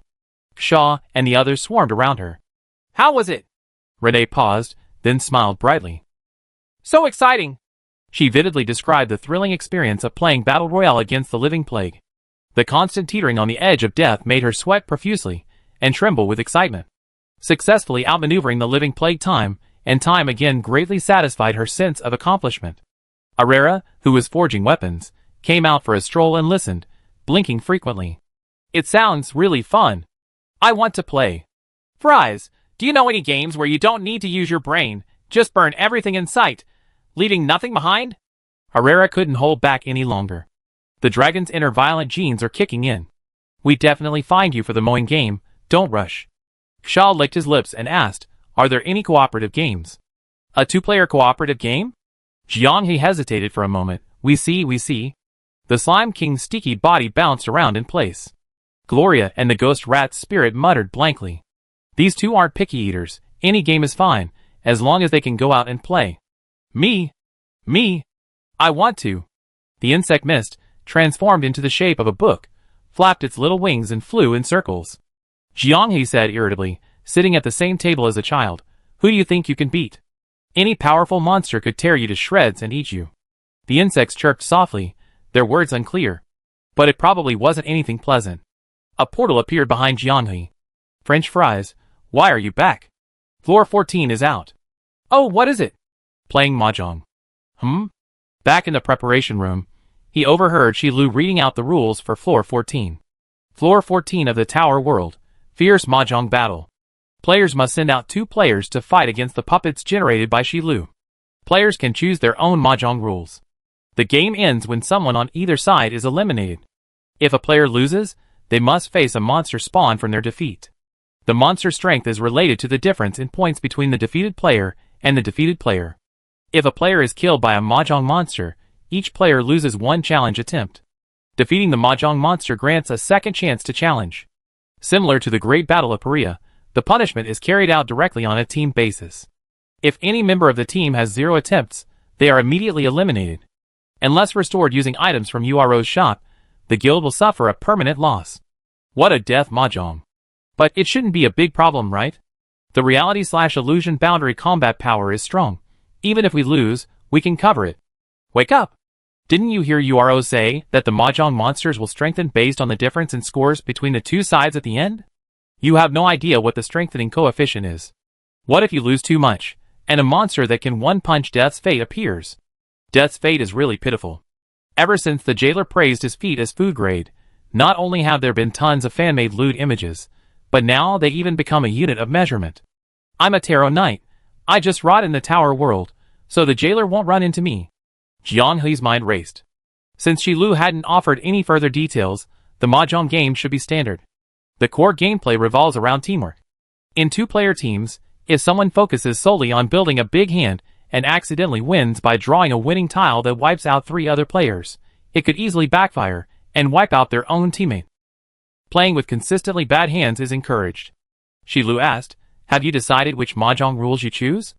Jianghe quickly asked, what types of mahjong do you all know? Beiwo replied, we know a little bit of everything, but I'm more familiar with the rules from Japan. Juzicha asked curiously, why? Because I'm a total otaku, I only play online mahjong, and someone dragged me into playing the version with cute girls. The jailer nodded, yes, that's exactly what I wanted to say. Beiwo pouted, I'm going to play mahjong, you're going for the latter, right? Wake up, you mentioned cute girls, stop pretending about what's important. Ask the spectators if you don't believe me. The chat erupted in laughter, everyone telling Beiwo to stop pretending. MOU only knew a little about mahjong, he learned a bit from watching Du Jingwen play, but he wasn't particularly interested. Ju Zicha knew absolutely nothing about it.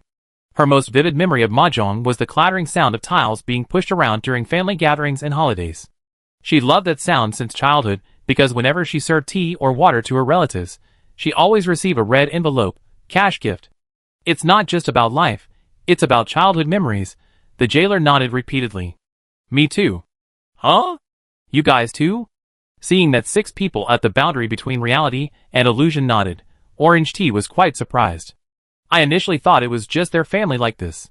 Looking at the chat, countless other Chinese players echoed this sentiment. It was as if this was a shared memory, like a large floral quilt or an old ceramic mug. The only one who didn't agree was French fries. What's wrong with French fries? My family doesn't like playing mahjong. My parents moved out a long time ago and only go back once or twice a year. The jailer recalled, but I remember you're a mahjong master. You were a top 4 in the Beast Cup organized by our group. The so-called Beast Cup was actually the God Cup. It was an online mahjong competition organized by the old group Jiang he knew French fries from. The competition, as the name suggests, was about seeing who could win with the most unreasonable, the most godlike, the most ridiculous hand. The top-ranked players had an astonishing number of hands that resembled Grandma's hands. Grandma's hands meant that even a grandma could win with any hand. French fries didn't know how to play mahjong at the time. She was completely ignorant of the rules. According to her recollection after moving in together, she participated because Jiang He had mentioned to her that he would give it a try. Jiang He wanted to try, so she would too. As for whether she had developed an interest in him or had feelings for him at that time, French fries refused to answer. Thus, Jiang He was eliminated in the first round by the Divine Veil, and in the second round, he was drained dry and eliminated. The person at his table who drained him dry and advanced was none other than French fries, who had never played mahjong before and claimed to know absolutely nothing about the rules. Jiang He vividly remembers that for a full month or two afterward, he didn't want to play mahjong for entertainment. Every time he saw mahjong, he would recall French fries' private message. So this is how simple mahjong is. I feel like I got it all figured out. Just wait for the tiles to appear, then tap wherever they're revealed. Look at the replay. I really did win on the second round. I didn't have to do anything and just got 24,000. It was so satisfying. He was talking nonsense. From then on, Jiang He's mindset became increasingly zen-like. He knew perfectly well that in this world, a person can't beat a dog. Chapter 465. After asking around, all the players were terrible at the game. The only reliable one, Bed, was a brainless, high-stakes, self-destructive player, not suitable as a teammate. The four primal bodies suggested, "Why don't you bring fries? I have a feeling the rules of Shilu aren't that simple." That makes sense, since it's 2v2, good teamwork is crucial. Fries recalled, "I think I haven't played mahjong since the stars started." Jiang He was overjoyed and grabbed her hand. "That's right, that's exactly what I wanted to hear." A few months was enough time to regain the newbie protection package. With the participants confirmed, the next step was the rules. Jiang He pondered slightly, "Then let's play Japanese mahjong. And it has to be online mahjong with winning hand indicators." Jiang He knew other types, but Fries didn't. They could only use the type she used to play as a god. Shilu's fixed mahjong rules. The Chaos Celestial Sphere descended. Keyword selection. Limited thinking. The thinking time after each round of drawing tiles will fluctuate between 3 and 10 seconds. Damn! The player in bed blurted out, "Isn't this just a bad hand battle?" Thinking about tile patterns and changing winning strategies both require time. Compressed thinking time means players' minds can't process the information, they can't even analyze the situation, and can only blindly focus on building their hand and rushing through. Jiang He sensed something was wrong. "Shilu, can I request help?" "Of course, but who do you want to help?" The spectators were also a bit confused. What can you do with help in a 4-player mahjong game? Peep at the tiles, or play violent mahjong? Flip the mahjong table and smash the doll's head. Is that how you win outside of mahjong? Not long after. I think I understand. Stick close to Sister French Fries, and record the cards played by the other 3 players. Simple, I can do it. The little book, the embodiment of the insect mist, landed on French Fries' shoulder and nodded vigorously. With limited thinking options, players are prone to brain overload. With the assistance of the insect mist, information processing will be much easier. There are NPCs like this? Holy crap, the boundary between reality and illusion has all sorts of cheats, huh? Now we connected to the card counter. A card table is generated. Jiang He and French Fries had just sat down when everything went black, and the voices of the people from the boundary between reality and illusion faded away. In an instant, their vision changed. The surroundings were now decorated in the style of a standard card room, and they were the only table in the room. Looking around at the other 3 people, Jiang He rubbed his eyes. A dark, humanoid silhouette sat upright in a chair. Where did I come from? Mika City, huh? 3 clones of the suspect, Little Black.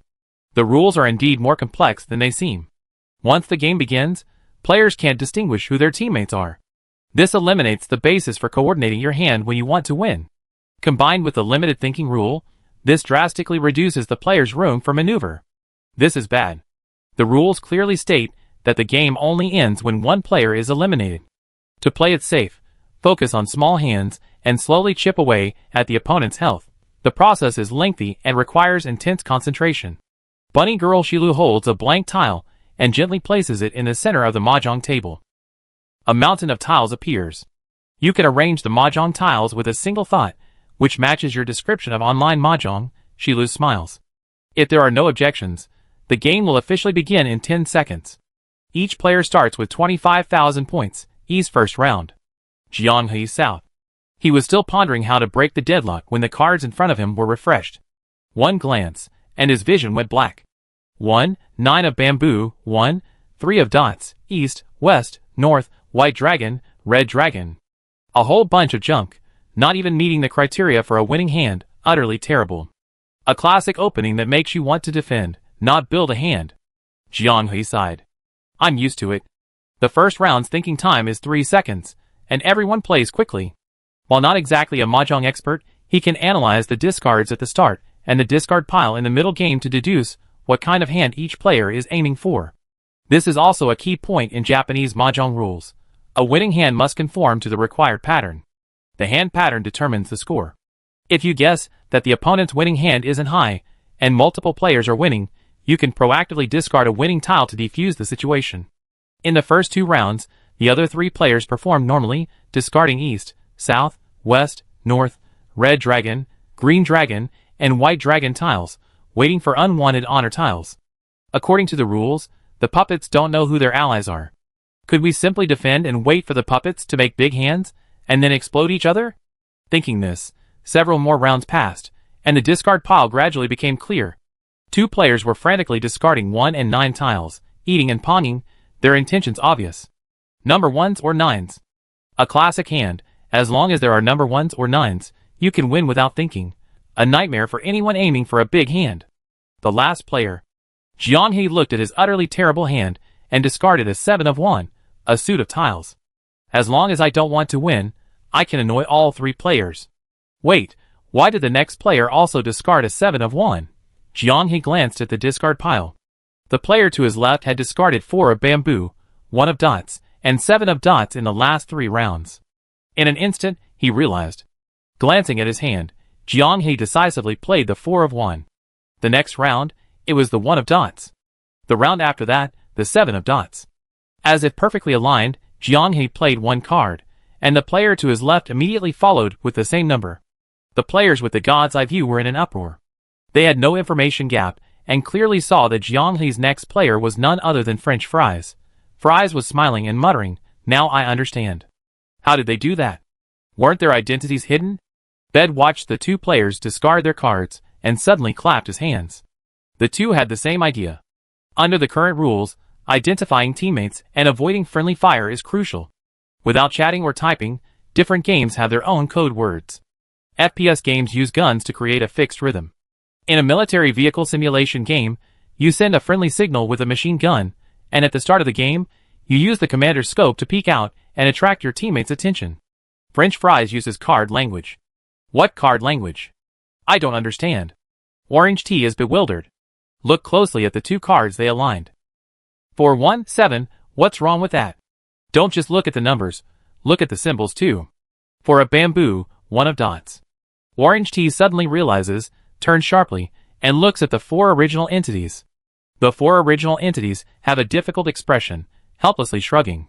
Too abstract. 1 of dots equals O, O equals circle.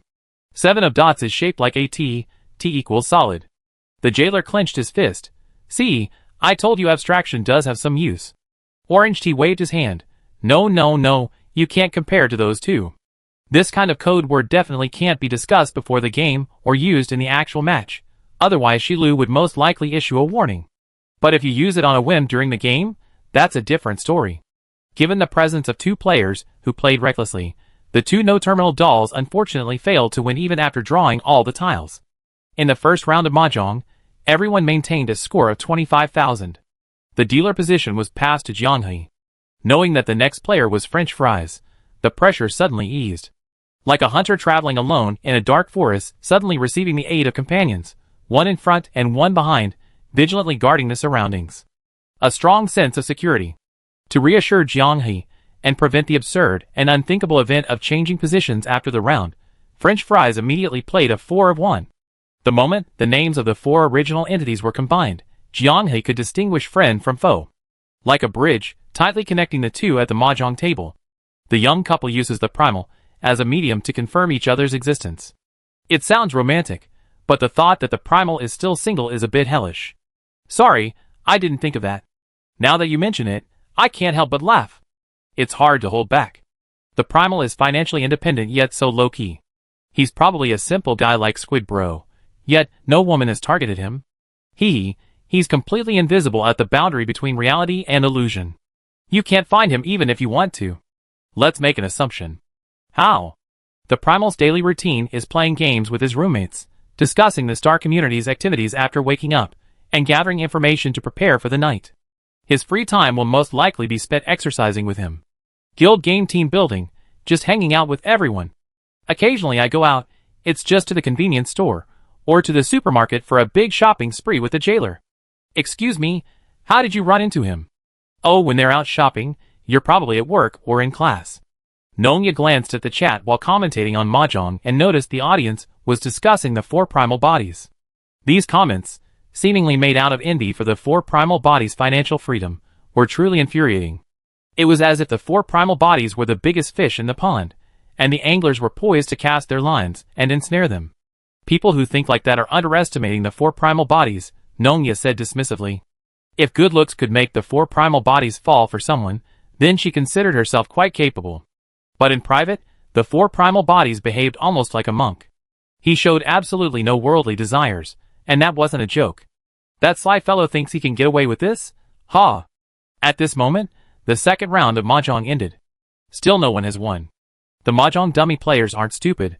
Realizing someone is building a big hand, they all play defensively, giving no chance whatsoever. Want to win? They strangle you. Jianghe, clutching his nearly completed pure old man hand, a hand entirely composed of 1s and 9s, couldn't help but sigh. So stupid indeed. A glance at the discard pile reveals number 1s or 9s. Anyone could sense something's wrong. I'd rather not win than lose all my 1s and 9s. Sigh. Either I get a terrible hand, or I get a perfect hand. I spend ages building it, only to have it figured out and strangled. Disgusting. Mahjong, like card games, brings no joy.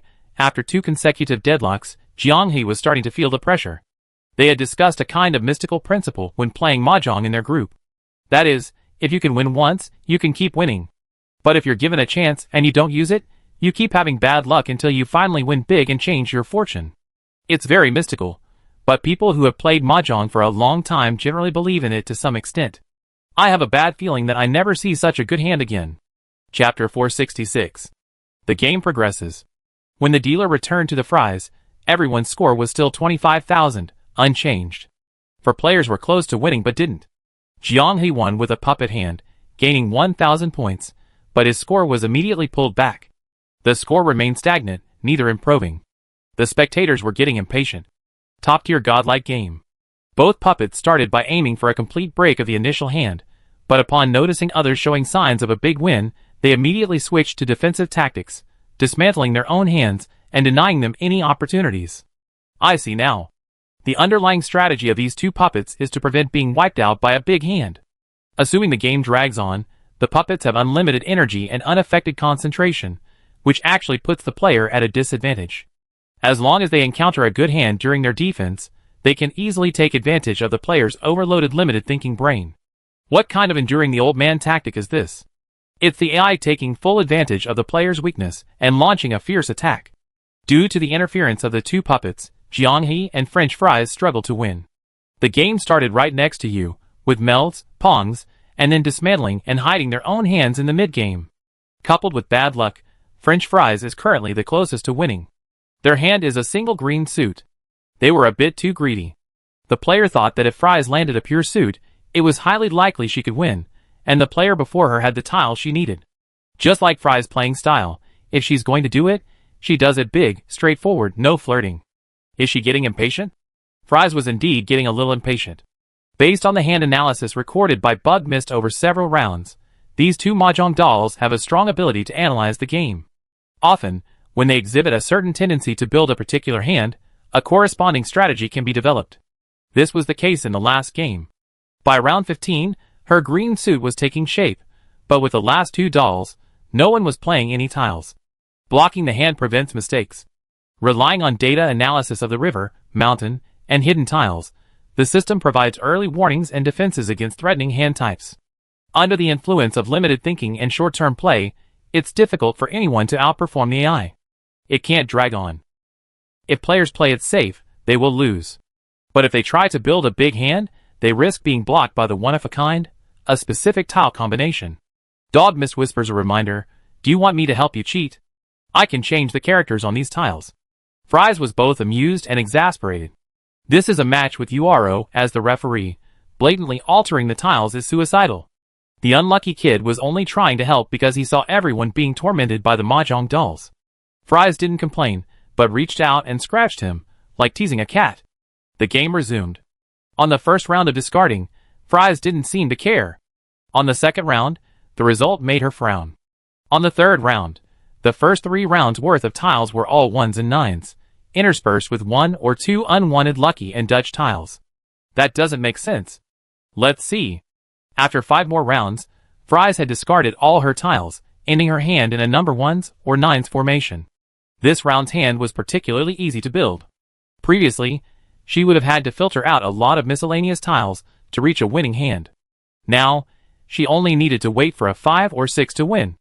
As the dealer, the 5 was a bonus tile, adding another point to her score. At least 4,000 points were guaranteed. It's funny, before this round, the 4 players at the table had been scheming and ruining each other's hands, resulting in a winning hand of only 1,000 points, a very low score. For 1,000 points is already a record-breaking score. Good news, she's ready to win. Bad news. There aren't a single east, south, west, or north tile in the discard pile. Fries glanced at Bug Mist's quick hand count. Comparing the discard pile, a quick analysis. Someone might be aiming for a flush. Or the remaining 3 players have all gotten their win tiles, and are preparing for a quick win. Both possibilities are low-probability events, making it difficult to judge. Furthermore, if the person aiming for a flush is Jianghe, should she win or not? Given her secret ready-to-win state, if she succeeds, she's guaranteed 4,000 points, no threat whatsoever, and the game can continue. But if it's the puppet's flush, she can't use emoticons, can't communicate, and can't use any special tile phrases. She needs to make a judgment. She draws a tile. Seeing the middle tile in her hand, Fries swallowed hard. One of the components of a flush, a completely new tile, a tile that hasn't appeared in the discard pile. Judging from the current situation, even if it's a 1-suit hand, it's probably not quite there yet. But if it is, and Jianghe is also waiting for a winning hand, discarding this tile would require her to strike a specific winning hand to avoid ruining her hand. Orange Tea asked, puzzled, what's Fries hesitating about? The jailer, sweating profusely, replied, strike. If someone discards a tile that would allow you to win, but you deliberately don't, they can only win by drawing the winning tile themselves. They were given 10 seconds to think, but that wasn't nearly enough. Holding it in her hand, she couldn't win herself. Discarding it, if the winner wasn't Jianghe, would ruin someone else's dream hand. Weighing the pros and cons, Fries chose middle. Following the mahjong doll's habits, she chose to discard the middle tile. If Jianghe really was aiming for a 1-suit hand, then the mahjong doll would definitely have noticed. They were guarding tightly, not giving away a single tile. They didn't need her tile at all. Ultimately, unless it was a tile discarded by the mahjong doll, Jianghe could only rely on self-draw.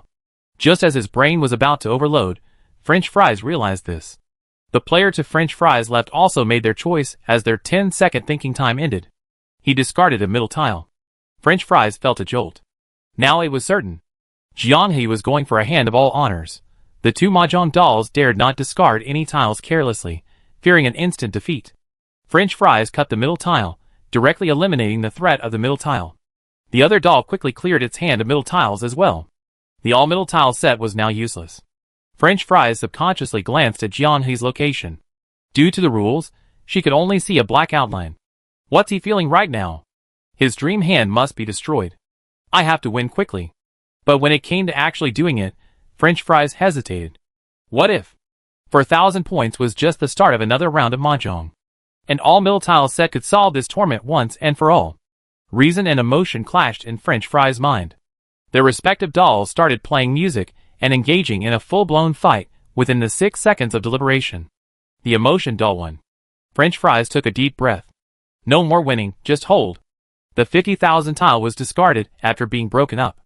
The spectators erupted in an uproar. What is Fries doing? He's about to score. Does she know Potato is going for a flush of honor tiles? But all his honor tiles have been broken up. Now Potato can only gamble. He's still hesitating whether to gamble or not. Another round passed, and Fries surprisingly drew a south wind tile, which she immediately discarded. Jiang He's heart pounded, and he quickly pawned it. As expected of Fries, love you. His hand was quite unique at this moment. 3 south, pawn 2 north. 3 west. 3 east. 2 white dragon. Now he only needed one more tile to win. When the tiles were revealed, he had a full 9 honor tiles in his hand, and the smooth draws that followed actually put him under immense pressure. A divinely chosen hand, but destined to be a self-draw. With the Mahjong puppet's control, whether he could win was entirely a matter of luck. Others wouldn't give him a chance to win.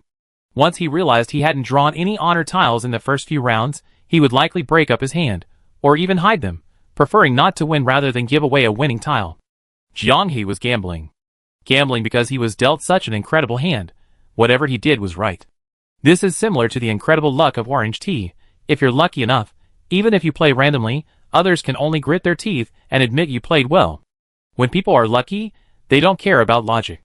Jiang He took a deep breath. My turn, draw a card. North gets the card. So simple and unpretentious? So I can play like a grandma? Chapter 467. He's not even acting anymore. That's probably what Jiang He is like right now. He has a perfect hand of honor tiles, even with everyone playing defensively in the mid-game. He's managed to get all the honor tiles on the table into his hand. Then, Fries even helped him by making a south tile, allowing him to draw a north tile in the next round. Besides asking question marks, the players didn't know how to express their inner holy crap. They only saw sweat and effort. A mountain of tiles. The 3 players each lost 21,300 points, leaving them with only 3,700. Jiang He, on the other hand, reached 88,900 points. Apart from him, the other 3 players were evenly matched. He's about to be eliminated. The game resumes. With his points as a safety net, Jiang He could easily make a hand for Fries, feeding him. Or he could target Fries and eliminate the Mahjong doll. Many options are available. Ricci. Huh? On the 3rd round, Fries loses 1,000 points and declares Ricci. She's already in the waiting stage. She's ready to declare Ricci. Unless her hand is particularly bad, the 3,700-point Mahjong doll can easily win by discarding a tile that allows her to win. The tiles discarded by French Fries are East Wind, North Wind, and 9 of Bamboo. It's impossible to tell what she's going for. The 2 Mahjong dolls can only have one discard a safe 9 of Bamboo, and the other discard a North Wind. If no one wins, Jiang He can intentionally discard a tile that allows French Fries to win, no worries. Therefore, he also discarded a North Wind this round. French Fries discards again, this time a white tile. This round only has 5 seconds to think. Time is tight, and the Mahjong doll, unusually, waits until the last second to discard a tile, a 1 of Bamboo. She hesitated? Previously, when faced with a Ricci waiting hand, they always defended without hesitation. That's a wrap. Jiang He looked closely at the Mahjong tiles as they were pushed over. 3, 4, 5 of 1. 1, 2, 3, 4, 4, 5, 6 of Tong. A set of 9 Tong tiles. He's waiting for 1 Tong. The 3 of 1 is a bonus tile, and the 5 of 1 is a red bonus tile. Both can add points. A classic 19-tile fishing strategy. If the Mahjong puppet has a good hand and tries to intercept a winning hand, it will likely fail. 3,700 points cleared. The Mahjong puppet is eliminated. The stalemate, which lasted for 2 rounds, was a tense and awkward situation where it was difficult to win, suddenly reversed within 2 rounds and ended in an instant. Jiang He was really puzzled. He gestured to Shilu. I want to see his cards. Sure. Intrigued, what kind of amazing hand could make the seemingly invincible Mahjong doll take such a risk? 2 Dora tiles, 2 red Dora tiles, a perfect hand with no weak points to discard. So classic. How could a doll be so captivated by Dora tiles? With a chance to end the game, everyone's a gambler. French Fries just stretched lazily. If it weren't for you, I really wouldn't want to play Mahjong. Killing people is more fun. Hey, do you know how many people you're saying such outrageous things in front of you? She brazenly uttered words that made hearts race in every sense of the word. Did Kishia teach her? No, French Fries doesn't need to be taught anymore. Playing the game like a cat crawling into bed, then snuggling into his arms, using him as a cushion. Just that one move. Oh no, the memory is too detailed, my head is spinning. I can't take it anymore. The audience couldn't take it either. I can't stand watching these couples flirt and then crush their opponents, especially with all that luck going out of control. It's too destructive to my worldview as a single person. What kind of couples combo skill is this? Even dog luck can be linked together, right? Saying that, I don't like playing mahjong. Then, in 2 rounds, the puppet was knocked out. So Versailles-like. I get it now. The tea goddess is a walking shrine. Just getting close to her automatically brings good luck. Playing cards with your lifespan won't get you far.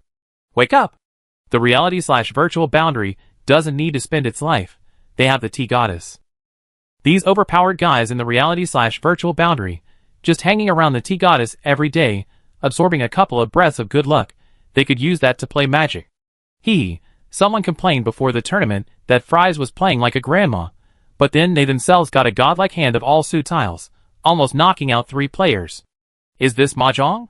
So pure, so technically demanding. Okay, I learned how to play mahjong. I'm going to challenge the tea goddess now. She's never played before, so she's definitely no match for me. Something's not right. 9 out of 10 things are wrong. Why is it that even after following the tea goddess for so long, Jailer Bro is still having some bad luck? Jailer Bro looked like an old man using a cell phone on the subway, completely bewildered. How did the conversation even steer towards him? Jailer Bro believes his bad luck is only relative. The guild is full of pros, playing games to the last minute, never turning off their cheat codes. How can he compare? In this huge guild, only the 4 unassuming supporting characters have any warmth. Equally average luck. Equally single. So relatable. Jailer Bro feels he's not alone. The Tower World categorizes challenges. Mahjong and card games fall into the entertainment/competitive category. Points are tallied. A Mahjong battle earned him 5,000 points. Very generous.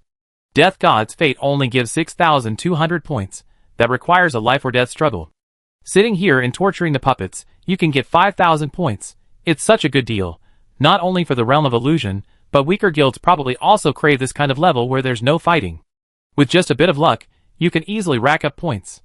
However, the high base score means that if you fail, the generated mahjong monsters are incredibly strong. We've seen this happen at the blackjack table next door. The king and queen were used against a player in a thin veil. Even with a full set of gold rarity equipment, they were powerless against it. It was a genuine clown horror story. Therefore, most players enter the entertainment level aiming for competitive victory. Victory or defeat is decided at the card table. It's win or lose. Jianghe recalled the challenges he faced in the realm of illusion. This was his first time dealing with an entertainment level. His realm of illusion score had reached 15,700 points. Not enough, absolutely not enough. To later customize floors and carry other guild players, they need a continuous stream of points. Jianghe opened the portal and touched the insect mist. When we get back, have Min help organize the items in the guild warehouse that have the Tower World tag. Put them all in one box. I'm going to sell them for points. Even low-level Tower World transformations can already monetize guild-produced resources. The advantages of using a guild stronghold are thus evident. They're rare minerals located in the Temple of the Clarity, since the Tower World transformation can all be monetized daily. There are also potions and items made by guild dolls using items with the Tower World tag. And the small jump brought back by the dolls that went out to collect trash. All of this would assist them, and they would earn points even while offline. Jianghe was even considering it. If the Tower Worldization were upgraded to a higher level, would it allow all NPCs to enter the Tower World together? At that time, they could buy enough challenge attempts and let the NPC representative team from the reality virtual boundary enter the challenge as them. Day shift, night shift, taking turns to farm points. Jianghe didn't hide his speculation from the spectating players. He wanted all the high-end players to compete. Recent trends in the game community have shown that the high-end guilds of the Stars of Proof are all copying his methods. The French guild, Saint Helena's Heroic Spirits, which were originally the first to discover Tower Worldization, have been left behind by the reality virtual boundary. Now, they are at the forefront of the version. Is it really feasible? The jailer had just spoken when orange tea covered his mouth. Covering his mouth had become a habit. Use your brain. She scolded in a low voice. He said that for a reason. Why are you trying to sabotage him? What? The jailer felt wronged. He felt his impression score plummeting. Although it was probably already low to begin with. Those two mahjong dolls really deserved to die, dragging out most of the game time. There was still an hour left before dawn. This was also why Jiang He disliked entertainment and competitive challenges. Once it involved using his brain, it often involved tedious calculations. Regardless of the final win or loss, the time commitment was unavoidable. Master. Jiang He's message bar vibrated. Li Furen urgently sent a message. You asked me to keep an eye on the activities of the major guilds in the game, and now there's some big news. Oh! Qilin Pool, ranked 8th, might be eliminated. What do you mean might? Jiang He asked. Is it still in fierce battle? No, Li Furen explained. It's just that this enemy is too strong. Players watching from the Three Kingdoms land all feel that even if they come back, they only fail. The only way for them to continue the game is to buy the Reset Floor Challenge function from the Sunset Dew shop. As the name suggests, after using it, the player's challenge floor remains unchanged. It simply resets the existing challenge content. It's a way for players in the Tower world to skip challenges that are too difficult but have accumulated some points. Point consumption is dynamic. The more difficult the challenge, the higher the consumption. Jiang He had always known this item existed and had even obtained it a few times. But prioritizing technological advancement, he naturally wouldn't save up points without using them. Describe the challenge content to me. Let me check the encyclopedia. Oh, do you have any in the classics? Li Furen quickly said. It's simple. It's about defeating the floor's boss. The bosses are a man and a woman. What's strange is that before the challenge begins, Shi Lu repeatedly reminds players to bring items that counteract mental magic, and lists potentially effective scrolls and spells. This is unprecedented in my memory. Jiang He had already blocked the senses of the spectators. He asked the jailer if he had heard of Shi Lu proactively giving hints. We have to log off and check. Jiang He turned to the chat. Continue. I don't know what to say next. The woman is like a chubby dumpling, able to change between human and rice cake shapes, and occasionally turns green, and can even squeeze mushrooms out of her hands. The man has a deadpan face. A deadpan face? Like everyone owes him gold, he looks at everyone with displeasure. Li Furen added, that's Wei Shen's description. The people at the boundary between the virtual and real worlds exchanged bewildered glances. A challenge I never heard of before. What's the name of the challenge? Echoes of an Old Age. Chapter 468. The Three Domes land ranked 8th, and also 8th in the Tower World rankings. Qilin Pool was renowned throughout the Three Domes, both in reality and in the game. Most players of the Three Domes land, like Li Furen, came with the intention of learning and reference, never expecting to witness an unprecedented and crushing defeat. Echoes of the old era, the affix selected by the Chaos Celestial Sphere, actually affected the players. Elemental Drive. Players absorb elemental power, increasing their movement speed. All elemental amplification spells can be triggered.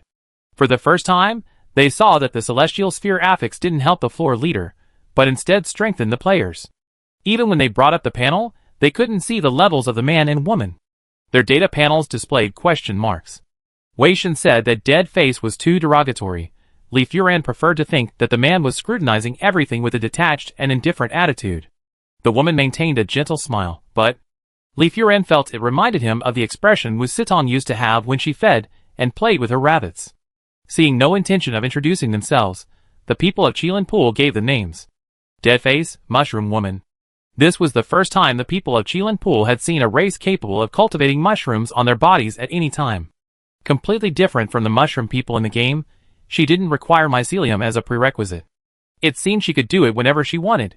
The challenge process for the boss in the two worlds was largely the same, probingly releasing skills, observing feedback, gathering information, then swarming in to attempt to kill. The people of Qilin Pool did much the same. Their elemental mage released a few ice spikes. The mushroom in the woman's palm suddenly swelled and expanded, leaping up and exploding with the ice spikes. The attack crumbled. From the center of her feet, dense mycelium spread outwards, rapidly occupying every visible corner. Countless mushrooms rose from the ground, from small clumps, quickly expanding into individual mushroom-like beings taller than a person, capable of free movement. The faster-moving mushroom-like beings sprayed spores, carrying negative status effects as they moved. The slower-moving ones had exceptionally strong arms that looked chewy and delicious. With just one punch, the paladin from Qilin Pool was sent flying backwards, dazed and disoriented. Wei Shen was stunned. The Mushroom God Fist. During the battle, players from the three realms heard the mushroom woman whisper something to the man beside her. You're not allowed to lay a hand on her. But her words seemed to have little effect. Go kill that disgusting mushroom woman, don't let her summon these ugly mushroom people at will. Li Furen had no idea what the people of Qilin Pool were experiencing in this game. From their vantage point, they only saw a black and white ripple spread out with a whoosh. The game was over. Jiang He was bewildered. What do you mean, the game is over? Li Furen didn't know how to answer either. He said, troubled, I don't know. It seems like one of them released a spell they had been preparing for a long time. Anyway, the 7 people from Qilin Pool were wiped out instantly on their first attempt. It was so sudden, I don't really understand what triggered it either. Instant death magic? Jiang He had seen it before with the Grim Reaper, and the Living Plague not long ago had the same mechanism. But neither of them could instantly die. No game developer would design such a shameless mechanism. Players dying instantly without any interaction with game units is simply terrible. So, the people from Qilin Pool met the conditions for the instant death mechanism to activate? Could it be that they weren't efficient enough in clearing out the mobs, allowing a certain number of mushrooms to reach their limit, causing them to automatically lose? The people from Qilin Pool had saved 30,000 points, enough to buy a reset challenge. They also still had 2 challenge slots left. Li Furen said they might be eliminated because they were unconvinced and planned to challenge again. Many players from the 3 kingdoms felt that this man and woman were strange. They advised them to avoid a direct confrontation. This, however, provoked Qilin Pool, who refused to back down, as if it were a matter of pride. After sending this information, Wu Sitong suddenly added a small detail she had observed. Shi Lu not only gave a hint, but also seemed to suggest that Qilin Pool could try bringing in items from the main world. What? Jiang He was completely shocked. Within the Tower World instance, only items with the Tower World prefix are effective.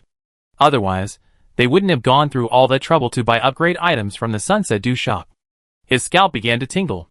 Every hint Sunset Dew gave was designed to increase the player's chances of defeating the couple. It was like a guiding immortal patiently reminding you, before the final battle in a PRG instance, to prepare thoroughly before taking the challenge. What did the people from Qilin Pool draw? The highest difficulty Tower World instance? From a points earning perspective, they were incredibly lucky. They got what even the Tea God couldn't obtain. Jiang He clasped his hands together, silently praying to the Tea God, may the players of Blue Star never touch this grand prize. The informant left in the 3 realms, by the boundary between the virtual and real worlds, began to play a role. The guild information, previously unknown to them, was now revealed. After logging off, Jiang He immediately organized the information in his memory, logged into the Tower World Encyclopedia, and, unable to find the information he wanted, created a new entry for echoes of the old era. The encyclopedia's creator had set up a voting option on each entry's page. Players were asked to rate the difficulty of the dungeon in their opinion, from 1 to 10. For example, the Mahjong game Jiang He encountered last night, without the Chaos Celestial Sphere entry, had a base difficulty of 5. Players from various countries, who had experienced it, would leave comments below. Most of them relied on grinding and sheer luck to get through. The best strategy described was to control the score by endlessly discarding tiles, with no terminal or honor tiles, slowly grinding down the puppet. A boon for ordinary players, but it was too time-consuming. The previously encountered Tarot Gemini combination had numerous sub-pages listing various combinations already encountered. The Death God's Fate combination received a 9 out of 10 from players. Although most players had never actually challenged it, they had virtually experienced the battle on the boundary between reality and illusion. Below the Death God's character tag, the most highly rated term was Jade Feet. Sigh, that jailer guy is really causing trouble. Jiang He filled in the information provided by Li Furen into the encyclopedia. After a while, he would receive some creative ideas from community members. Submitting actually required proof of being a proof of the stars player. Thinking about it, it made sense. Outsiders could watch the fun, but if they joined in and edited arbitrarily, wouldn't that create chaos? Jiang He provided the information about the stars, which was successfully verified. Echoes of the old era successfully entered the review process. French Fries pushed open the door, holding a steaming bowl of beef offal noodles. Jiang He felt a warmth in his heart. It's okay, it's done. Let's go downstairs and eat together. Before going home, they had agreed to eat beef offal, so Ma Yu had prepared a whole day's worth. Besides the beef offal noodles, there were also beef offal skewers that could be dipped in sauce anytime. Putting everything else aside, life with Ma Yu was truly wonderful. He didn't feel tired or annoyed at all doing these things. He enjoyed it immensely. The fact that Du Jingwen was somewhat disgusted with cooking showed that this woman was quite capable. Give Mayu even a little positive feedback, like praising his work, and he'd be like a fully wound-up toy, spinning with boundless enthusiasm. Often, a man's core driving force is simply the desire for praise. After all, most people haven't really enjoyed it much growing up. It was different in the quilt. Whatever Mayu did, she'd be grinning like an idiot for ages. Suddenly, she understood why in anime, childhood sweethearts always lose to newcomers. Hey, are you taking the train tomorrow? Jianghe nodded. There were still 5 days until the new year. Jianghe and Shutio had booked tickets for the afternoon of the day after tomorrow, departing from Qingning. However, before going to Shutio's house for the new year, he needed to go home, which would be tomorrow noon. He only stay one night, and then leave. Me too, tomorrow, but this afternoon, Mayu said, her face slightly flushed. I need to go to the quilt first, my parents have agreed. Mayu's parents initially had reservations about the divorce. But seeing his resolve, they didn't say anything. They only knew their child had become a well-known figure in a certain game, but they didn't understand games, and couldn't know the details. A few months later, suddenly he said he found a new girlfriend, and fast-forwarded to meeting the parents. The two elders were a little confused. Could it be that he mistook those virtual characters for his new wife? Hearing the sweet voice from bed on the phone, the two elders were relieved. It wasn't because his marriage was too devastating. He could just follow the neighbor's kid, and call the person on his pillow wife. Bed took a big bite of beef lung, slurping it down, and mumbled, my dad's really impatient, he's already told everyone to prepare. My brother's eagerly waiting for him to arrive. Oh!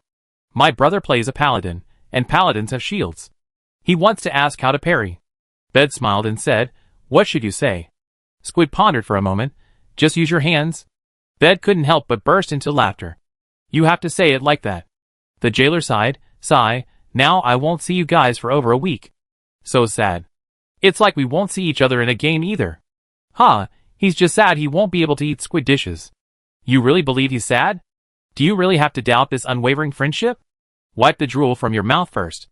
The jailer was probably the only one who didn't want to celebrate the new year. Originally, this year was supposed to be a year of great fortune for him. He could show off to his relatives and become a big shot. But the thought of blind dates during family visits made the jailer's head spin. He glanced sideways at the orange tea.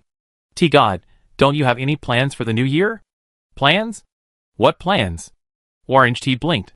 Eating and drinking, helping my parents with New Year's Eve dinner, a few days of fun and then I'd be back.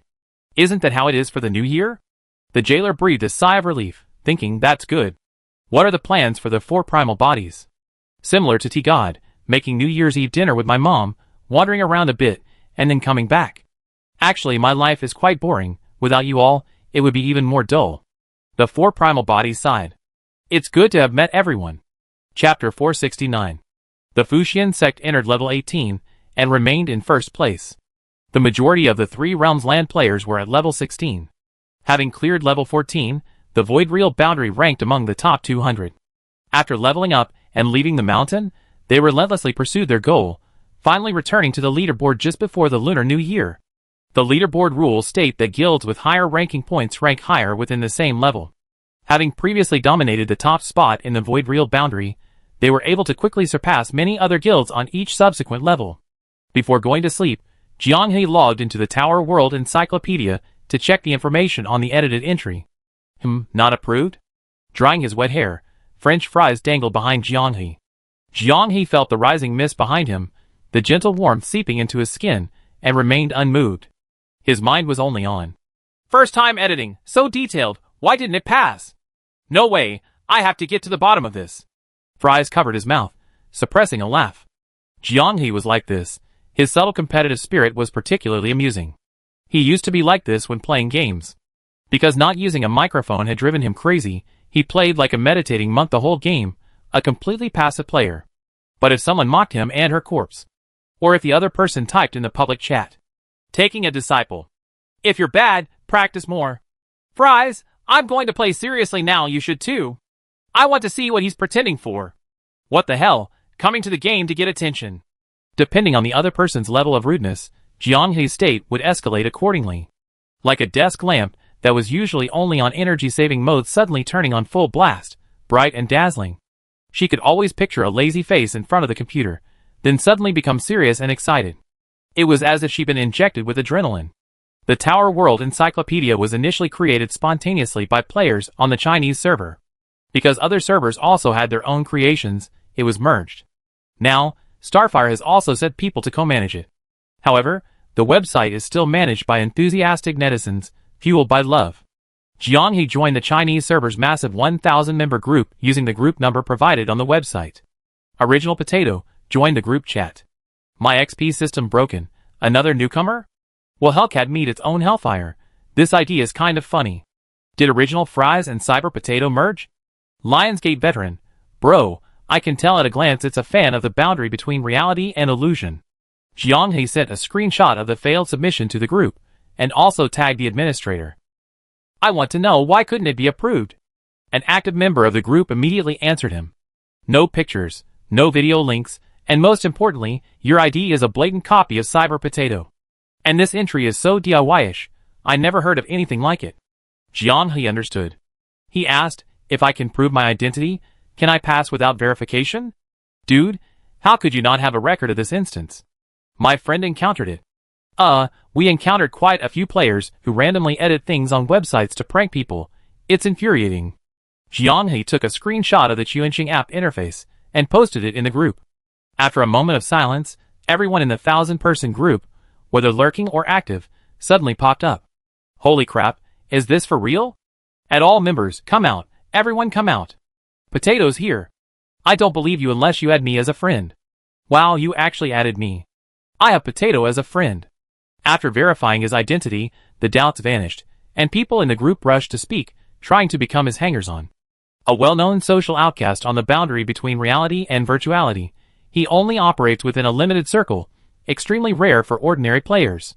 Most of the fun they get comes from Jailer Bro, who spends his days sharing perks and chatting in his large group, practically monopolizing the Dragon King title. Even the administrators were alarmed. Potato guarantees, I approve the project immediately. But I'm still curious, why are there no pictures or videos? Jianghe could only lie. My friend is a bit strange. He doesn't want to provide them, but I saw them challenge it with my own eyes. With a name that's impossible to ignore in any Stellaris game paving the way, things went exceptionally smoothly. A quick refresh brought the entry to the encyclopedia page, thoughtfully highlighted by the administrator, who also noted that the information was provided by the virtual real boundary. This allowed Earth players to take precautions against this terrifying couple. Watching the page's click rate soar, Jianghe drifted off to sleep contentedly. He activated the world bubble and entered the Tower World preparation room. Shilu closed her eyes. Floor 15, Insect Extermination Competition. She interlaced her fingers, and crimson light emanated from her palms.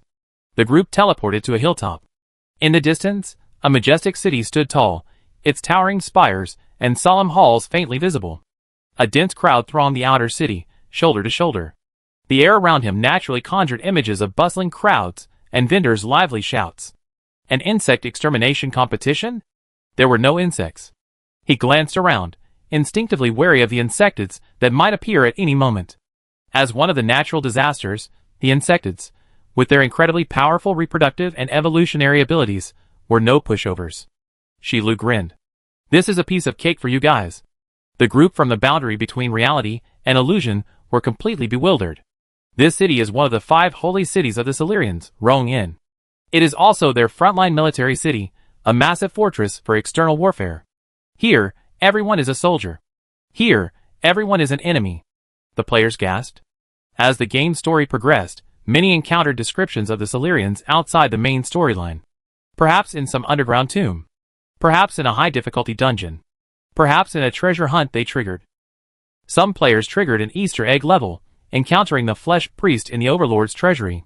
However, due to emotional restraint, the content couldn't be shared in the community, and could only be savored in the game. At this moment, mentioning Selir made many players realize what was about to happen. Shilu reached out and grabbed the Chaos Sphere, throwing it into the mountains not far from Rong-In Fortress. Players hurriedly zoomed in to follow. The sphere crashed to the ground like a meteor, and amidst the raging flames, Freya stretched her alluring figure, laughing seductively. You are the commander. Shilu's voice fell, and Freya knelt on one knee to accept the order. Target, purge all sinners within sight. The elegant and beautiful Shilu, who had always been joking and laughing with the players, transformed into a stern and authoritative figure. Having given the order, she immediately put on a smiling face, gazing gently at the players. Gentlemen, as you can see, it's similar to what happened in the Easter egg level. However, this time you won't be fighting the flesh priests, but rather engaging in a small contest with us. Freya, the Black-Tide Legion commander, invites you to a grand trial. Yudu snapped her fingers lightly. Numbers lit up above everyone's heads at the boundary between reality and illusion. The numbers above your heads represent your kill count. Ordinary people, mages, and warriors are categorized according to their strength. Freya will lead 6 creations with different abilities to accompany you into the city of sin, Rongin. Eliminate as many sinners as possible to gain higher scores. Let these filthy little insects repay this land with their flesh and blood. This is the only redemption they, covered in filth, can offer. In Shilu's eyes, a dark green vortex swirled, meeting its gaze felt like being dragged into an abyss. Yes, Shilu's true identity is far more than just a guide in the Tower world. The long time spent in the Tower world had almost made Jianghe and the others forget that she was a monster capable of tearing apart world barriers, entering the Temple of the Clarities, and confronting the will of the world. The fact that the Flesh Priestess wasn't addressed with honorifics shows her status is indeed far above Candlelight. The thought of such a ruthless character putting information into the game, projecting it to serve the players, the jailer felt a strange sense of satisfaction. Jianghe had reason to believe that this was a historical recreation of the game in which the Lord of Candlelight destroyed the Cyril Empire. Would he personally participate in this genocidal war that forced the supposedly benevolent lords, as described by Candlelight, to vote for the annihilation of Cyril? The spectators were already chatting animatedly. I remember Seller's style was a lot like that. Hee, those who know, know. Just an alternate world version. I'm curious why they don't have the power to protest against Starfire. Protest? Even Enamel Cup wanted to laugh at the word. How could they protest? Could money and bullets outweigh Candlelight? His grandson had recently been watching a very old Hong Kong comic, where the muscular man was called Magnetic Field Madman. To these monsters who could wipe out the entire world in a single thought, these ordinary people were merely individuals, who happened to look a lot like them. To put it bluntly, their willingness to allow ordinary people to call themselves human was a form of tolerance. Behind Starfire stood such a ruthless figure. He didn't know how Candlelight proved itself when it first contacted high-ranking officials from various countries, but in their case, it was by causing the ginkgo tree in the yard to wither instantly. To this day, nothing can survive in the soil where that tree once stood. Candlelight apologized and gifted them a strange sapling, saying that planting it would cure them in a few years. I'm sorry was perhaps the greatest respect this inhuman being could offer the people of this planet. Initially no one dared to plant it. It was Snowwater Fried Noodles, who carried a shovel to dig the hole and carried it out. Candlelight wasn't the most powerful. During their first encounter, she made it clear that she was only searching for miracles under the orders of the Dominator. Just hearing the word Dominator overwhelmed them with helplessness and despair. He believed that other countries reacted similarly. Only after spending more time with her and realizing that Candlelight and the Dominator behind her truly didn't care about anything here did they gradually breathe a sigh of relief. After all, according to the Overlord, he had only slaughtered one race in his life, and inscribed it on a stone tablet for his pilgrimage. It was unclear whether it was a deterrent or a show of force. But Snowwater Fried Noodles thought it was a good thing. He did what he longed to do, but was constrained by his status, and had to restrain himself, something he could only imagine. Seeing the indignant expressions of most players from both the Chinese and foreign servers after learning about Seller's deeds in the chat, Enamel Cup clicked his tongue. This generation of young people thinks similarly to you. A simple sense of justice is a necessity for being human. If you can't empathize, then you can't be called human, Snowwater Fried Noodles said. For beasts, there is only killing. If you're not afraid of beasts, then you haven't killed enough. Kill more, and you learn benevolence, righteousness, propriety, wisdom, and trustworthiness. If you still can't learn, then talk to bullets and cannons. Enamel Cup hadn't seen his old friend so murderous in many years. Watch the show, don't get excited. We're all past the age of fighting and killing. What's there to get worked up about? The boundary between reality and illusion was preparing for battle. Back at the guild, their primary target was Ellerity. This dragon, wielding a half-finished Origin Element fire weapon prototype, emitted a golden light from its eyes that could burn. Really? If you're not going, I'm going to find Ksha. Jianghe made a move to leave. No, I'm coming. Arriving at the guild hall to collect a low-level stamina recovery potion provided by Mint, Ksha rushed out from the side and hugged Ellerity. Let's switch, okay? I want to. You want to fight alongside Potato on the battlefield. Shaw excitedly flicked its tail. Ellerby sighed, but I haven't been out stretching my muscles in a long time, and I also want to vent my frustration, sorry. Kesha stared blankly as everyone casually gestured to her and stepped into the portal. Wow! Stepping onto the battlefield of Ronin, Ellerby shrank back sharply. Ugh, this uncomfortable pressure, where's it coming from? Jianghe opened the panel and saw Ellerby's level displayed above her head. Level 40. Just like fries and orange tea. It seems that support characters are limited by the player's own level. However, this pressure was no problem for Ellerby at all. Fries asked curiously, are you going to transform? Ellerby licked her lips, rubbing her dark red dragon scales, making a sizzling sound. Don't you think tearing them apart with your bare hands is more enjoyable? Sure enough, dragons all have a violent gene. Shilu announced, this floor is unaffected by the Chaos Celestial Sphere. The challenge lasts for a full day. The team with the lower score will lose one challenge attempt as a team.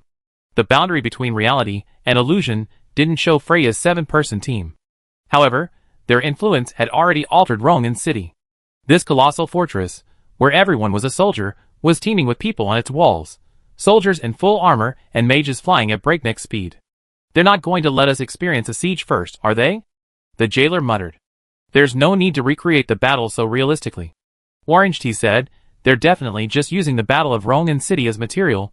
They're not going to let you play the original, you idiot. For some reason, the jailer felt that being foolish was kind of fun. Hee hee. Shilu's celestial sphere, which she had thrown at Freya, returned to her palm. She floated to the front of Ronin City. On this majestic fortress, countless mages and soldiers looked up in awe. Shilu raised her hand with an icy expression, and the celestial sphere expanded. She seemed to be holding up stars. With a gentle wave of her hand, the celestial sphere, with the force of a collapsing sky, crashed down upon the magical barrier. With a single strike, the majestic city walls crumbled and collapsed. The magic array, which she considered impregnable, shattered into dust. My lord, I have issued an extermination order against you. Sitters of Ronin, please die. Chapter 470. The moment the city walls collapsed, time seemed to freeze. The lowly Cyril, the most fanatical warrior, now stood frozen in the billowing dust, like a puppet whose soul had been ripped from its body. Before entering the Anna world, Jianghe wanted to request to see the historical footage from that time. A race that could be paraded and desecrated in a game by the Lord of Candlelight must have been incredibly grand at the moment of its annihilation. The echoes of the shattering magic barrier still resonated in his ears, and Jianghe shouted impatiently. Charge! Although they didn't know the abilities of the 6 people Freya brought, they vividly remembered the flesh and blood creations controlled by the flesh priest in the Easter egg level. Absorbing and strengthening, rapidly self-healing. Spreading blood-red vines, like human meridians wherever they went. However, according to the setting, Freya was merely a subordinate placed by Shilu on the 9th floor of the Clarity. As a Legion commander, her level shouldn't be high enough to command powerful figures like the flesh priest. Wait a minute, I make a nourishing radish and mutton soup to boost stamina recovery. After the tower's worldification, some items from the main world could be brought in. Food therapy was once again put to use. A comical scene unfolded on the battlefield. Below the collapsed city wall, 6 people from the virtual and real boundaries provided cover for the squid. Meanwhile, he himself frantically became the battlefield cook. The jailer, itching for a fight, summoned 6 skeletal guards and charged into the city, hacking and slashing indiscriminately. +5. +5. The jailer's battle record jumped excitedly above his head. 5 points, a basic score for an ordinary soldier.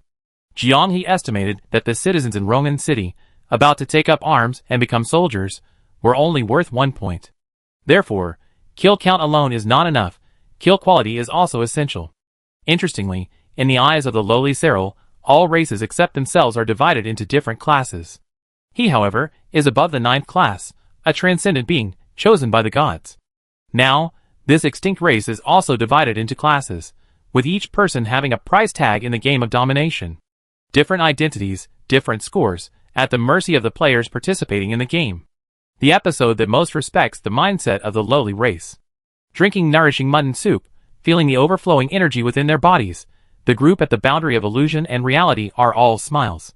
Potions and food before the dungeon run, a full stomach, and wonderful memories return. After eating, let's hold the line. My bone guards were destroyed. Damn it, they dared to destroy my bones. Grateful for the bone guards, they drew a lot of firepower not far from the city wall, allowing everyone to finish their meal in peace. The moment Jianghe stepped through the breach into Rongan City, he sensed something was amiss. He quickly pulled up the data panel Shilu had given him. Freya and the others, why are their scores still 0? Are they thinking about me? Everyone was startled, ignoring the arrows and magic raining down from the city walls, and turned sharply. Freya placed her hands on Orange T's shoulders, and her black and white wings suddenly unfurled, shadows and light intertwining. Crimson aura gathered in front of everyone, a blood-red barrier blocking all attacks. She breathed softly into Orange T's ear. Lady Shilu said this is a competition. Sneaking out is not allowed. However, during the competition, if a conflict occurs and points need to be scored, then it all depends on individual skill. Having said that, she spread her wings and soared into the air, charging straight towards a lowly commander surrounded by a throng of arrows on the city wall. Magic was nothing to her. She drew crimson chains from the void, which writhed like serpents. The commander felt only a gust of wind sweep past, and those around him heard a muffled thud. When they regained their senses, his headless corpse lay sprawled on the ground. Using her finger as a blade, a red light sliced through the air, striking the ground far beyond the boundary between reality and illusion. The 4 primals felt the magic flowing on the ground suddenly solidify. Erira, who was still munching on mutton soup, wiped her mouth. A formidable fellow, destroying the magic circle that could strengthen these soldiers' resonance in one fell swoop. Visibly, the lowly soldiers in the city wall's defensive area paled.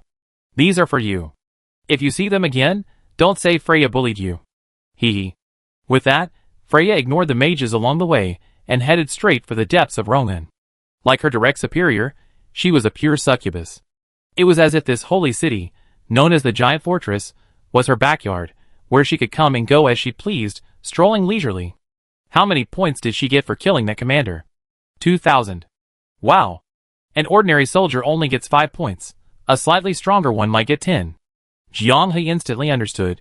She plans to decapitate a more powerful target before clearing out the minions. Fries immediately looked at Ellerby, who was carrying a pot of mutton soup, and taking another big gulp. Feeling a little uncomfortable under her gaze, Ellerby swallowed, carrying the pot in one hand, and pulling the arrow embedded in her shoulder with the other. Alright, you guys go find your high-value targets. We help you get rid of the annoying little things. The jailer muttered, won't that shameful dragon mess things up while clearing out the trash? Ellerby was displeased. You can question my success rate in crafting ultra-rare equipment, but you can't doubt my combat prowess. The dragon's pride ignited her fighting spirit. So, it can be questioned after all? Now everyone on the reality/virtual boundary turned to stare at her, even as Squid Bro's shield was being pounded by arrows. Ellerby roared, get lost. Don't interfere with my performance. The reality/virtual boundary readily agreed, gracefully leaving, giving the shameful dragon a way out. The defensive line of lowly mages suffered an unprecedented humiliation.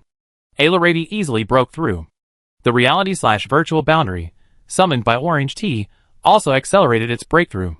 Ellerby, alone, staged a borrowing arrows with straw boats. Target. Without using any shield-like magic, arrows couldn't pierce her face, but they embedded themselves in her scaled skin. The sight of the dragon girl being shot to pieces without retaliating is subtly exciting. Brother, XP is free, but I suggest you see a doctor. The spectators' banter stopped because of her actions. The lowly Serral, true to their mad race, even after their city defenses were destroyed by a divinely punishing attack that instantly killed their commander, the survivors quickly rebuilt their lines. In a sense, they were well trained. Erira slowly clenched her fist. Being polite to creditors doesn't mean I be nice to you. Her skin was reddening. At first, it was just a faint, dark red glow seeping from between the scales, like lava flowing beneath the rock. Soon, the arrows embedded in her body, the arrows fired with all their might by the lowly, began to hiss. The shafts charred, bent, and finally turned into wisps of smoke. Her body temperature was rising rapidly. The moisture in the air evaporated instantly, the heat distorted her vision, and even the stone slabs beneath her feet began to soften, melt, and collapse like wax. Centuries have passed.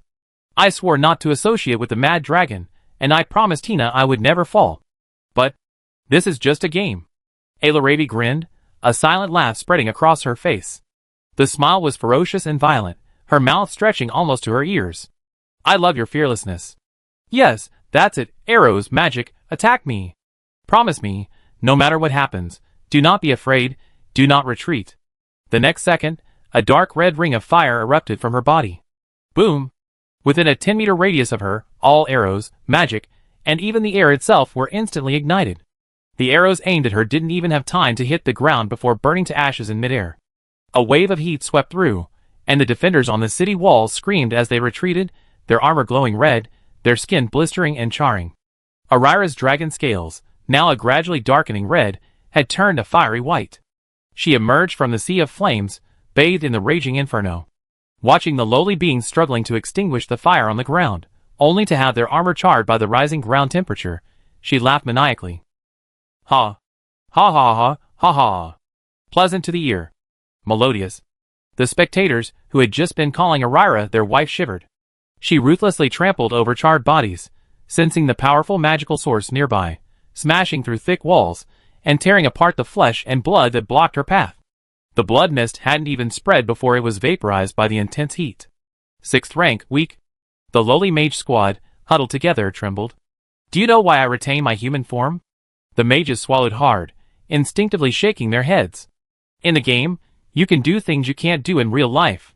A bright afterimage of flame flashed past, and Elaravia appeared behind one of the mages.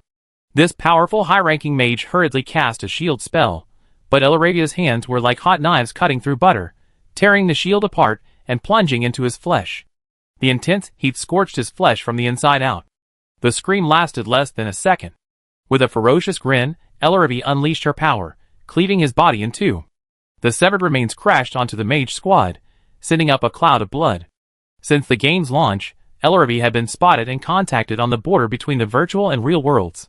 This powerful dragon's attitude towards players mirrored her usual demeanor, languid. She didn't reject or dislike players, but she wasn't exactly friendly either. She adhered to the Empire's established order, respected the customs of various races, and was unusually gentle compared to her wicked counterparts. If they hadn't witnessed it firsthand, players who had once called Elaravia mom and wife probably wouldn't have believed she could be so violent. Considering Tina from the backstory. What kind of succubus is this? Even 100 years after her death, she still harbors the primal rage of a dragon. Damn it, a group of high-ranking mages are approaching. Wow, my wife's in for a world of hurt. Similar to the Paria tactics, high-level mages don't easily engage in close combat. A long-range attack lock-on, a deluge of magic indiscriminately covering the area where Elaravia was located. Elaravia discovered that the kills from this indiscriminate attack were being credited to her. This game is really fun. Seeing my own stats is exciting. She licked her lips. The otherworldly dragon was experiencing the positive feedback mechanism of the system for the first time, and was captivated. Ground collapse. Using the distorted flow of magic, she heard a distant sound. Instantly, the ground beneath Elaravia's feet caved in and collapsed, churning up bricks and stones that pressed towards her. By amplifying the spell's effect through mage resonance, a field-like attack effect has been created. Her voice changed, incorporating a low-frequency dragon roar. I was suppressed to level 8 by the game, but... Her golden vertical pupils widened completely, sparks flying from the edges of her irises. Her pupils burned fiercely. Her body suddenly swelled. Under the horrified gazes of the mages, Elaravia's human form shattered and peeled away like a fragile sugar shell. A mountain range flowing with lava stood atop the earth. Not something even insects can desecrate. The suppression of the tower world shrank Elaravia's size, but it didn't affect her spellcasting. Dense magical energy, far exceeding dragon breath, erupted from her mouth in beams. The intense magical fluctuations caused the boundary between reality and illusion, which had already left the city walls' defenses, to turn back. Like the thick trail left by a high-powered searchlight piercing through the clouds in the night sky, or like a giant Jedi Knight wielding a lightsaber. As the beam of light flickered, Elara's score skyrocketed. Within mere seconds, it soared to 53,900. This number continued to fluctuate, showing no sign of stopping. Inkfish exclaimed, NPC assistance is such a great civilization. Just open the door, and let Elara wander around to easily rack up points. Isn't Necromancer a great civilization too? Look at mine. Boom. A series of dense explosions spread backward. The summoned zombies searched for moving units, leaping and self-destructing. The corpses of the lowly ones killed along the boundary between reality and illusion exploded in a chain reaction, causing buildings to collapse in swathes. Same as before, split into 3 teams. Gathering them all together would result in overflowing damage and extremely low kill efficiency. For Primarchs paired with Inkfish. Jailer, with his outstanding battlefield abilities, enjoyed a special escort package of being in bed and tea god. Jianghe and French fries remained paired as usual. With the city's defenses damaged, the entire city of Rong'an sprang into action. Countless mages formed squads, coordinating with the well-trained commoners, and launched an anti-Qin campaign. The scores of the four primarchs skyrocketed. Accompanied by Inkfish, he climbed a tall tower. Elemental Fusion Torrent. An elemental torrent plowed through the ground, evaporating the moving targets. The episode with the most free-flowing firepower. Inkfish was filled with indie, high-level attacks against low-level, truly killing idiots. Jianghe and Fries, two melee fighters, ate whatever was available, without being picky. After landing, they hacked down anyone they encountered. Killing the lowly Seral people inexplicably brought them pleasure. 19208, Freya's score has changed. In a corner unseen by them, Freya entered "I already tried so hard, why are you still alive?" mode. She must have found an undisturbed self-service restaurant and was feasting. Turning a corner, the two abruptly stopped. A great sword floated in midair. Corpses littered the ground, streaks of blood weaving a vast curtain. Like a hunter patrolling its territory, sensing intruders, the sword's flesh and blood blade revealed three tightly knit eyes that snapped open simultaneously. Jianghe muttered softly, "This must be one of the 6 people Freya brought in?" French Fries whispered back, "Did we disturb its meal?" Chapter 471. The flesh and blood greatsword hovered above the pool of blood. The blade wasn't forged from metal, but rather woven from countless writhing scarlet muscles.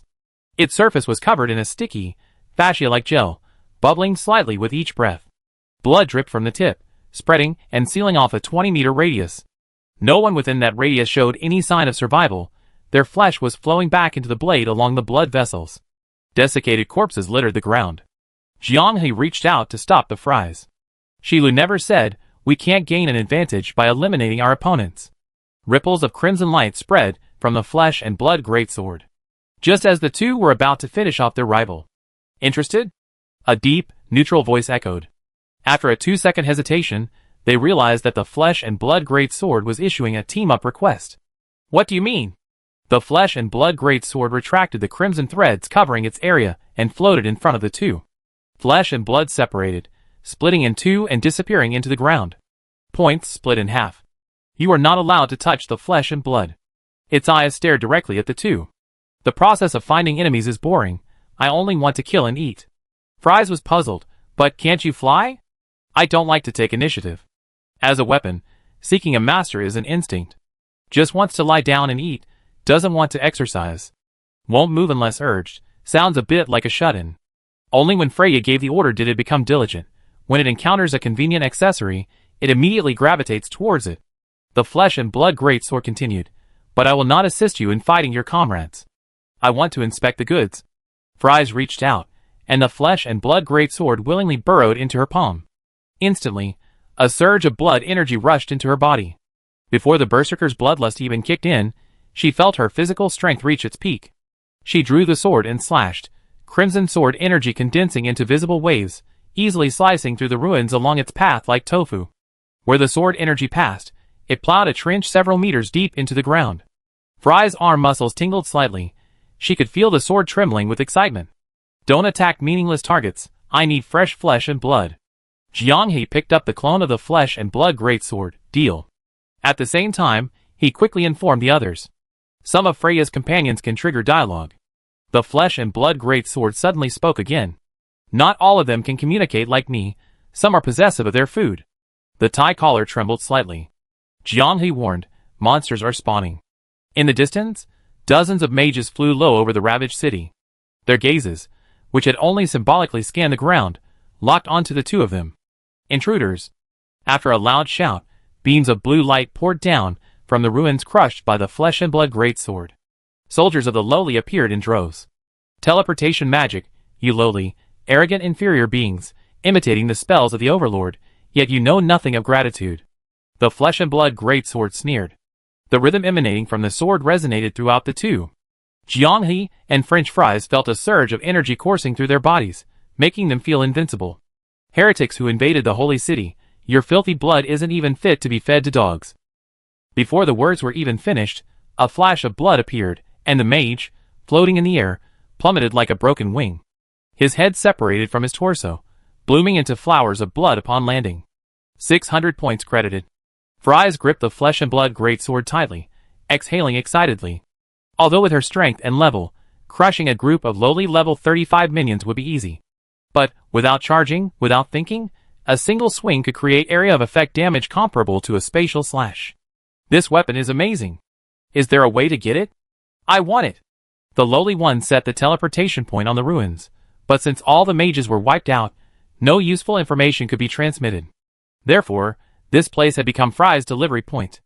Jianghe plunged in, feeling like a veteran returning to the game during a sale.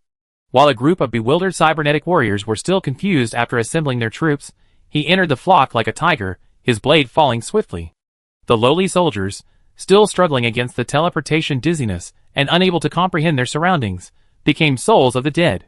Screams rose and fell, blood spurted everywhere. Even a splatter movie director would have to shout. They really went all out. Fries, come block the exit. Fries turned around and saw Jianghe killing, while grinning foolishly. A typical, ugly face of a seasoned veteran Fries scooping. This Fries is amazing. Comparable to opening a character's profile. A level 100 general, a wall full of medals, a cybernetic king whose KDA could knock Whitman down a tiger with a single elbow strike, and you accidentally met him in the beginner's room. See that? This is the Battlefield Pro's dimensional attack on Fries. It reminds me of the sad memories of being blocked and killed when I first started playing large-scale battlegrounds. Thank goodness, the lowly don't need a gaming experience. This is what they deserve. I feel much better saying that. The Primarchs and Inkfish, atop the tower, clicked their tongues in amazement. What are these two doing? Their points are jumping so fast. Looks like quantity over quality. They've been jumping for a while, only a little over 3,000. Not as good as El Arabia. On the tower's observation deck, the Primarch's violent barrage temporarily ceased. The duo switched to elite sniper mode, searching for high-value targets for decapitation strikes. The higher you stand, the farther you see. The Primarch's eyes narrowed slightly. There, do you see that? Inkfish looked in the direction of the voice, frowning as well. What the hell is that? Below the tower, a deformed monster was traversing the streets. It was a giant spider, or could it still be called a spider? Its body wasn't just flesh and blood, it also consisted of interlocking mechanical joints and writhing, outward curving crimson flesh. 8 spider legs, pieced together from gleaming metal and exposed tendons, allow it to move across the ground with incredible speed. With each step, its sharp toes pierce stone slabs, leaving bloody, oozing holes. Eyes, in the conventional sense, are located just above the joints of its legs, while its head is merely a gaping maw that tears open to its chest and abdomen. Serious blades, resembling those of a lamprey, fill its mouth. When feeding, it spins at high speed, opening like a shredder to swallow its prey whole. With a chilling crunch, snap, flesh and bone are ground into a paste and pumped into the semi-transparent tubes of its legs. The remainder flows continuously into an oval-shaped fleshy mass located in its abdomen, encased in only a thin metallic shell. A biomass-powered steel construct? The Primarchs were dumbfounded. Flesh and blood complement each other. The squid suddenly shuddered. The lowly mages and soldiers had arrived. Their method of dealing with this metallic flesh and blood construct was exactly the same as their method against El Arabia. They started with a ground-sinking spell, attempting to use the power of Mother Earth to restrain its 8 legs, achieving a pincer movement, like hitting a stationary target. This path dependency made the Primarch suspect that they had once used this tactic to defeat some great figure. To the point that they felt one method was enough to solve everything, one trick to conquer all. It seemed they had succeeded. The giant spider's sharp legs sank into the ground, unable to escape. A large number of well-trained soldiers approached, wielding potions, and threw them. The explosions were muffled. What does this mean? Their inferior potions are explosives? The Primarchs were shocked. Peppermint, even when she was a fake medicine dealer, sold inferior potions, but none of them could explode so violently. This power was far more astonishing than a hand grenade. Inkfish pressed down on the Primarch's hand as he was about to cast a spell. What are you doing? Helping you. Wake up, we're not with them. Freya's underlings are in serious trouble. The Primarch realized. He almost thought he was playing a multiplayer game. His bro was surrounded. A piercing scream shattered the chaos of the explosion-engulfed battlefield. Melee soldiers fell in droves, rolling and thrashing on the ground. Countless tiny, fleshy, metallic spiders burst from the giant spider's abdomen. The original shells rapidly rusted and rotted, the spiders swarming around like locusts. They burrowed into the bodies of the lowly soldiers, gnawing at flesh and chewing bones. Their bodies grew larger during this process. The metal liquefied. Flesh stitched together. The spiderlings, having finished feeding, reformed and regained their original size. The process was as natural as molting. However, they seemed somewhat helpless against units that flew in the air. Therefore, they merely spat out a mouthful of blood from their rifts to repel the mages before scurrying away on all eights. The right choice. Avoid entanglement with troublesome opponents. Eating was the priority. Early after the Temple of the Clarities, players exploring the Starry Sky universe noticed the Overlord mentioned in Shilu's conversation. In their research, the power belonging to the Overlord lineage that Shilu and Freya could wield was a sealed, incomplete version. Only the knowledge they possessed was complete. Even with their hands and feet bound, they could still push forward.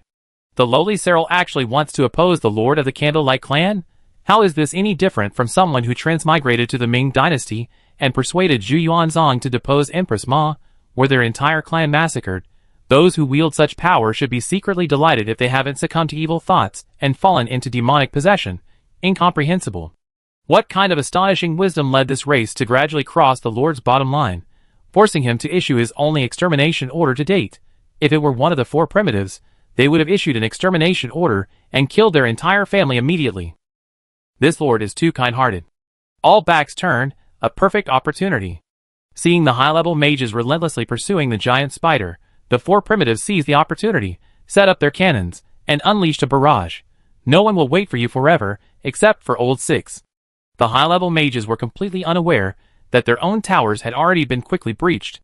The two Old Sixes had watched the entire battle without uttering a sound, waiting only for their unsuspecting backs to appear. A torrent of energy swept through the air, catching more than 10 people off guard.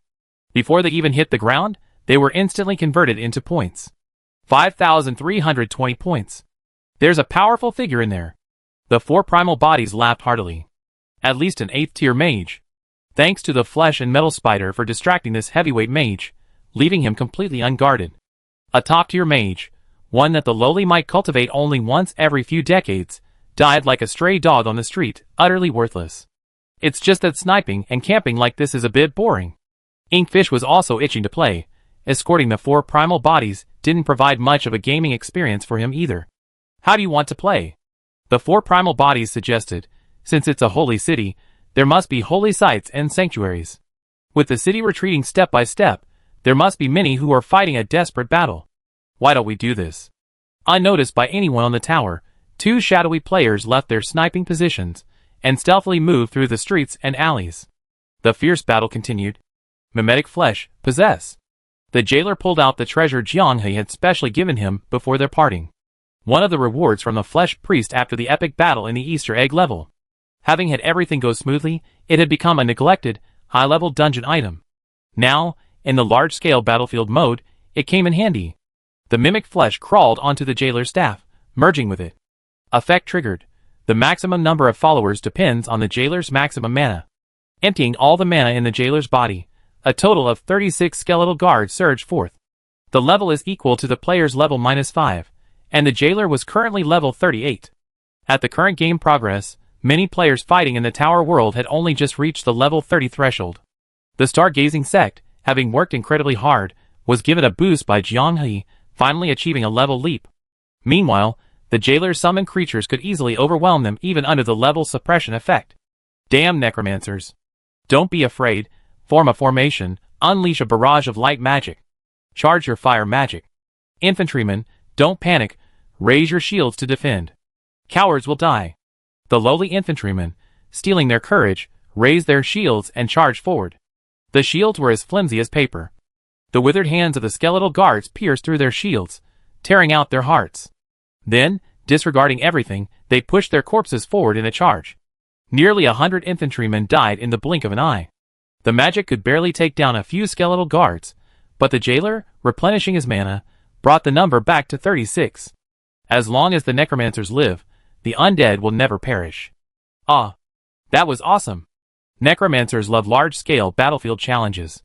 Destroying everything, summoning minions, wielding power, what an intoxicating force. The points acquisition speed is still slow. Freya already has 150,000. We only caught up thanks to Potato and Elradia. Orange T's grumbling made the jailer instantly suppress his almost perverted laughter. Having the bone guard carry the mage's corpse, he suggested, should we find someone to ask where their holy land is? Orange T tilted his head. There must be max-level experts in the Holy Land. Killing them will give us a quick share.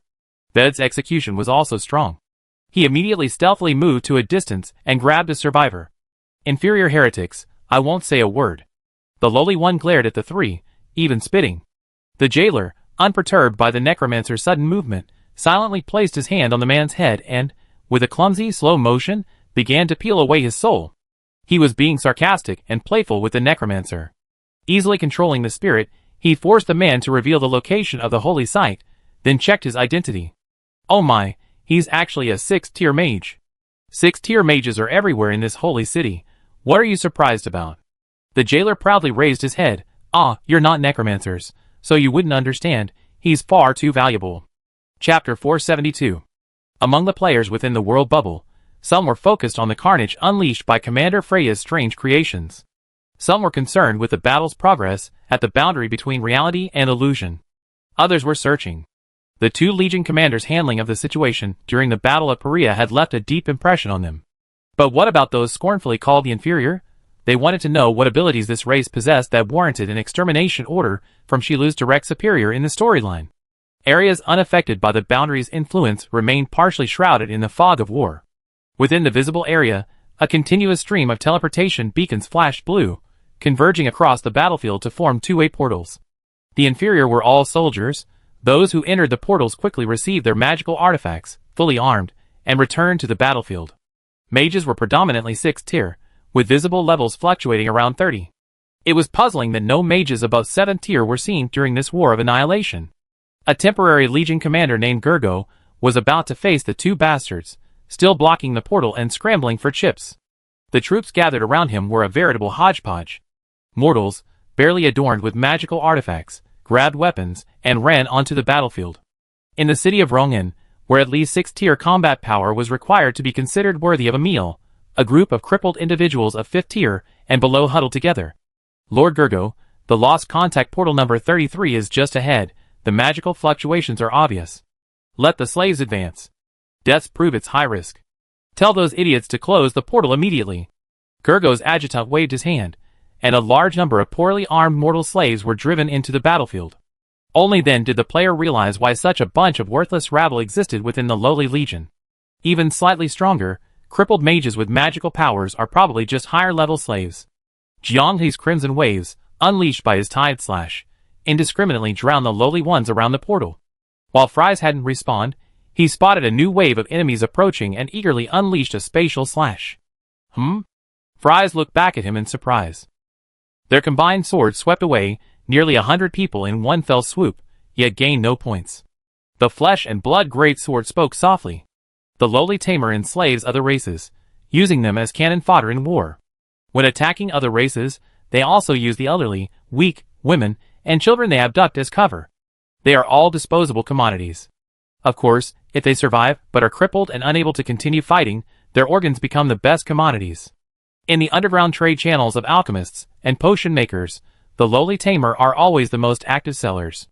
Jianghe remembered the flesh priest saying this at the Easter egg pass. Besides these flesh and blood creations, the lowly tamer were the closest they had ever seen to the description of cannibalism. What do you mean by instantly losing everyone's location? On the other side, Gergo asked his adjutant in astonishment. The adjutant trembled. Sir, indeed, in the blink of an eye, all the servants and magical sources were lost. Then send these mages to take their place. At least we know what happened in this area. Two whooshing sounds arrived instantly. The flesh and blood greatsword sensitivity to the living far surpasses that of magic. This is the pull of life itself. Gazing at the two figures soaked in blood, Gergo's expression turned grave, and he unconsciously tightened his grip on his sword. Indiscriminate slaughter, aren't you afraid of divine retribution? Jianghe almost laughed at the mention of slaughter. Don't you understand what an extermination order is? It's not slaughter, it's the extermination of your entire race. What did we do wrong to deserve this treatment? Potato Fries shrugged, recalling the flesh priest. We were just replicating your methods of treating other races, thinking you enjoy it because you were so enthusiastic. In the Easter egg level, the history of the lowly ones didn't record how they were repeatedly annihilated. It only said that it was all because the lowly ones were too outstanding, and therefore repeatedly targeted. Humiliating these people wouldn't work. Their brains automatically interpreted the humiliation signal as, he's doing this because he's jealous of my superiority. They could win no matter what. Even on the eve of their complete extermination in the Easter egg level, they were still delusional. Only killing. Potato Fries stopped talking, only hacking and slashing. Blood flowed like rivers, heads rolled. What temporary Legion commander? Under the great sword of flesh and blood, he's nothing but a lump of rotten flesh, worth 150 points. Someone has already put a price tag on your lives. Stepping over the pile of corpses, Jianghe saw the bridge across Rongan City's waterway, where French Fries crossed. Gazing at the calm, gentle current below, he seemed lost in thought. French Fries understood his thoughts, and for a moment, they were excited. You wouldn't be thinking of. On the other side of the battlefield, the jailer, who was directing the skeletal guard's charge, suddenly received a private message. He glanced at it, and realized he caught another 6th-tier mage cannon fodder. After a powerful memory restoration spell, the jailer replied with satisfaction. I found out. They built a water diversion system above Rongan City, using magic arrays to dam and control the Lesua River. Why are you asking this? Orange Tea was speechless. She was exasperated. If you asked that, what else could it be? Opening the floodgates to let the lowly bathe. The jailer seemed to suddenly understand. But then, he was genuinely confused again. Was that intercepting magic circle really located within the current map area? Potato Fries' efficiency was unquestionable. After thinking it through, he immediately disengaged from combat and headed straight for his destination. With Elaravai holding the line, the temporary loss of their damage output wouldn't be a problem. The jailer chuckled. So, for the foreseeable future, I'd be the biggest asset in the reality/illusion boundary? With my 2 big shots offline, it's finally my turn to carry. I'm the strongest damage dealer in the reality/illusion boundary. Oh no! Fire Spirit and Wind Spirit retreated. The bed stopped exploring, put away its small dagger, and silently organized the green jump gear it had acquired after killing someone and stealing the money. No, no, no, you're the ones who are truly alive. What, God, give me back my blessing. Orange Tea leaned back slightly. She was genuinely afraid this idiot would say something even more outrageous in order to receive the blessing, and that her family would see it again tomorrow. She disdainfully let the blessing return to its place. The blanket poked the lowly magician she had just interrogated furiously. Why do you keep giving him face like that? You should make him kneel down and beg you. He'd do that. The blanket slapped its forehead. Yeah, this guy would probably get into character, sliding down to his knees and grabbing Orange Tea's hand to perform if there's no blessing mile. If Orange Tea shook off his hand, he could seamlessly switch to crawling on all fours, constantly calling Orange Tea's name in a dark, sinister manner. If Orange Tea remained calm and silent, observing from the sidelines, he could shout, God, why are you just watching? The classic scenarios in his mind could probably be recited on a whim, requiring no rehearsal. Spectators were used to it. The casual observers in the community were used to it too. That's Jailer Bro. You never know what outrageous things he pull off. Always entertaining. Not streaming to make money is giving his peers a chance. The 36 warriors of the Bone Guards charged forward carrying mage corpses. This was the most bizarre scene on the Rongan battlefield. Many young, lowly mages were at a loss. The deafening explosions, the rain of corrosive corpses, and the rapidly spreading, astonishing stench made every battlefield jailer bro set foot on feel like purgatory. Where there are corpses, there will be explosions. Explosions create new corpses. A ruthless necromancer appeared in a densely populated area, his destructive power astounding. While his corpse explosions might not kill high-ranking mages, they could level all buildings within a 100 to 200 meter radius in less than a minute, annihilating all remaining lowly forces. This created a de facto no-man's land. To prevent the chain reaction of corpse explosions from losing its starting point, the skeletal guards would transform into corpse carriers whenever they entered a needed to be developed war zone. This is the end. Dozens of clergymen, shrouded in holy light and dressed in monastic robes, rapidly approached from the horizon. The jailer's speed in creating the no-man's land, comparable to that of a creation of flesh and blood, allowed a high-level combat squad, led by an 8th rank mage, to appear on the battlefield. Of the dozens of clergymen, 2 were 8th rank, and the rest were all 7th rank. Dragons molten the city, blood swords raged, spiders devoured, Freya's chaos reigned, multiple attacks combined, and the jailer was surprisingly the first to force a high-level mage to reveal themselves. Beiwo was still holding a recently arrested 6th-tier priest in his hand. At the start of each area's conflict, Beiwo always prioritized targeting support characters. Even though under the jailer's indiscriminate chain attacks, supports were unlikely to save anyone, they still had to be eliminated first. Team fights could be lost, but healers had to die. It's the same in any game. Release her, the leading priest ordered. Beiwo blinked, glanced at the priest being held by the hair, and released his right hand. With his left hand, he slit her throat. Blood gushed forth. You? Orange T's rarely seen dark spirit transformed into a thick black wall, blocking the healing light from above, preventing them from rescuing her. Twirling the knife under the covers, he innocently said, I did as you said, bled her out. How was it? Not bad, right? Even Orange T said my knife skills were excellent. The clergy watched their comrade die, their eyes gleaming with malice. Filthy, evil, unredeemable. The jailer was puzzled. Why are you cursing yourselves? If you reflect on yourselves now, I won't let you off the hook either. You demons who blaspheme the undead. The leading clergyman roared, the holy book in his hand suddenly bursting forth with blinding golden light. The next second, dozens of chains of holy light burst from the ground, coiling around the jailer's limbs like venomous snakes. The clergy chanted in unison, and a blazing white pillar of light suddenly descended from the sky, completely engulfing the jailer. The skeletal guards were only slightly touched, and they all crumbled into ashes. Within the pillar of light, countless tiny holy flames, like living creatures, burrowed into the gaps in his armor, attempting to annihilate and burn every inch of his undead aura from the flesh. The lowly clergy awaited the moment the jailer would be reduced to ashes. The three attributes of light, fire, and lightning had been verified to have a suppressive effect on all undead creations. Existing exorcism spells mostly fuse these three elements. The magic cast upon the jailer at this moment was enough to disintegrate his deformed flesh and blood creation, and the cursed vengeful spirits that devoured his soul would dissipate like dust. How could this be? Bathed in holy light, amidst the intertwining lightning and fire, the jailer remained unmoved. Even with the necromancy ineffective and his creations destroyed, he seemed unaffected, tilting his head back, looking at them with a mocking and contemptuous gaze, as if he were a clown performing in a circus. Brother, your restraining spells are really effective, but is there any possibility? The jailer patted his chest, and a phantom water shield condensed from the origin element, water, sneaked into existence. All the spells were devoured. Although the calm water shield bubbled and steamed like boiling water, it had withstood the most fatal direct hit. I have a divine artifact. Since acquiring it, it had saved his life from countless near-death situations. The necromancer, who couldn't bear the light, could now openly bathe in holy light without falling. The jailer, not content with killing, also attacked his spirit. Brother, you self-proclaimed race blessed by the gods, can't you take out your corresponding divine artifact and kill me with one strike? I didn't mean anything by it, I just wanted to see if your gods even exist. You blasphemous demon. Well said. I not only blaspheme him, I shit on his head.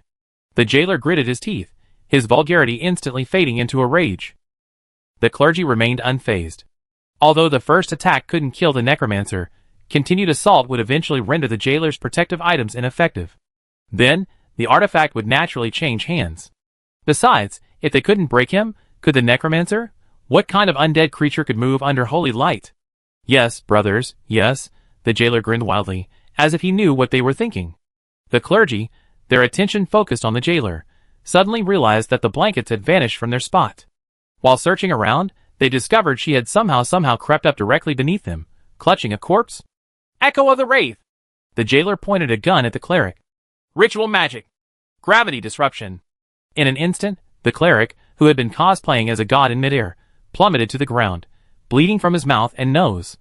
This was what the jailer meant when he said he found a treasure when he picked up the 6th-tier mage's corpse. The last spell this guy cast before he died was a ritual magic that could alter gravity within a certain area, causing people to plummet. Normally, with his abilities, it would have been impossible for him to cast ritual magic alone, but in the game, the necromancer's Echo of the Wraith could ignore the casting medium, forcibly demanding that the dead spirit possess a body and cast it again. As for the cost of casting, that was none of the necromancer's concern anyway. While pondering, the 6th-tier mage's corpse exploded into a cloud of blood mist and vanished. Naturally, every spell comes at a price. If no one can be found to pay the price, then the caster must bear the consequences. Even if it is dead, its own power will still inflict punishment.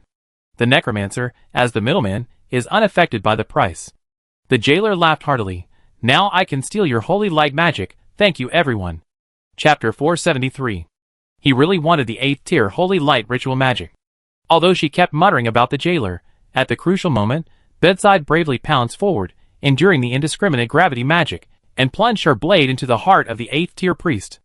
In pain, his magic dissipated, and the 8th tier priest glared angrily at Bedside, only to be stabbed in the kidney by her backhand, dissipating his last bit of strength for retaliation.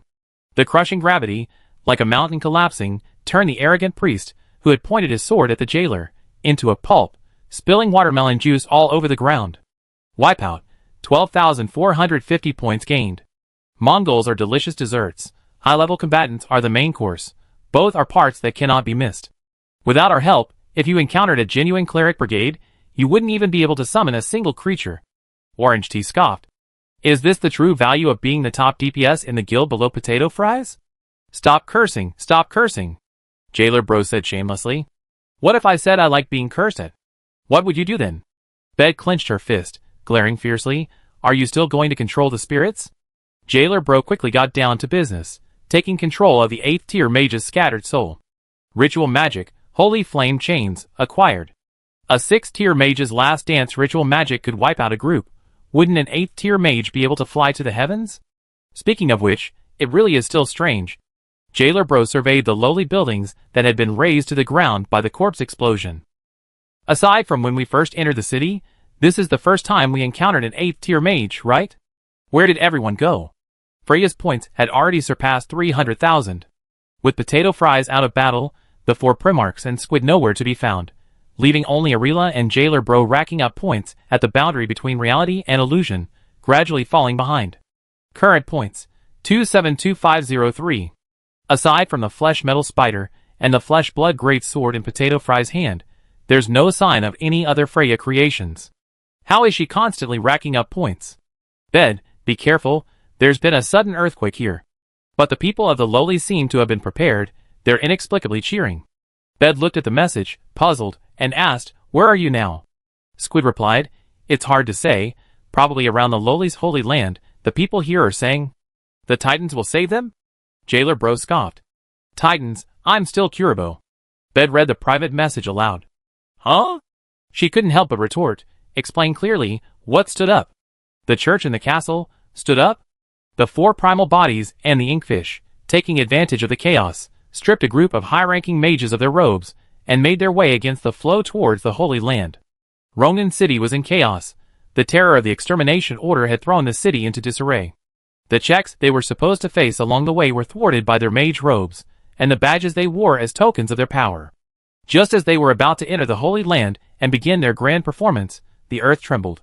At first, it was only a slight shaking, as if some enormous creature was turning over underground.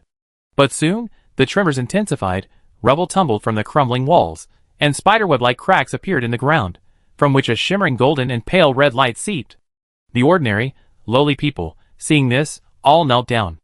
They chanted obscure prayers with fervor, their voices distorting in the air like ancient incantations, lingering in midair. Following the direction of their kneeling, a church erupted with a deafening roar. The entire spire of the church suddenly crumbled, stone fragments and stained glass raining down, refracting dazzling colors in the clear light.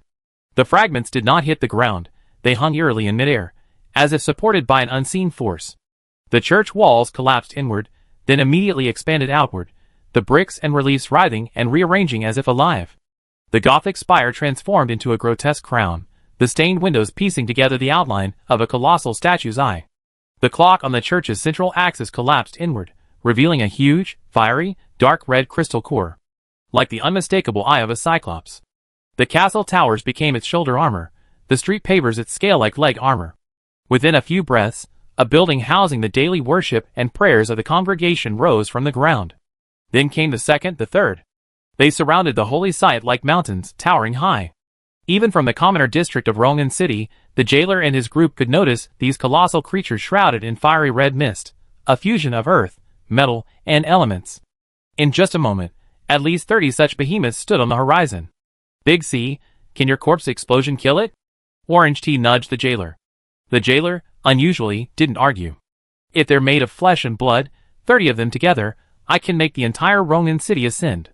The shock of seeing these monsters for the first time was no less than seeing his brother, as a child, command his family's main base to rise from the ground and flee the battlefield. The special constructs, which the lowly beings call colossi, advanced in unison. Ignoring the fleeing lowly populace, they simply repeated the action of advance, creating an effect equivalent to the exploding corpses of the jailer. The mere tremors from their movement caused surrounding buildings to collapse with a crash. Countless lowly beings, amidst their pitiful screams, were crushed into mincemeat by the colossi, their own weapon of mass destruction. Their pleas, prayers, and curses were all in vain. A crimson stain followed wherever the colossi passed. Magic aura collected. Magic source analysis complete. Locked. Multiple lock sounds rippled through the empty space, echoing repeatedly. The red, single eyes all focused on the direction of the jailer. In that instant, they became the protagonists of the battlefield. They became the colossi's most valued and focused objects.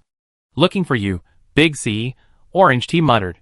No need for such enthusiasm, the jailer said, trying to appear calm, though he was already wiping sweat. Don't be ridiculous. Even with the strongest corpse explosion, it's impossible to destroy so many humanoid, self-propelled mobile castles, each about 15 meters tall, in one go. No wonder it's the largest military fortress of the lowly ones. One of the 5 holy cities, they actually hid such a huge toy underground. What's more, the enemy has a range advantage. Standing far away, lined up in a clear T-shape, a counter formation against the 3 of us. One volley of fire, and the group, with nowhere to escape, will likely only have the option of activating their invincible transformation. The jailer used his not-so-bright brain to think of a countermeasure, and the sky suddenly darkened. A crimson meteor tore through the clouds, swooping down with a piercing whistle. It wasn't a meteorite, but the fully unleashed dragon form of Erelavi. Her wings, when spread, obscured half the battlefield. Molten lava flowed between the scales, each flap unleashing a hurricane-like wave of scorching heat. Alchemical creation, you're not allowed to touch my toys. Her voice exploded in everyone's minds. Dragon breath poured down like a torrent. It wasn't ordinary flame, it was destruction itself. A pillar of crimson gold fire erupted from her mouth, instantly vaporizing bricks and stones, melting metals into molten iron, and even igniting the air, forming a wall of fire stretching for kilometers. Countless lowly beings, distorted into grotesque silhouettes, and crumbling into ashes in the intense heat, were reduced to ashes. They were all merely the backdrop to this high-level battle. Like the lowly soldiers with no escape during the chain reaction of the jailer's corpse explosion. Under the extermination order, wherever they went, only death awaited. The giant eyeball, composed of stained glass and crystal, melted in the intense heat, leaving behind iridescent tears. The surface rock of the colossus, struck directly, cracked and exploded from the inside out. The remaining colossi turned their giant eyes, a flash of brilliance in their pupils, forming an impenetrable net behind the rapidly moving Ellerby. The beam of light, which should have traveled in a straight line, twisted and turned gracefully in midair, swaying left and right, weaving and tracking Ellerby's trajectory.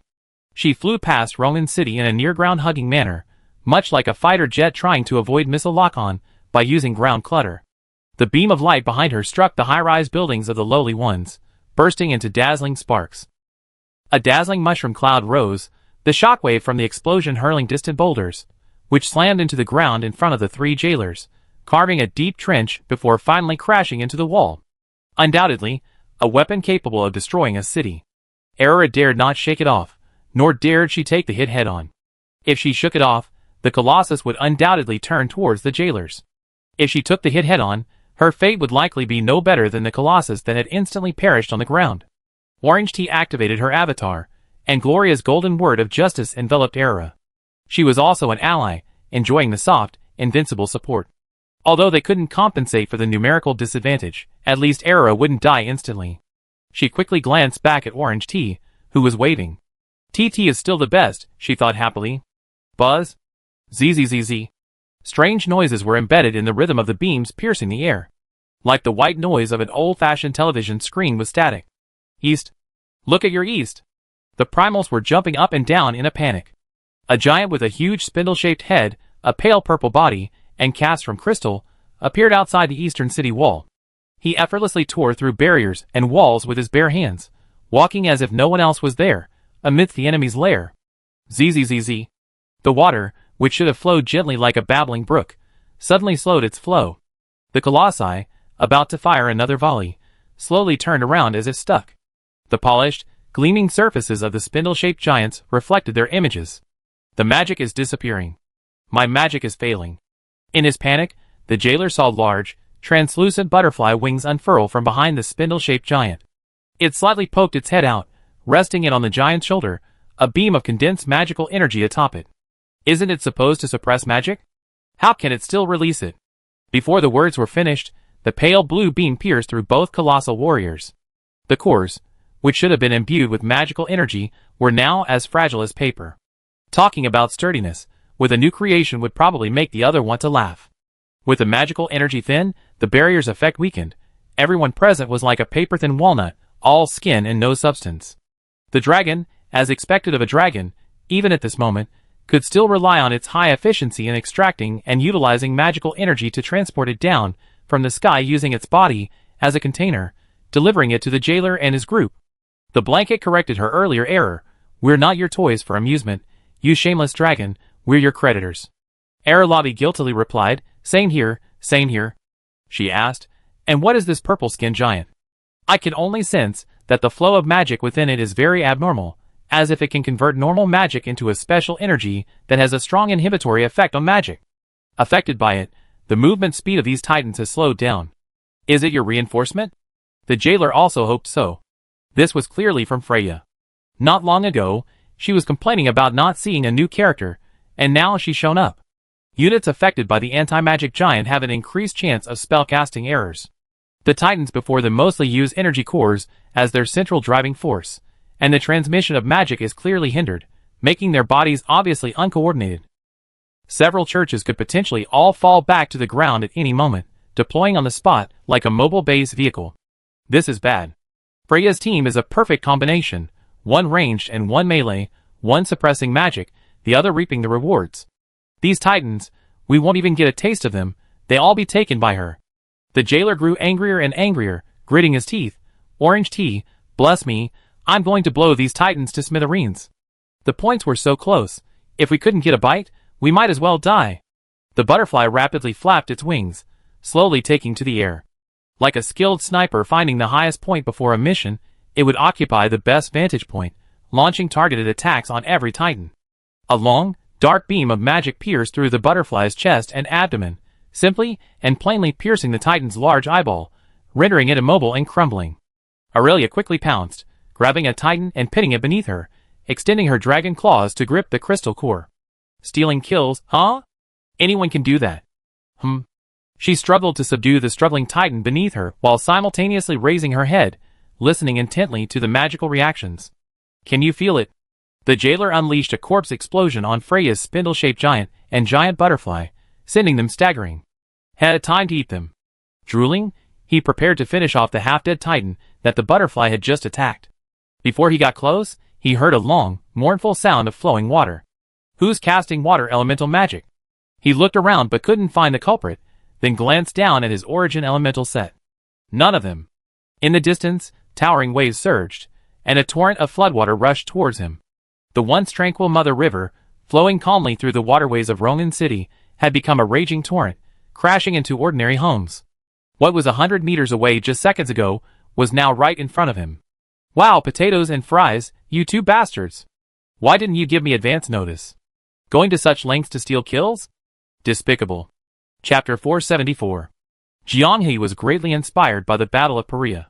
In large-scale battlefields like this, including challenges involving points, efficient use of the terrain's resources is far more effective than blindly attacking.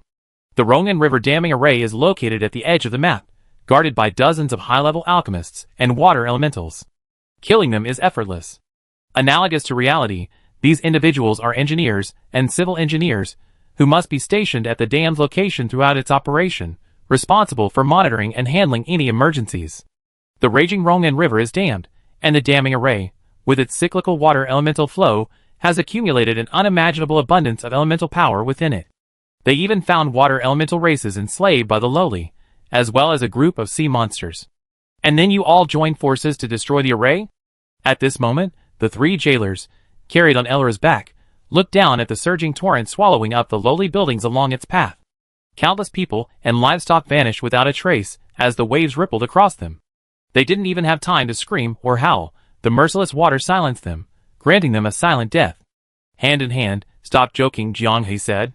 If you create a crack in the dam at close range, we'd be blown to smithereens by the elemental energy overflowing from the interception array in the blink of an eye. So how did you manage to do it? We have to thank the person who awakened the Colossus.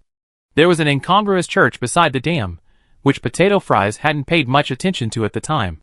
While killing the surviving mages, several alchemists ran straight into a prayer room and turned a switch on the wall. A short while later, they saw the church rise from the ground. The authorization for the Colossus must have been issued to all areas simultaneously, giving those inside the dam a powerful weapon against the enemy. As the saying goes, a villain's elaborate schemes are no match for a fool's quick thinking. The desperate alchemist hadn't considered two questions at all. What if the Colossus, once activated, automatically targets enemies without command or control, and even if activated, its size wouldn't allow it to enter the dam's interior? What could it do?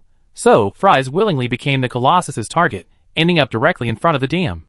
As the church's single eye flashed a chilling red light, a destructive beam, draining the surrounding magic, struck the dam, piercing the defensive array and embedding itself in the interception array. Orange T's scalp tingled. You guys dug a hole in the array and the dam? A distant rumbling sound sent shivers down their spines. Even after being destroyed, the Rongan Dam stubbornly held on, with its remaining fragments, a safety net mechanism set up by the lowly ones. Minor damage could be repaired on its own. What lowly one setting? This is one of the knowledge open source by the overlords. The flesh and blood greatsword scoffed. Slightly modified, and they shamelessly claim it as their own, as repulsive as ever. This time, the dam wasn't just slightly damaged. Under the raging river, the already broken dam shattered under the immense impact, collapsing completely. The unrestrained Rongan River roared forth, shaking the earth. The surging floodwaters, like a monstrous beast, devoured the streets of Rongan City, the turbid waves carrying broken rubble and struggling soldiers. Plus 100. Plus 1,000. Plus 10,000. Plus 100,000. The rapid increase in scores dazzled the spectators. The points on the Potato Fries' head showed no sign of stopping. The solution is here. You can still copy their work. The battle between the giant warriors and the amethyst giant continues. Relying on their still lingering magic, their cores operate frantically, propelling them forward through the river water that barely reaches their feet. A dozen giant warriors swarm forward, attacking from both sides with powerful punches. For some reason, everyone felt a sense of déjà vu, like monsters attacking Ultraman. The butterfly floating in midair remains motionless, neither helping nor leaving the scene. It's like an elderly sniper, clutching his beloved sniper rifle, falling asleep while aiming it. The sturdy, resilient amethyst giant, disregarding everything, continuously channeled its accumulated magic power, transforming it into countless fireflies, into the butterfly's body. Under everyone's watchful eyes, the butterfly soared higher and higher, hovering above the sky. Its wings were completely imbued with the amethyst giant's magic, transforming into a translucent energy film flowing with a blinding, eerie blue light. It trembled slightly, and visible ripples of magic spread through the air. Dangerous blue lights flashed intermittently. In the instant it was poised to strike, the world suddenly lost its color. 1 second it was the blazing midday sun, the next, all light seemed to be swallowed up by some invisible force. The sky turned into an unfathomable black in the blink of an eye, the sun like an extinguished candle. The entire earth was plunged into an eerie gloom, with only the magic flowing from the butterfly's wings becoming the sole source of light in this dark world. Suddenly, the butterfly's wings fully unfolded. A magical beam of light, tens of meters in diameter, descended from the sky. Where the near-pure white, blazing beam of light passed, clouds evaporated, the atmosphere distorted, and even space itself cracked like shattered glass. Arabi, who had intended to observe closely, slammed on the brakes the instant the beam struck, turning her dragon chariot around midair. 3 docile babies, comfortably perched on her back, were flung off and caught in her mouth. The impact point, the holy land of Rongan City. The churches, and the sanctuary housing the lowly race's books all shone with golden light. A hemispherical sacred barrier unfolded in an instant, runes flowing wildly across its surface. A blinding white light exploded at the boundary, rippling across the barrier's surface. The massive pillars of the churches and sanctuaries crumbled one after another, the rubble crushed into dust before it even hit the ground. The barrier only held for a few breaths before cracking, then shattering like fragile glass. The remaining beam of light pierced down, like a sword of divine punishment. There was no exaggerated explosion. the entire world seemed to fall silent. From the spectator's angle, it was clear that the barrier, buildings, and even the underground were all pierced through by this single strike. The lowly beings within the affected area vaporized and vanished. Holy crap! The jailer was dumbfounded. Having played the game for so long, aside from witnessing the origin element at the Temple of the Clarity, this scene was the one that gave him goosebumps. Shilu has equipped Freya with 2 Gundams. The Flesh and Blood Greatsword said that the lowly beings merely modified the Overlord's open-source knowledge and claimed it as their own. The Colossus undoubtedly has a design prototype. Could it be this purple-skinned crystal giant responsible for supplying energy to the butterflies? One is responsible for suppressing magic, and the other for high-altitude attacks. The paired combination was a force capable of annihilating a nation. The spectators were also stunned. They were completely unprepared for the butterfly's power, because Freya simply called it butterfly. Extremely careless. At least the amethyst giant had the name anti-magic giant. The simpler the name, the more formidable the power. The 2 little mice that had infiltrated, the 4 Primarchs and the squid, had already learned from the snippets of conversation among the lowly clergy that the temple was about to unleash its trump card. The spectators were also anticipating that trump card would emerge from the ground, pushing the battle to its climax. But after Butterfly's single shot, the temple's underground was utterly silent. They could only hope that other players would randomly be assigned this challenge. Otherwise, this card, worth 820,000 points, and considered by the lowly to be a game-changer, would remain an unsolved mystery. Keep in mind, an ordinary person is worth 1 point. A filler character is only worth 5 points. Ilera, can you take a hit? Ilera whirled around, giving the jailer a sharp glare out of the corner of her eye. I see, you're the only one in the reality/virtual boundary with a belly full of bad intentions. The spectators nodded in agreement. I strongly support Ilera killing the jailer. Tomorrow I change my community ID to Jailer Peaks at Ilera's Jade Feet, and gets trampled to death. Turn off pure rewards. Do you believe you look at your ID and grin like an idiot? This guy is hopeless. Sigh, I desperately hope to find evidence that the jailer is playing some game. You guys switch perspectives. There's a running knife rat stealing food. What running knife rat? What kind of slang is that? Many players were confused for a moment, until someone mentioned the 4 Primarchs and the squid, then they quickly turned their attention. The 3 jailer duo were unstoppable, slaughtering everything in their path, creating a no-man's land with exploding corpses, and racking up points like crazy. Potato Fries, with his ingenious idea, escaped combat by blowing up a dam, letting Mother River love the lowly once more. Meanwhile, the Primal and Squid played the stealth game. Taking advantage of the chaos of the Extinction Order, they slipped into the Holy Land, donning clerical robes. The 2 had remarkable composure. While those around them anxiously whispered amongst themselves, they secretly ate communion and drank wine voraciously. The Primal even had time to comment, much better than the cheap wine we had at my company dinner. Long away from work, yet still carrying a lingering scent of the past. The Archbishop arrived, gathering everyone in the temple, announcing the activation of the temple's underground creation. They hid to the side, munching on cheese and bread. Discovered, Squid remained defiant. A death battle is about to begin, we must eat our fill. He then offered a glass of wine to the clergyman who had asked the question, who visibly hesitated. Faced with a choice between blasphemy, the Archbishop, and being well-fed, he chose to be well-fed. The squid felt he had successfully completed his missionary work. As the lowly clergy poured their magic into opening the underground barrier, the 2 of them fully utilized their ability to bluff, swaying profusely, and swaying their heads. They did whatever others did, occasionally taking a few bites. Normally, their blasphemy would have been reported. However, they were surrounded by a coalition of well-fed devils who had been proselytized, and for a moment, the sounds of chewing and chanting echoed. With hundreds of people in the temple, a few slackers were certainly not uncommon. The underground barrier opened smoothly, and the butterflies in the sky offered their warm gaze. In the instant the sky darkened, and then brightened again, heart-wrenching screams rose and fell around the 2 of them. Seemingly linked to the restriction, the butterflies' attack struck them, causing blood to flow from their mouths and noses, and leaving them drenched in sweat. In an instant, inside the magnificent temple, except for a few with strong willpower who managed to stand, the rest collapsed to the ground, convulsing like maggots. Looking down from above, one would surely mistake it for a scene of addicts queuing for drugs, everyone seemingly suffering from withdrawal symptoms. The inkfish pulled out its small shield, licked its dry lips, and became excited. All crippled, so we can just lick up these points as we please?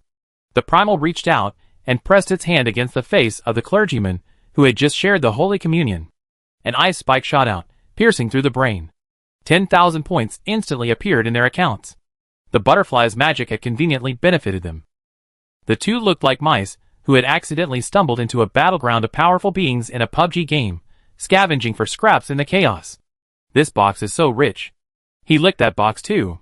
Brother, you smell so good.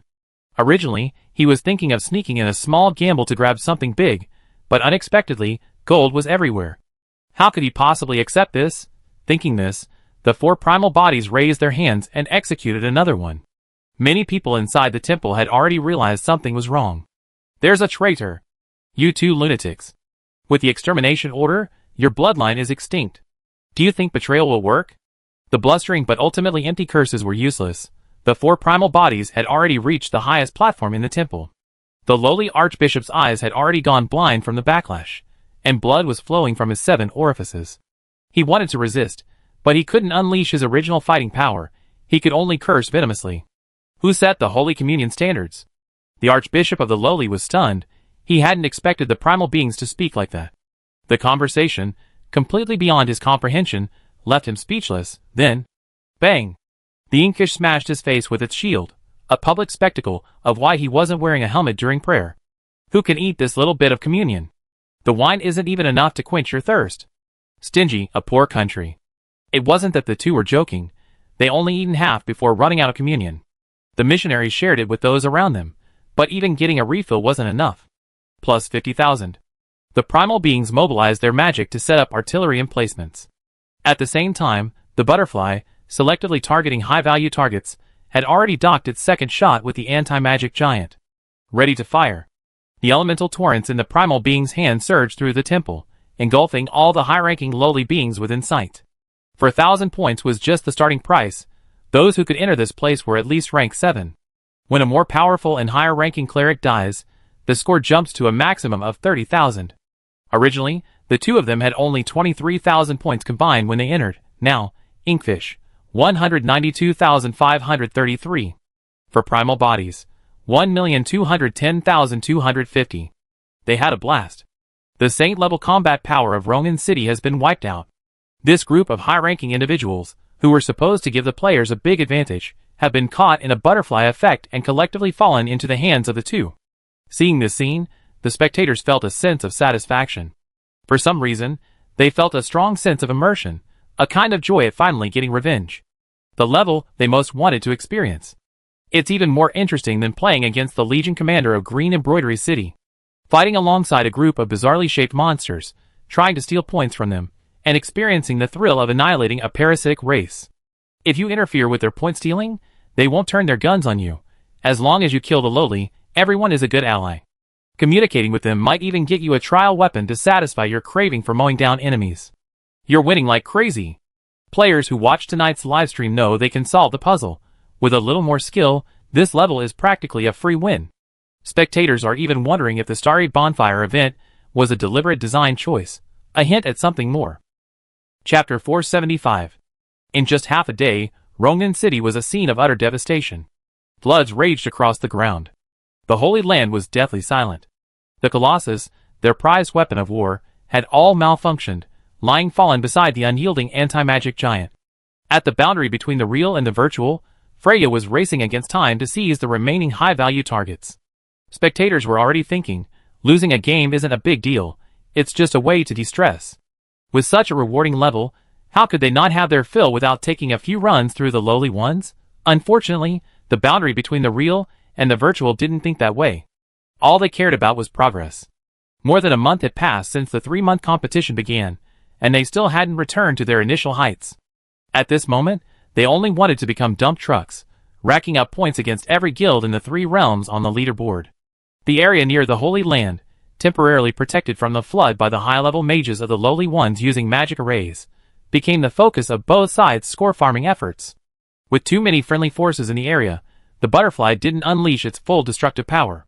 It merely symbolically destroyed a defensive line guarded by a group of 8th-tier mages before reattaching to the anti-magic giant. One shot, 320,000 points. A total of 3 shots were fired, yielding 1,164,000 points. If the first shot hadn't been used to test the Colossus, the numbers would have been even more terrifying. Under its aim, the high-level combat power of the lowly ones was no different from ordinary people, like wheat to be harvested at will. Like a strategic bomber from the agricultural era, it hovered at unreachable heights, randomly targeting enemies. The crystal giant acted as a refueling tanker, ensuring continued operation and ammunition supply. The jailer thought. Tomorrow we see anthropomorphic versions of butterflies and giants. Jiang He was speechless. With so many corpses for you to use your skills on, even a pig's brain wouldn't be overloaded, and you still have the leisure to think about this. Used to it.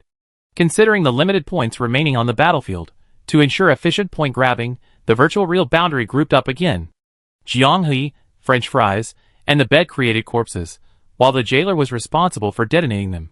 The four primitives seized the high ground, sniping the treacherous lowly mage. Knowing they had no hope in a direct confrontation, these people decided to flank and ambush. The fanatical lowly, with the mage's assistance, strapped on magic-powered detonators and emerged from dark corners and manhole covers in the underground waterways, attempting a suicide charge. It might not have a significant impact on the virtual real boundary, but it was annoying. The four primitives observed the army of suicide bombers, indistinguishable from zombies, and couldn't help but think of the World War II games they had played. Like the Japanese soldiers at the end of the Pacific War, they charged forward roaring, most of them getting blown up on the way, a chain reaction of explosions sending them all flying into the air. The buzzing in their ears never stopped, while the jailer continued to laugh and shout, "I'd blow you all up." Other people's lunatics and their superiors' lunatics were together, torturing each other. The corpse explosion collapsed a four-story brick building, bricks and stones falling with a deafening roar. The jailer clapped his hands, ordering his skeletal guards to carry the corpses across. He wanted to continue his blasting spree. Having a bunch of underlings helping with the dirty work was a wonderful feeling. Once he got out, he applied to have his mimicry flesh permanently added to his inventory. Bang! A muffled sound, followed by the sound of slurping jelly. Hordes of skeletal guards, either pulverized or sent flying back to the group at the boundary of reality and illusion, their empty eyes straining to look at the jailer. As if to say, "Boss, avenge us!" The jailer clenched his fist. "Dare to kill my bones? Show your face, and I kill you instantly." Jiang He was more perceptive. Only bones flew back. Where did the corpses go? Detonate it. The jailer tried twice, but it failed. The corpses vanished into thin air. A strange buzzing sound suddenly came from the shadows of the ruins. At first, it sounded like countless tiny metal pieces vibrating, then gradually coalesced into a chilling sonic boom. Unnatural ripples spread through the air, as if the entire space was being devoured by some invisible force. Beiwu trembled violently, her face deathly pale. "I'm feeling a bit unwell." Orange Tea also got goosebumps. "It reminds me of the haystacks in front of my old home when I was a kid." Suddenly, the pool of blood on the ground began to boil. Every drop of blood, not yet dried, began to twist, swell, and transform into countless thumb-sized red and black mosquitoes. They crawled out from the cracks in the bricks, poured out from the eye sockets of the corpses, and spewed from every corner behind the ruins. In an instant, countless mosquitoes formed a curtain that blotted out the sky, constantly converging and deforming in midair. A blurry giant silhouette gradually took shape. It was a huge phantom composed of countless mosquitoes, its outline resembling a human head. Jiang He gripped the blood sword tightly. "Jailer, it's showing itself. Kill it instantly." Jailer's mouth was dry. "There's no need to be so particular." Blood Sword, having eaten and drunk his fill with potatoes and fries, was now lazily lounging around. "Sigh, that's the one I was talking about, the food-hoarding swarm, the rotten mosquito." A voice emanated from the swarm. "Humph, cooperating with others. A mutually beneficial arrangement. I think it's fine." The rotten mosquitoes swiftly devoured the flesh and blood on the ground, leaving only a pile of bones in the blink of an eye. The flesh and blood greatsword provoked, "Heh heh, my body is full of food, but you can't get any. Attacking them is against the rules. Lady Freya will crush you into a mosquito pancake." This guy was a problem child too, knowing full well the other was drooling, yet deliberately using food to lure them. Once enraged, a single bite would be enough to make them realize their mistake. Fortunately, the rotten mosquito was relatively restrained, letting out an angry snort before churning away in a dark cloud. Before they could even exchange a few words at the boundary between reality and illusion, the sounds of fierce battle erupted in the distance. There seemed to be a crisp metallic clang mixed in. "Looks like they're fighting with the spider." "Never mind, let's keep eating." "Isn't this supposed to be food guarding? This is more like food fighting." They don't seem to be holding back much. The Fries came to their senses. You deliberately came to us, so you could avoid fighting with those greedy guys. I just want to eat. Fighting is too much of a waste of energy and time. If I can stay still, I won't. If I can eat while lying down, that would be even better. The flesh and blood greatsword added. Find a good master, lie down, and let him do the work himself. That's the best. What a fat otaku greatsword. Whose creation is this? Even the overlord at the boundary of illusion is a comedian. The 4 primal bodies warned. Right in front of you, under that small manhole cover, there's a strange magical fluctuation approaching. After saying that, everyone else felt it too, except for the jailer, who was immersed in the pleasure of annihilating the lowly, walking further and further away, enjoying himself alone.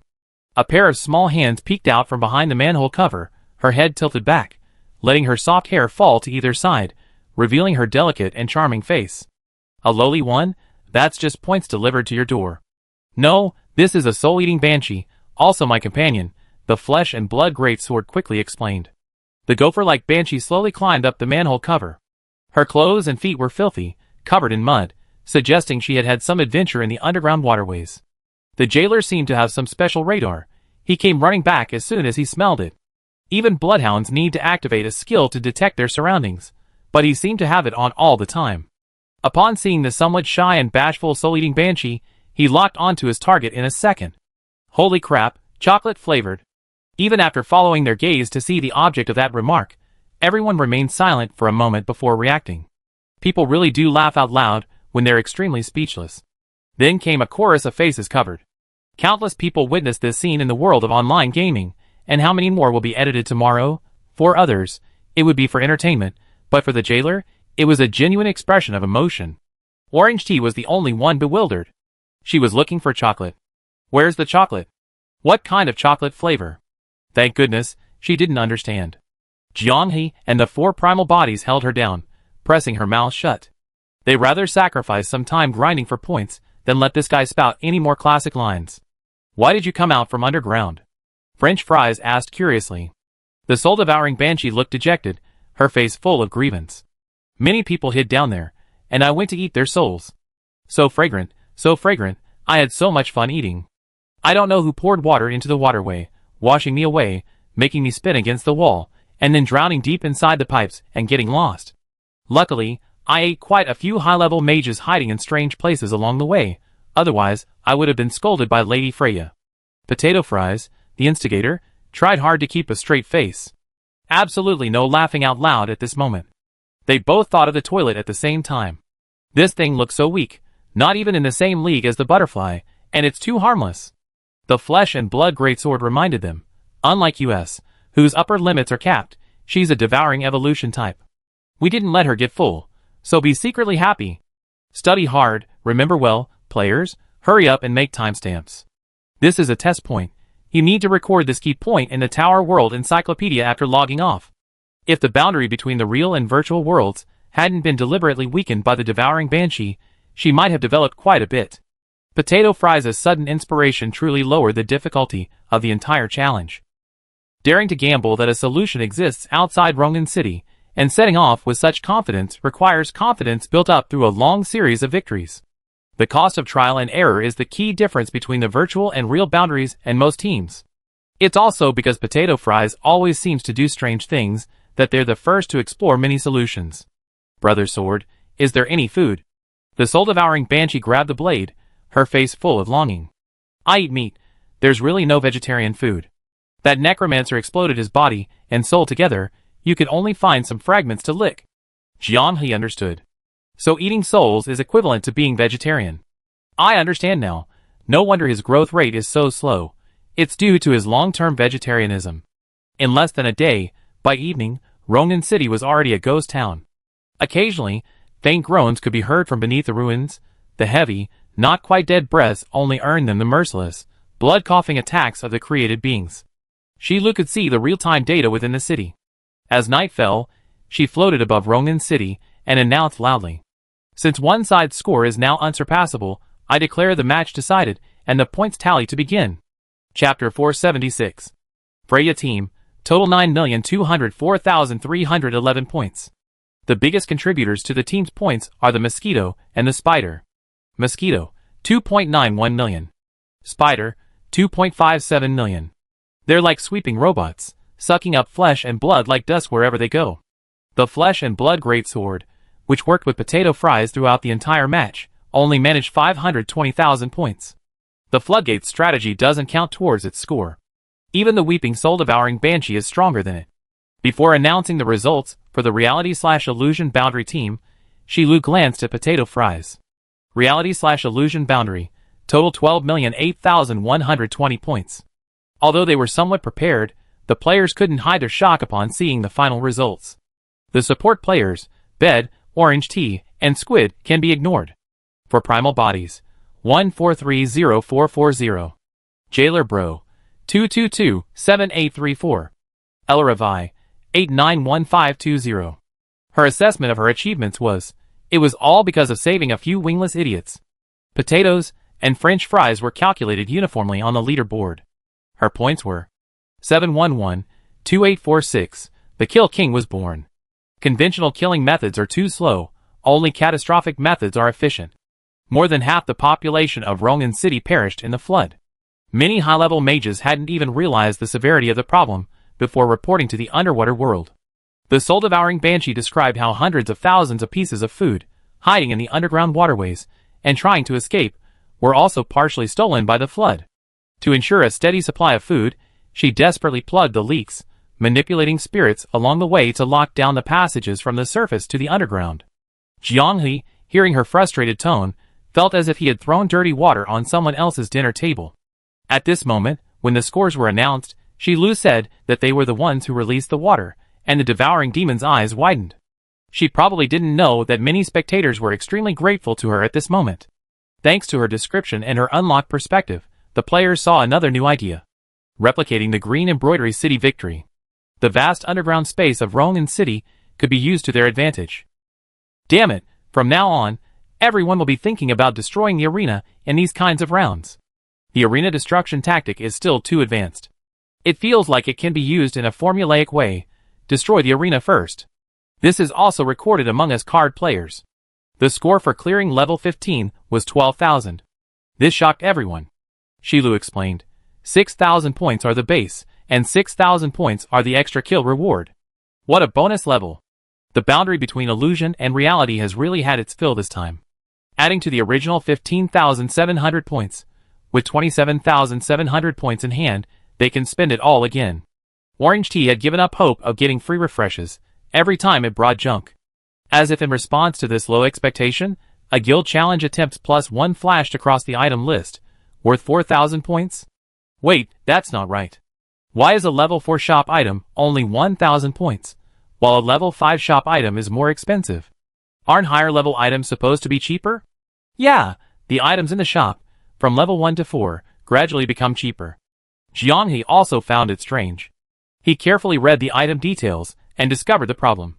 Compared to the previous items, it had the guild prefix, expanding its usage to include NPCs. His guess was right. Players are offline, but NPCs in the guild can form their own groups to run dungeons. As long as you provide them with enough challenge attempts and inform them how many they can use, you can achieve day/night shifts. However, for 1,000 points is still a bit expensive. Even if you can find it every time you refresh, it doesn't improve the margin for error much. Perhaps upgrading the guild's tower world to the highest level would solve this problem. Buy it, Jianghe gestured. This thing should be stockpiled as soon as you see it. It's like a ticket for NPCs to run dungeons. After refreshing a few more times, with 22,400 points remaining, Orange Tea saw the highest level 6 shop. Here it comes. Reaching the pinnacle of technology. Freeze and lock. Run another dungeon tomorrow, and with the small junk items already stockpiled in the guild warehouse that can be sold to Shilu, the level 6 technology upgrade is complete.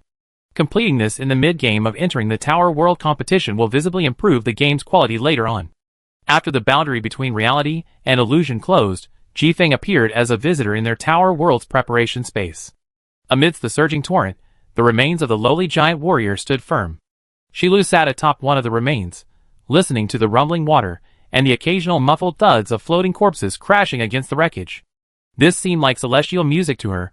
She listened with slightly narrowed eyes, her face filled with enjoyment. Jifeng's appearance didn't elicit any reaction from her.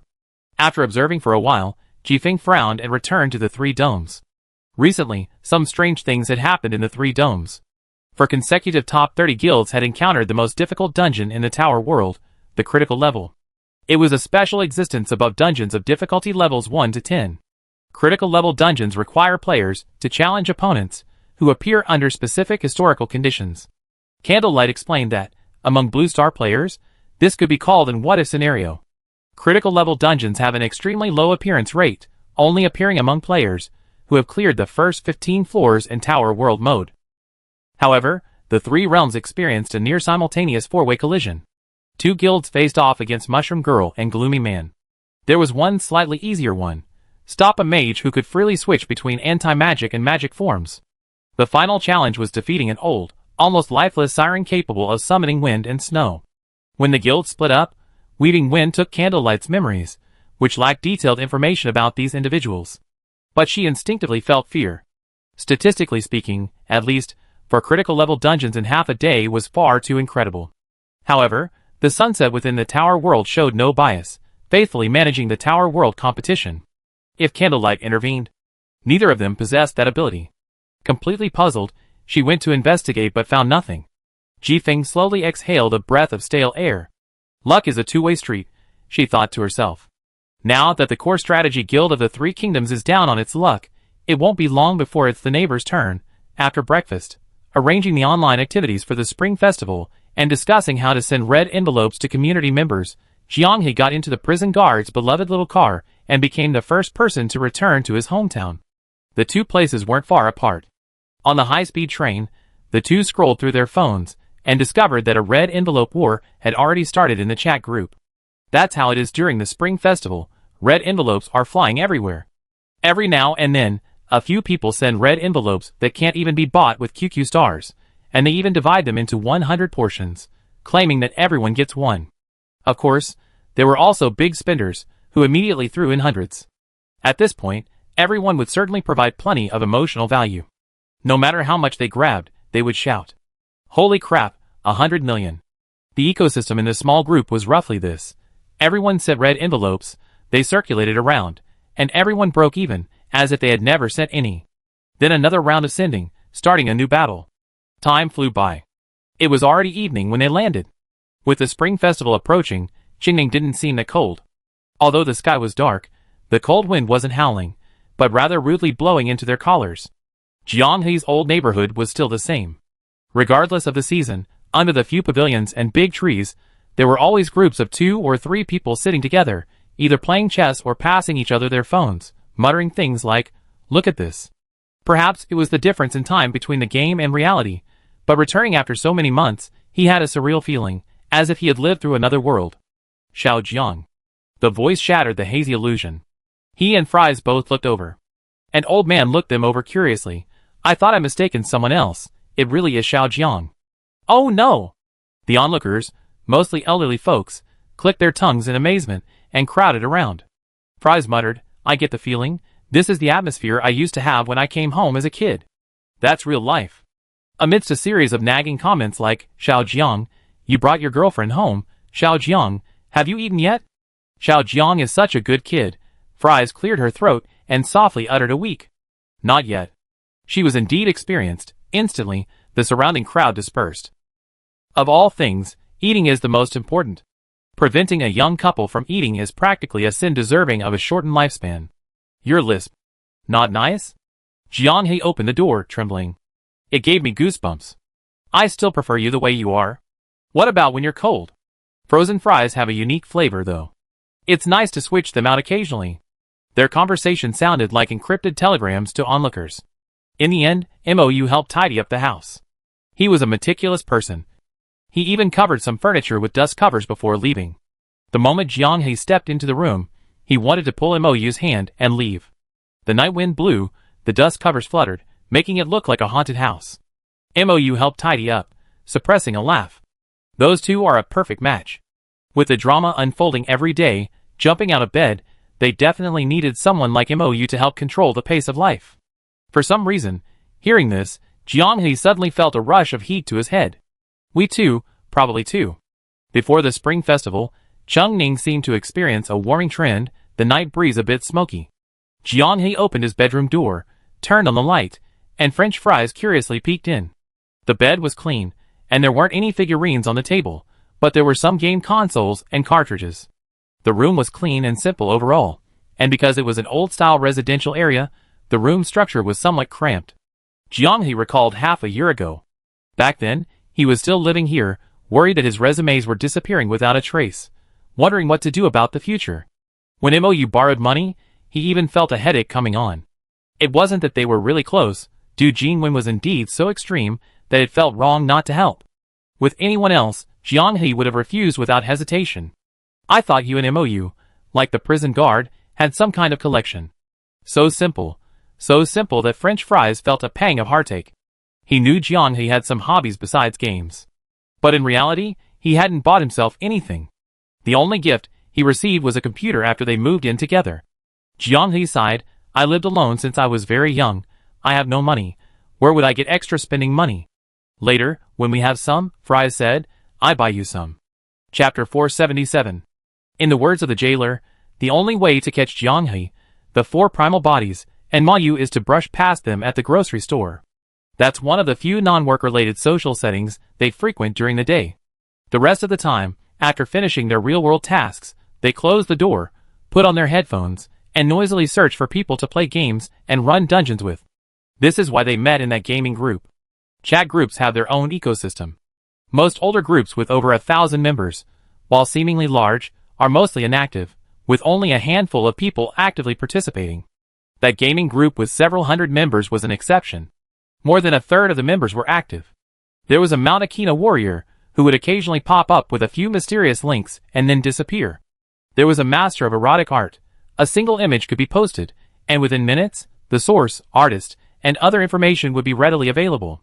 There are also those who only provide images, never citing sources, and end with I don't understand, I just forwarded it too. There are cyber messengers, delivering breaking news at lightning speed. There are anime experts, providing anime updates just minutes behind the official releases. There are legendary single fans of voice actors, sharing their daily fan diaries, though they change their favorites a bit too quickly. There are masters of shit-picking, with pure motives. They believe everyone should suffer the same pain, and this equality makes everyone uncomfortable. There are Martians, posting old news in the group every 10 to 15 days, making you wonder if you woke up to a world where the timeline had changed. As a group, the ecosystem is rich and vibrant. This is just the daytime atmosphere. The casual banter and banter are just a way to relax during work hours. At night, the group chat naturally reverts to a game-centric atmosphere. Jianghe's group was the most active, always trying out new games. Before long, they became a regular team, right? Hey Fries, can I buy you a headset? Could you send me your shipping address? You can use a forwarding address if you're worried about being exposed. You don't need to pay, I just want you to turn on your mic to communicate. Glug glug. Not this water flow mic. Explain yourself, why were you covering my back line? And then someone suddenly appeared and stole my kill. Glug glug. Hey hello? Human? Is it a human? Are there any humans left in this game? There aren't any. The escalating emotions made Fries burst out laughing on the other end of the computer. There's another reason I remember this conversation so clearly. Her reply caused a long silence on the other end of the line. It's Fries. Squid, who played with her, teased after the game ended. If you could shut Potato down for 30 seconds with just one sentence, you probably have his head spinning, not knowing how to respond to those 3 words. Afterwards, she still gave Jianghe her address. The headset arrived as scheduled, costing over 200 yuan. French Fries guessed it was the same model he used. She asked for his address too, and sent him a box full of snacks of equal value, plus a box of potato chips as a bonus. He didn't ask why she hadn't brought the new headset, and French Fries didn't mention it either. It was as if the headset had never existed. After this incident, everyone's scattered rocking horse gradually transformed into a fixed, unbreakable armored vehicle. When a new game came out, they team up if possible. If they couldn't team up, they go into the live stream and stay online. He talked, and she listened. Recalling this, French Fries rolled over. Jianghe, having washed up and gone to bed, was using the last moments of her time to scroll through her phone. She asked curiously, why didn't you ask me about the headset back then? Huh? Jianghe turned her head in confusion, seemingly wondering why this topic was being brought up suddenly. Looking at French Fries' large, curious eyes, and noticing her slight shift in position, Jianghe recalled a memory and gave an awkward, dry laugh. Seeing that box of snacks you gave me, I thought you might be a socially awkward person who doesn't like to communicate, maybe even a bit withdrawn. Thinking about it, aside from the lack of communication being torturous, you were actually quite good at it. I couldn't sleep the night I received the snacks. I felt like a little kid had given me a box of gifts as an apology, begging me not to mind and to continue playing with you. I also remembered that day I said you weren't human, and I was afraid you misunderstand and cause internal conflict, so I was anxious and worried, and I was anxious myself. French Fries' eyes widened. She hadn't expected Jianghe to have such a rich inner monologue back then. I left without a word later to prepare for the college entrance exam. What were you thinking? French Fries leaned closer again. Ah. I felt your condition had worsened. That's all? I was worried too. When people mentioned you in the group chat, I checked the chat history. Jianghe added, after all, you weren't my girlfriend back then. French Fries couldn't help but smile. She wouldn't ask such a stupid question as in now? Throwing hypothetical questions would only embarrass the big dog beside her. If you like a dog, you should rub its head and stroke its fur, not stomp on its tail. When they lived together, French Fries noticed that Jianghe always took excellent care of her. This had nothing to do with their near financial independence at the time. If she wanted something to eat, she could just tell him the name, and he would bring back bags full of groceries. He said his cooking skills weren't as good as MOU's, but he always managed to surprise her. Given his punctual online presence in the gaming group, if he were just an ordinary office worker, as long as her after-dinner gaming time wasn't interfered with, he'd be as easy to please as a puppy. Therefore, she never understood why Du Jin bothered Zhong Zemo. Letting him stay home and play games would make him wag his tail wildly and stay put. Why did she have to force him to go out and rummage through trash cans for odds and ends? Hold me. Huh? Then I hold you. After only a second of hesitation, French Fries snuggled into Jianghe's blanket. His body temperature was slightly elevated, and a steady warmth emanated from him through his pajamas. French Fries couldn't resist touching his calf with her still cool toes. Like a large dog suddenly hugged, he didn't know where to put his paws. Sometimes, he was quite clumsy. Sleep well, we have to visit relatives tomorrow morning, then I take you home. She pinched Jianghe's nose. Don't breathe on me, it's too hot. Oh. Jianghe silently raised his head. Although the posture was strange, he fell asleep exceptionally quickly that night. Listening to the snoring beside her ear, her eyelids grew heavy. Curious about where he used to live, she had made this unnecessary trip over the night. Everything felt reassuring. At dawn, Jianghe took French Fries to visit the only familiar relative in Qingning, presented a small New Year's gift, and the two boarded a midday flight without stopping. French Fries hadn't told his family when he'd be home, instead making a sudden return trip. Making them come to pick him up at the airport will be a disaster. Recalling the couple's various actions, Jianghe understood. French Fries' home was located in the city center, in a newly developed residential area, a high-end, low-density neighborhood. Only now did Jianghe realize he never asked French Fries what their family did for a living. The silly, lovey-dovey couple didn't seem to have jobs, they seemed to have long since retired. Shortly after the doorbell rang, there were pat-pat footsteps behind the door. You stepped back. Huh? Like a mother bird protecting her chicks, she shielded her child behind her. Lu Xinxin and Lu Jihong, the silly couple, were wearing pajamas, clearly haven't left the house since waking up. Their eyes lit up like light bulbs when they saw French Fries. Then, almost like an auto-aiming cheat, they locked onto Jianghe in a second. French Fries muttered in bewilderment. Why didn't they bring it over? Jianghe felt uneasy under their gaze, and quickly offered the fruit, saying, Hello, Uncle and Auntie. His voice was even lower. It sounded like he was using the same mic French Fries used to use on him, with a slight gurgling sound. Lu Jihong grabbed Jianghe's arm. Lu Xinxin came around behind him, and gave him a nudge. Oh dear, potato, come in quickly, come in quickly. I already prepared slippers for you. Lu Jihong added, and toiletries, bedding, all new. They didn't even tell us the date beforehand, and they did a surprise visit. It must be Xiaofei causing trouble, afraid we pick her up at the airport. That Xiaofei, she's getting more and more inconsiderate, sigh. Jianghe thought to herself, it seems there's a reason why French Fries was so wary. She wondered what had happened to make her so vigilant. Seriously, why buy fruit? It's New Year's. Do we really need a few apples and oranges? Jianghe explained, these are orange teas, a gift from home. They're mandarin oranges and pomelos. That's really bad. Luckily you came. Lu Xinxin immediately changed her tune. Last time you guys did a promotion, we participated, but every time we tried to order, it showed out of stock, we couldn't get any. Lu Jihong complained, Xiaofei didn't send us any more afterwards, sigh. French fries crossed her arms, giving them a forced smile. This expression had no effect whatsoever. The two were still urging Jianghe on. Come on, come inside first. Have some tea, a drink, or just water. We even have iced water. Oh, and we also have pineapple beer. People where you're from seem to really like it. Bang! The door slammed shut. French fries was stunned. She stared at the closed door, at the upside-down food hanging in the room, speechless for a long time. A full half-minute later. Haha, Xiaofei, why didn't you knock? I thought you were already inside. Truly a mother's love, able to laugh even after locking her own daughter out. Jianghe found it all rather absurd. French fries just gave a soft snort and said, I'm used to it.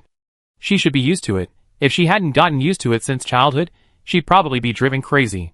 French fries' house was mostly furnished with mahogany furniture, giving it an overall antique and grand feel, but the decor was more European, with black and white floor and wall tiles, and an island in the kitchen.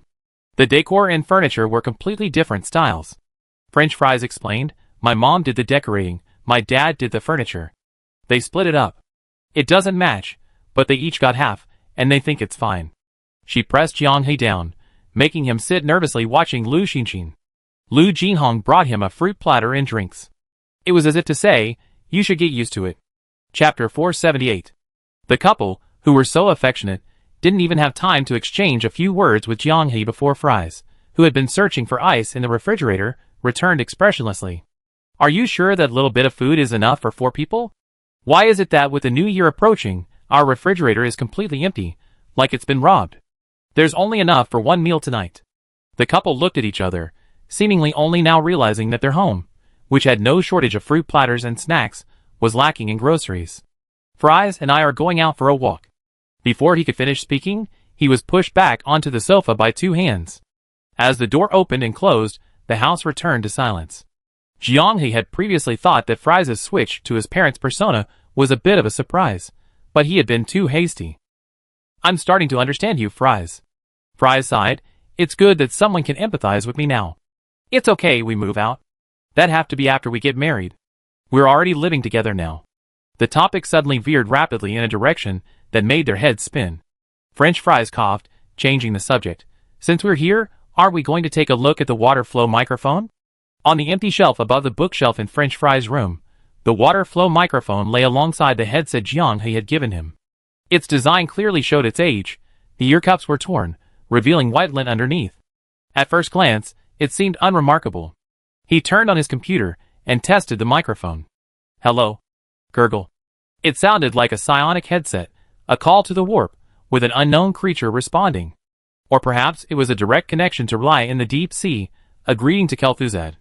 It really does gurgle, and there's a clear sound of flowing water. We struck gold. Knowing full well the quality of the water flowing sound, Fries still used it to prank his group members. Bad, very bad. Bad? Fries asked with a smile, hands behind his back. Without it, you wouldn't have given me the headset, I wouldn't have given you snacks, and when we team up, no one would think of me first. It fulfilled its mission perfectly. Put it back, put it back. If it gets bumped or scratched and can't produce the water flowing sound anymore, it won't have any collectible value. Jianghe thought, in the game, this would at least be a souvenir, an item that must be placed in the collection cabinet. The lovey-dovey couple returned carrying large and small bags. Jianghe hurriedly went to help, then he was pushed back onto the sofa.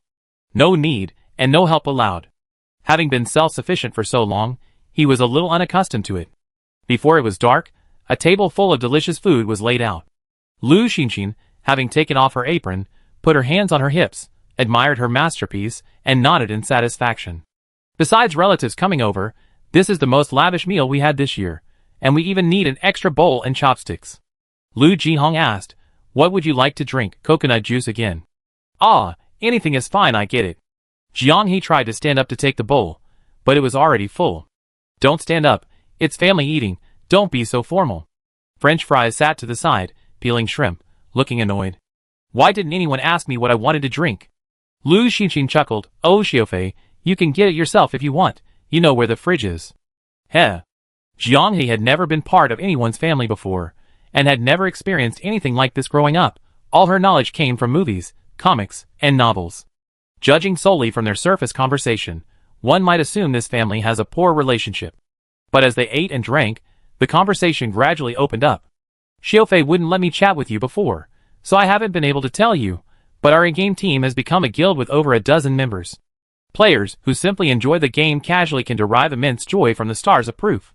Uninterrupted sleep time, a true second life.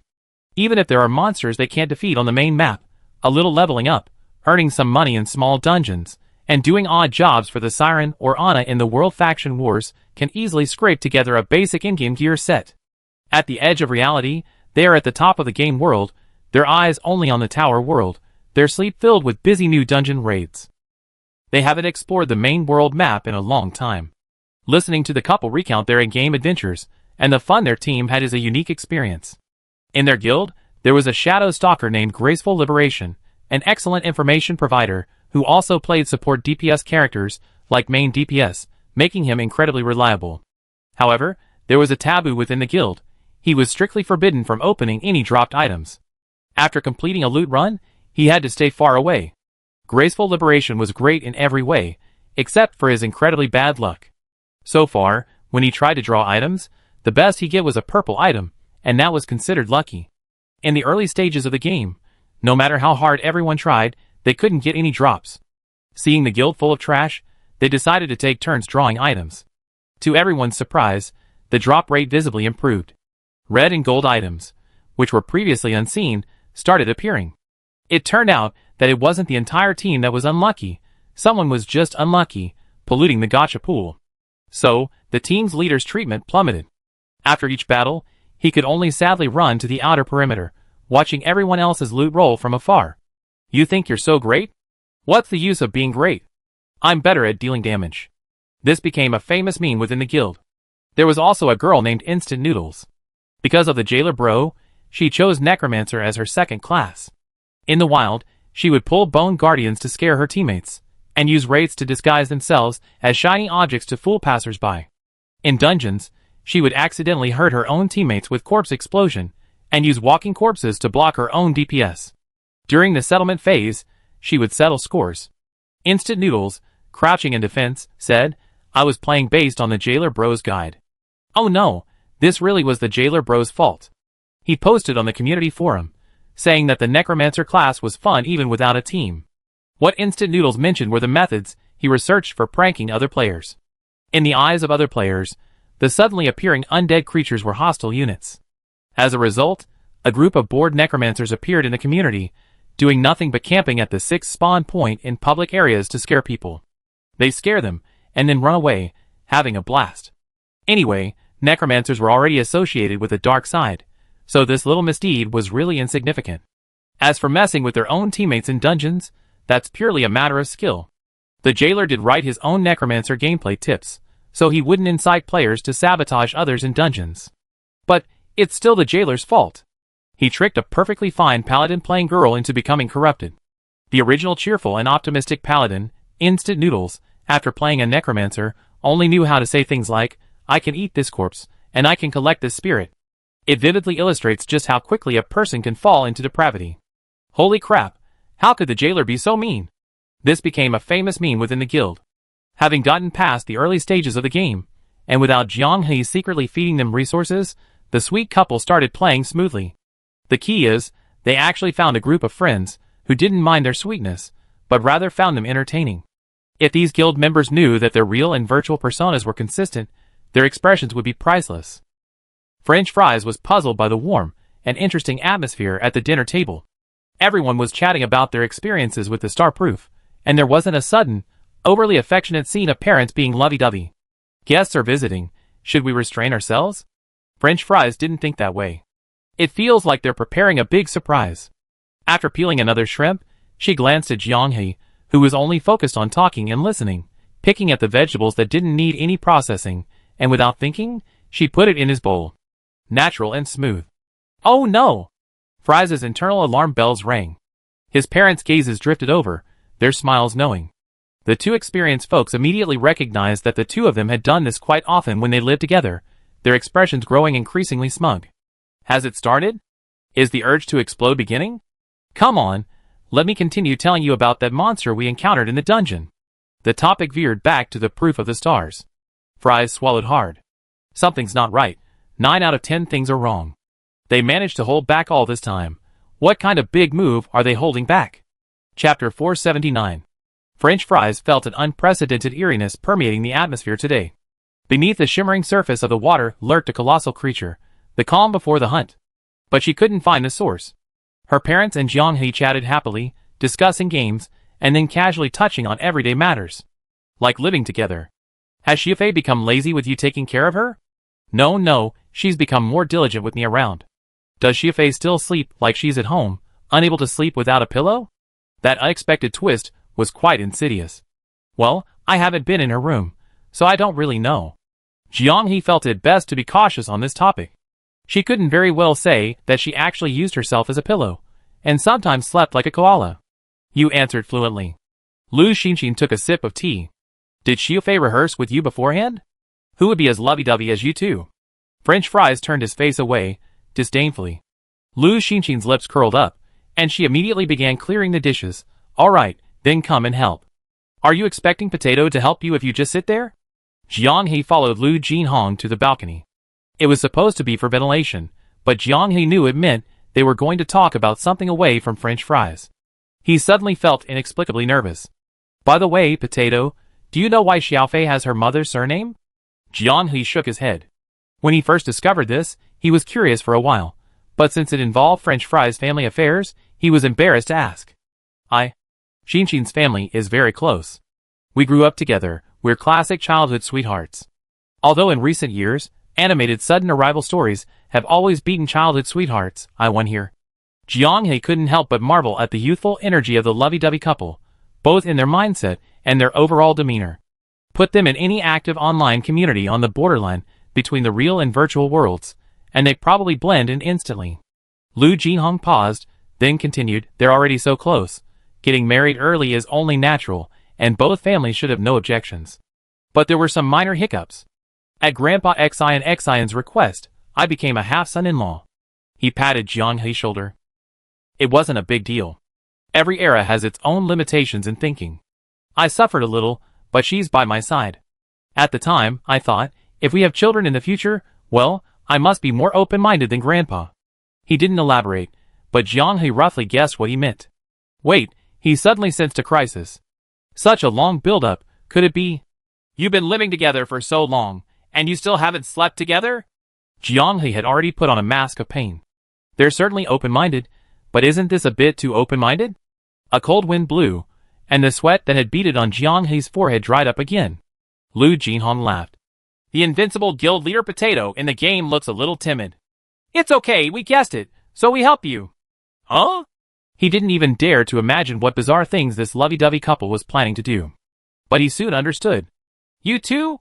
French Fries rushed back to the living room and found his mother peeling an apple. Why didn't you tidy up the storage room beforehand?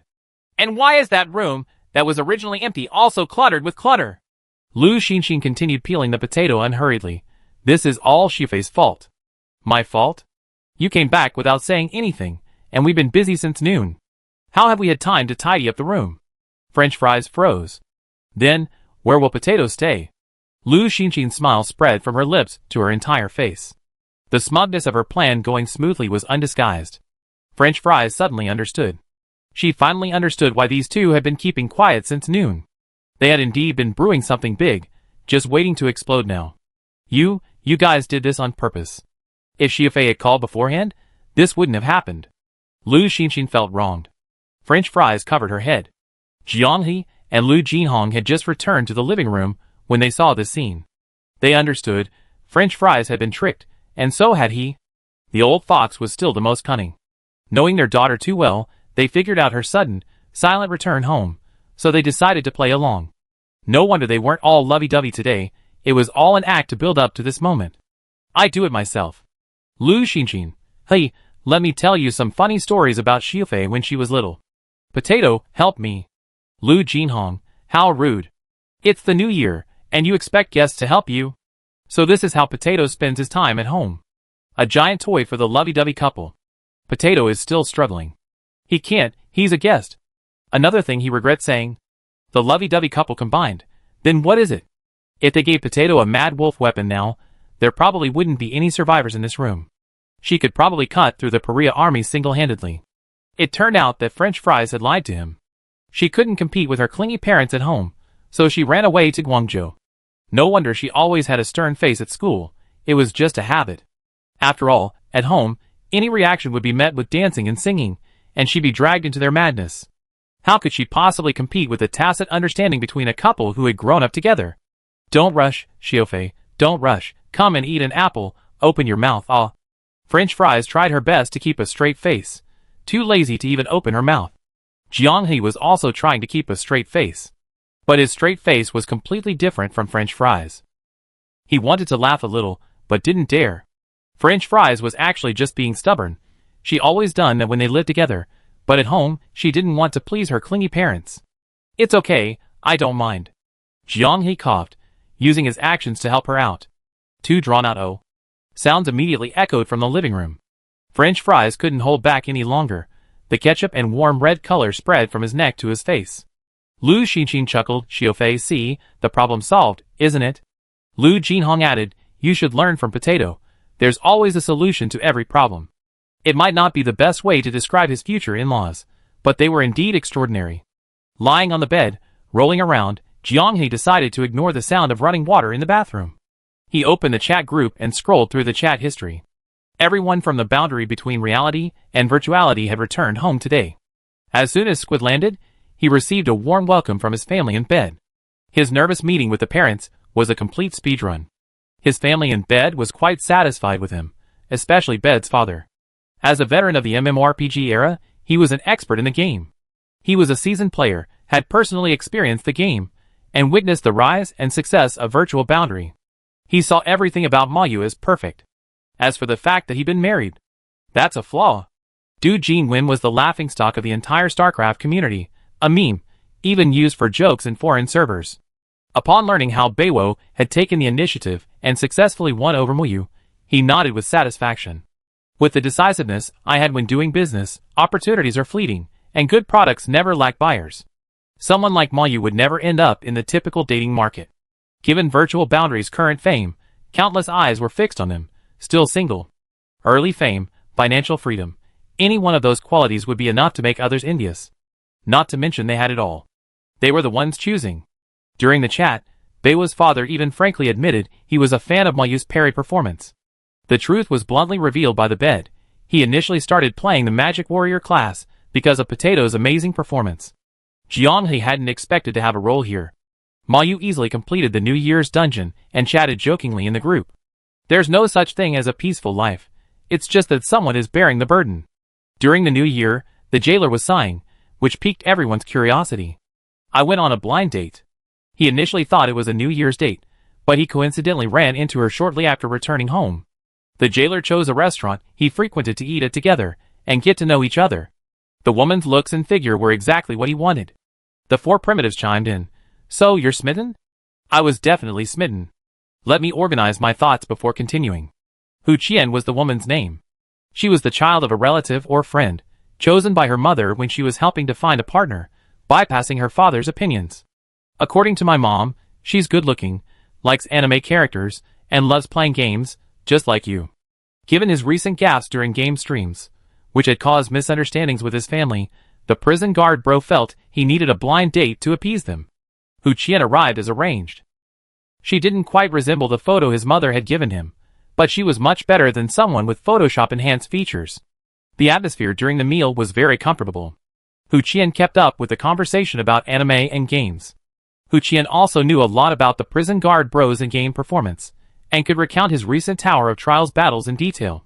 He even picked up on a few jokes she made. Finally, she offered to pay the bill, and they split it. French Fries also peeked into the group chat. Isn't she a pretty nice girl? Why are you sighing? I think she's pretty nice too. Although something feels a little off, it should be this easy if the chemistry is there. The jailer was conflicted. Fine, I'm thinking of talking to her first. I have some feelings for her. Guys, I really like her. Fries, wearing pajamas and drying his hair, looked at Jianghe staring at his phone screen with a furrowed brow and asked curiously, "What's wrong?" It seems like the jailer met someone he likes on a blind date. Fries tilted his head. Didn't he like orange tea? Huh? Jianghe nearly threw his phone away, sitting up abruptly and staring intently at French fries. My intuition tells me this is it. There has to be some indication, right? How did you come to that conclusion? When orange tea tease him, he laughs like an idiot, but when the rest of us tease him, he gets smug and cheeky. He was enlightened. French fries' comment made Jianghe recall their interactions recently, and it seemed it perfectly matched the principle of indisputability. The jailer's cheeky nature, not treating everyone equally, was enough to explain a lot. Sometimes he even did some easily laughable stupid things. Jianghe thought it was for the live stream, just for entertainment, but now it seemed like he was acting like a primary school boy.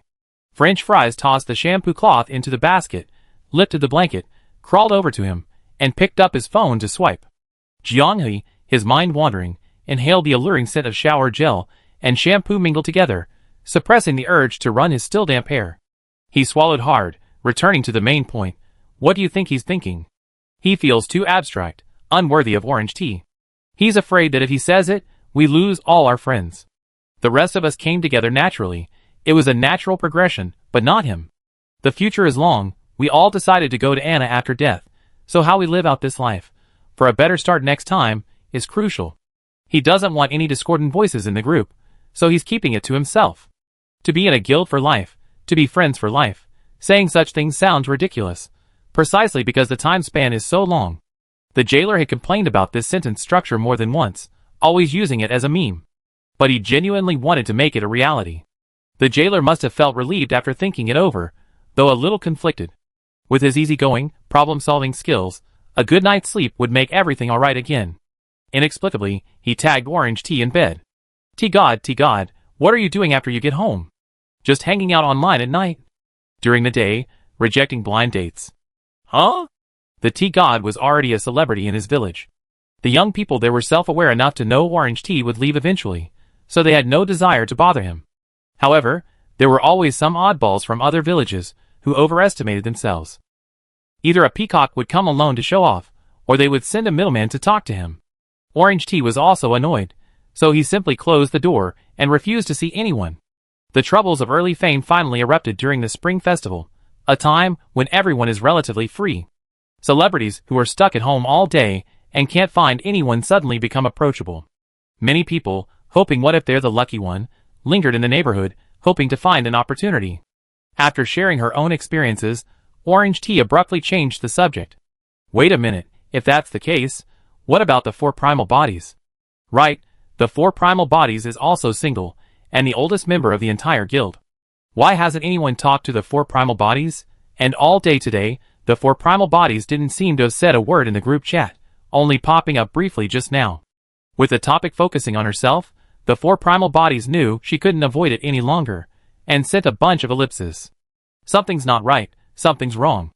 The 4 primals are speaking, don't hide, what are you doing? Actually, I've been wanting to tell you guys for a while, Nonya came to visit. She's at my house now. A barrage of question marks flooded the screen, everyone's head was pounding. What did you do? I didn't know, she came knocking on my door with a bag of milk, wishing me a happy new year, how could I pretend I didn't see her? Chapter 480. The Starry Campfire Operations Group was buzzing with activity. Qin Xiaoyu had just generously distributed a 5,000 renminbi red envelope. He was distributing it on behalf of Candlelight. Candlelight's private account held considerable funds, automatically replenished with just a few words to various countries. As promised upon her arrival, she never misused the funds. Based on her own assessments, she paid salaries to Starry Campfire employees worldwide who assisted in operating the game. She regularly distributed meal tickets to players who received profit sharing. The only benefit she sought for herself was using this account, through Qin Xiaoyu, to purchase various kinds of vinegar. Qin Xiaoyu believed that those important figures monitoring the accounts would be intrigued by these seemingly small, but frequent expenditures. Brother Chun, is the boss still at the company? Qin Xiaoyu glanced at Candlelight, who was sitting on the rooftop gazing at the starry sky, and replied. She's found a place to spend the new year too. After using teleportation to bring him back to his hometown, Zhu never left again. His parents immediately gave a precise description of this beautiful girl. Ayu, how did you find her? She's as pretty as a doll. You're not exactly a smooth talker. How did you manage to win her over? His parents' generation's understanding of love was stuck decades in the past. It's no longer the era where sweet talk and emotional appeal could get you a girlfriend. Besides, Zhu wasn't really his girlfriend. She wasn't even a person. There was no way to explain. If he said it, he'd definitely lose his job. It's okay, I can erase their memories, but not yours. Zhu said this casually, and Chen Xiaoyu could only feel grateful. So, in his parents' eyes, their once unambitious son had a stroke of good luck last year, finding a good job, a stable career, and soon to find love. The two, who had always worried about him struggling in the city, smiled with relief knowing he never shared his troubles. From the day Zhu arrived, they had been busy taking care of everything, afraid that this impeccably refined young woman would find the home unpleasant.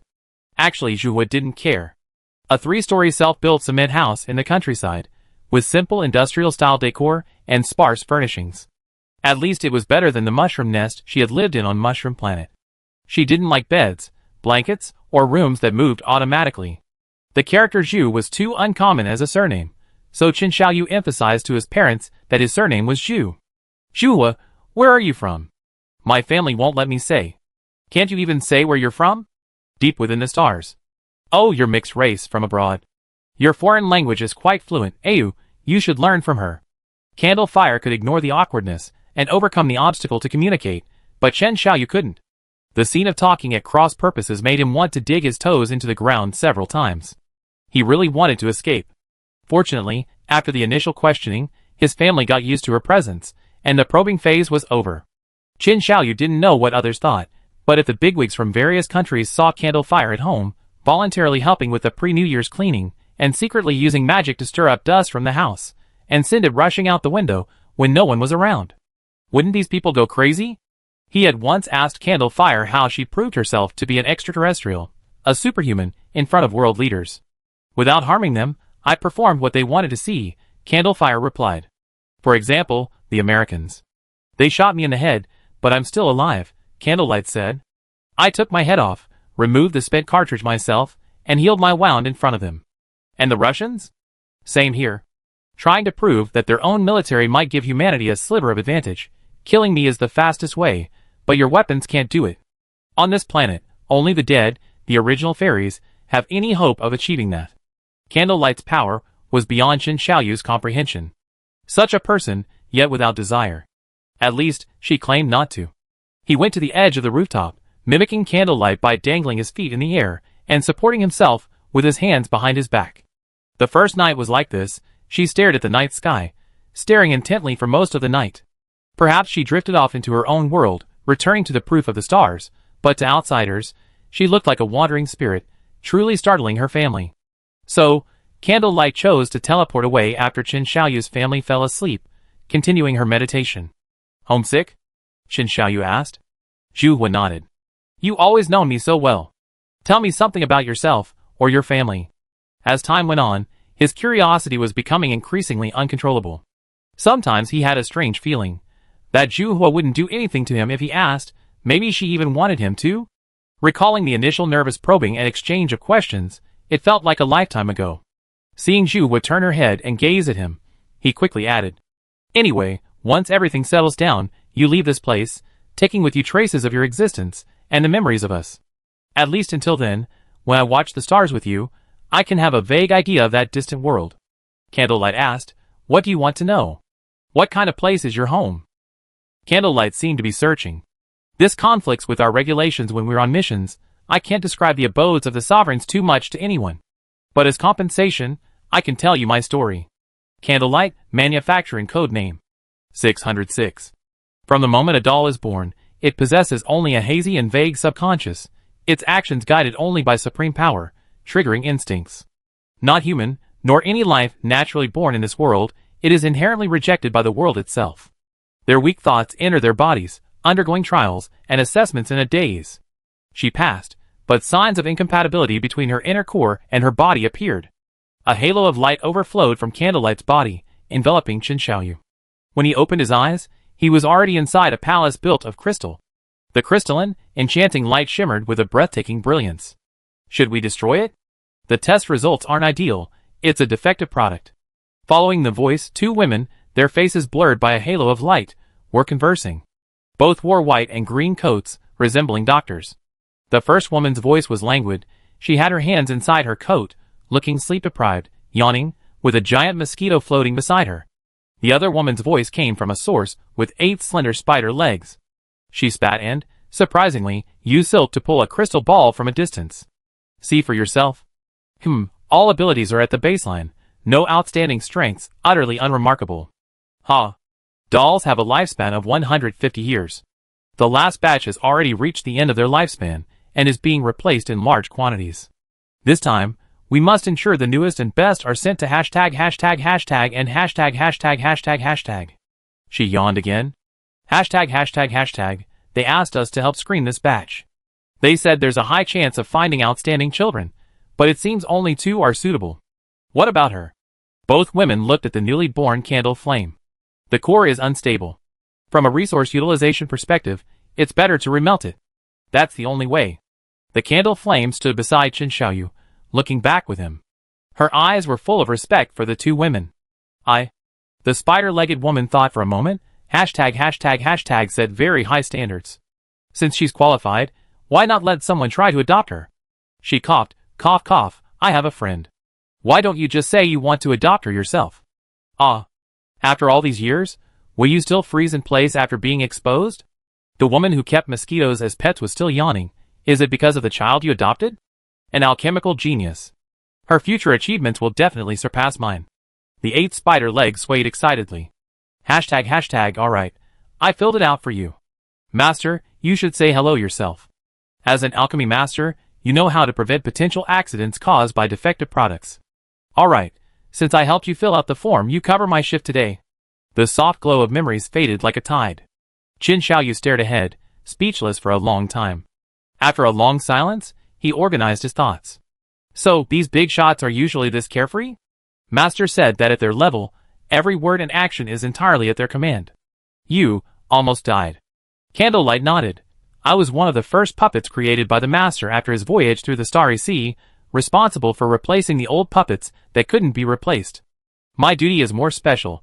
I had the opportunity to meet the true Overlord. Therefore, the selection process for our batch is exceptionally rigorous. Those who don't meet the average in the trials are all reassigned, and the defective ones are remade. The true Overlord? And fake ones? From the Candlelight's words, Qin Xiaoyu glimpsed a corner of that distant world. In the Overlord's domain, the number of puppets is fixed. A technological iteration cycle is 150 years. During this period, although there may be innovations in puppet magic, only a limited number will be produced on a trial basis. Unless the Lord in charge of logistics grants permission, there will be no forced replacement. Although the world doesn't recognize the puppet race, the Overlord does. Although the puppets are their creations, the Overlord has granted them the rights of humans. Powerful puppets have clear advancement paths. Due to the scarcity of combat, the most common advancement path is domestic service. They need to compete with powerful creatures, like slimes, and sirens for the opportunity to work within the Overlord's territory. You mean, these races that beat up players in the game can only be maids to the Overlord? The promotion path for head maids is locked. One head maid is refusing to move, forcing the Overlord to only add a second-ranking honorary head maid. Wait a minute. Qin Xiaoyu sorted out his thoughts. So, the Overlord is actually so easygoing. A head maid just begged and locked up a promotion path, forcing him to take a roundabout route. The Overlord is a sentimental person. They don't want to be clung to by the head maid, crawling around everywhere. Did you see it with your own eyes? He still hoped, anticipating that it might be a distortion in the information. My master was fortunate enough to witness this, recorded it with the recording jade, and shared it with me. And she even let me try imitating it. The recording jade survived. What supreme mercy! Any tyrant who witnessed this scene would have been killed. So, all you incredibly powerful people are comedians? Qin Xiaoyu's grand imagination of the mighty world ruler shattered in an instant. How could such a majestic image crumble so quickly? Is this still the epic civilization that suppressed an entire planet with just candlelight? How could the ruler be so indecisive? It's too illogical. No matter how many times he had doubted the ruler's morality and character before, after this, he would never doubt again. Qin Xiaoyu took a deep breath. Let's continue talking about the puppets. Okay. Under the ruler's rule, there are also soulless puppets. Unlike individuals with human rights, these are products filled with unconscious aggregates, forming the visible labor force alongside the golem giants. The creation of soulless puppets is not subject to the control of the overlord, but only to the management of the lord. Something's not right. Your lord can be above the overlord? Some things, yes. What do you generally mean by something? Anything related to money. Sometimes the overlord's word doesn't count. The lord will overturn it. Is this recorded? Yes. Candlelight said decisively. I was there this time. Candlelight, tasked with submitting good news about the alchemy progress to his master, overheard the lord's argument with the overlords outside the overlord's study. In terms of voice, the lord had the upper hand. Several overlords were being lectured, their fists slamming on the table, before reluctantly rejecting a certain expenditure proposal. Qin Xiaoyu's brow furrowed deeply. He struggled to reconcile this with the Warhammer universe, trying to understand the incomprehensible points. But the thought of the High Lords reaching into the Emperor's purse and berating the Emperor before the Golden Throne. You weasel, you want to touch the treasury? Did you ask me first? Money? No. My life? I died countless times fighting alongside the Empire. The royal guards probably suspected him of being a traitor if they didn't immediately send him to Ascension. Qin Xiaoyu knew he was courting death. But this time, he couldn't help himself. Your overlords haven't been sidelined, have they? Candlelight paused for a moment, then suddenly burst into laughter, growing increasingly unrestrained until finally, he was laughing hysterically. For the first time, Candlelight lost control of his emotions. Her calm face was completely filled with a smile, as radiant as a sky full of stars. This level of offense, the sovereign won't mind. He cherishes everyone under his protection equally, and is willing to give everything for that peace. Qin Xiaoyu didn't understand, but he was deeply moved. He suddenly realized that he was no different from his parents. His family couldn't understand him, and he was quite similar to Candlelight. Memories that seemed perfectly normal to Candlelight were like fairy tales to him, beautifully unreal. Was Candlelight right? The order of this universe was established by the first powerful beings. The atmosphere of this universe was also established by them. The sovereign had practiced this principle, therefore, he could confidently issue a declaration to the entire universe, while simultaneously sending the puppets beyond its confines.